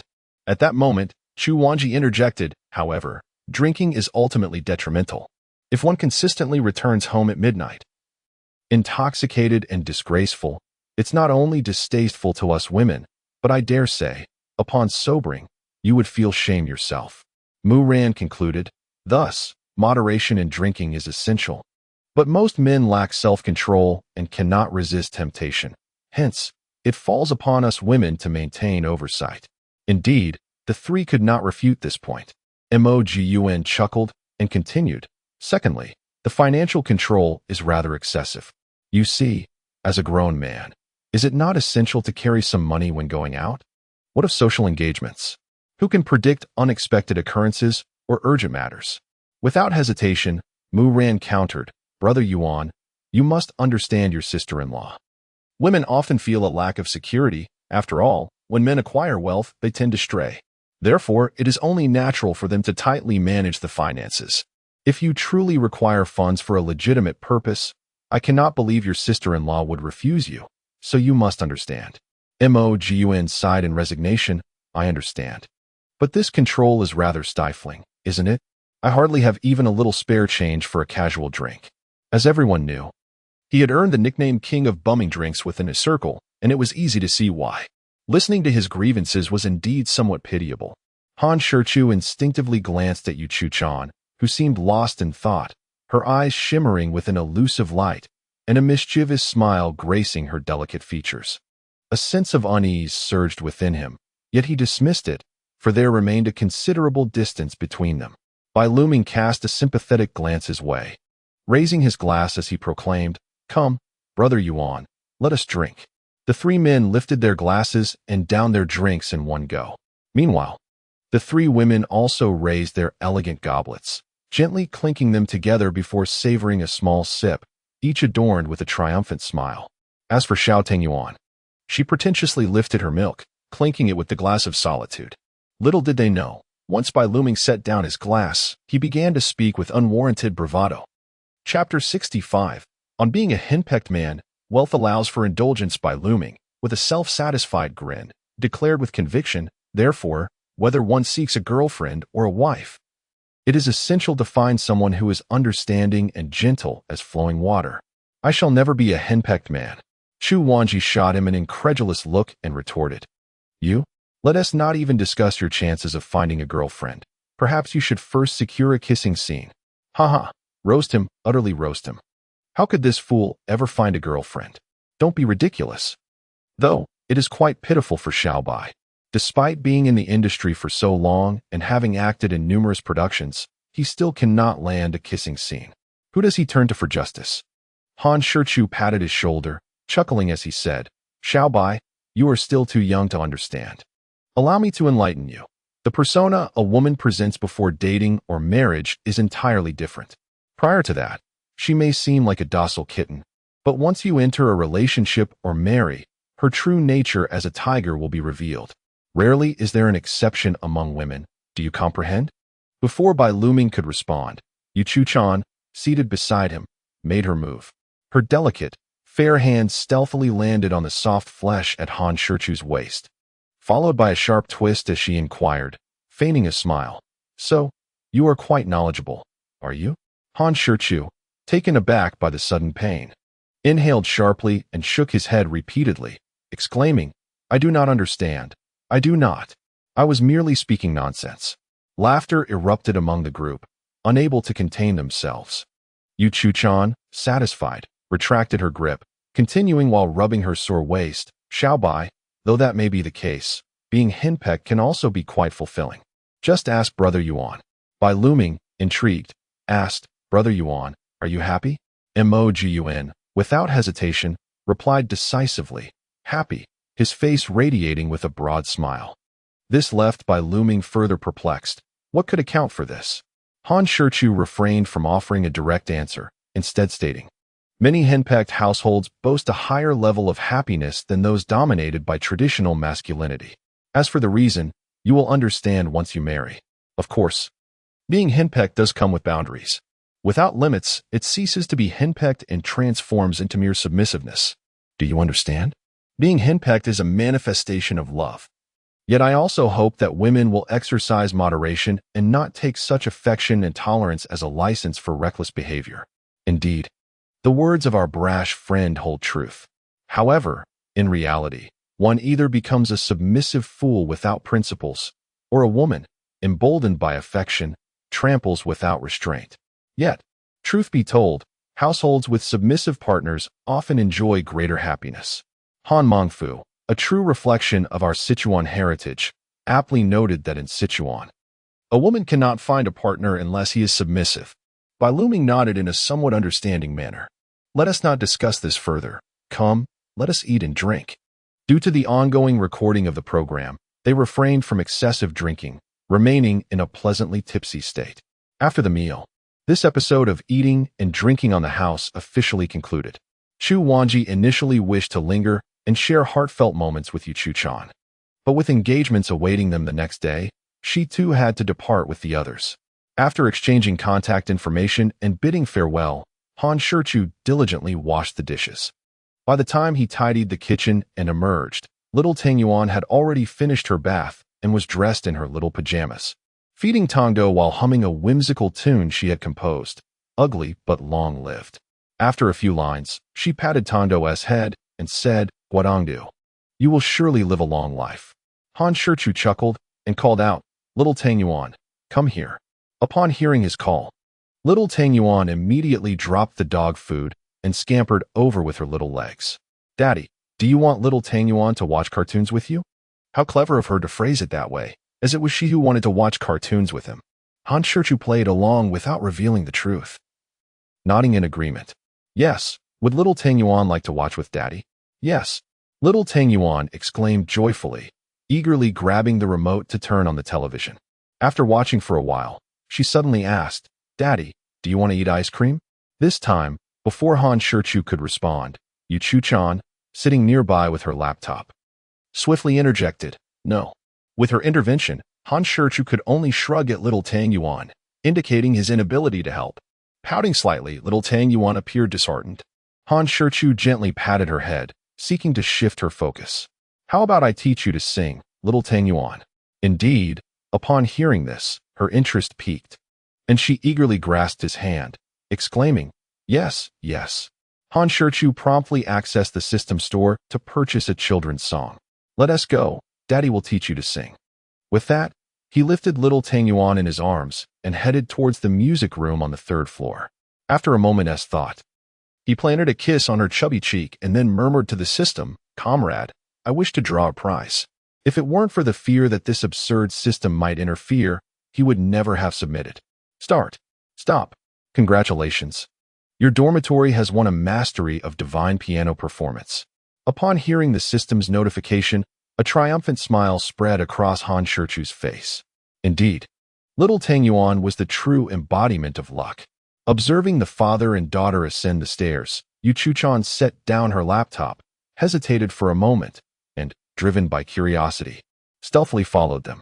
On the 3rd floor, in addition to a gym, a music room, a study, a home theater, and a gaming room, there surprisingly exists a small recording studio.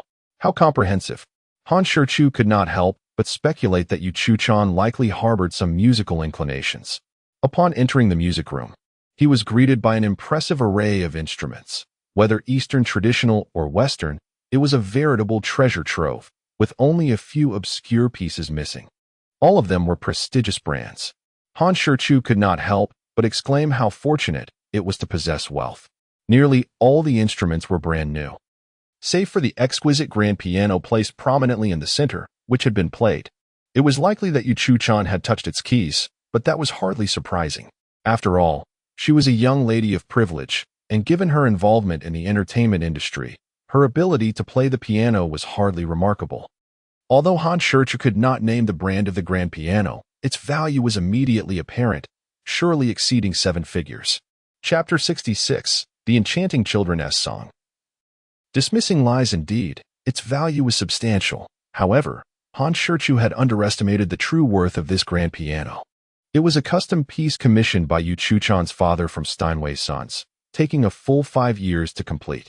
This stunning crimson piano features a soundboard crafted from 40 layers of the finest wood worldwide, and a renowned Chinese artist was specifically invited to design an ink-wash phoenix motif adorning it. Moreover, the piano was embellished with genuine gold, inscribed with Yu Chu-chan's name. The entire instrument resembled a phoenix reborn from flames, and the ink-wash design of the phoenix was both vivid and exquisite, embodying an ancient elegance. Han Shichu gently caressed the piano's body, its refined, smooth texture beyond compare. Carefully placing the little Tang Yuan on the piano bench, he slowly seated himself before the instrument. As his fingertips glided across the keys, he realized that this piano could fully withstand the strength of his arms and the complexity of his playing techniques. At that moment, he recognized that he had indeed underestimated this magnificent instrument. Without further thought, he acknowledged that the finest instruments are ultimately meant for human expression. Gazing at the little Tang Yuan, who sat quietly at the edge of the piano bench, Han Shichu softly said, "Little Tang Yuan, let Daddy teach you to sing Little Jumping Frog." With round, curious eyes, Tang Yuan inquired, "Little frog?" "Yes, the little frog." With that, Han Shichu began to play the piano, preparing to sing a rendition. Joyful and rhythmically vibrant notes began to fill the music room. The happy pond, where dreams are sown, becomes an ocean, with big eyes and a wide mouth. The drum sings loudly, "Lend me a pair of little wings, and I can soar to the sun. I believe that miracles lie within." La la la la la. Han Shichu's enchanting voice resonated throughout the room.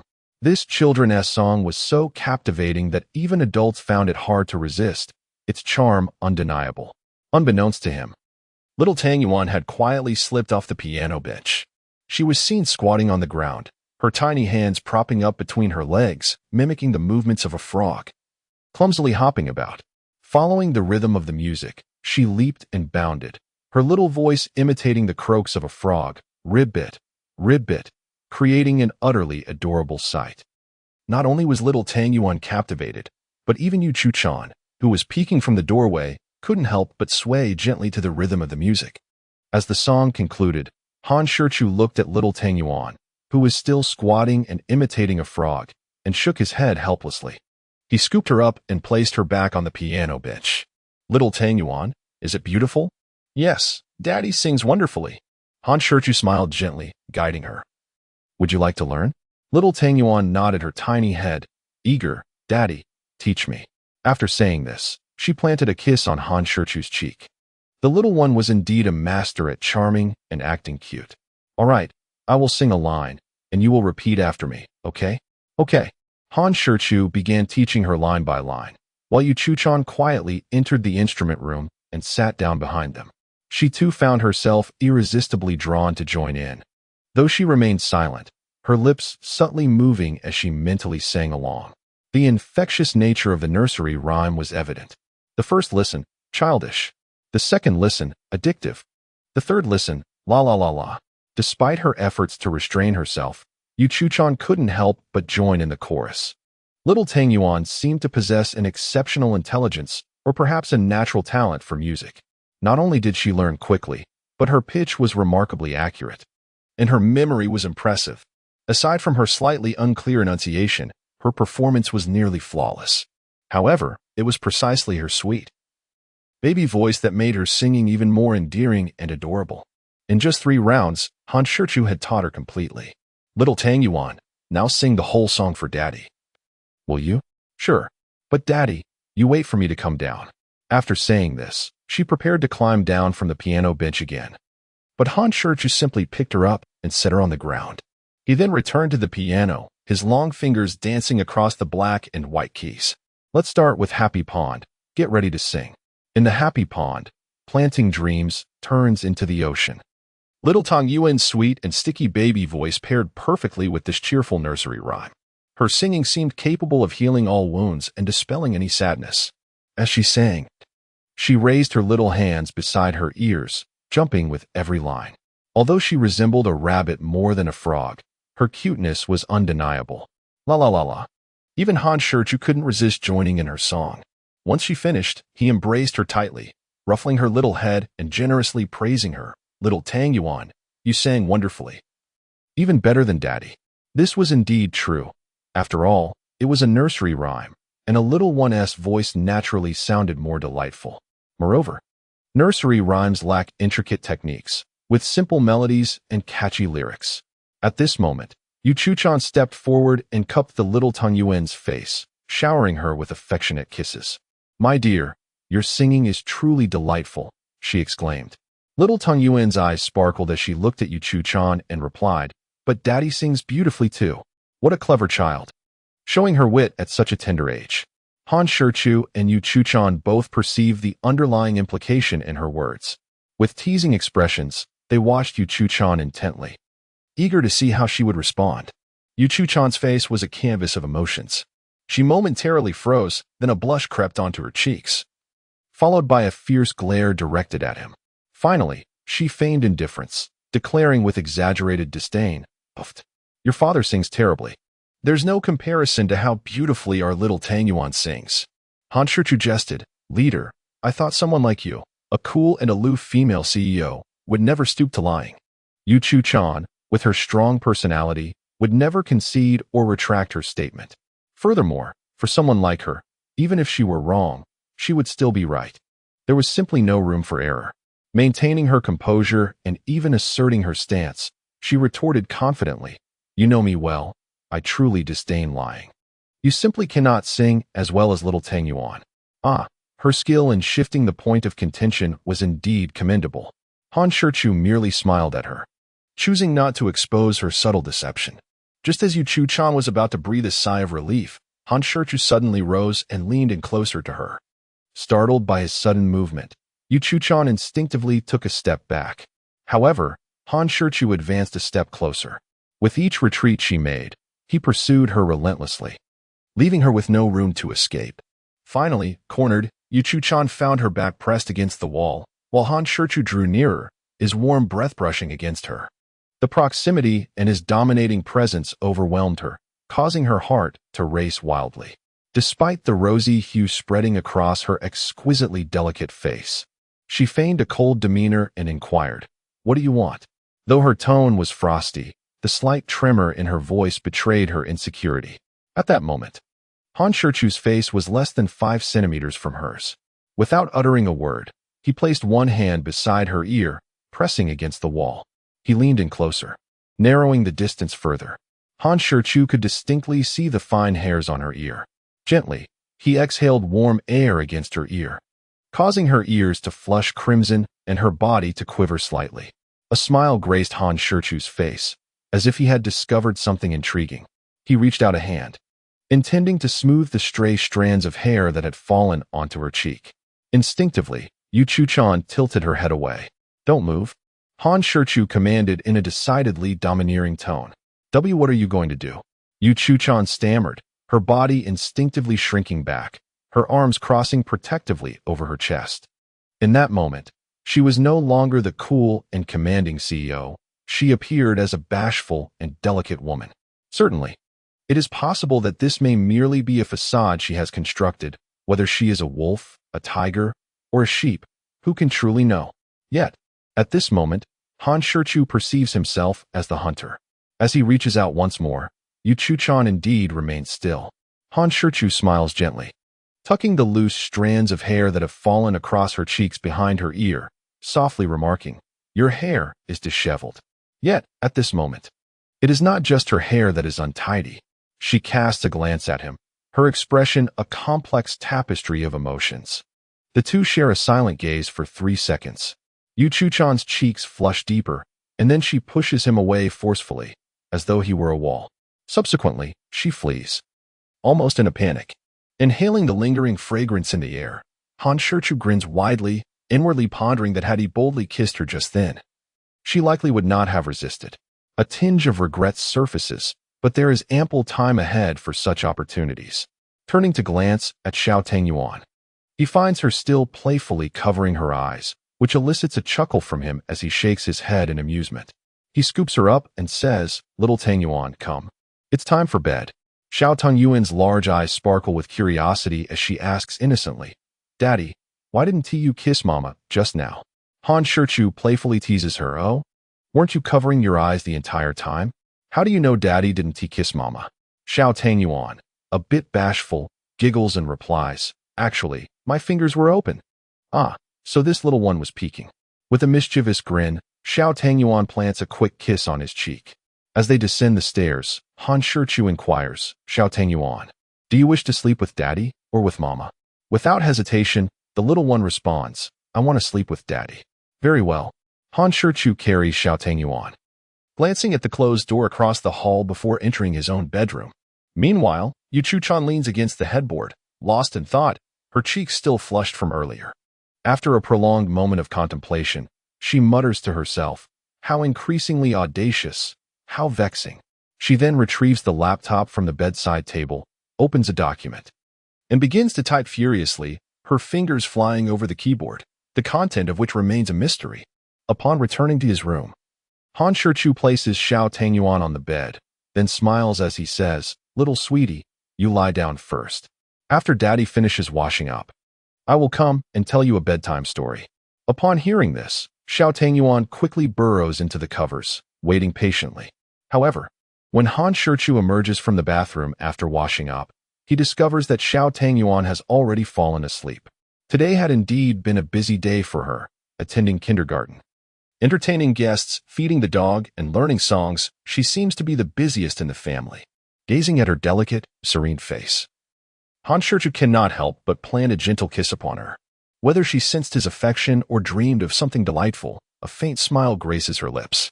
In that moment, Han Shichu feels that with Xiao Tangyuan by his side, he possesses the entire world. The following morning, Han Shichu awakens punctually as always. Upon opening his eyes, he finds Xiao Tangyuan nestled against him like a little kitten, affectionately curled in his embrace. A warm and blissful sensation instantaneously enveloped his heart. He hesitated, uncertain whether he should rouse her from her slumber. Yet, considering the long-term implications, he suppressed his selfish desires and chose to awaken her. Little Tangyuan, it's time to get up." Upon being called, the reluctant Tangyuan emitted a groggy murmur. With no other choice, Han Shichu continued, "Little Tangyuan, hurry up and get out of bed. Aren't you eager to learn martial arts from Daddy?" With her sleepy eyes barely open, Tangyuan rubbed her eyes. Still trapped in a daze, Han Shichu lifted her from the warmth of her blankets, allowing her to sit and gather her senses. However, as she sat, her eyelids began to droop once more. This could not stand. Han Shichu quickly exclaimed, "Don't sleep, don't sleep. Little Tangyuan, do you want to learn martial arts with Daddy?" Her response was purely instinctive, a display of adorable innocence that left Han Shichu both amused and exasperated. "Come on, Daddy will take you to wash up first." With bleary eyes, Tangyuan extended her arms in anticipation of being attended to. He scooped her up and carried her into the bathroom, setting her down on the sink. After washing her face, the dazed little girl finally began to awaken fully. "Here's your special toothbrush, Tangyuan. Now brush your teeth." Taking the small toothbrush, Tangyuan gargled a bit of water before clumsily attempting to brush her teeth. Han Shichu observed her as she fumbled, seemingly just playing around in her mouth. After a few haphazard strokes, she rinsed away the foam and proudly flashed a bright smile, exclaiming, "Daddy, look at how white Tangyuan's teeth are. Indeed, they are very white. Keep up the good work." After finishing their morning routine, Han Shichu led Tangyuan towards the backyard. The fresh air was imbued with a subtle floral fragrance that was utterly intoxicating. "Little Tangyuan, are you ready? Daddy is going to start teaching you martial arts." Confused yet earnest, Tangyuan nodded and declared, "I'm ready." Though she knew nothing of the practice, she was determined to project confidence. Chapter 68. The Ability to Endure. The elixir of vitality. What is martial arts? The martial aspect refers to the cessation of conflict. The art embodies the understanding of transformation and the ability to act accordingly. Upper martial arts lead to enlightenment and peace. Intermediate martial arts cultivate serenity and stability. Lower martial arts focus on technical skills for self-defense. Practicing martial arts enhances one's adaptability, promotes simplicity in action, elevates spirit and physical fitness, and fosters both health and happiness. Before embarking on any martial discipline, the foundational exercise is the horse stance. The benefits of practicing the horse stance are manifold. It improves balance, strengthens leg muscles, enhances cardiovascular function, invigorates the body's energy, stabilizes emotions, cultivates endurance and perseverance, boosts physical fitness, harmonizes yin and yang, and aids in weight loss. Moreover, for men, practicing the horse stance can enhance certain abilities, while for women, it can heighten pleasure during intimate moments. Of course, These benefits do not manifest overnight. Only through unwavering commitment can one truly reap the rewards. However, one must exercise caution while assuming the horse riding stance, as an incorrect posture may lead to joint injuries. Prior to adopting this stance, it is essential to engage in some warm-up exercises to prevent ligament strains. Han Shichu crouched down and addressed the little one, saying, "Little Tang Yuan, let us first warm up by running together." Without hesitation, the spirited Tang Yuan began to dash about the garden with her tiny legs, leaving Han Shichu both amused and exasperated. With no other option, he rushed forward and gently restrained her, patiently explaining the fundamentals of jogging while demonstrating the technique. At last, Tang Yuan grasped the concept. Earlier than usual, Yu Chuchan drew back the curtains, allowing the serene morning sunlight to flood in. Stretching comfortably before the floor-to-ceiling window, she marveled at the beauty of yet another splendid day. After a brief and simple exercise to loosen her limbs, she inadvertently glanced down and discovered two figures, one large and one small, in the backyard. Without needing a closer look, she recognized them as Han Shichu and Tang Yuan. The father and daughter were facing each other, both firmly positioned in the horse-riding stance, which piqued her curiosity. Without a moment to spare for her morning routine, she hurriedly donned her nightgown and descended the stairs. Upon reaching the backyard, she heard Tang Yuan's voice exclaiming, "Daddy, I can't hold on any longer." With her arms extended and small fists clenched, the little one gritted her teeth, her petite frame beginning to sway precariously as though she might topple over at any moment. "Hold," commanded Han Shichu, prompting Tang Yuan to exhale deeply, preparing to plop down onto the ground for a well-deserved rest. Quick as a flash, Han Shichu caught her and said, "Little Tang Yuan, you cannot sit down just yet. We must walk first." "Oh, but Daddy, I'm so tired," Tang Yuan protested, pouting as she rubbed her legs and arms with her tiny hands. Truth be told, Han Shichu felt immense pride in her performance, having never anticipated such remarkable resilience from her. Initially, after teaching her the proper stance, she could only manage to maintain it for a minute. The second attempt extended to 3 minutes, and astonishingly, by the final round, she persevered for nearly 10 minutes, leaving Han Shichu astonished. Observing the sweat glistening on her little face, he could not help but feel a pang of sympathy. Crouching down, he tenderly wiped the beads of perspiration from her forehead and gently remarked, "Little Tang Yuan, you are truly amazing, a wonderful daughter." Although exhausted, Tang Yuan beamed with joy upon receiving his praise. "Let us head inside. Daddy will prepare something delicious for you." "Okay." The father and daughter turned to find Yu Chuchan standing behind them, her brow slightly furrowed as she inquired, "What are you two up to?" Noticing her disapproving expression, Han Shichu quickly explained, "I am teaching little Tang Yuan martial arts to strengthen her body and enhance her self-defense skills." After a moment of contemplation, Yu Chuchan nodded in agreement, seemingly supportive of Han Shichu's intentions. However, she raised a question regarding his capabilities. "Do you actually know martial arts? Please do not teach her incorrectly." Han Shichu smiled gently, brimming with confidence as she replied, "Of course, I wouldn't dare teach little Tang Yuan otherwise. However, you must exercise caution, after all. Little Tang Yuan is still quite young and cannot withstand too much turmoil. Rest assured, leader, I am mindful of that and would never allow little Tang Yuan to be harmed. Though it may require some hardship." Yu Chuchan hesitated once more. To her, there was no notion of enduring hardship as a path to greatness. All she wished to see was little Tang Yuan living a carefree, healthy, and joyful life. Nothing else mattered. Yet, little Tang Yuan, in a soft voice, declared, "I can endure the most hardship." That little one. Yu Chuchan chuckled softly, choosing not to elaborate further. Suddenly, Han Shichu had a thought. She scooped up little Tang Yuan and planted a kiss on her cheek, eliciting a fit of giggles from the child. "Comrade, I want to draw a prize." Reminder to the host, you now have only 2 opportunities left for prize draws. I know, no need for unnecessary chatter, let's get started. Stop. Congratulations. The host has drawn an energy restoration potion. Upon hearing the system's notification, Han Shichu beamed with joy. She had wished for this very moment, yearning for her family.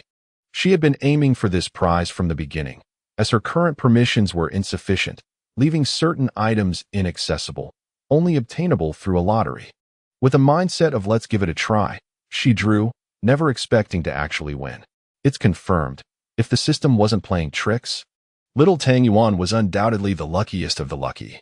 The energy restoration potion not only rapidly replenished physical strength and alleviated fatigue, but it also restored energy expenditure, making it perfect for little Tang Yuan at this time. Would this potion be suitable for her? Would there be any side effects? Han Shichu silently questioned in her mind.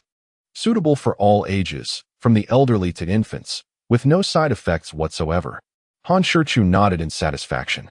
She set little Tang Yuan down and gently said, "Little Tang Yuan, are you thirsty?" "Yes, my mouth feels dry. Please sit on the sofa and rest. Daddy will fetch you a glass of milk." While pouring the milk, Han Shichu seized the opportunity to discreetly retrieve the energy restoration potion from the system space. There wasn't much, comparable to an oral solution.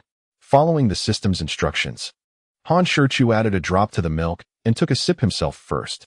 Instantly, a subtle warmth spread throughout his body. Before long, Han Shichu felt invigorated, the fatigue from earlier exercise vanishing without a trace, as if he had been fully revitalized. Chapter 69. Purchasing sanitary pads, seizing the opportunity produced by the system, trustworthy indeed. Han Shichu quickly returned to the living room with the milk. "Here we come, little Tang Yuan is having milk," he announced while extending the glass toward her. Little Tang Yuan beamed, playfully demanding, "Daddy, feed me." Well, who could resist such an adorable little creature? She needed to be catered to. "Come here, my little darling. Drink the special milk Daddy prepared for you, and you won't feel tired anymore." Beside them, Yu Chuchan curled her lips, unsure whether it was jealousy over the profound bond between father and daughter or disdain for Han Shichu's naive sweet talk. Little Tang Yuan puffed her cheeks and gulped down the milk in one go. Wiping her mouth with her small hand, she exclaimed, "Ah, delicious. Daddy's love milk is amazing." Yu Chuchan shot her a playful glare and, with a hint of envy, remarked, "Little sycophant." Tang Yuan, undeterred, cheekily stuck out her tongue at her. Han Shichu eagerly inquired, "So, how about it, little Tang Yuan? Are you not tired anymore?" Tang Yuan jumped off the sofa, stood before Han Shichu, bent her arms, and struck a pose as if showcasing non-existent biceps. "Huh, Daddy, I'm really not tired anymore," she said, bouncing excitedly on the spot. Now, recharged with energy, Tang Yuan appeared vibrant once more. Han Shichu felt a sense of relief and turned to Yu Chuchan, saying, "Leader, why don't you take little Tang Yuan to wash up while I prepare dinner?" Yu Chuchan nodded. "Come on, little sycophant, let's go wash up."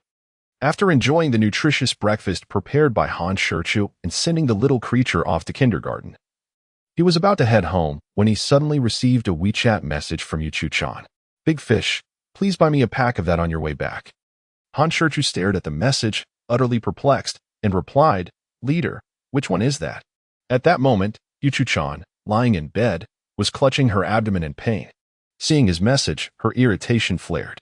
She slapped the blanket a few times in frustration, muttering through gritted teeth, "That bastard, he must have done this on purpose." With no choice but to endure the discomfort, she could hardly get out of bed to buy it herself. Big fish, sanitary pads. After sending the message, Yu Chuchan hurriedly dashed into the bathroom. Han Shichu understood. Not long after, Yu Chuchan's phone buzzed again with a WeChat notification. Han Shichu, "Leader, which brand do you want?" "There are so many types, I don't know which one to choose." Unfortunately, Yu Chuchan, still in the bathroom, did not see it. Han Shichu waited in the supermarket's sanitary pad aisle for quite a while, but he received no reply. However, he felt no embarrassment and quickly approached a sales assistant nearby. "Excuse me, could you help me?"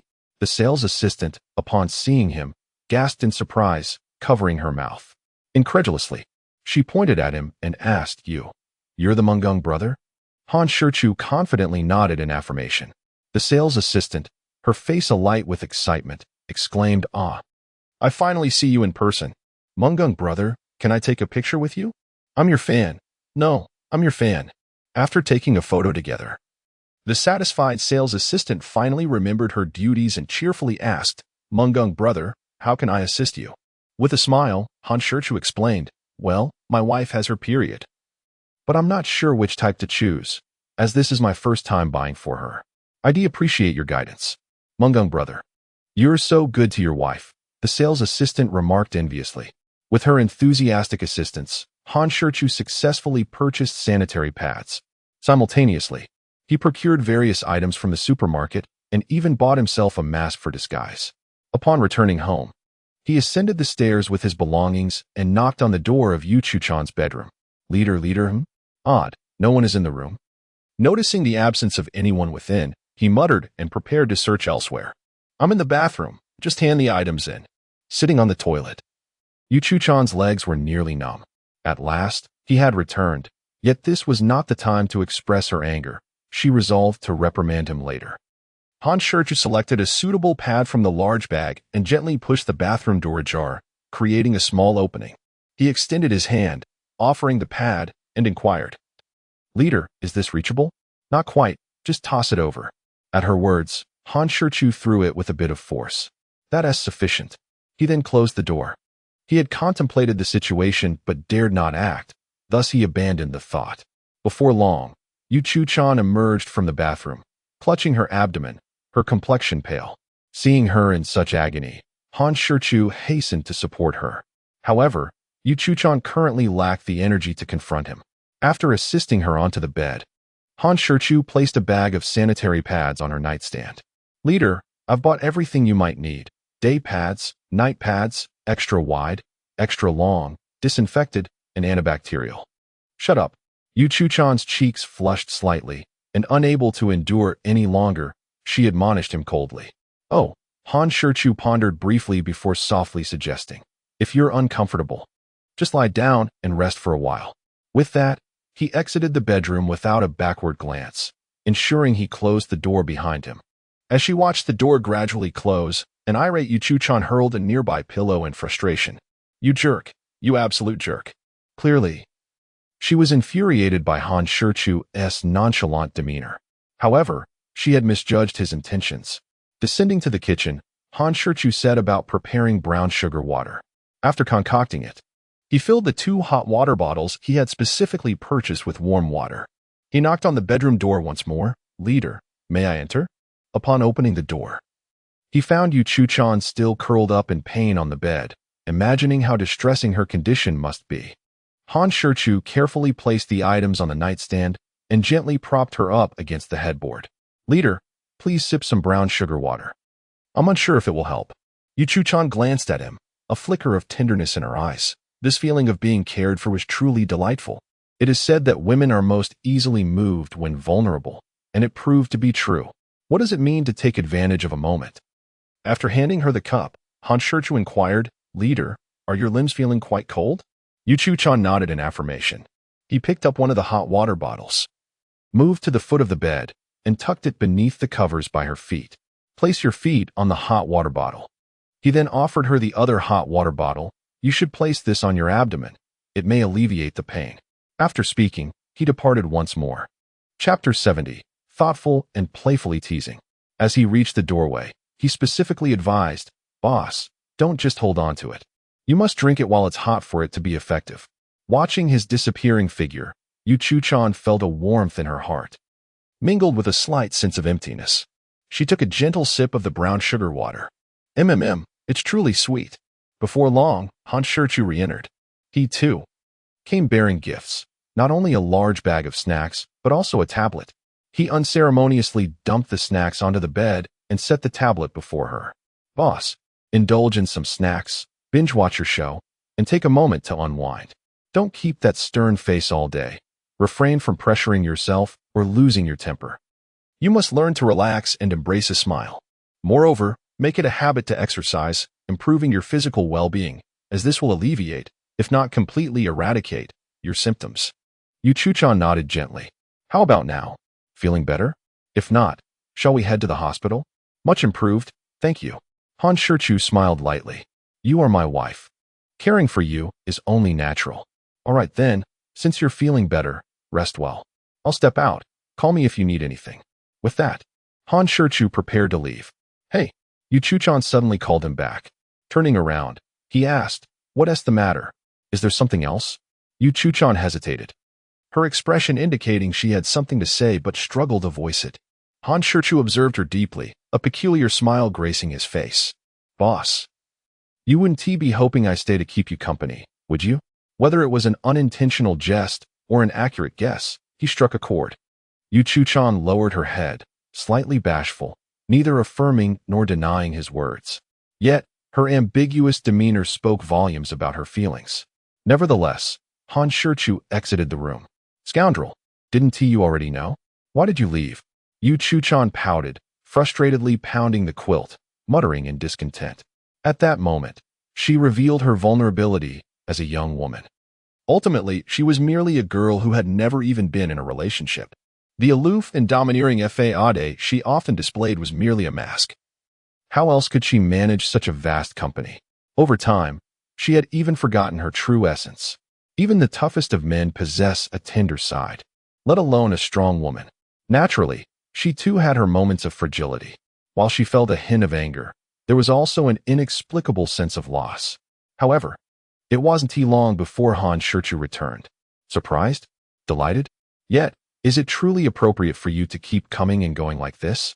This time, Han Shichu carried art supplies and had brought a chair.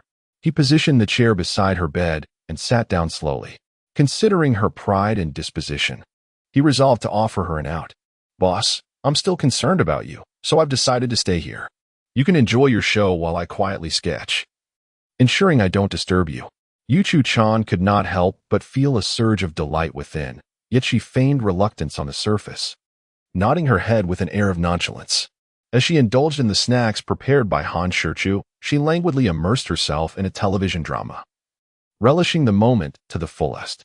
Unbeknownst to her, even the pain in her body began to dissipate gradually. Han Shichu sat quietly beside her, engrossed in his artwork. As Yu Chu-chan watched him, her gaze inadvertently shifted to Han Shichu. It is often said that men appear most handsome when they are earnestly engaged in their tasks. And Yu Chu-chan found herself captivated. Time slipped away unnoticed, and after an indeterminate period, Han Shichu slightly straightened his back, preparing to stretch his somewhat stiff neck. However, upon raising his head, he found Yu Chu-chan staring intently at him. Leader, he called out in a puzzled tone, yet lost in her own world. Yu Chu-chan showed no sign of reaction. Raising his voice, he called again, Leader. Yu Chu-chan jolted back to reality, responding, What is it? Han Shichu shot her a sidelong glance, thinking to himself that he too wished to inquire why she was so fixated on him. Her cheeks flushed slightly from being caught, and she stubbornly retorted, Who was staring at you? I was merely lost in thought. Han Shichu smiled faintly, shaking his head, choosing not to engage in an argument, and returned to his drawing. Seeing that he ignored her, Yu Chu-chan turned her head in a huff and resumed watching the drama. However, she soon realized that she could hardly focus on the insipid love story. Tilting her head slightly, she stole a glance at Han Shichu, only to find him undisturbed, immersed in his art. An inexplicable surge of irritation began to brew within her, and a strong sense of vexation followed. Her eyes darted around, and she quickly turned up the volume of her tablet to its maximum. She was determined to see if such noise could disrupt Han Shichu's concentration. Yet, she had clearly underestimated his ability to remain unperturbed amidst distractions. He continued to draw, unaffected. Frustrated that her attempts had backfired, Yu Chu-chan let out a cold huff. Nevertheless, she was not one to give up easily. With a flicker of determination in her bright eyes, she eagerly tore open a bag of chips. The crisp sound echoed sharply in the room, far too loud for even the tablet's maximum volume to drown out. Yet, amidst this cacophony, Han Shichu remained unresponsive, fully absorbed in his artwork. To her astonishment, Yu Chu-chan found herself somewhat admiring his focus. Nevertheless, she was resolute in her quest to elicit a response from him. She began to noisily munch on the chips, marking the first time in her life she had eaten with such abandon. To her surprise, she discovered that making noise while eating made the snacks taste all the more delightful. As she continued to create a racket, she furtively monitored Han Shichu's reactions from the corner of her eye. The intensity of her noise escalated, and at this moment, she resembled a petulant, capricious young girl. Everything she did was a testament to one undeniable truth. She was unhappy and yearned for someone to placate her. However, She remained oblivious to the subtle smirk that graced Han Shichu's lips as he immersed himself in his artwork. From the very beginning, his intentions had been deliberate. He sought to uncover what childish antics this typically aloof and formidable female CEO might conjure. Such moments are rare and precious, and one must seize them. Observing his unwavering composure, Yu Chuchan felt a surge of irritation, particularly vexed.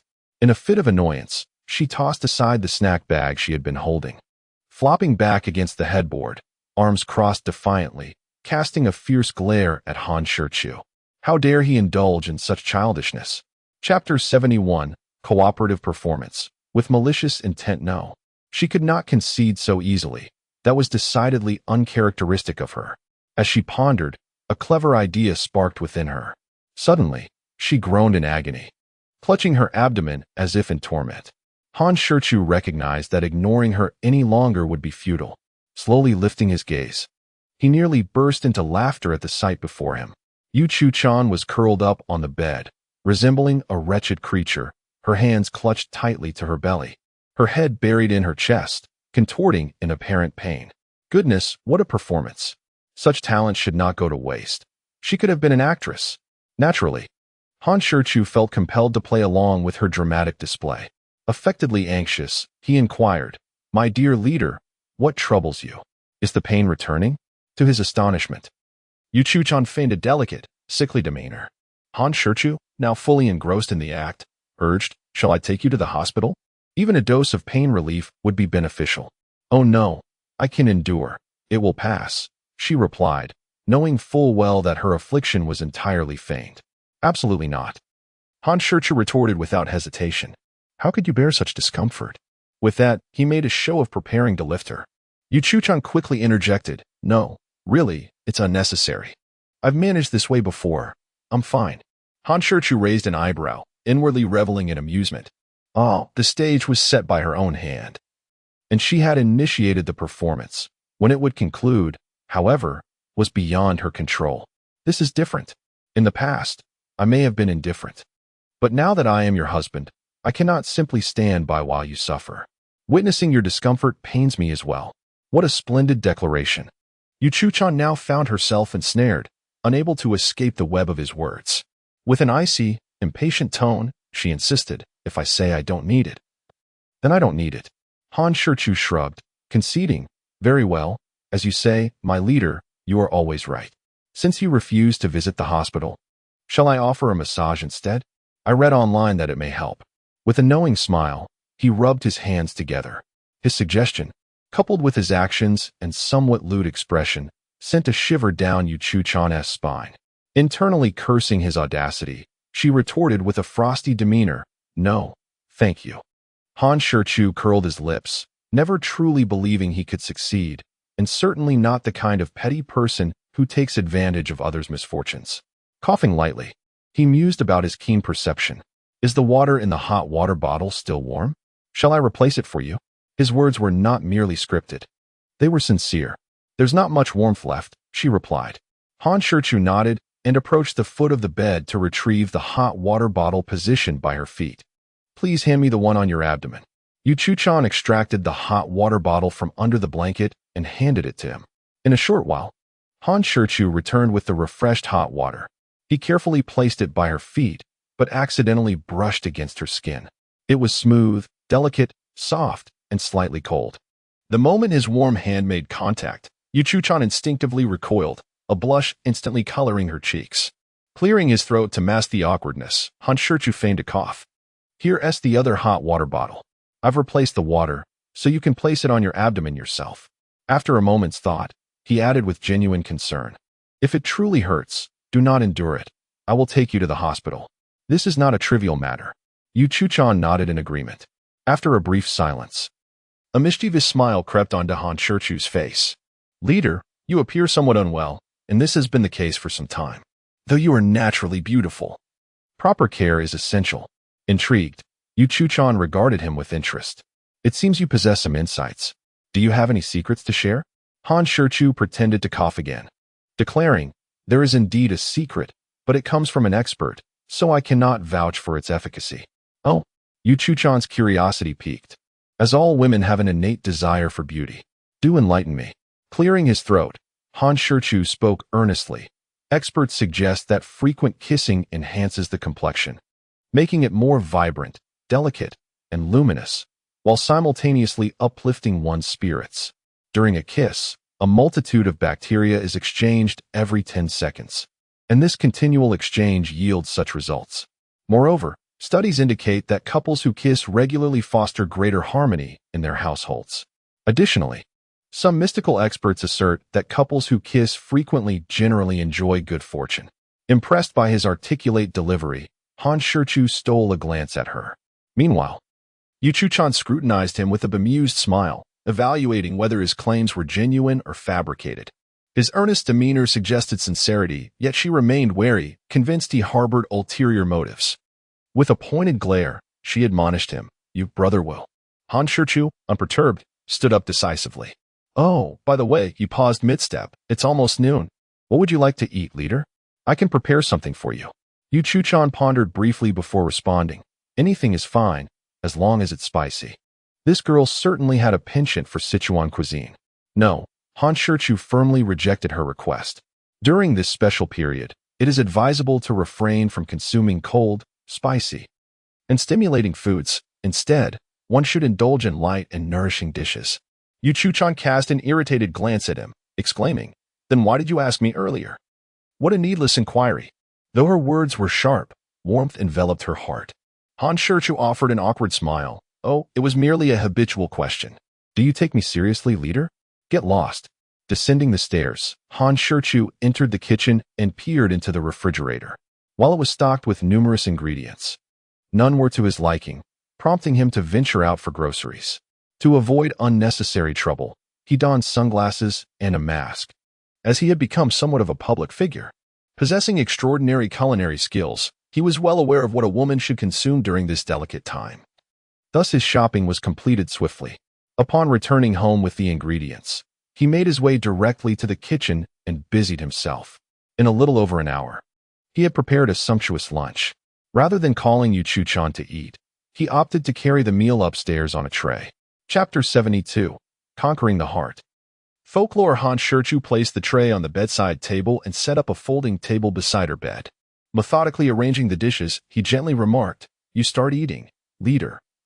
I'll fetch the remaining 2 dishes." After making another trip downstairs, he finally had everything ready. As the folding table was somewhat low, Han Shichu decided to sit cross-legged on the carpet. Yu Chuchan gazed at the lavish spread before her, feeling a surge of emotion. It was evident that each dish had been prepared specifically for her by Han Shichu. There was tomato-braised beef brisket, poached shrimp, steamed base, stir-fried pig liver, and nourishing black-bone chicken soup. Han Shichu continuously served her food, explaining the benefits of each dish as he did so. "Eat the beef. It's warm in nature and helps dispel cold. Now have some shrimp, which can alleviate menstrual discomfort. Be sure to enjoy the fish, as it is rich in protein, vitamins, and various minerals, all of which are beneficial for women during this period. The pig liver is exceptional as well. It is one of the best foods during this time, replenishing blood and providing iron and high-quality protein." With every dish he served, he elaborated on its virtues, his voice a steady stream of caring advice. Yu Chuchan remained silent, not displaying any impatience, but instead listened attentively while savoring the meal. The depth of her emotion was inevitable, especially during her delicate time. Han Shichu's meticulous care had permeated the very depths of her heart. Having spent years striving alone in the bustling metropolis, far from her family, balancing her career while caring for the little dumpling, it would be a lie to say she wasn't exhausted. Although her parents supported her career and Wang Ma assisted in daily life, she felt no emotional reliance. As she had expressed before, during her own special times, she had to endure alone. How could she compare that to the tender care she now received? How could she not be moved? How could she not feel a flutter in her heart? In that moment, she realized how blissful it was to have someone to depend on. No longer needing to wear a mask, nor to feign strength or endure hardships. She is indeed merely a delicate woman. She subtly raises her gaze, stealing a glance at Han Shichu, who is intently peeling shrimp for her. A breathtaking smile blossoms upon her exquisite face, with tenderness reflecting in her eyes.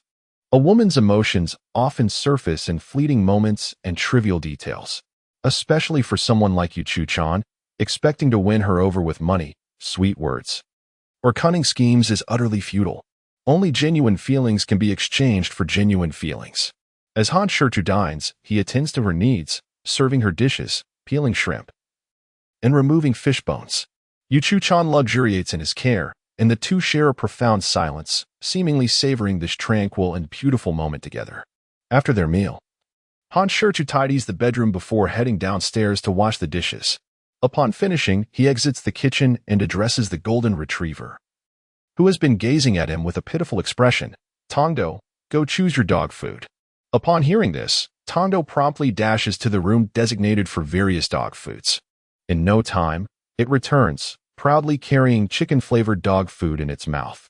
After feeding Tongdo, he returns to Shichu-chan's bedroom. "Leader, are you feeling better now?" he inquires. Shichu-chan nods and replies, "Much better." Han Shichu gazes at her with mild surprise, for he notices that when she speaks to him, she smiles, and her voice has softened significantly. A sense of quiet joy wells up within him. It seems that his efforts today have borne fruit. "That's good," he responds with a smile, nodding. He approaches the foot of the bed and touches the hot water bottle by her feet, only to find it lacking warmth. "Leader, let me take out the hot water bottle and replace the water." After changing the water, Han Shichu naturally returns to his seat. As he picks up his sketchpad, he asks, "Leader, would you like to take a nap?" Shichu-chan shakes her head and retorts, "Eat and then sleep? Are you raising me like a pig?"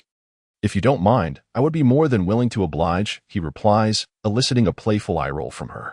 Han Shichu resumes his drawing while Shichu-chan continues to watch her show. After nearly an hour, she suddenly shuts her tablet, lies down slowly, and states, "I'm going to sleep for a bit." Without lifting his head, Han Shichu responds, "All right, sleep well. I'll be here drawing."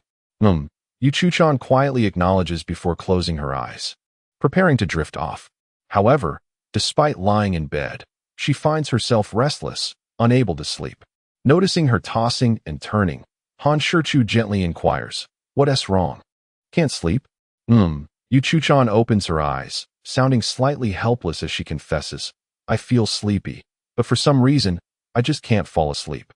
Han Shichu furrows his brow slightly and tentatively suggests, "Leader, how about I tell you a bedtime story?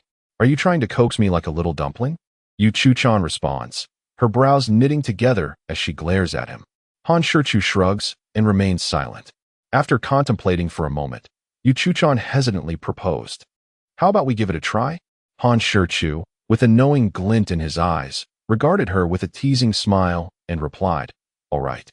Then I shall tell you a story." With that, he entered the system's marketplace and engaged in a series of whimsical operations. Clearing his throat, Han Shichu began to narrate the tale. Once upon a time, there existed a village known as Jujiakan, where a gentleman by the surname of Zhu had a daughter named Zhu Yingtai. Indeed, Han Shichu was recounting the poignant tale of butterfly lovers. In the mysterious Eastern ancient land, Butterfly Lovers is revered as one of the four great love stories of antiquity. Celebrated for its enchanting oral tradition and recognized as a national and tangible cultural heritage, its influence resonates widely across the globe, and it is cherished as an eternal ode to love, captivating countless hearts with the tragic romance of Liang Shanbua and Zhu Yingtai. With a voice imbued with magnetism and a soothing, deep tone, Han Shichu's storytelling was nothing short of hypnotic. Unbeknownst to her, Shichu-chan gradually succumbed to a profound slumber. Gently, he tucked her in with a light blanket to shield her from the chill of the air conditioning. With his hands propped on the bedside, he gazed intently at her exquisite features, clearly at peace and nestled in sweet dreams. He did not wish to disturb her, choosing instead to simply admire her with tender affection. Chapter 73. Innocent Words. Penny-pinching wealth. When Han Shichu stepped out to pick up the kindergartners, Shichu-chan remained in a deep sleep, likely enjoying a peaceful rest she had not experienced in quite some time. "Daddy, did you miss little Tangyuan today?" Little Tangyuan nestled in Han Shichu's embrace, her voice soft and tender. He playfully tapped her little nose with his finger and replied, "Of course. As soon as you left, I began to miss you." With a satisfied grin, little Tang Yuan chimed, I missed you too, Daddy. What do you want to eat today? Han Shichu, both amused and exasperated, shook his head and said, I don't want anything to eat. Then would you like to ride the merry-go-round? It's so much fun. Little Tang Yuan insisted. Why? My dear little rich girl, why are you always trying to spend money on me? He mused. It seemed that while most parents scheme to extract their children's pocket money, he was on the receiving end of such whims. Had little Tang Yuan's generosity perhaps expanded too far? No, we must hurry home to take care of Mommy. She is unwell. What? Mommy is sick? Little Tang Yuan exclaimed, her expression shifting to one of concern and urgency. Yes, he affirmed, and she anxiously urged, Daddy, hurry. We need to go home and see Mommy.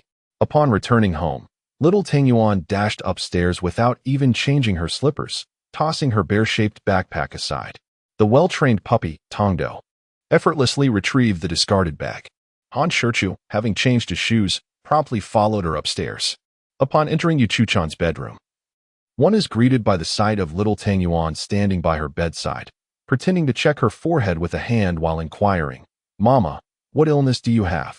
This question left Yuchu-chan momentarily perplexed, but she quickly responded, Mama has a stomach ache. Clearly, explaining the situation to such a young child was futile. How could she comprehend the severity of the matter? The little one's face was etched with worry as she asked, Will you die, Mama?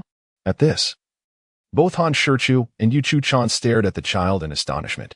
Taking a deep breath, Yuchu-chan repeatedly reminded herself not to be angry, for children speak innocently and without malice. However, the concern in little Tang Yuan's eyes was undeniable, glistening with unshed tears that could spill forth at any moment. Han Shichu quickly knelt beside her, enveloping her in an embrace, and gently reassured, No, Mama is just experiencing some discomfort. She'll be fine after a couple of days of rest. Really? Little Tang Yuan tilted her head back, her lips pursed into a pitiful pout as she gazed up at him. Ruffling her hair affectionately, he smiled and replied, Indeed, when has Papa ever deceived his little sweetheart? With this assurance, little Tang Yuan believed him. Immediately, she dashed to the bedroom door, calling out loudly, Tongdo, Guadongdu. In the next moment, Tongdo came rushing toward her, but due to its rapid speed and the slippery floor, it skidded past and fell. With hands on her hips, little Tang Yuan chastised, Guadongdu, you are such a silly creature, so clumsy. The now recovered Tongdo looked up at the young child with a pitiful expression, softly whimpering as if to offer a humble defense for its mishap. Little Tang Yuan, uninterested in further conversation, commanded, Go fetch my little bag. Despite the reprimand, Tongdo dared not linger, for this formidable preschooler would not show any mercy. Han Shichu and Yuchu-chan watched with great interest, eager to see what the little one was up to. Before long, Tongdo returned, clutching her small bear backpack in its mouth. Little Tang Yuan took the bag, turned back to the bedside, and, with them watching, opened it to rummage inside. After a prolonged search, she slowly retrieved a 100 yuan bill. Mama, can you not walk right now? Just as Yuchu-chan was about to respond, she decided to observe the child's intentions, nodding instead and feigning, Yes, Mama cannot walk at the moment. Little Tang Yuan's face fell, and tears began to stream down her cheeks. Han Shichu shot a stern glance at Yuchu-chan, silently chiding her for provoking the child, which had now resulted in tears. Just as he prepared to comfort the distressed little Tang Yuan, she clenched her teeth, reached out to touch Yuchu-chan's face, and said, Mama, it's okay. From now on, Papa and I will take care of you. Hearing such mature words from her daughter warmed Yuchu-chan's heart. Indeed, this child had not been in vain. Then, with great reluctance, little Tang Yuan extended the 100 yuan bill toward her, hesitatingly saying, Mama, this is for you. Yuchu-chan, wide-eyed and filled with unexpected joy, gazed at her daughter in astonishment. This was the first time that the little cub had given her money. In the past, when she picked up little Tang Yuan from school, she had tried every trick in the book to con the child out of her pocket money, but little Tang Yuan was resolute in her refusal.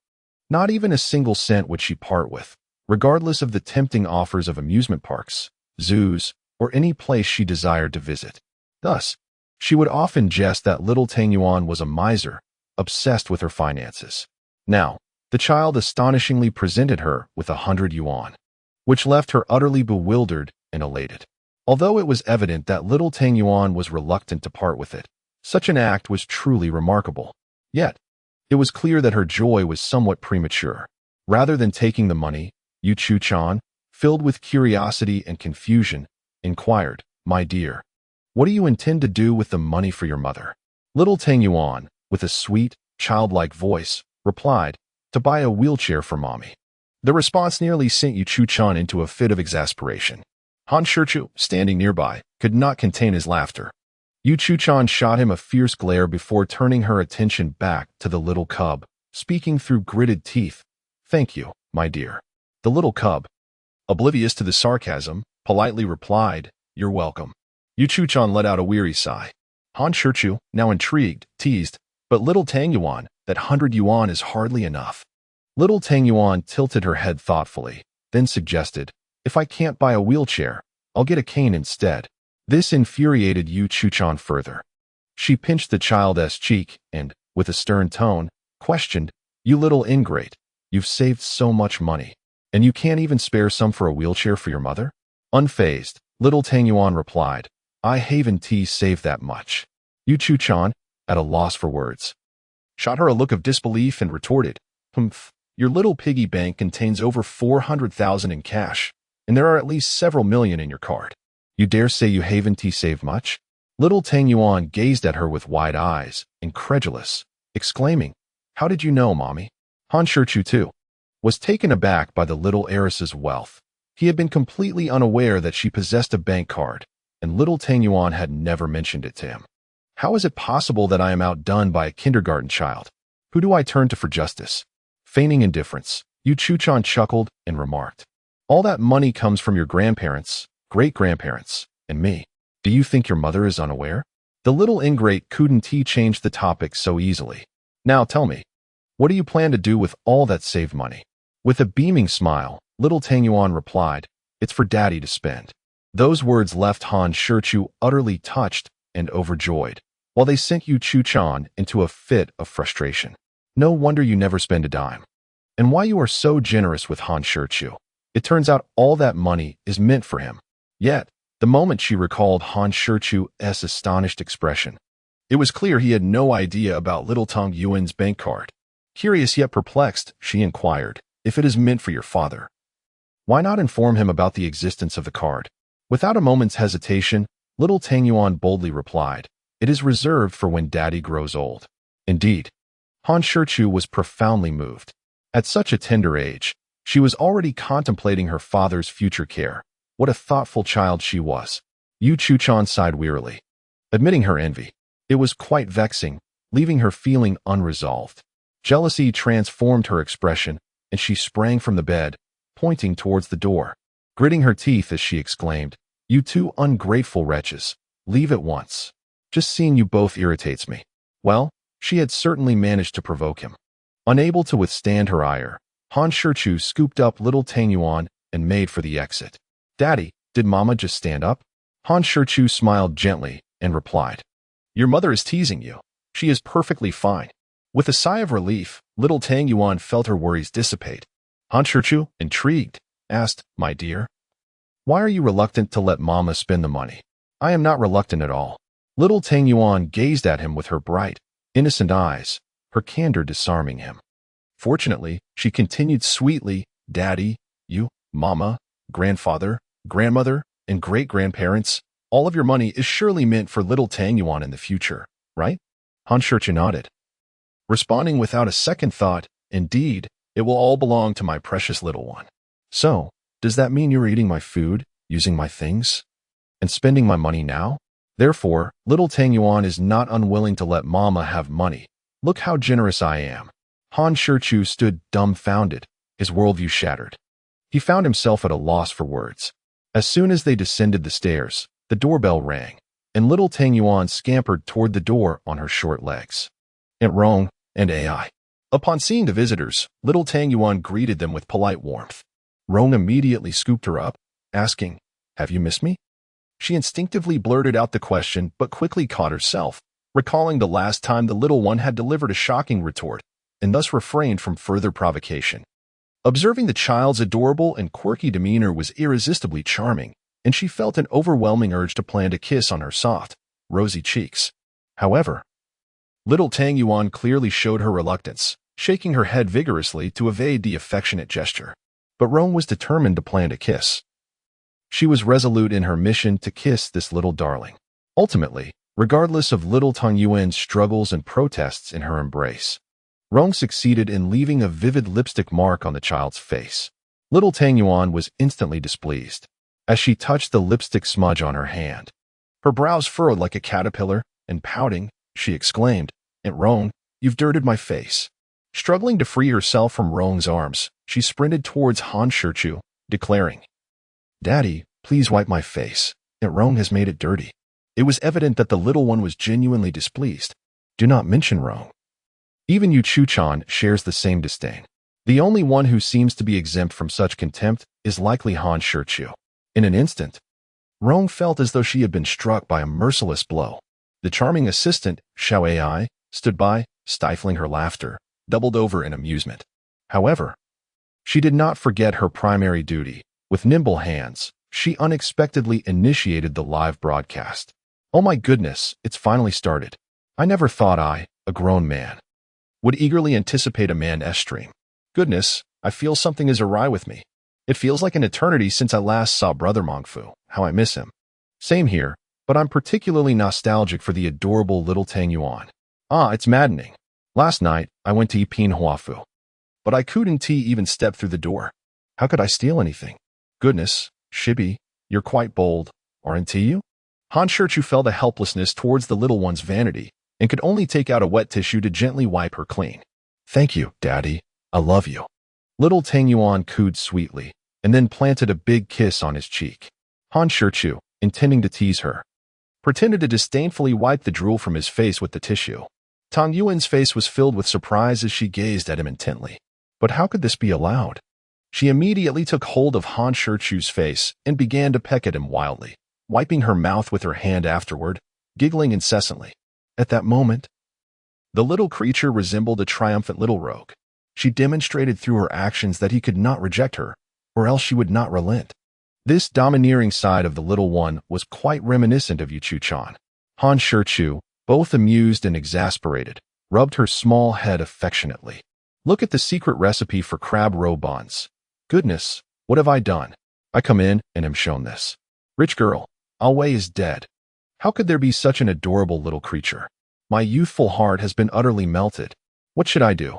Only a kiss from little Tang Yuan can revive me. Mr. Scallion, goodness, I truly cannot bear to watch this any longer.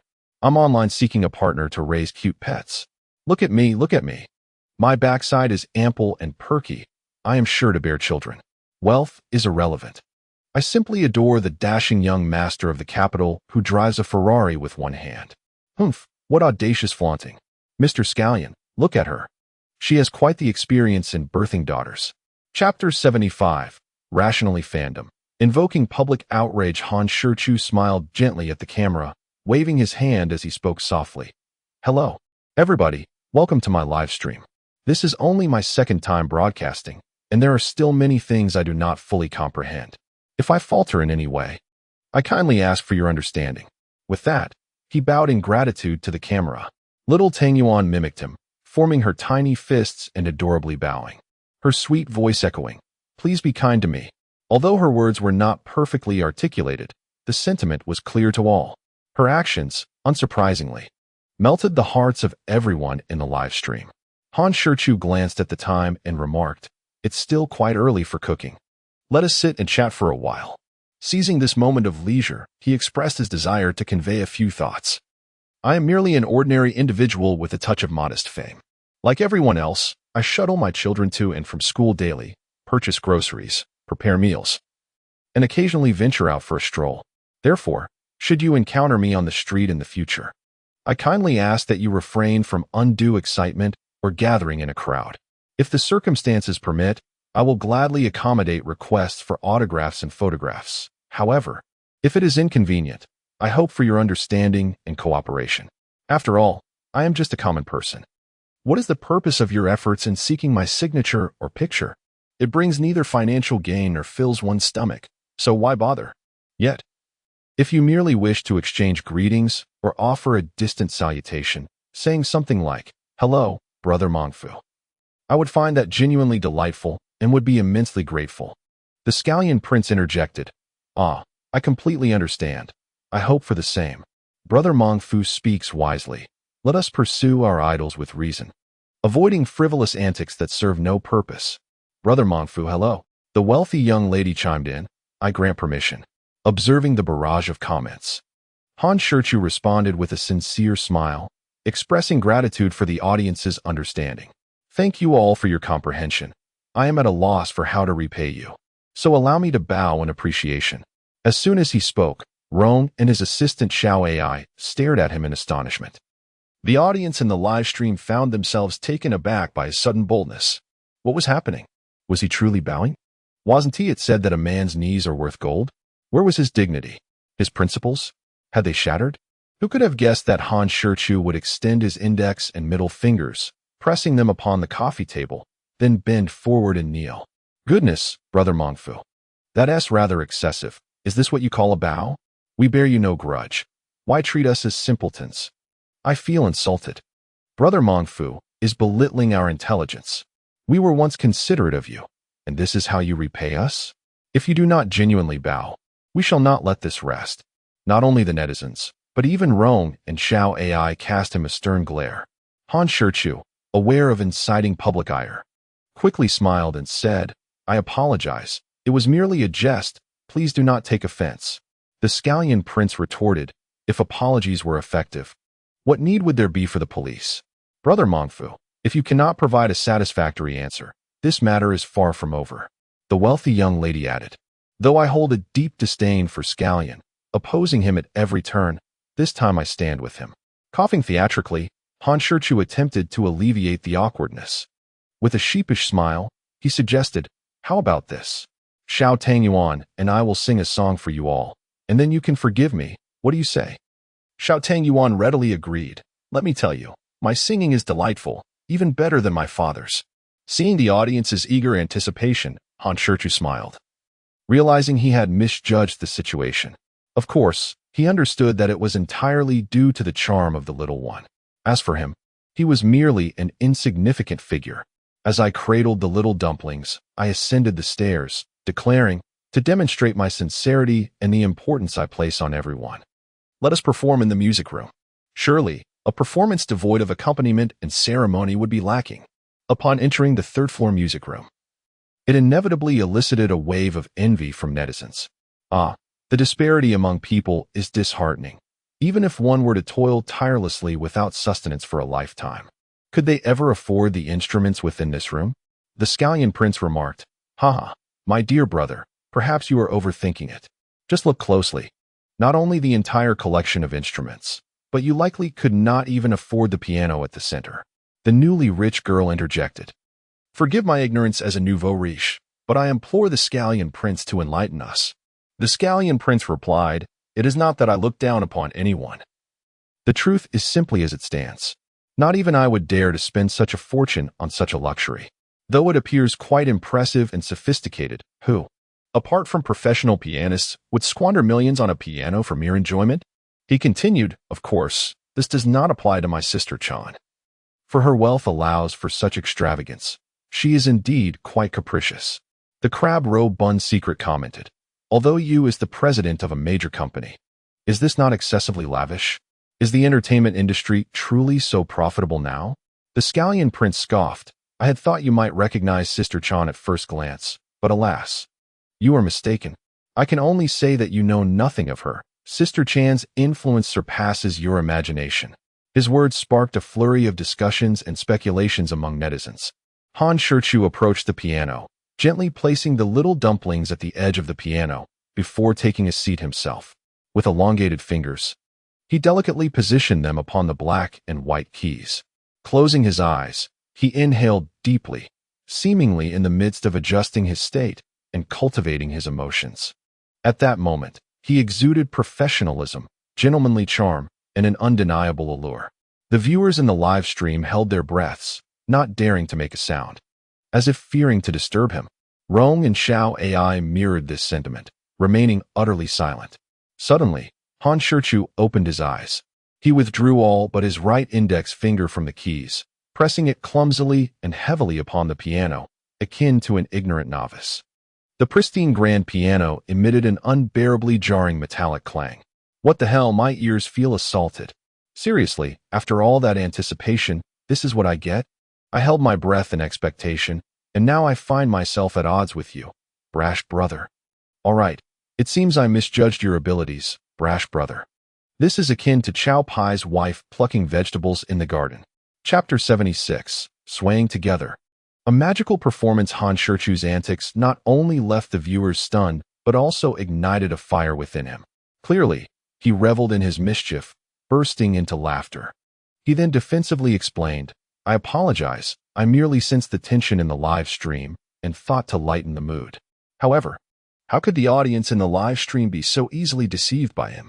The screen was awash with a cascade of asterisks, all representing comments automatically filtered out, revealing just how irritable the netizens were.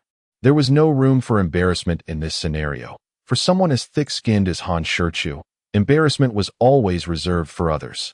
Nonetheless, in consideration of his canine companion's well-being, he dared not act too mischievously. Little Tangyuan, are you ready? Little Tangyuan nodded enthusiastically, grinning as she replied, I'm all set. Han Shichu's fingers began to dance gracefully, and cheerful notes filled the air. Joyful Pond, ready, set, go. Little Tangyuan mimicked him, placing her tiny hands over her ears and forming a peace gesture, her head bobbing rhythmically as she sang. The two little feet dangling in midair began to sway restlessly, exuding an irresistible cuteness. As the song progressed, Rong and Xiao AI were swept away by the melody, singing along uncontrollably. La la la la la goodness. Under Little Tangyuan's influence, it wasn't just the three of them. Even the million viewers in the live stream were enchanted. Goodness, this is simply mesmerizing. I can't believe I'm singing along too. Who would have thought, while riding the subway and watching a live stream with a serious, stoic face, that this children's song would lift my spirits? This song, written by Mong Fu, is infectious, and Little Tangyuan's rendition is even more captivating. I can't seem to shake off her sweet voice. Darn it, my two little ones at home have gone wild after hearing this.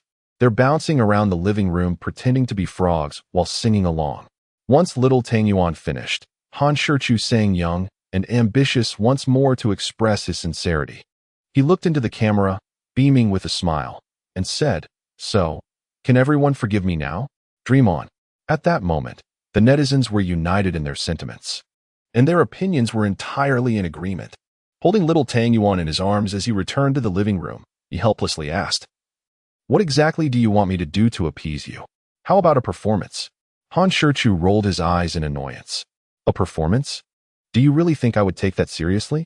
After pondering for a moment, he suggested with a smile, How about I perform a magic trick for you? Please. I fear you might take us for fools. Do you really think we would fall for it again? Han Shichu smiled lightly and proposed, Here's the deal. If you can uncover the secret behind my magic trick, I will teach you a lost culinary masterpiece today. But if you cannot, then we shall consider the previous matters settled, shall we? The magic revealer. Haha. I must say, Mong Fu, you are walking straight into the line of fire. The master of magic. Ahem, Mong Fu, I must advise you not to challenge our profession with your hobby. The playful deer. Bro, you know magic? Is that for real? A sly smile crept across Han Shichu's face. Since the netizens were so confident, let us shake on it. Then, with that, Han Shichu prepared to commence his performance. He casually picked up the remote control from the coffee table, grasping it in his hand, and then withdrew a tissue to cover it, merely to add an air of mystery, for no other purpose. He then addressed the little dumpling, saying, Come here, sweetheart, and gently blow on Daddy's hand. The little dumpling, pouting, blew twice with great effort. Han Shichu then spoke to the camera, The remote control in my hand has vanished. Do you believe me? Without further ado, he lifted the tissue covering it. His hand was now completely empty. Rong and Xiao AI gazed at his vacant hand, unable to contain their astonishment. The closest, little dumpling, instinctively covered her mouth with her hand, her round eyes wide open in disbelief, her expression brimming with surprise. The adorableness of the little one's demeanor was simply irresistible. The playful little deer exclaimed, "Wow, it really disappeared? You're amazing, bro."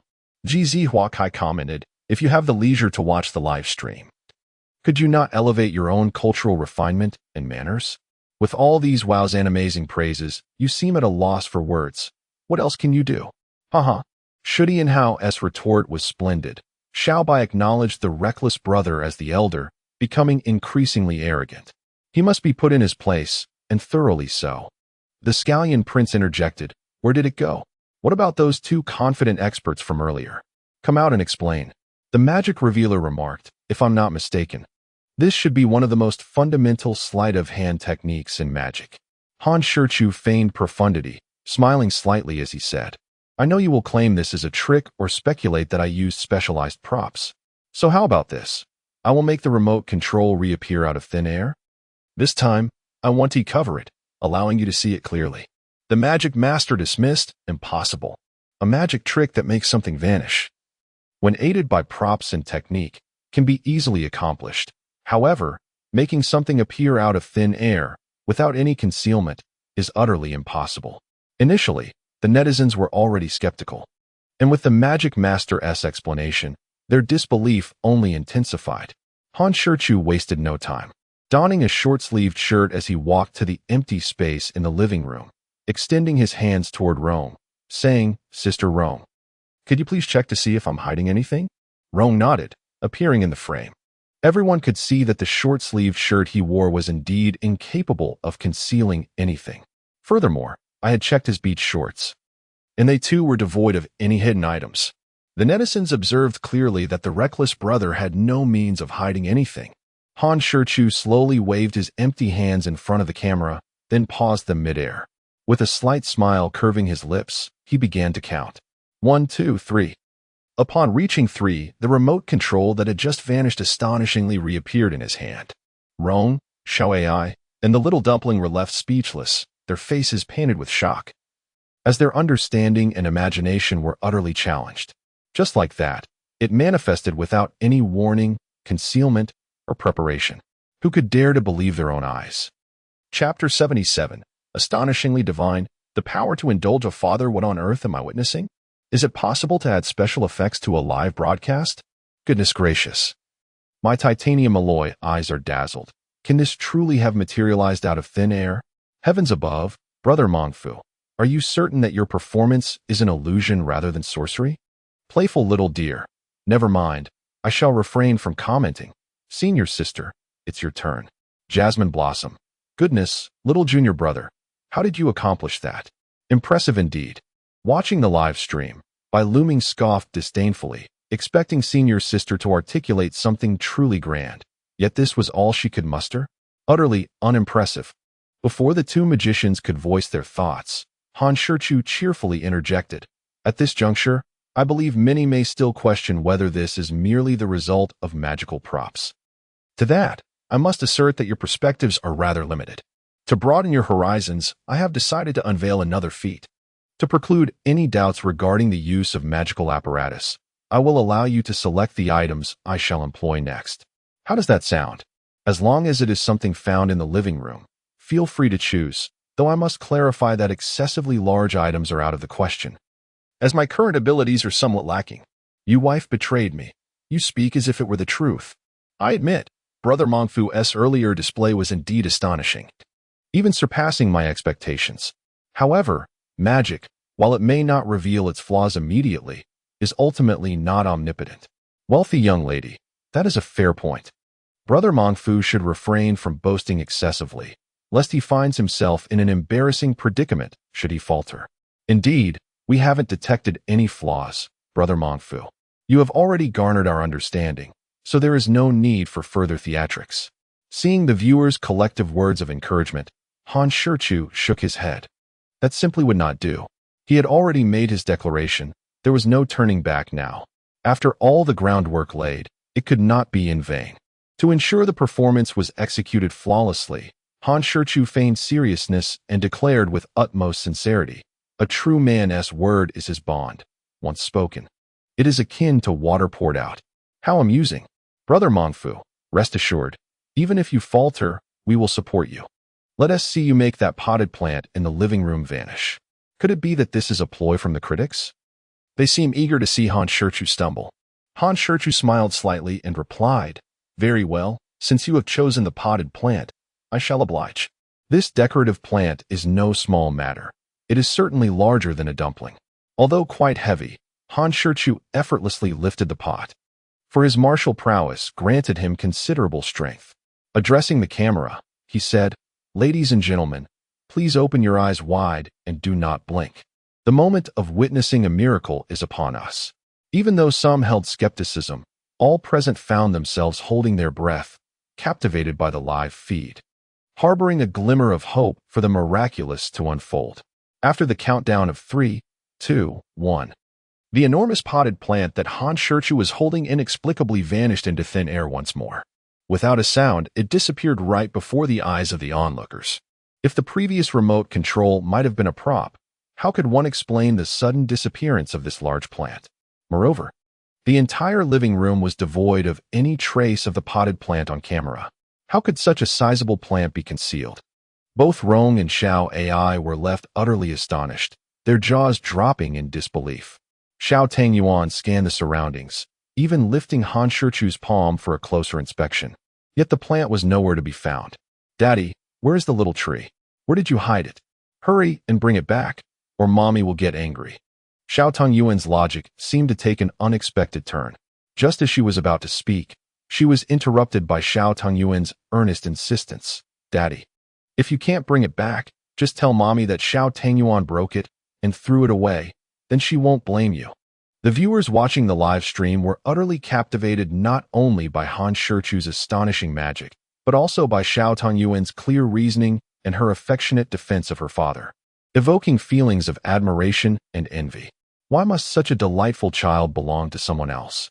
Han Shichu gently cradled Xiao Tangyuan's small face in his hands, planting a tender kiss on her forehead, and smiled. "Daddy can bring it back." "Really?"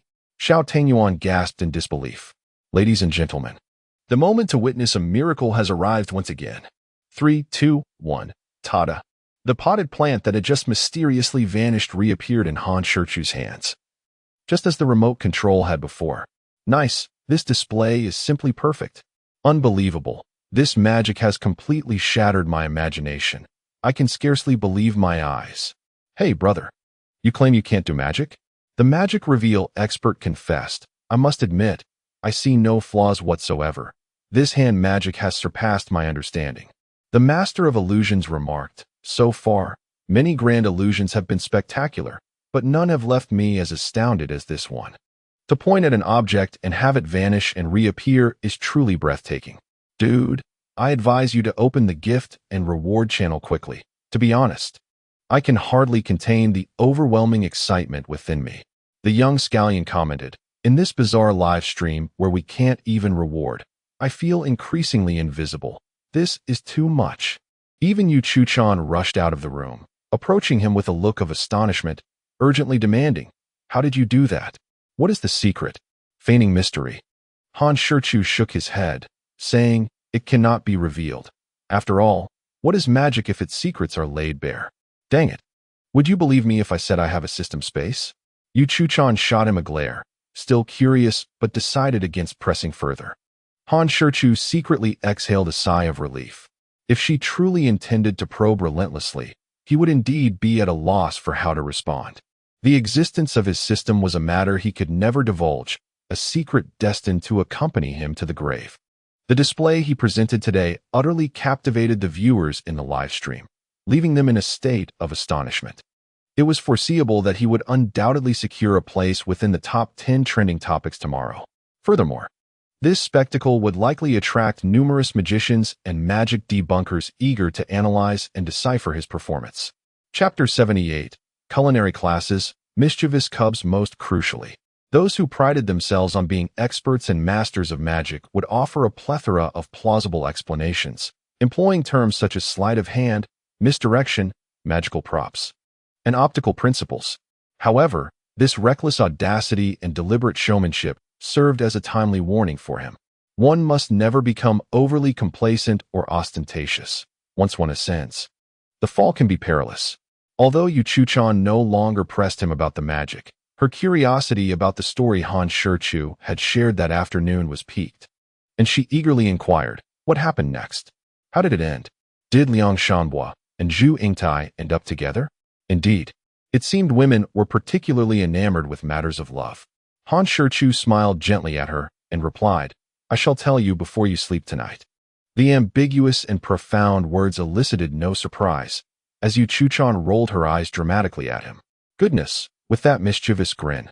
It's evident that things are not as simple as they appear. It seems our bold brother might be in for a rough evening. I must advise all young people to practice moderation. Youth often overlooks the value of gold, only to lament in old age. Come on, if you have the guts. Direct your attention towards you and leave me out of it. I can endure the turmoil. Uff, the comment above is flawed. Clearly, he is the more delicate one. How can he call himself a man? Please be mindful next time. Han Shichu glanced at the time and declared, all right. The Bold Brothers' little kitchen class is now in session. Everyone, have your paper, pens, and ingredients ready? He then turned to Rong and asked, Sister Rong, which dish do the viewers most wish to learn? Have you compiled the statistics? Rong smiled and replied, I have compiled them, though some might surprise you. With confidence, Han Shichu ventured, I guess the viewers are eager to learn simple home-cooked dishes, right? Moreover, it should be soups. After a brief pause, he continued. From the astonished expressions of Rong and Xiao Ai, he knew he had guessed correctly. How did you know? It was not a difficult deduction. The audience naturally desired to learn dishes that were easily replicable at home. Classic gourmet dishes would be challenging to master, even if one succeeded. Could they replicate it in their own kitchens? Such aspirations would not align with practicality. Additionally, tastes varied widely. Every region had its distinctive flavors and styles, making consensus difficult. In contrast, soups were more universally agreeable and simpler to perfect. Rong nodded, acknowledging that his analysis was indeed accurate. Indeed, according to the statistics, the dish with the most votes was the humble home-cooked fish and tofu soup. As anticipated, yet surprisingly so, Han Shichu did not expect to encounter such an exceedingly ordinary soup. Perhaps it was precisely due to its commonality that it attracted the most participants. Well, fortunately, there were ingredients available at home, so there was no need to venture out for more. Thus, he resolved to commence the preparation. Dad, little Tang Yuan will help you, exclaimed little Tang Yuan, the only one in the household who demonstrated an inclination to assist. Observing Sister Rong and the leader, who were comfortably seated on the sofa engaged in conversation, Han Shichu let out a resigned sigh. Then, with a smile, he inquired, Is little Tang Yuan eager to assist Dad in cooking? Little Tang Yuan nodded vigorously. Yes, yes. Little Tang Yuan can do it. Han Shichu chuckled. Fully aware that little Tang Yuan might inadvertently complicate matters, yet he amicably consented. Together, they entered the kitchen, where he placed the ingredients that required washing into the sink. Little Tang Yuan, can you help Dad wash these vegetables? Of course, replied little Tang Yuan. Due to her height, Han Shichu provided her with a stool, allowing her to stand atop it to wash the vegetables, just the right height. After setting the rice to simmer, he began to prepare the palm-sized wild crucian carp, as his first dish was to be crucian carp tofu soup. As he worked, he meticulously explained, the nutritional benefits of crucian carp soup are widely known, so I shall not elaborate further.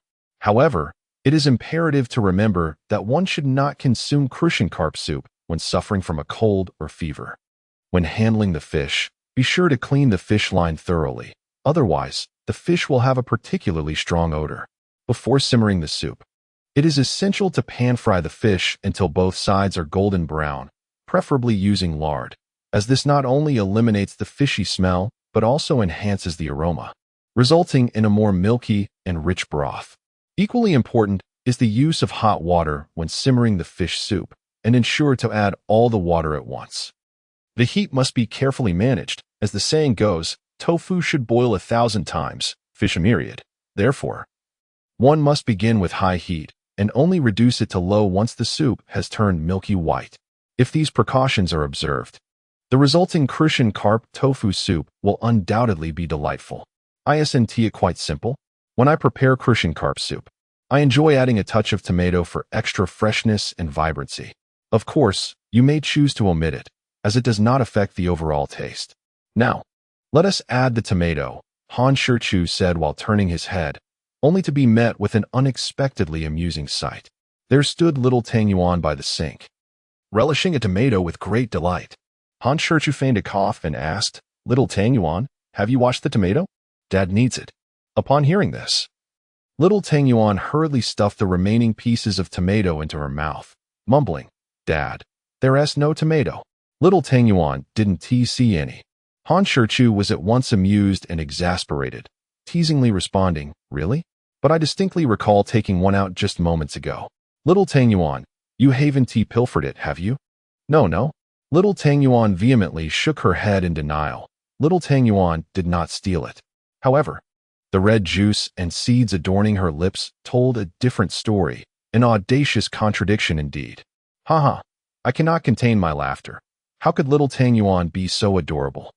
Little Tang Yuan, refrain from speaking carelessly. I could accuse you of defamation. You were slandering me. Now, without any evidence, you shouldn't point fingers indiscriminately, Han Shichu chuckled, shaking his head. The little one was indeed quite endearing. He reached out to wipe the juice and stains from her mouth.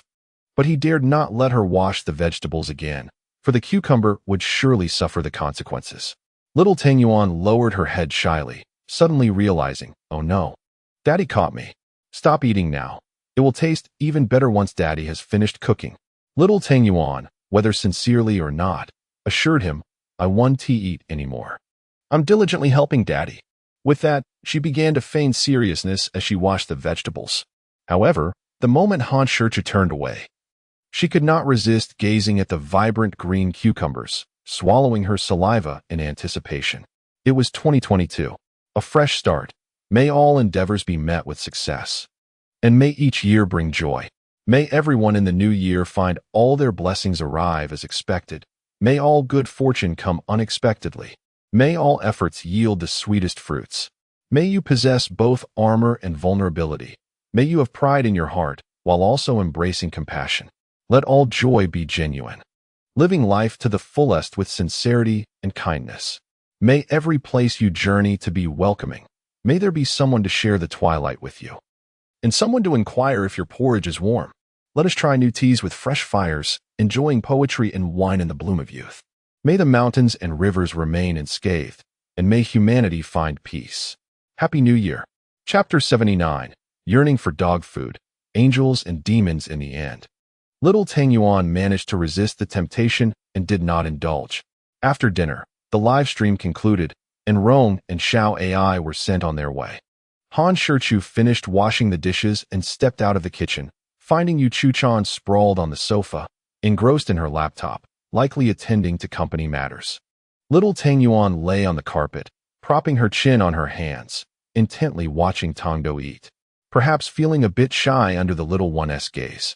Tongdo reluctantly pushed his bowl toward little Tang Yuan, as if to say, "If you don't mind, would you like to share?"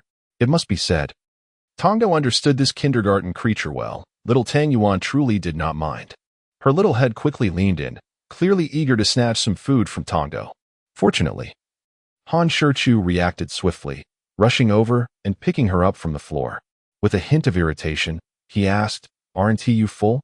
Why are you trying to steal food from Tongdo?" Little Tang Yuan blinked her innocent big eyes and replied softly, "I see how delicious the food is that Tongdo is eating, and I want to try some too." Han Shichu couldn't help but laugh and cry at the same time. After much persuasion, he managed to dissuade little Tang Yuan from her desire to share in the dog food, even giving Tongdo a reprimand, instructing him not to invite little Tang Yuan to dine again. Tongdo, feeling both innocent and wronged, wondered whom he had offended. If the fierce mother tiger was unreasonable, why was this big man also being so unreasonable? Well, he would just have to swallow his grievances, for his status in this household was the lowest. He tossed little Tang Yuan onto the sofa, then obediently settled down to watch cartoons. Oh, and then Han Shichu snatched the laptop from Yu Chuchan's hands, exclaiming, "Didn't I tell you to take a good rest these days and give yourself a break? Why are you working again?" Yu Chu-chan tilted her neck, eager to retort, yet ultimately refrained from voicing her thoughts, settling instead for a soft "oh," akin to a small dumpling. "Little dumpling, please fetch me a bottle for the dog," she instructed the tiny creature. Little dumpling promptly descended from the sofa and scampered towards the refrigerator. "Here you go, Mama," she said, handing over the bottle, and was about to clamber back onto the sofa when Yu Chu-chan called out to her again. "Go grab some snacks for Mama." With a cheerful bounce, Little Dumpling scurried off to fetch the treats. However, after a series of commands from Yu Chu-chan, Little Dumpling's patience began to wear thin. With a displeased expression and a pouting lip, she adopted a miniature adult demeanor and earnestly remarked, "Mama, Teacher Lee said we should do our own tasks." Sitting nearby, Han Shichu chuckled quietly, relishing the sight of Yu Chu-chan visibly exasperated yet utterly powerless against Little Dumpling's antics. Before long, Little Dumpling, nestled in his embrace while watching cartoons, suddenly piped up, "Mama, could you please peel an apple for the little cutie?" The request was delivered with both politeness and an adorable charm. How could Yu Chu-chan refuse? Clearly, she could not. Yet, this did not deter her from teasing Little Dumpling. "Didn't you just say you should do things yourself?" Little Dumpling retorted with conviction. "But I'm just a little child. Teacher Lee mentioned that if children cannot manage a task, they can ask adults for assistance." As Yu Chu-chan peeled the apple, she continued, "Then why not ask your father for help?" She cast a challenging glance at Han Shichu, as if to assert her closeness with Little Dumpling. A sense of pride surged within her. However, her moment of triumph was short-lived as Little Dumpling delivered a merciless counterattack. "What if asking Daddy for help tires him out? That would make me sad." Yu Chu-chan felt a wave of frustration wash over her, as if 1,000 wild horses were galloping through her mind, nearly choking on Little Dumpling's words. Taking a deep breath, she struggled to quell her rising blood pressure. With a huff, she handed the peeled apple to the little imp beside her. "Here, take it. You little ingrate, you're driving me mad."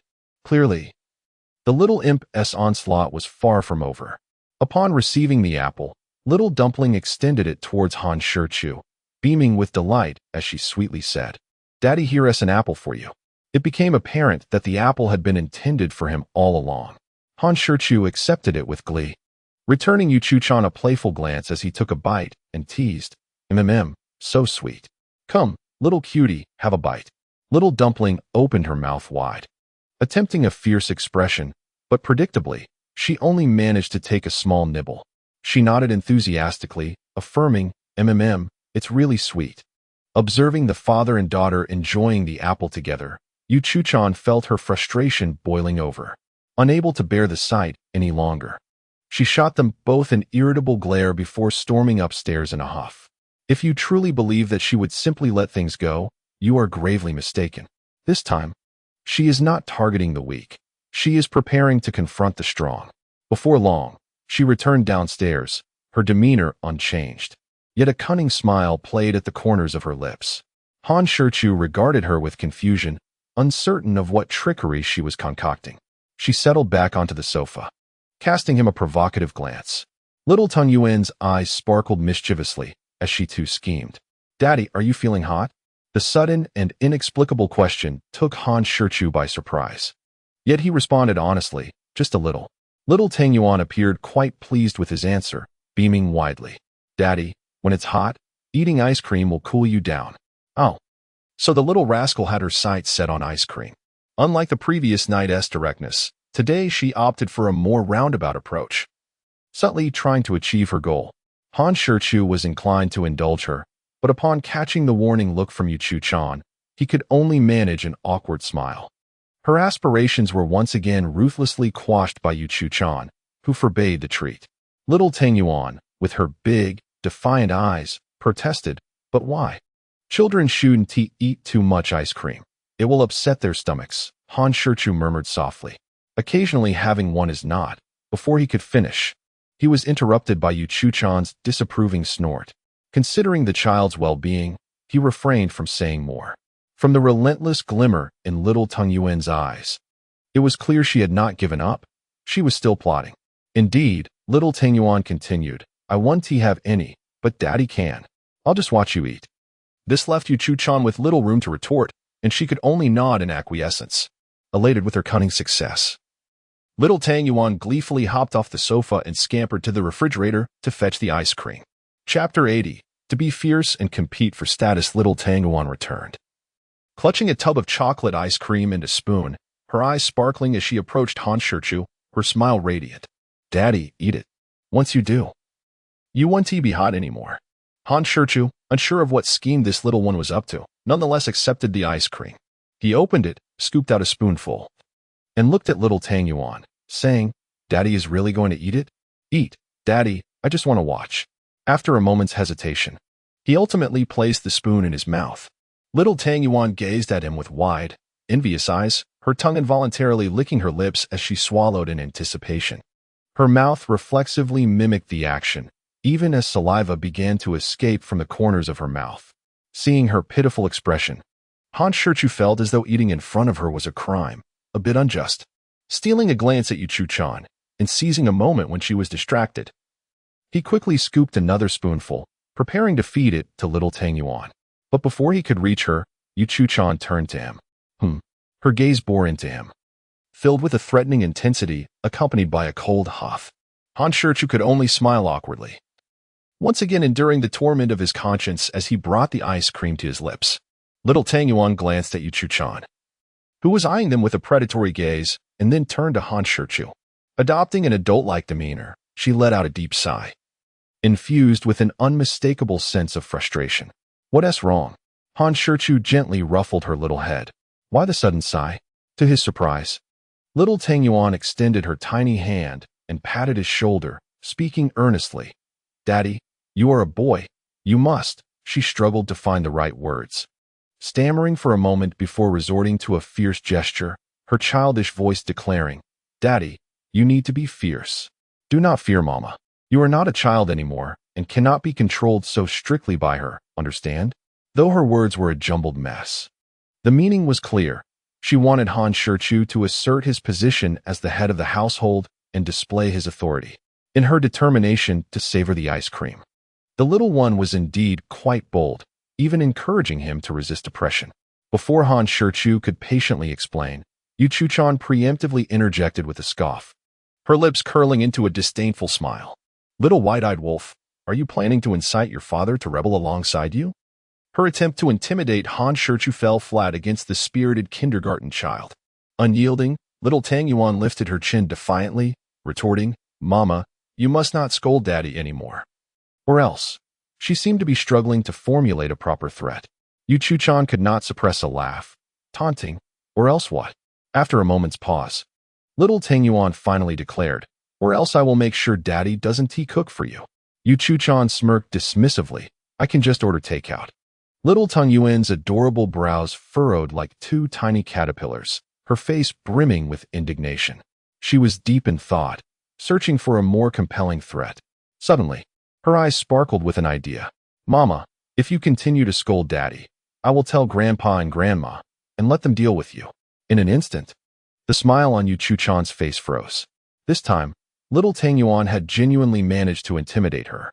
The clever little one was adept at reading the room. Seeing her mother's startled expression, she sensed her fear of being reported. A smug expression spread across her face as Yuchu-chan glared at the audacious little creature. Her teeth clenched in frustration, she found herself at a loss. But the onslaught did not cease there. "Daddy, can I borrow your phone? I miss Grandpa and Grandma." Both were aware that her mention of grandparents referred to Yuchu-chan's parents. Well, this had escalated to a blatant act of intimidation. Han Shichu played along. "Sweetheart, do you know Grandpa and Grandma's phone number?" "I do," little Tang Yuan declared confidently. "I remember Grandma's number and Mama's number perfectly." This was certainly a point on which Yuchu-chan had previously trained her quite well. However, she now found herself filled with regret as she cast a reluctant glance at the little imp standing defiantly on the sofa, shielding Han Shichu. How vexing it was to think that she, a poised and aloof female CEO, would have to bow down to a mere kindergarten child. Han Shichu observed her with keen interest, a mysterious smile playing on his lips. Unwilling to show weakness, Yuchu-chan shot him a glare without hesitation. Han Shichu responded with a mocking snort. Well, it seemed he still did not grasp the gravity of the situation, daring to glare back at her. It appeared that only by showing him the consequences would he truly understand. With the support of little Tang Yuan, Han Shichu had become quite audacious. He was no longer the boy he once was. He had risen, or rather, it was little Tang Yuan who had lifted him up. Since he was so unyielding, Han Shichu felt no hesitation. Today, he must temper her arrogance. He promptly retrieved his phone and handed it to little Tang Yuan, saying, "Come here, my dear, call your grandmother." Little Tang Yuan nodded eagerly, taking the phone and beginning to input the number. To Yu Chu-chan's surprise, she still held onto a flicker of hope. Although she felt a twinge of anxiety as she regarded the father and son duo, she refrained from voicing any objections. The proud swan was not prepared to concede defeat so easily. If she yielded today, would they not feel emboldened to trample over her in the future? That was simply unacceptable. She was gambling on the notion that little Tang Yuan would not really make the call, that her mother would not answer, and that little Tang Yuan would not tell on her. Yet, she had grossly underestimated Han Shichu's significance in little Tang Yuan's eyes. The two of them combined likely held far more weight than she did. Thus, in this crucial gamble that would determine her family standing, she was destined to face utter defeat. Without any hesitation, little Tang Yuan dialed the number. In no time, the call connected, and she activated the speakerphone. An elegant and composed mature voice answered from the other end. "Hello, who is this?" Little Tang Yuan eagerly exclaimed, "Grandma, Grandma, it's me, little Tang Yuan." Immediately, Yuma's voice brightened, her tone softening. "Ah, is it our little darling? Whose phone are you using to call Grandma?" Little Tang Yuan replied truthfully, "I'm using Daddy's phone to call Grandma." Yu Chu-chan's heart tightened at once, her expression betraying her rising anxiety as her hands instinctively clenched into fists. Her anxious mind kept whispering that it wouldn't happen, that little Tang Yuan was merely trying to scare her, that he wouldn't tell on her. Meanwhile, on the other end, Yuma gently inquired, "My dear, what made you suddenly think to call Grandma? Do you miss me?"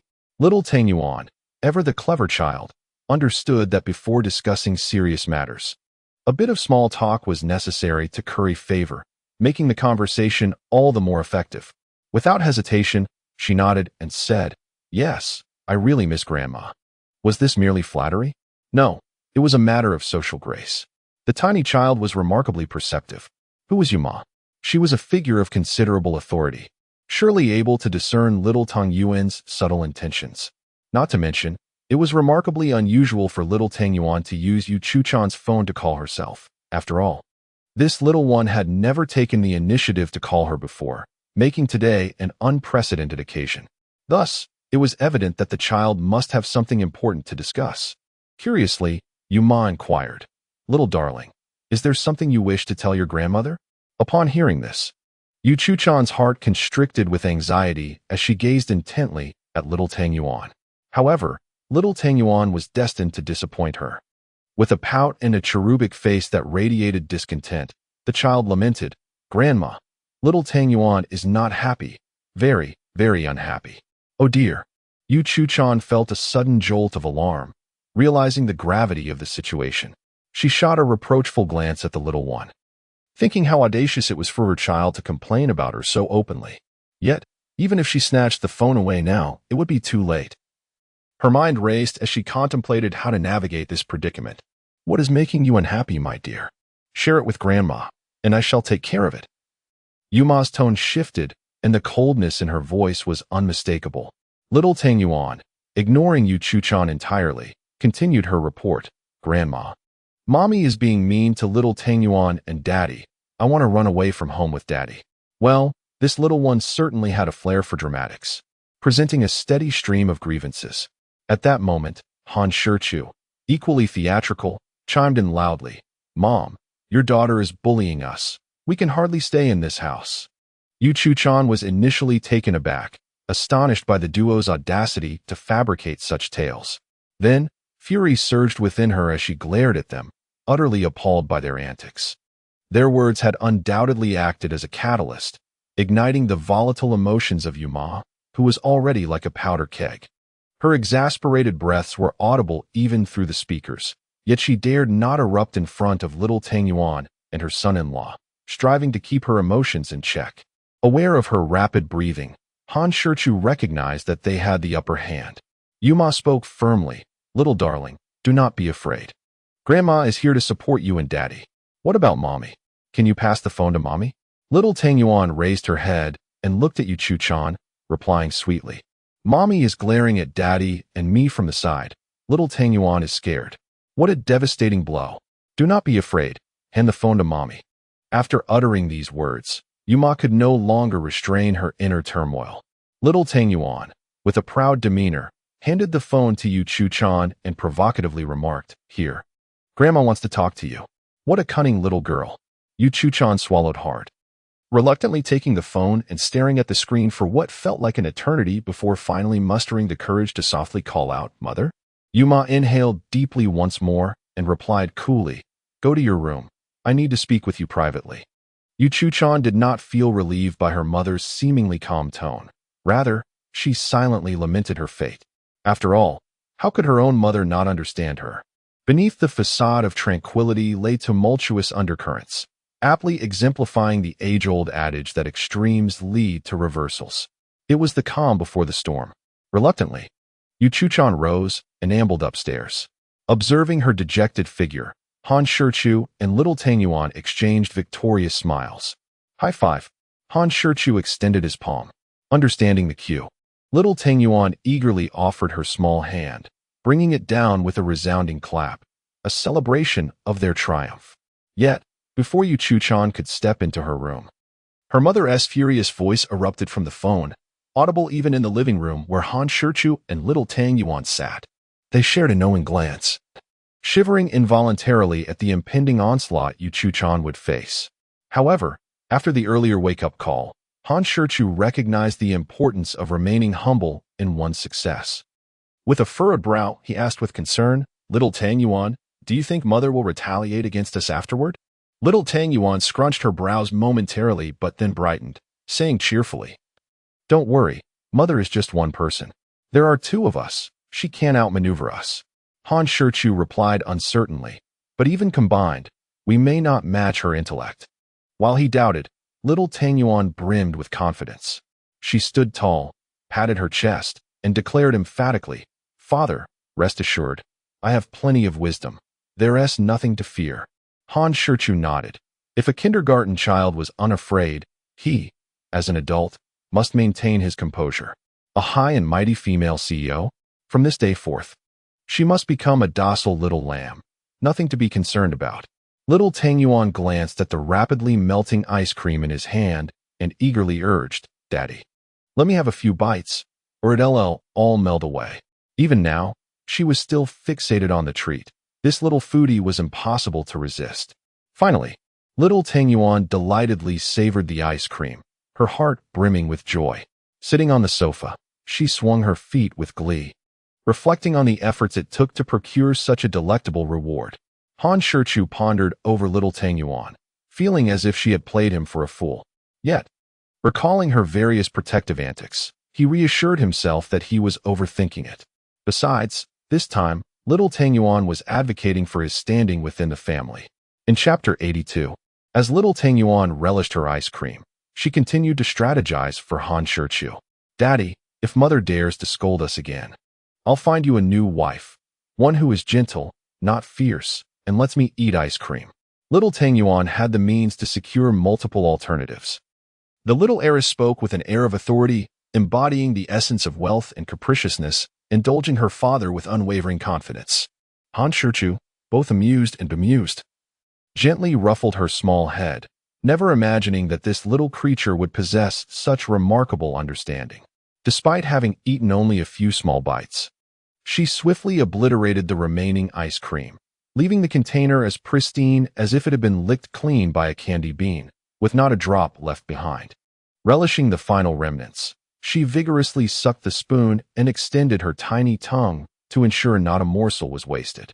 This adorable display brought a smile to Han Shichu's face. After finishing, she did not forget to dispose of the evidence, commanding the candy bean, quickly, get up and throw away the box.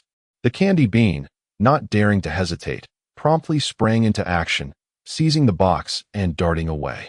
Little Tang Yuan clapped her hands, contentedly leaning against Han Shichu, swinging her short legs and leisurely humming a tune of her own invention. This charming little one certainly knew how to save her life. The two spent over an hour in the living room before they noticed Yuchu-chan slowly descending the stairs, her phone in hand. The clouded expression on her face seemed capable of wringing out water.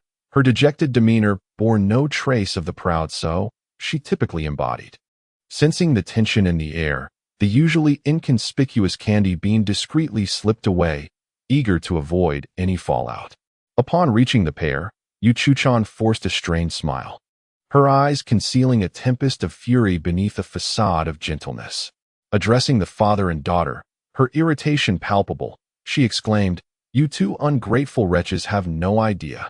When a person is pushed to their limits, they can resort to anything."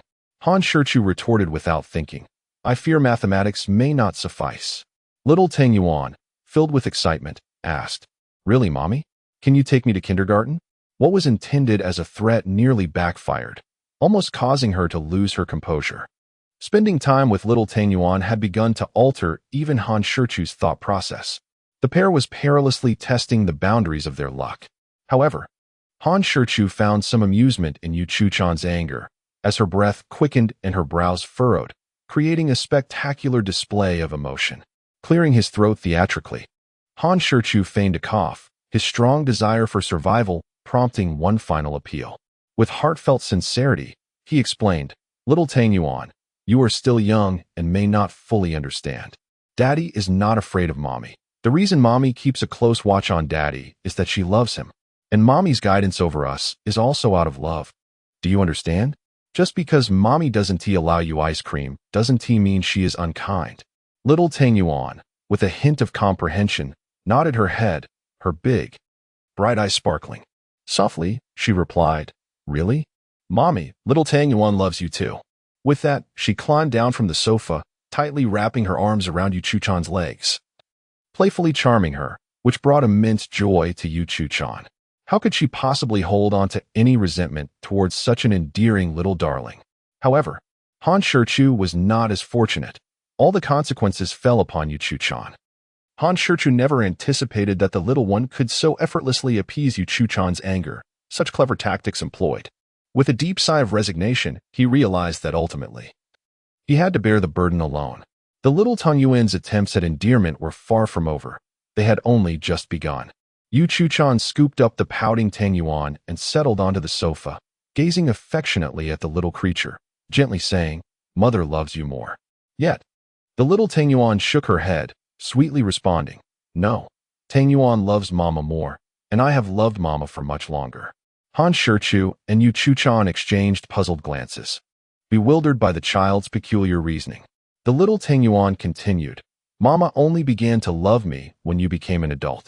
But I have loved Mama since the moment I was born, so my love is greater. Indeed, flawless and perfect." Yuchu-chan smiled at the adorable child, unable to resist planting a kiss on her cherubic face. Witnessing this scene, Han Shichu let out a heavy sigh once more. Yuchu-chan contemplated for a moment before gently coaxing, "Little Tang Yuan, Mama doesn't let you have ice cream for your own good. Eating something too cold can hurt your tummy. Just like it does to Mama. It's very painful, and sometimes I can't even get out of bed. Do you understand?" The little Tang Yuan nodded vigorously like a chick pecking at grain, obediently replying, Yes, I understand. Then will you still go to Grandma to complain?" Upon hearing this, Han Shichu internally lamented. This woman was not as innocent as she appeared and had already begun to plot. The little Tang Yuan beamed and without a second thought declared, "No, I won't complain to Grandma anymore." Yuchu-chan's face lit up with delight, and she nodded approvingly. Good. Truly my little obedient one. Since you are so well behaved, Mama will allow you to have some ice cream today. Go and get it." The unexpected reward filled the little one with immense joy. She wrapped her arms around Yuchu-chan's neck, showering her with kisses. "Thank you, Mama. Tang Yuan loves Mama the most." Indeed, she was quite the clever little sprite, adept at gauging situations and adapting accordingly. As the child dashed off to fetch her ice cream, Yuchu-chan finally turned her attention to Han Shichu. Her enchanting visage radiated a captivating smile, her gaze imbued with profound significance. Han Shichu, taken aback by her enigmatic smile, felt a chill run down his spine. Gritting his teeth, he stammered, Leader, what do you intend to do? Yu Chu-chan smiled sweetly, tossing her phone to him while crossing her arms. Her eyes fixated on him with an inscrutable expression. This only heightened Han Shichu's discomfort, leaving him feeling restless. At last, Yu Chu-chan spoke. Han Shichu, I must say, you truly are a rascal. What is meant to be will not elude you. There is nothing to fear. Han Shichu straightened his neck, casting her a haughty glance, and calmly replied, let us not dwell on trivialities. Whatever tricks you have, I am ready to face them. At this moment, should he decide to smoke, he might even contemplate lighting a cigarette for himself. As for his demeanor, he had it firmly under control. Chapter 83. Ruthless Abandonment and Unparalleled Ruthlessness. Oh? Yu Chu-chan slowly rose to her feet, approached him, and looked down from her elevated position with keen interest. So tough? You're quite brave, aren't you? Dog. Han Shichu smirked disdainfully, rising to his feet as well, and the dynamics of the situation shifted, placing him in the dominant position. Tough? What does that even mean? Just wait. I shall be so formidable that you won't dare to believe it. Is that so? Yu Chu-chan, unfazed, replied with a gentle smile. Let us go to my room. I need to have a private conversation with you. She then turned to little Tang Yuan, saying, Little Tang Yuan, be a good child and stay in the living room to watch some cartoons. Mommy needs to discuss a few matters with Daddy. Oh? Little Tang Yuan replied absent-mindedly, preoccupied with her ice cream, oblivious to the surrounding chaos. This time it was strawberry-flavored, just as delectable as the chocolate. After speaking, Yu Chu-chan cast a fleeting glance at Han Shichu, smiled subtly, and ascended the stairs. Han Shichu stood in a daze for a moment, observing little Tang Yuan, who was engrossed in her ice cream and oblivious to everything else. Realizing that he could not count on her for support, reluctantly, he followed her upstairs, dragging his feet. Only after he departed did little Tang Yuan slowly lift her head. Watching his retreating figure, she sighed theatrically and murmured to herself, Daddy, don't blame little Tang Yuan. I'm merely a tiny child. What can I do? If I were to tell on you again, we would both be in trouble. Grandma is so far away. How could she intervene? Sigh. I should buy something delicious for Daddy tomorrow. Little Tang Yuan sighed once more, shook her little head, and returned to her delightful task of consuming ice cream. This clever little creature seemed to see through it all. With her bloodline suppressed, what could she possibly do? Clearly, the rational little Tang Yuan, in order to avoid being overwhelmed, had heartlessly abandoned him. Han Shichu lingered at the doorway, hesitating for quite some time. The bravado he had feigned earlier had long since dissipated.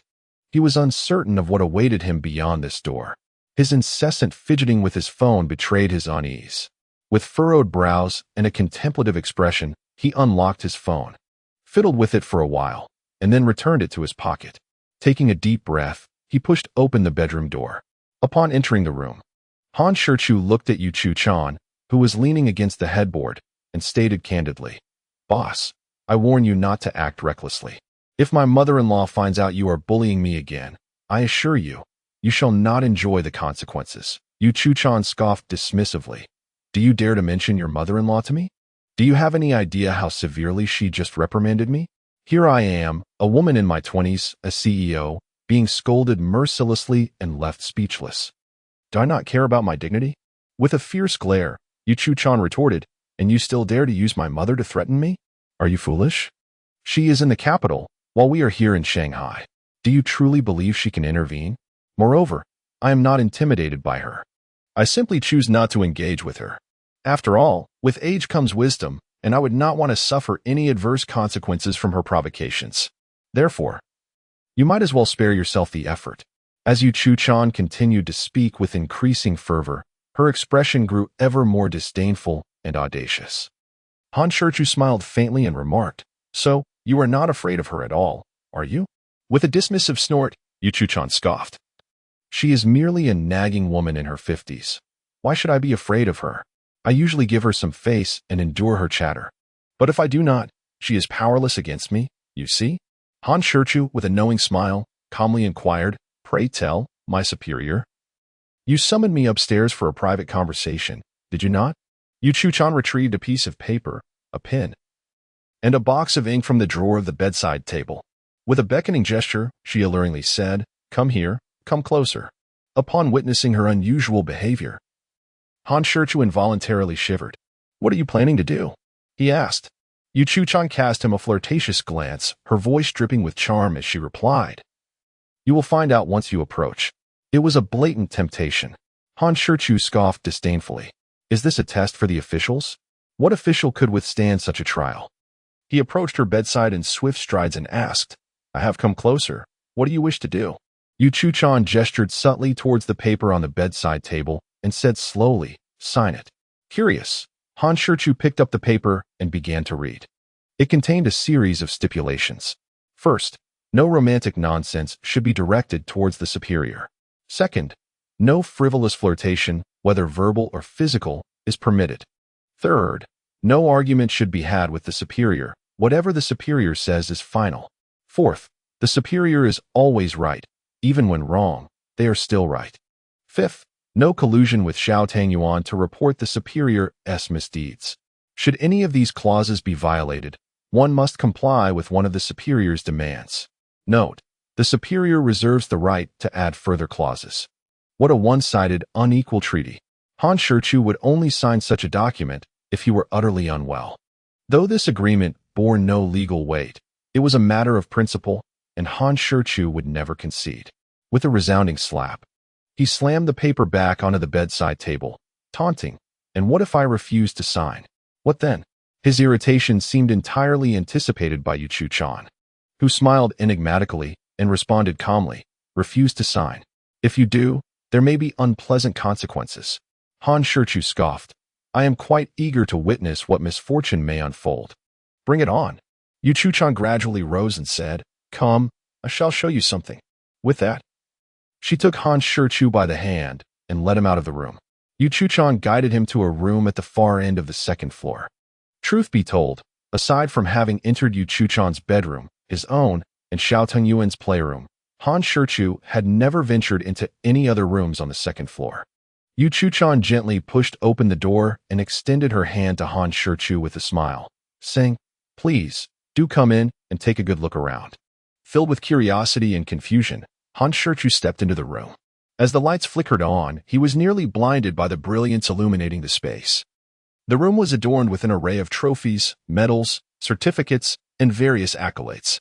Among them were certificates for a 9th-degree black belt in Taekwondo, a black belt in Karate, a 9th-degree gold dragon certificate in Sanzho, a red belt in Judo, and a 9th-degree certificate in martial arts. Gazing at these accolades and the densely packed awards, Han Shichu was utterly dumbfounded. Good heavens, who would have imagined that this delicate young CEO was, in fact, a formidable force, a truly extraordinary one at that. Chapter 84. The Art of Incompetence, Striking at the Heart. Unable to restrain himself, he swallowed hard, earnestly scrutinizing the seemingly unassuming female CEO before him. It was impossible to perceive her as a martial arts powerhouse. Taking a deep breath, Han Shichu silently thanked his lucky stars. He recalled his audacious behavior and reckless words prior to not drawing the ultimate martial arts skill, feeling a wave of dread wash over him. At the same time, he couldn't help but marvel at how fortunate little Tangyuan truly was. Had he not drawn the supreme martial prowess, he might have found himself perilously close to death at any moment. As for his current astonishment, it stemmed not from fear of her martial strength, but from the unexpected revelation of Yu Chu-chan's true nature. With his own divine martial arts skills at his disposal, he could easily handle 10 individuals like her without breaking a sweat. A subtle smile graced his lips as he spoke nonchalantly. "So, is that all? I must say, your memory is rather poor, isn't it? We just discussed this matter this morning, and you've already forgotten? Very well, allow me to reiterate. I, Han Shichu, am skilled in martial arts. If you, as my superior, intend to use force to compel my submission, you may find yourself greatly disappointed." With that, Han Shichu gazed at her with a playful smile, eagerly anticipating her reaction. Yu Chu-chan responded with a calm smile, her demeanor unperturbed. "Is that so?" Before her words could fully settle, she swiftly closed the distance between them, seizing his right hand and placing it on her shoulder. Bending to execute a flawless shoulder throw, each movement executed with impeccable precision, devoid of any flaw. Her sudden, unprincipled attack caught Han Shichu momentarily off guard, leaving him momentarily dazed. However, regaining his composure, he merely shook his head with a smile, offering no resistance as she proceeded. Yuchu-chan had somewhat naively assumed that while Han Shichu possessed some martial skills, she would easily be able to handle him. Yet the reality was starkly different. Her exertion of force was such that, far from executing a shoulder throw on Han Shichu, she found herself unable to budge him even an inch. In that instant of effort, it felt as if she was attempting to lift not a person weighing over 100 pounds, but rather an immovable mountain. Undeterred, Yuchu-chan steeled herself, gathering her strength, bending her legs in a stance, gritting her teeth, and exerting force once more. Yet behind her, Han Shichu remained as steadfast as a mountain. Yuchu-chan's indomitable spirit flared up once more, her relentless attempts unwavering. Yet, Han Shichu remained steadfast and unyielding, as stable as a mountain. Observing the fine beads of sweat forming on Yuchu-chan's forehead, panting from exhaustion, he reached out to gently pat her pert and rounded backside, teasingly remarking, "Dear leader, it appears your skills have yet to reach their zenith. As the saying goes, to be broad but not profound. If you were to specialize in our Huaxiao martial arts, you wouldn't find yourself in such a predicament. With a mere technique of mine, you are rendered powerless. Did your martial arts instructor not teach you about using 4 ounces to deflect 1,000 pounds? Yuchu-chan released her grip on him, then turned to fix her gaze upon him, her face a canvas of astonishment, completely oblivious to his earlier transgression. She had underestimated Han Shichu, never anticipating his martial prowess to be so formidable. Dear leader, I previously mentioned that attempting to compel me through force would be futile. Do you believe me now? Han Shichu sought to provoke her ire, hoping to seize the opportunity to teach her a lesson. However, to his surprise, Yuchu-chan not only refrained from anger but instead wore a smile, observing him with keen interest. Han Shichu sensed an unusual aura about her. Even her smile seemed insidiously cunning. He continued to test the waters. Moreover, do you truly believe that this piece of paper holds any binding power over me? Leader, today you are particularly insufferable. Yuchu-chan furrowed her brow, about to offer an explanation, but Han Shichu persisted, especially charming and endlessly captivating. What time is it? Yuchu-chan retrieved her phone from her pajamas pocket, glancing at the screen. It was exactly 10 o'clock. Han Shichu shook his head, lifting his finger to gently lift her chin. Speaking earnestly, no, it is the beginning of our happiness. With that, he exaggeratedly puckered his lips to blow her a kiss. Yuchu-chan's cheeks flushed slightly as she swatted his hand away, retorting coolly, "Ugh, disgusting." Unable to contain his laughter, Han Shichu exclaimed, "Look, dear leader. Not only have I spoken sweet nothings, but I have also engaged in playful physical teasing. Yet, apart from glaring at me and muttering inconsequential insults, what can you truly do? Thus, he advised, spare me the frivolities. They are not only ineffective but also futile against me. Do you understand?" After mocking her, Han Shichu did not relent. Rather, he delivered a final, piercing blow. He leisurely extracted his phone from his pocket, waving it before her eyes, mischievously stating, "Oh dear, why is the recording function still on? It seems I've accidentally captured our previous conversation. How careless of me." Yuchu-chan's beautiful eyes narrowed in fury as she glared at him. This man was insufferably cunning, resorting to underhanded tactics. It was infuriating to have been outmaneuvered once again. Han Shichu whimsically manipulated his phone. "Oh, do you still dare to bring up your mother-in-law?" The phone echoed with Yuchu-chan's previous remarks. The memory of her earlier arrogance and reckless words darkened her expression. This was purely a pit she had dug for herself, only to have it thoroughly crushed afterward. She was filled with vexation, seething with anger. Observing her furious demeanor, Han Shichu couldn't help but wear a smug smile. Yet, this was merely the beginning. He opened his call log and unhesitatingly dialed the first unfamiliar number attributed to the capital. Yuchu-chan was initially taken aback, but quickly realized the gravity of the situation. He was likely calling her mother to lodge a complaint. How frustrating. This scoundrel truly had the audacity to behave like a petulant child, running to his mother-in-law at the slightest provocation. Fortunately, her mother resided in the capital. Had it been in the bustling metropolis, He would have been complaining to her every day. How could she have forgotten to erase the call history? Alas, what a blunder.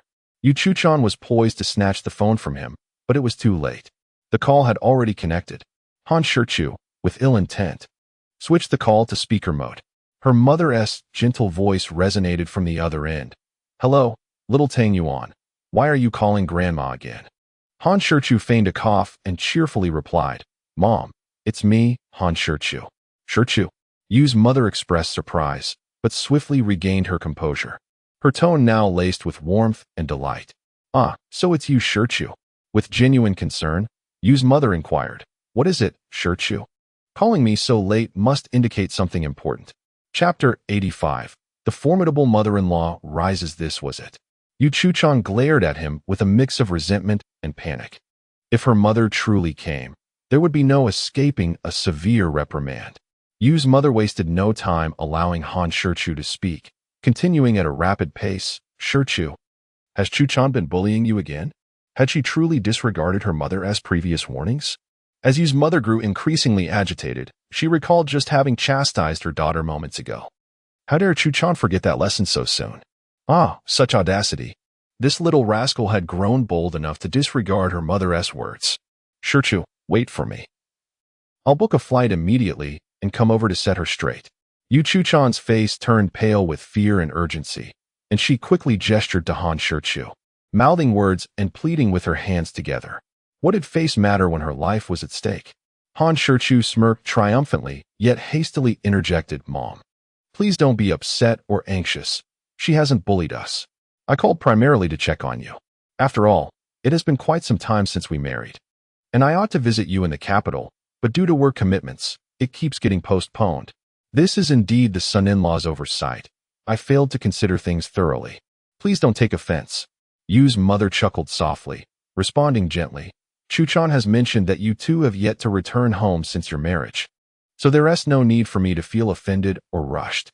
Once you bring Chuchan back to meet your parents, we can discuss it further." "Shichu, you are a good boy. Chuchan has been spoiled since childhood, acquiring many bad habits and a rather peculiar temperament. Should she act willfully, I hope you can be more understanding. However, while bearing the burden is one thing, indulgence shall not be tolerated. Lessons must be imparted, and fear not.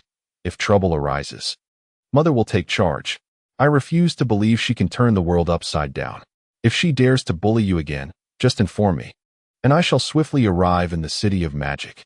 However, do not engage her in conflict, for I fear you may come to harm."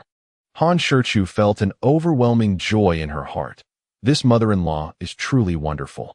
Yet, Yu Chuchan's countenance darkened further, as she silently repeated to herself, "Is this truly my mother? All right, mother, I understand." Yu's mother continued, "By the way, what were you shouting just now? If I heard correctly, you called her leader, did you not?" Han Shichu nodded and replied, "Indeed, mother, you heard correctly." Yu's mother's tone grew more severe. "Is that mischievous girl the one who prompted you to address her thus?" It was apparent that Yu's mother had already formed her conclusions, and without waiting for a response, she continued, "Nonsense. From now on, you shall call her wife. If she dares to complain, you must tell me. I shall not let her off so easily." Han Shichu shot a provocative glance at Yu Chuchan, who, despite her indignation, could only swallow her anger.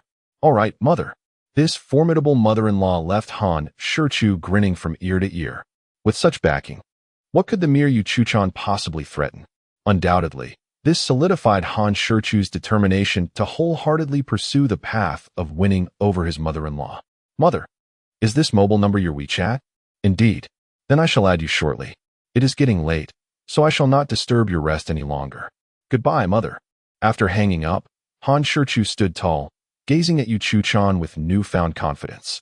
Yu Chuchan shot him a fierce glare and, with irritation, asked, "What do you intend to do?" "Hee." Han Shichu chuckled mischievously, rubbing his hands together. "Dear wife, you heard what mother said. What are your thoughts?"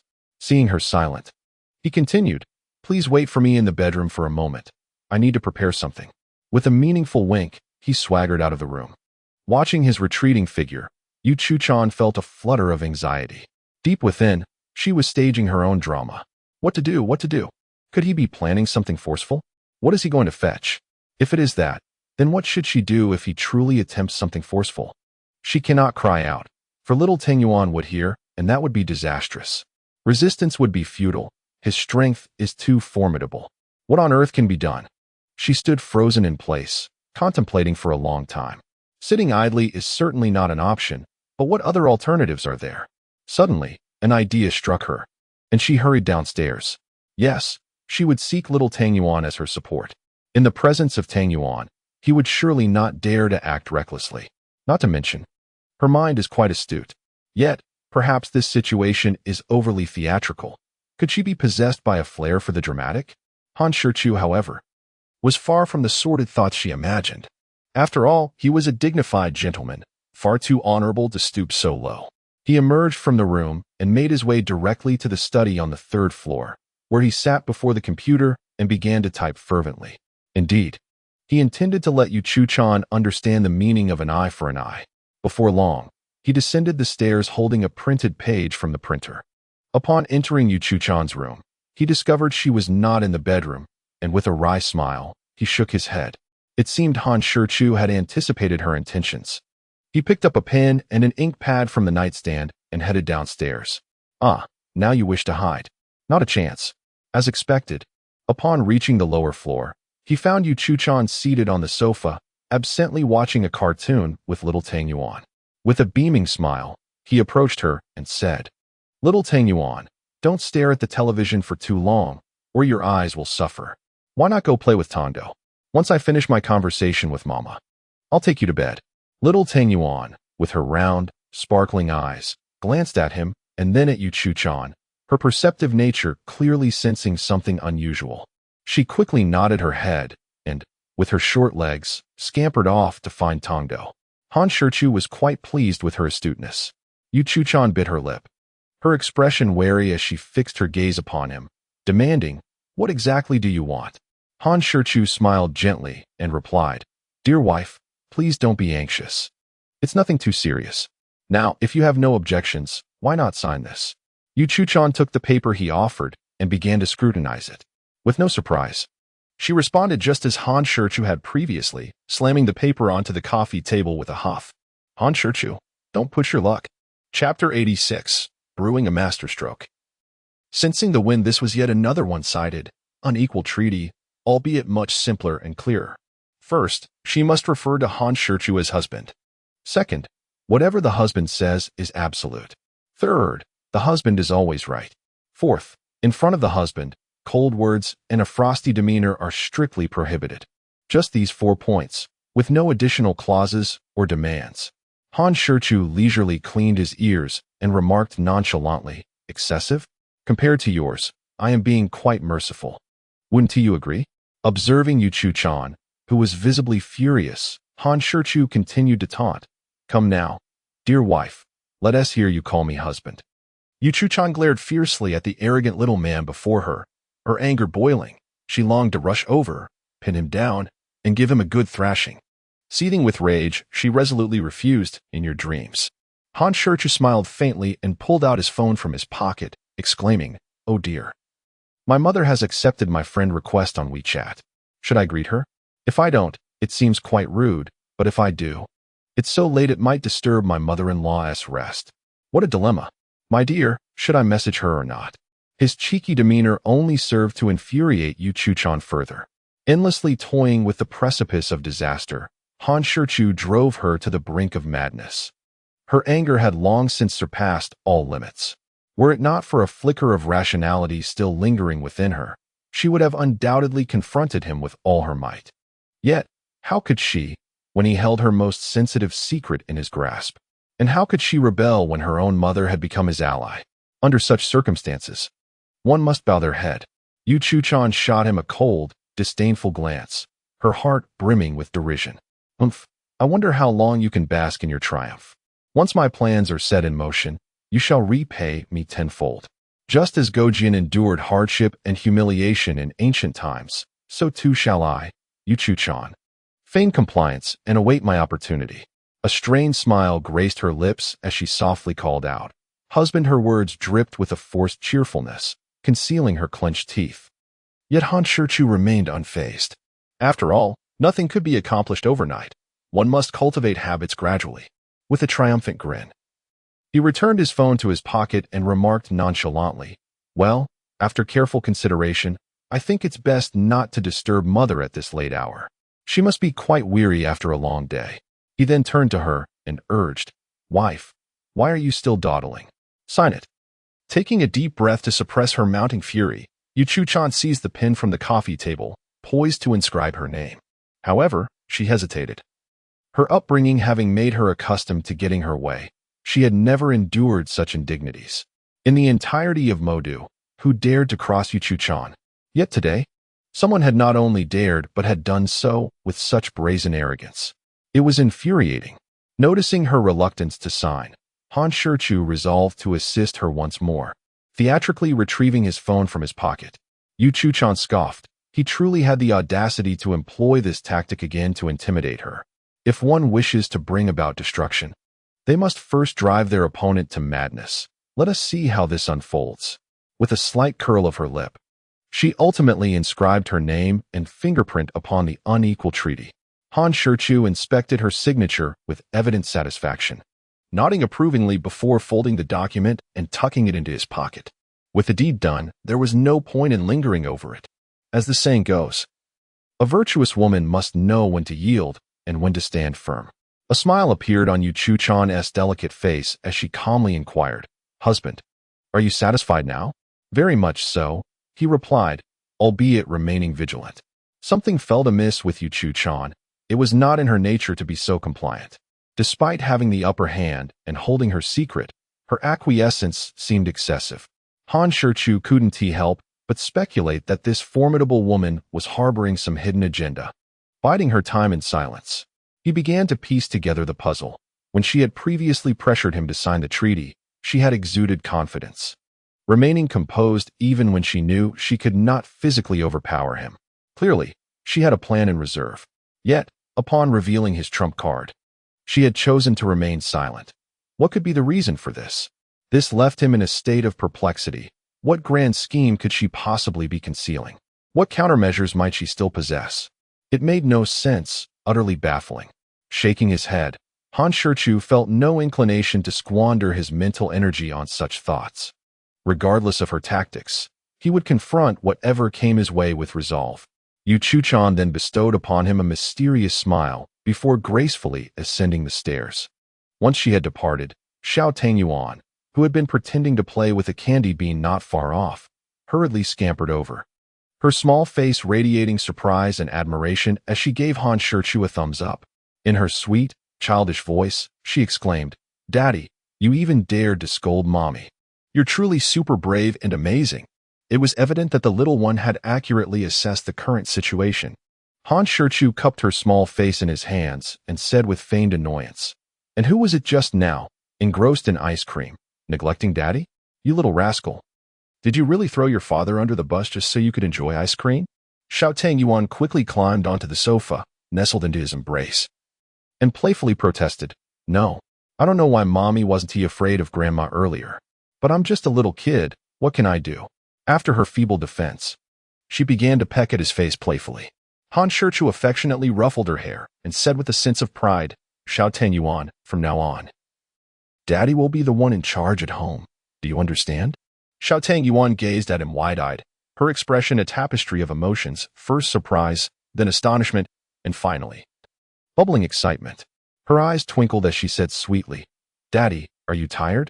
Let me massage your legs." As she spoke, she playfully mimicked giving him a leg massage with her tiny fists. This daughter of his, with her charm and knack for flattery, demonstrated an artistry in pleasing and adapting that was truly remarkable. Yet, despite recognizing her little antics, Han Shichu couldn't help but nod in satisfaction. With eager anticipation, Xiao Tangyuan tentatively inquired, "Daddy, can I have ice cream any time from now on?" Han Shichu pondered for a moment, deliberately adopting a formal tone. "Well, let us discuss that later." He pretended to cough, suddenly feeling parched. Understanding dawned upon Xiao Tangyuan. The clever little one promptly hopped down from the sofa, her short legs carrying her away with a spirited bounce. "Daddy, I'll get you some water." In no time, she returned with a bottle of Wangzai milk. Chapter 87. A Dream and a Feast. The following morning, Han Shichu was unexpectedly not awakened by his biological clock. Instead, he had been roused by Xiao Tongyuan's antics before the alarm even rang. Upon opening his eyes, he was greeted by the sight of her delicate, porcelain-like face. Mere inches away, her large, sparkling eyes fixed upon him. He reached out, scooping her up in his arms, and planted a kiss on her smooth, fair forehead. With a smile, he asked, "What brings you to wake up so early today, Xiao Tongyuan?" To his surprise, she blushed shyly and replied in her sweet, childish tone, "Daddy, I had a dream." "Oh?" Han Shichu, both curious and perplexed, promptly inquired, "What kind of dream did you have?" "I dreamed of searching for a restroom," replied the little dumpling. Han Shichu exhaled a sigh of relief, for he initially feared that the little one had been awakened from a nightmare. Before he could pose another question, the little dumpling revealed an awkward smile, shyly murmuring, "In the end, I finally found the restroom." Han Shichu gazed at her in confusion, unable to comprehend her meaning. Why was she uttering such nonsensical words so early in the morning? Suddenly, he seemed to grasp the situation and hurriedly lifted the covers. Sure enough, on the sheets beside her, there was a damp patch. Han Shichu was left in a state of mixed amusement and exasperation. No wonder the little one felt embarrassed. She had wet the bed. You could simply say you had an accident, yet you choose to be so indirect, he thought, bemused. With no other choice, Han Shichu embraced her and knocked on the door of Yu Chuchan's bedroom. "Is it too much to ask for some peace in the morning?" He knocked, his thoughts echoing the annoyance of someone who had struggled with insomnia the previous night. Yu Chuchan, who had finally drifted into a deep slumber just before dawn, was awakened by the noise and felt a surge of irritation. Han Shichu couldn't help but stifle a laugh at the sight of her disheveled hair, perpetual yawns, and dark circles under her eyes, clearly still half asleep. If anyone were to witness the normally poised and regal female CEO in such a disheveled state, they would surely be left in shock. As he handed the little dumpling over to her, he remarked, "Your daughter had an accident. Please give her a bath and change her clothes." Yu Chuchan shot a reproachful glance at the little dumpling, who, seemingly oblivious, continued to giggle, much to her annoyance. After entrusting the little one to her care, Han Shichu returned to his room to change the sheets and duvet cover. When he re-emerged, the little dumpling was just exiting as well. He led her into the backyard to commence a new day of training. Today, the little dumpling surprisingly managed to persist for a longer duration, without a single complaint of fatigue, which was quite impressive. This led Han Shichu to wonder if perhaps the little dumpling was an extraordinary martial arts prodigy. After finishing a glass of milk mixed with a restorative potion, she radiated vitality and felt invigorated. Han Shichu sent her off to assist Yu Chuchan and began preparing breakfast. He meticulously crafted a nourishing porridge of red sugar, millet, and jujubes for Yu Chuchan, which not only replenished energy and nourished the blood but also strengthened the spleen, warmed the stomach, calmed the mind, regulated menstruation, and even helped to diminish skin blemishes and dark circles. It was particularly suitable for Yu Chuchan at this time, though he now had the support of his mother-in-law. He knew he could not afford to slow his progress in winning over the female CEO, otherwise, he would be left waiting an eternity for the rewards of his efforts. And winning her over was not merely a matter of words. Love is demonstrated through actions. At the dining table, Yu Chuchan, appearing listless, stared blankly at the bowl of red sugar, millet, and jujube porridge before her. Although she had been compelled to sign an inequitable agreement the previous night, she still felt a stir of emotion. Moreover, she was acutely aware that, aside from the first stipulation, which would be rigorously enforced, the rest held little significance. Goodness, she certainly comprehends Han Shichu thoroughly. After finishing breakfast, Han Shichu escorted the little one to kindergarten, while Yu Chuchan retreated to her room for some much-needed rest. Naturally, today was yet another day of meticulous care bestowed upon her by Han Shichu. What piqued Han Shichu's curiosity was that she did not engage in any peculiar antics today. Instead, she devoted the entire day to her mobile phone, seemingly engrossed in fervent conversations with someone unknown. He was inclined to inquire, but before he could articulate his question, Yu Chuchan, as if reading his thoughts, urged him not to pry. Han Shichu, feeling quite displeased, wondered how he could refrain from inquiring. Would he be able to relax without clarity? He certainly did not wish to be like a sheep wandering aimlessly on the verdant pasture. Perceptive you, Chuchan merely stated. It's a female and chose not to divulge further. Although the nature of her interactions remained enigmatic, it provided him with a measure of reassurance. As evening approached, Han Shichu opted not to commence a live broadcast, for he was not a full-time streamer. It was impractical to go live every day. A sporadic session would suffice. Just as he completed dinner, his phone rang, revealing a call from his younger brother. Hey Xiaobai, what brings you to seek me out? Men, as a rule, are succinct in their communication, getting straight to the point. A call from one man to another invariably signifies a matter of importance. Otherwise, who would bother to reach out? Brother, come out for a meal and drinks. Ahem, he hesitated, glancing at the nearby Yu Chu-chan, uncertain. The laughter of Bai Luming echoed through the phone. Why not ask your sister-in-law for permission first? Clearly, Yu Chu-chan had noticed his hesitation and inquired, Who is it? Han Shichu covered the microphone and whispered, Xiaobai says he needs me. Yu Chu-chan nodded, displaying understanding. Go ahead, return early. All right then, Han Shichu responded with cheerful agreement. Bai Luming, on the other end, had undoubtedly overheard their exchange, chuckling, Brother, I'll send you the location via WeChat. Just come directly. After hanging up, Yu Chu-chan added, Take little Tang Yuan out to play as well. After all, tomorrow is the weekend, and she doesn't need to go to kindergarten. It's not ideal for her to stay cooped up at home every day. Goodness, her methods and cunning were extraordinary. Fortunately, Han Shichu harbored no reckless intentions, so he was quite willing to take little Tang Yuan along. As Han Shichu helped little Tang Yuan change her shoes, he instructed, after dinner, just leave the dishes on the table. You mustn't touch cold water now. I'll clean up when I return. Yu Chu-chan regarded him and cautioned, drink less. With her intelligence and acumen, how could she possibly be oblivious? Understood, Han Shichu affirmed before leading little Tang Yuan out the door. Bai Luming had already clarified the plan, dining and drinking, so Han Shichu chose not to drive. He hailed a taxi and proceeded directly to the location provided by Bai Luming. Before long, Han Shichu and little Tang Yuan arrived at their destination. Bai Luming did not choose an extravagant or high-end establishment.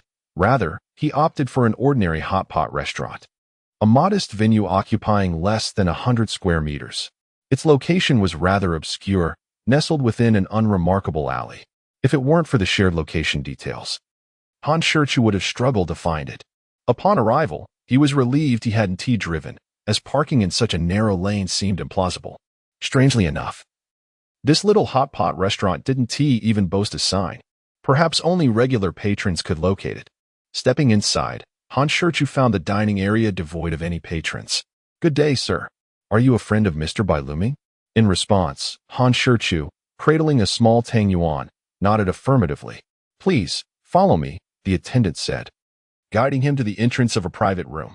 Han Shichu entered without hesitation, discovering that Bai Luming was not alone. Mo Yuan was also present. Ah, little Tang Yuan has arrived, Bai Luming exclaimed, rising to greet him with a smile. The small Tang Yuan reciprocated politely, calling out, Uncle Bai, Uncle Mo. Come, sit down. Both of you, Mo Yuan invited warmly. Once they were seated, Bai Luming proudly declared, Fortunately, I had the foresight to order the dual flavor pot. After boasting about his astuteness, he turned to the small Tang Yuan and asked, Have you missed Uncle Bai? Without a moment's hesitation, the child replied decisively, No, Uncle Bai, with a look of feigned sorrow. Bai Luming mused, Just like your father, you're not much of a chatterbox. Little Tang Yuan, may I discuss something with you? The child, with wide, curious eyes, inquired. What is it? Bai Luming rubbed his hands together, humbly requesting, Could you perhaps call me Uncle Bai or Uncle White in the future? Little by Uncle sounds rather odd. Had he not mentioned it, Han Shichu and Mo Yuan would have remained oblivious. However, upon hearing it, both erupted into laughter.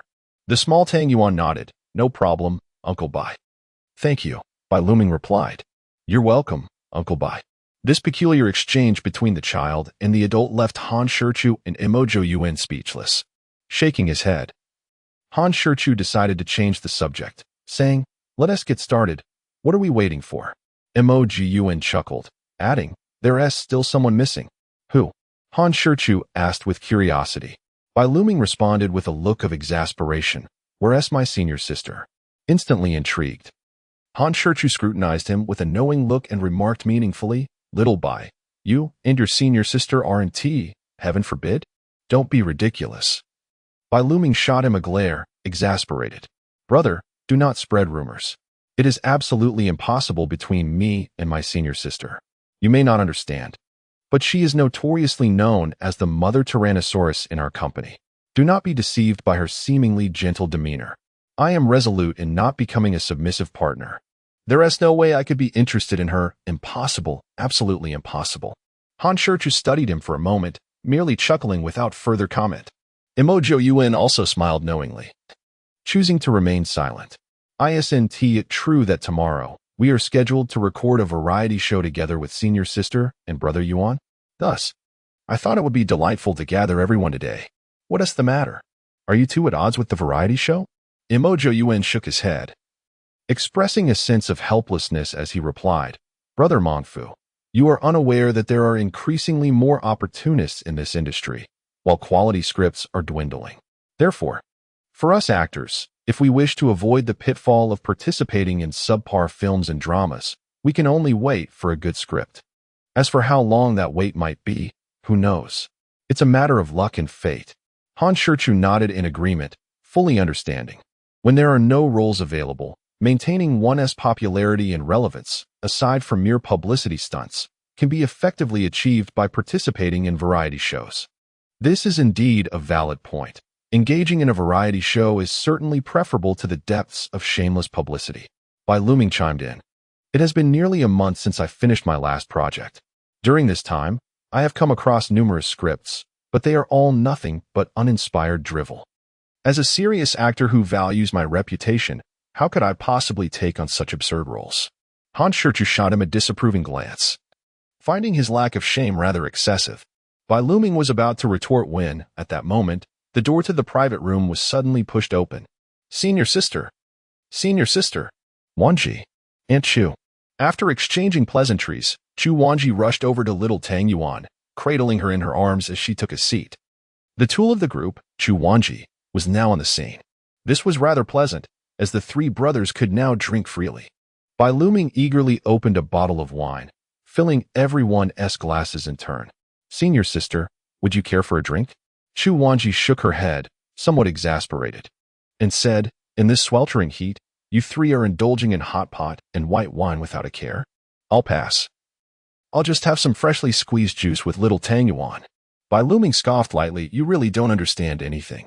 Chu Wanji flashed him a captivating smile and replied sweetly, so, Xiao Bai, you seem to know a lot, don't you?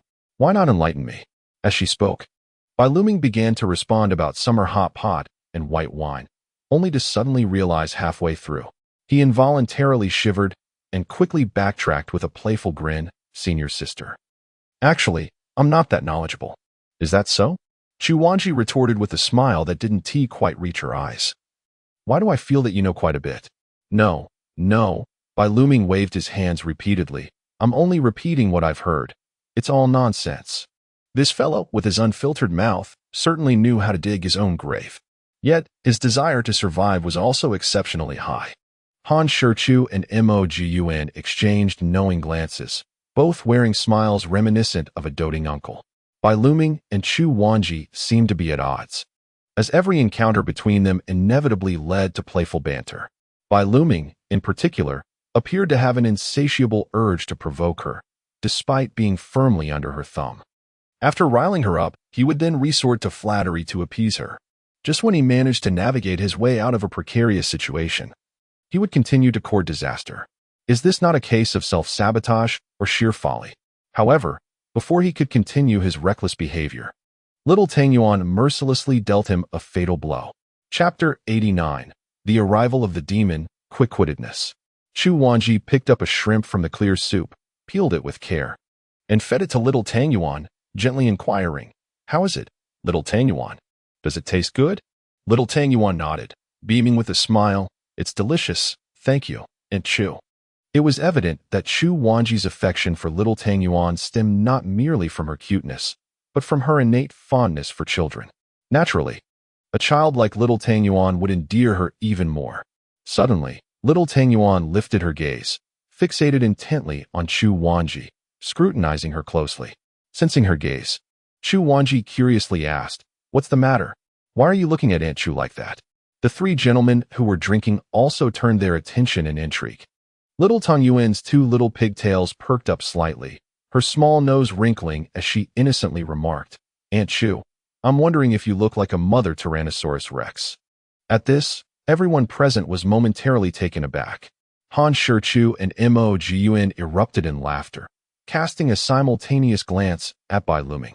They couldn't help but silently mourn for him, thinking, "Alas, poor fellow, this truly is a disaster." Bai Luming was utterly stunned, his expression turning despondent as he shot a resentful glance at little Tang Yuan.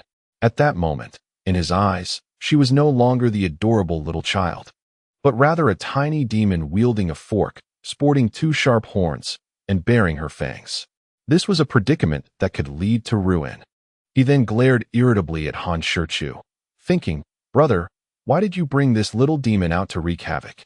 Not only did you bring her out, but you also failed to keep her in check." However, Han Shichu appeared oblivious to his glare, engrossed in pretending to eat his dish. At this juncture, he realized that he could not simply sit idly by. He needed to devise a plan. He quickly engaged in a brainstorming session, ignoring her and pretending not to hear. What was the difference between that and waiting for death? A loud reprimand to silence little Tang Yuan? He feared that before his senior sister could take action, the doting father beside him would be the first to tear himself apart. Making a hasty exit to avoid the situation? One could evade the initial confrontation, but not the subsequent one, especially since they would have to record a program together the next day. If his senior sister decided to take issue with him then, he would be utterly humiliated. No, that would not do. It must be said, despite Bai Luming's usual foolish demeanor, he possessed a sharp wit when it mattered most. Unfortunately, the options before him were largely dead ends, and no matter how hard he racked his brain, the only solution that came to mind was to swiftly change the subject. If executed well, there remained a chance to muddle through. With this thought, Bai Luming knew he could no longer hesitate. Chu Wanji might very well pose a question at any moment. He hastily stood up, grabbed the freshly squeezed watermelon juice from the table, and while pouring it for little Tang Yuan and Chu Wanji, he cheerfully said, Come, little Tang Yuan, senior sister. On such a hot day, let us enjoy some chilled watermelon juice. Allow me to share with you that the freshly squeezed juices in this establishment are crafted from meticulously selected, high-quality fruits, free from pesticides and any chemical additives. The juices themselves are pure, devoid of any adulteration or unnecessary ingredients. The flavors are simply exquisite. I implore you to indulge in them. Bai Luming rambled on, seemingly to divert the conversation and capture attention. As anticipated, upon hearing this, Xiao Tangyuan eagerly seized a glass of juice and took a sip. After tasting, she savored the flavor, clearly impressed. Bai Luming, with a smile, inquired, "Well, Xiao Tangyuan, is it not delightful?" "Indeed, it is delicious," Xiao Tangyuan nodded enthusiastically. Bai Luming had successfully ensnared her, yet Chu Wanji remained immovable, her face a mask of fury. Recognizing the need to intensify his efforts, Bai Luming's eyes glinted with cunning as he lifted his wine glass and earnestly addressed Chu Wanji, senior sister. "I raise this glass in gratitude for your unwavering support over the years. Without your guidance, I, Bai Luming, would not have achieved my current standing nor navigated my path so smoothly. I vividly recall my early days in the company, when I faced bullying due to my lack of experience and reputation. It was you who stood up for me, not only rescuing me from that predicament, but also reprimanding my adversary soundly. Furthermore, you introduced me to invaluable connections and resources, continually offering encouragement. While your words may sometimes sting, I recognize your tender heart beneath that sharp tongue. You are not only kind and graceful, but also possess an unparalleled charm and understanding. Your kindness, dear senior sister, is etched in my heart." Bai Luming's artful flattery and heartfelt gratitude were indeed a masterstroke. His eloquent combination of appreciation and camaraderie was irresistible. Han Shichu and Mo Jiyuan were left speechless by his cunning display, and beneath the table, they exchanged approving glances. unaware of the underlying motives. Chu Wanji fell into his trap, clearly enjoying Bai Luming's flattering words. A smile finally graced her face, accompanied by a hint of bashfulness as she waved her hands dismissively, saying, "Oh, we are all just senior and junior siblings. There's no need for such formalities." Afterward, she raised her glass to clink with his, and the earlier discord was swiftly forgotten. With a sigh of relief, Bai Luming felt a weight lift off his shoulders. His cleverness had salvaged the situation. Without allowing a moment for Chu Wanji to dwell on the flavors, he ladled 2 beef meatballs into her and Xiao Tengyuan's bowls, proclaiming, "Do taste these beef meatballs. Crafted from premium, fresh hind leg beef, handmade to perfection. They are tender, aromatic, and boast a delightful texture." Indeed, both Xiao Tengyuan and Chu Wanji eagerly sampled the meatballs. Chu Wanji nodded in satisfaction, affirming their quality, while Xiao Tengyuan chimed in, so delicious, Aunt Chu, I want more." Bai Luming's lips curled into a triumphant smile.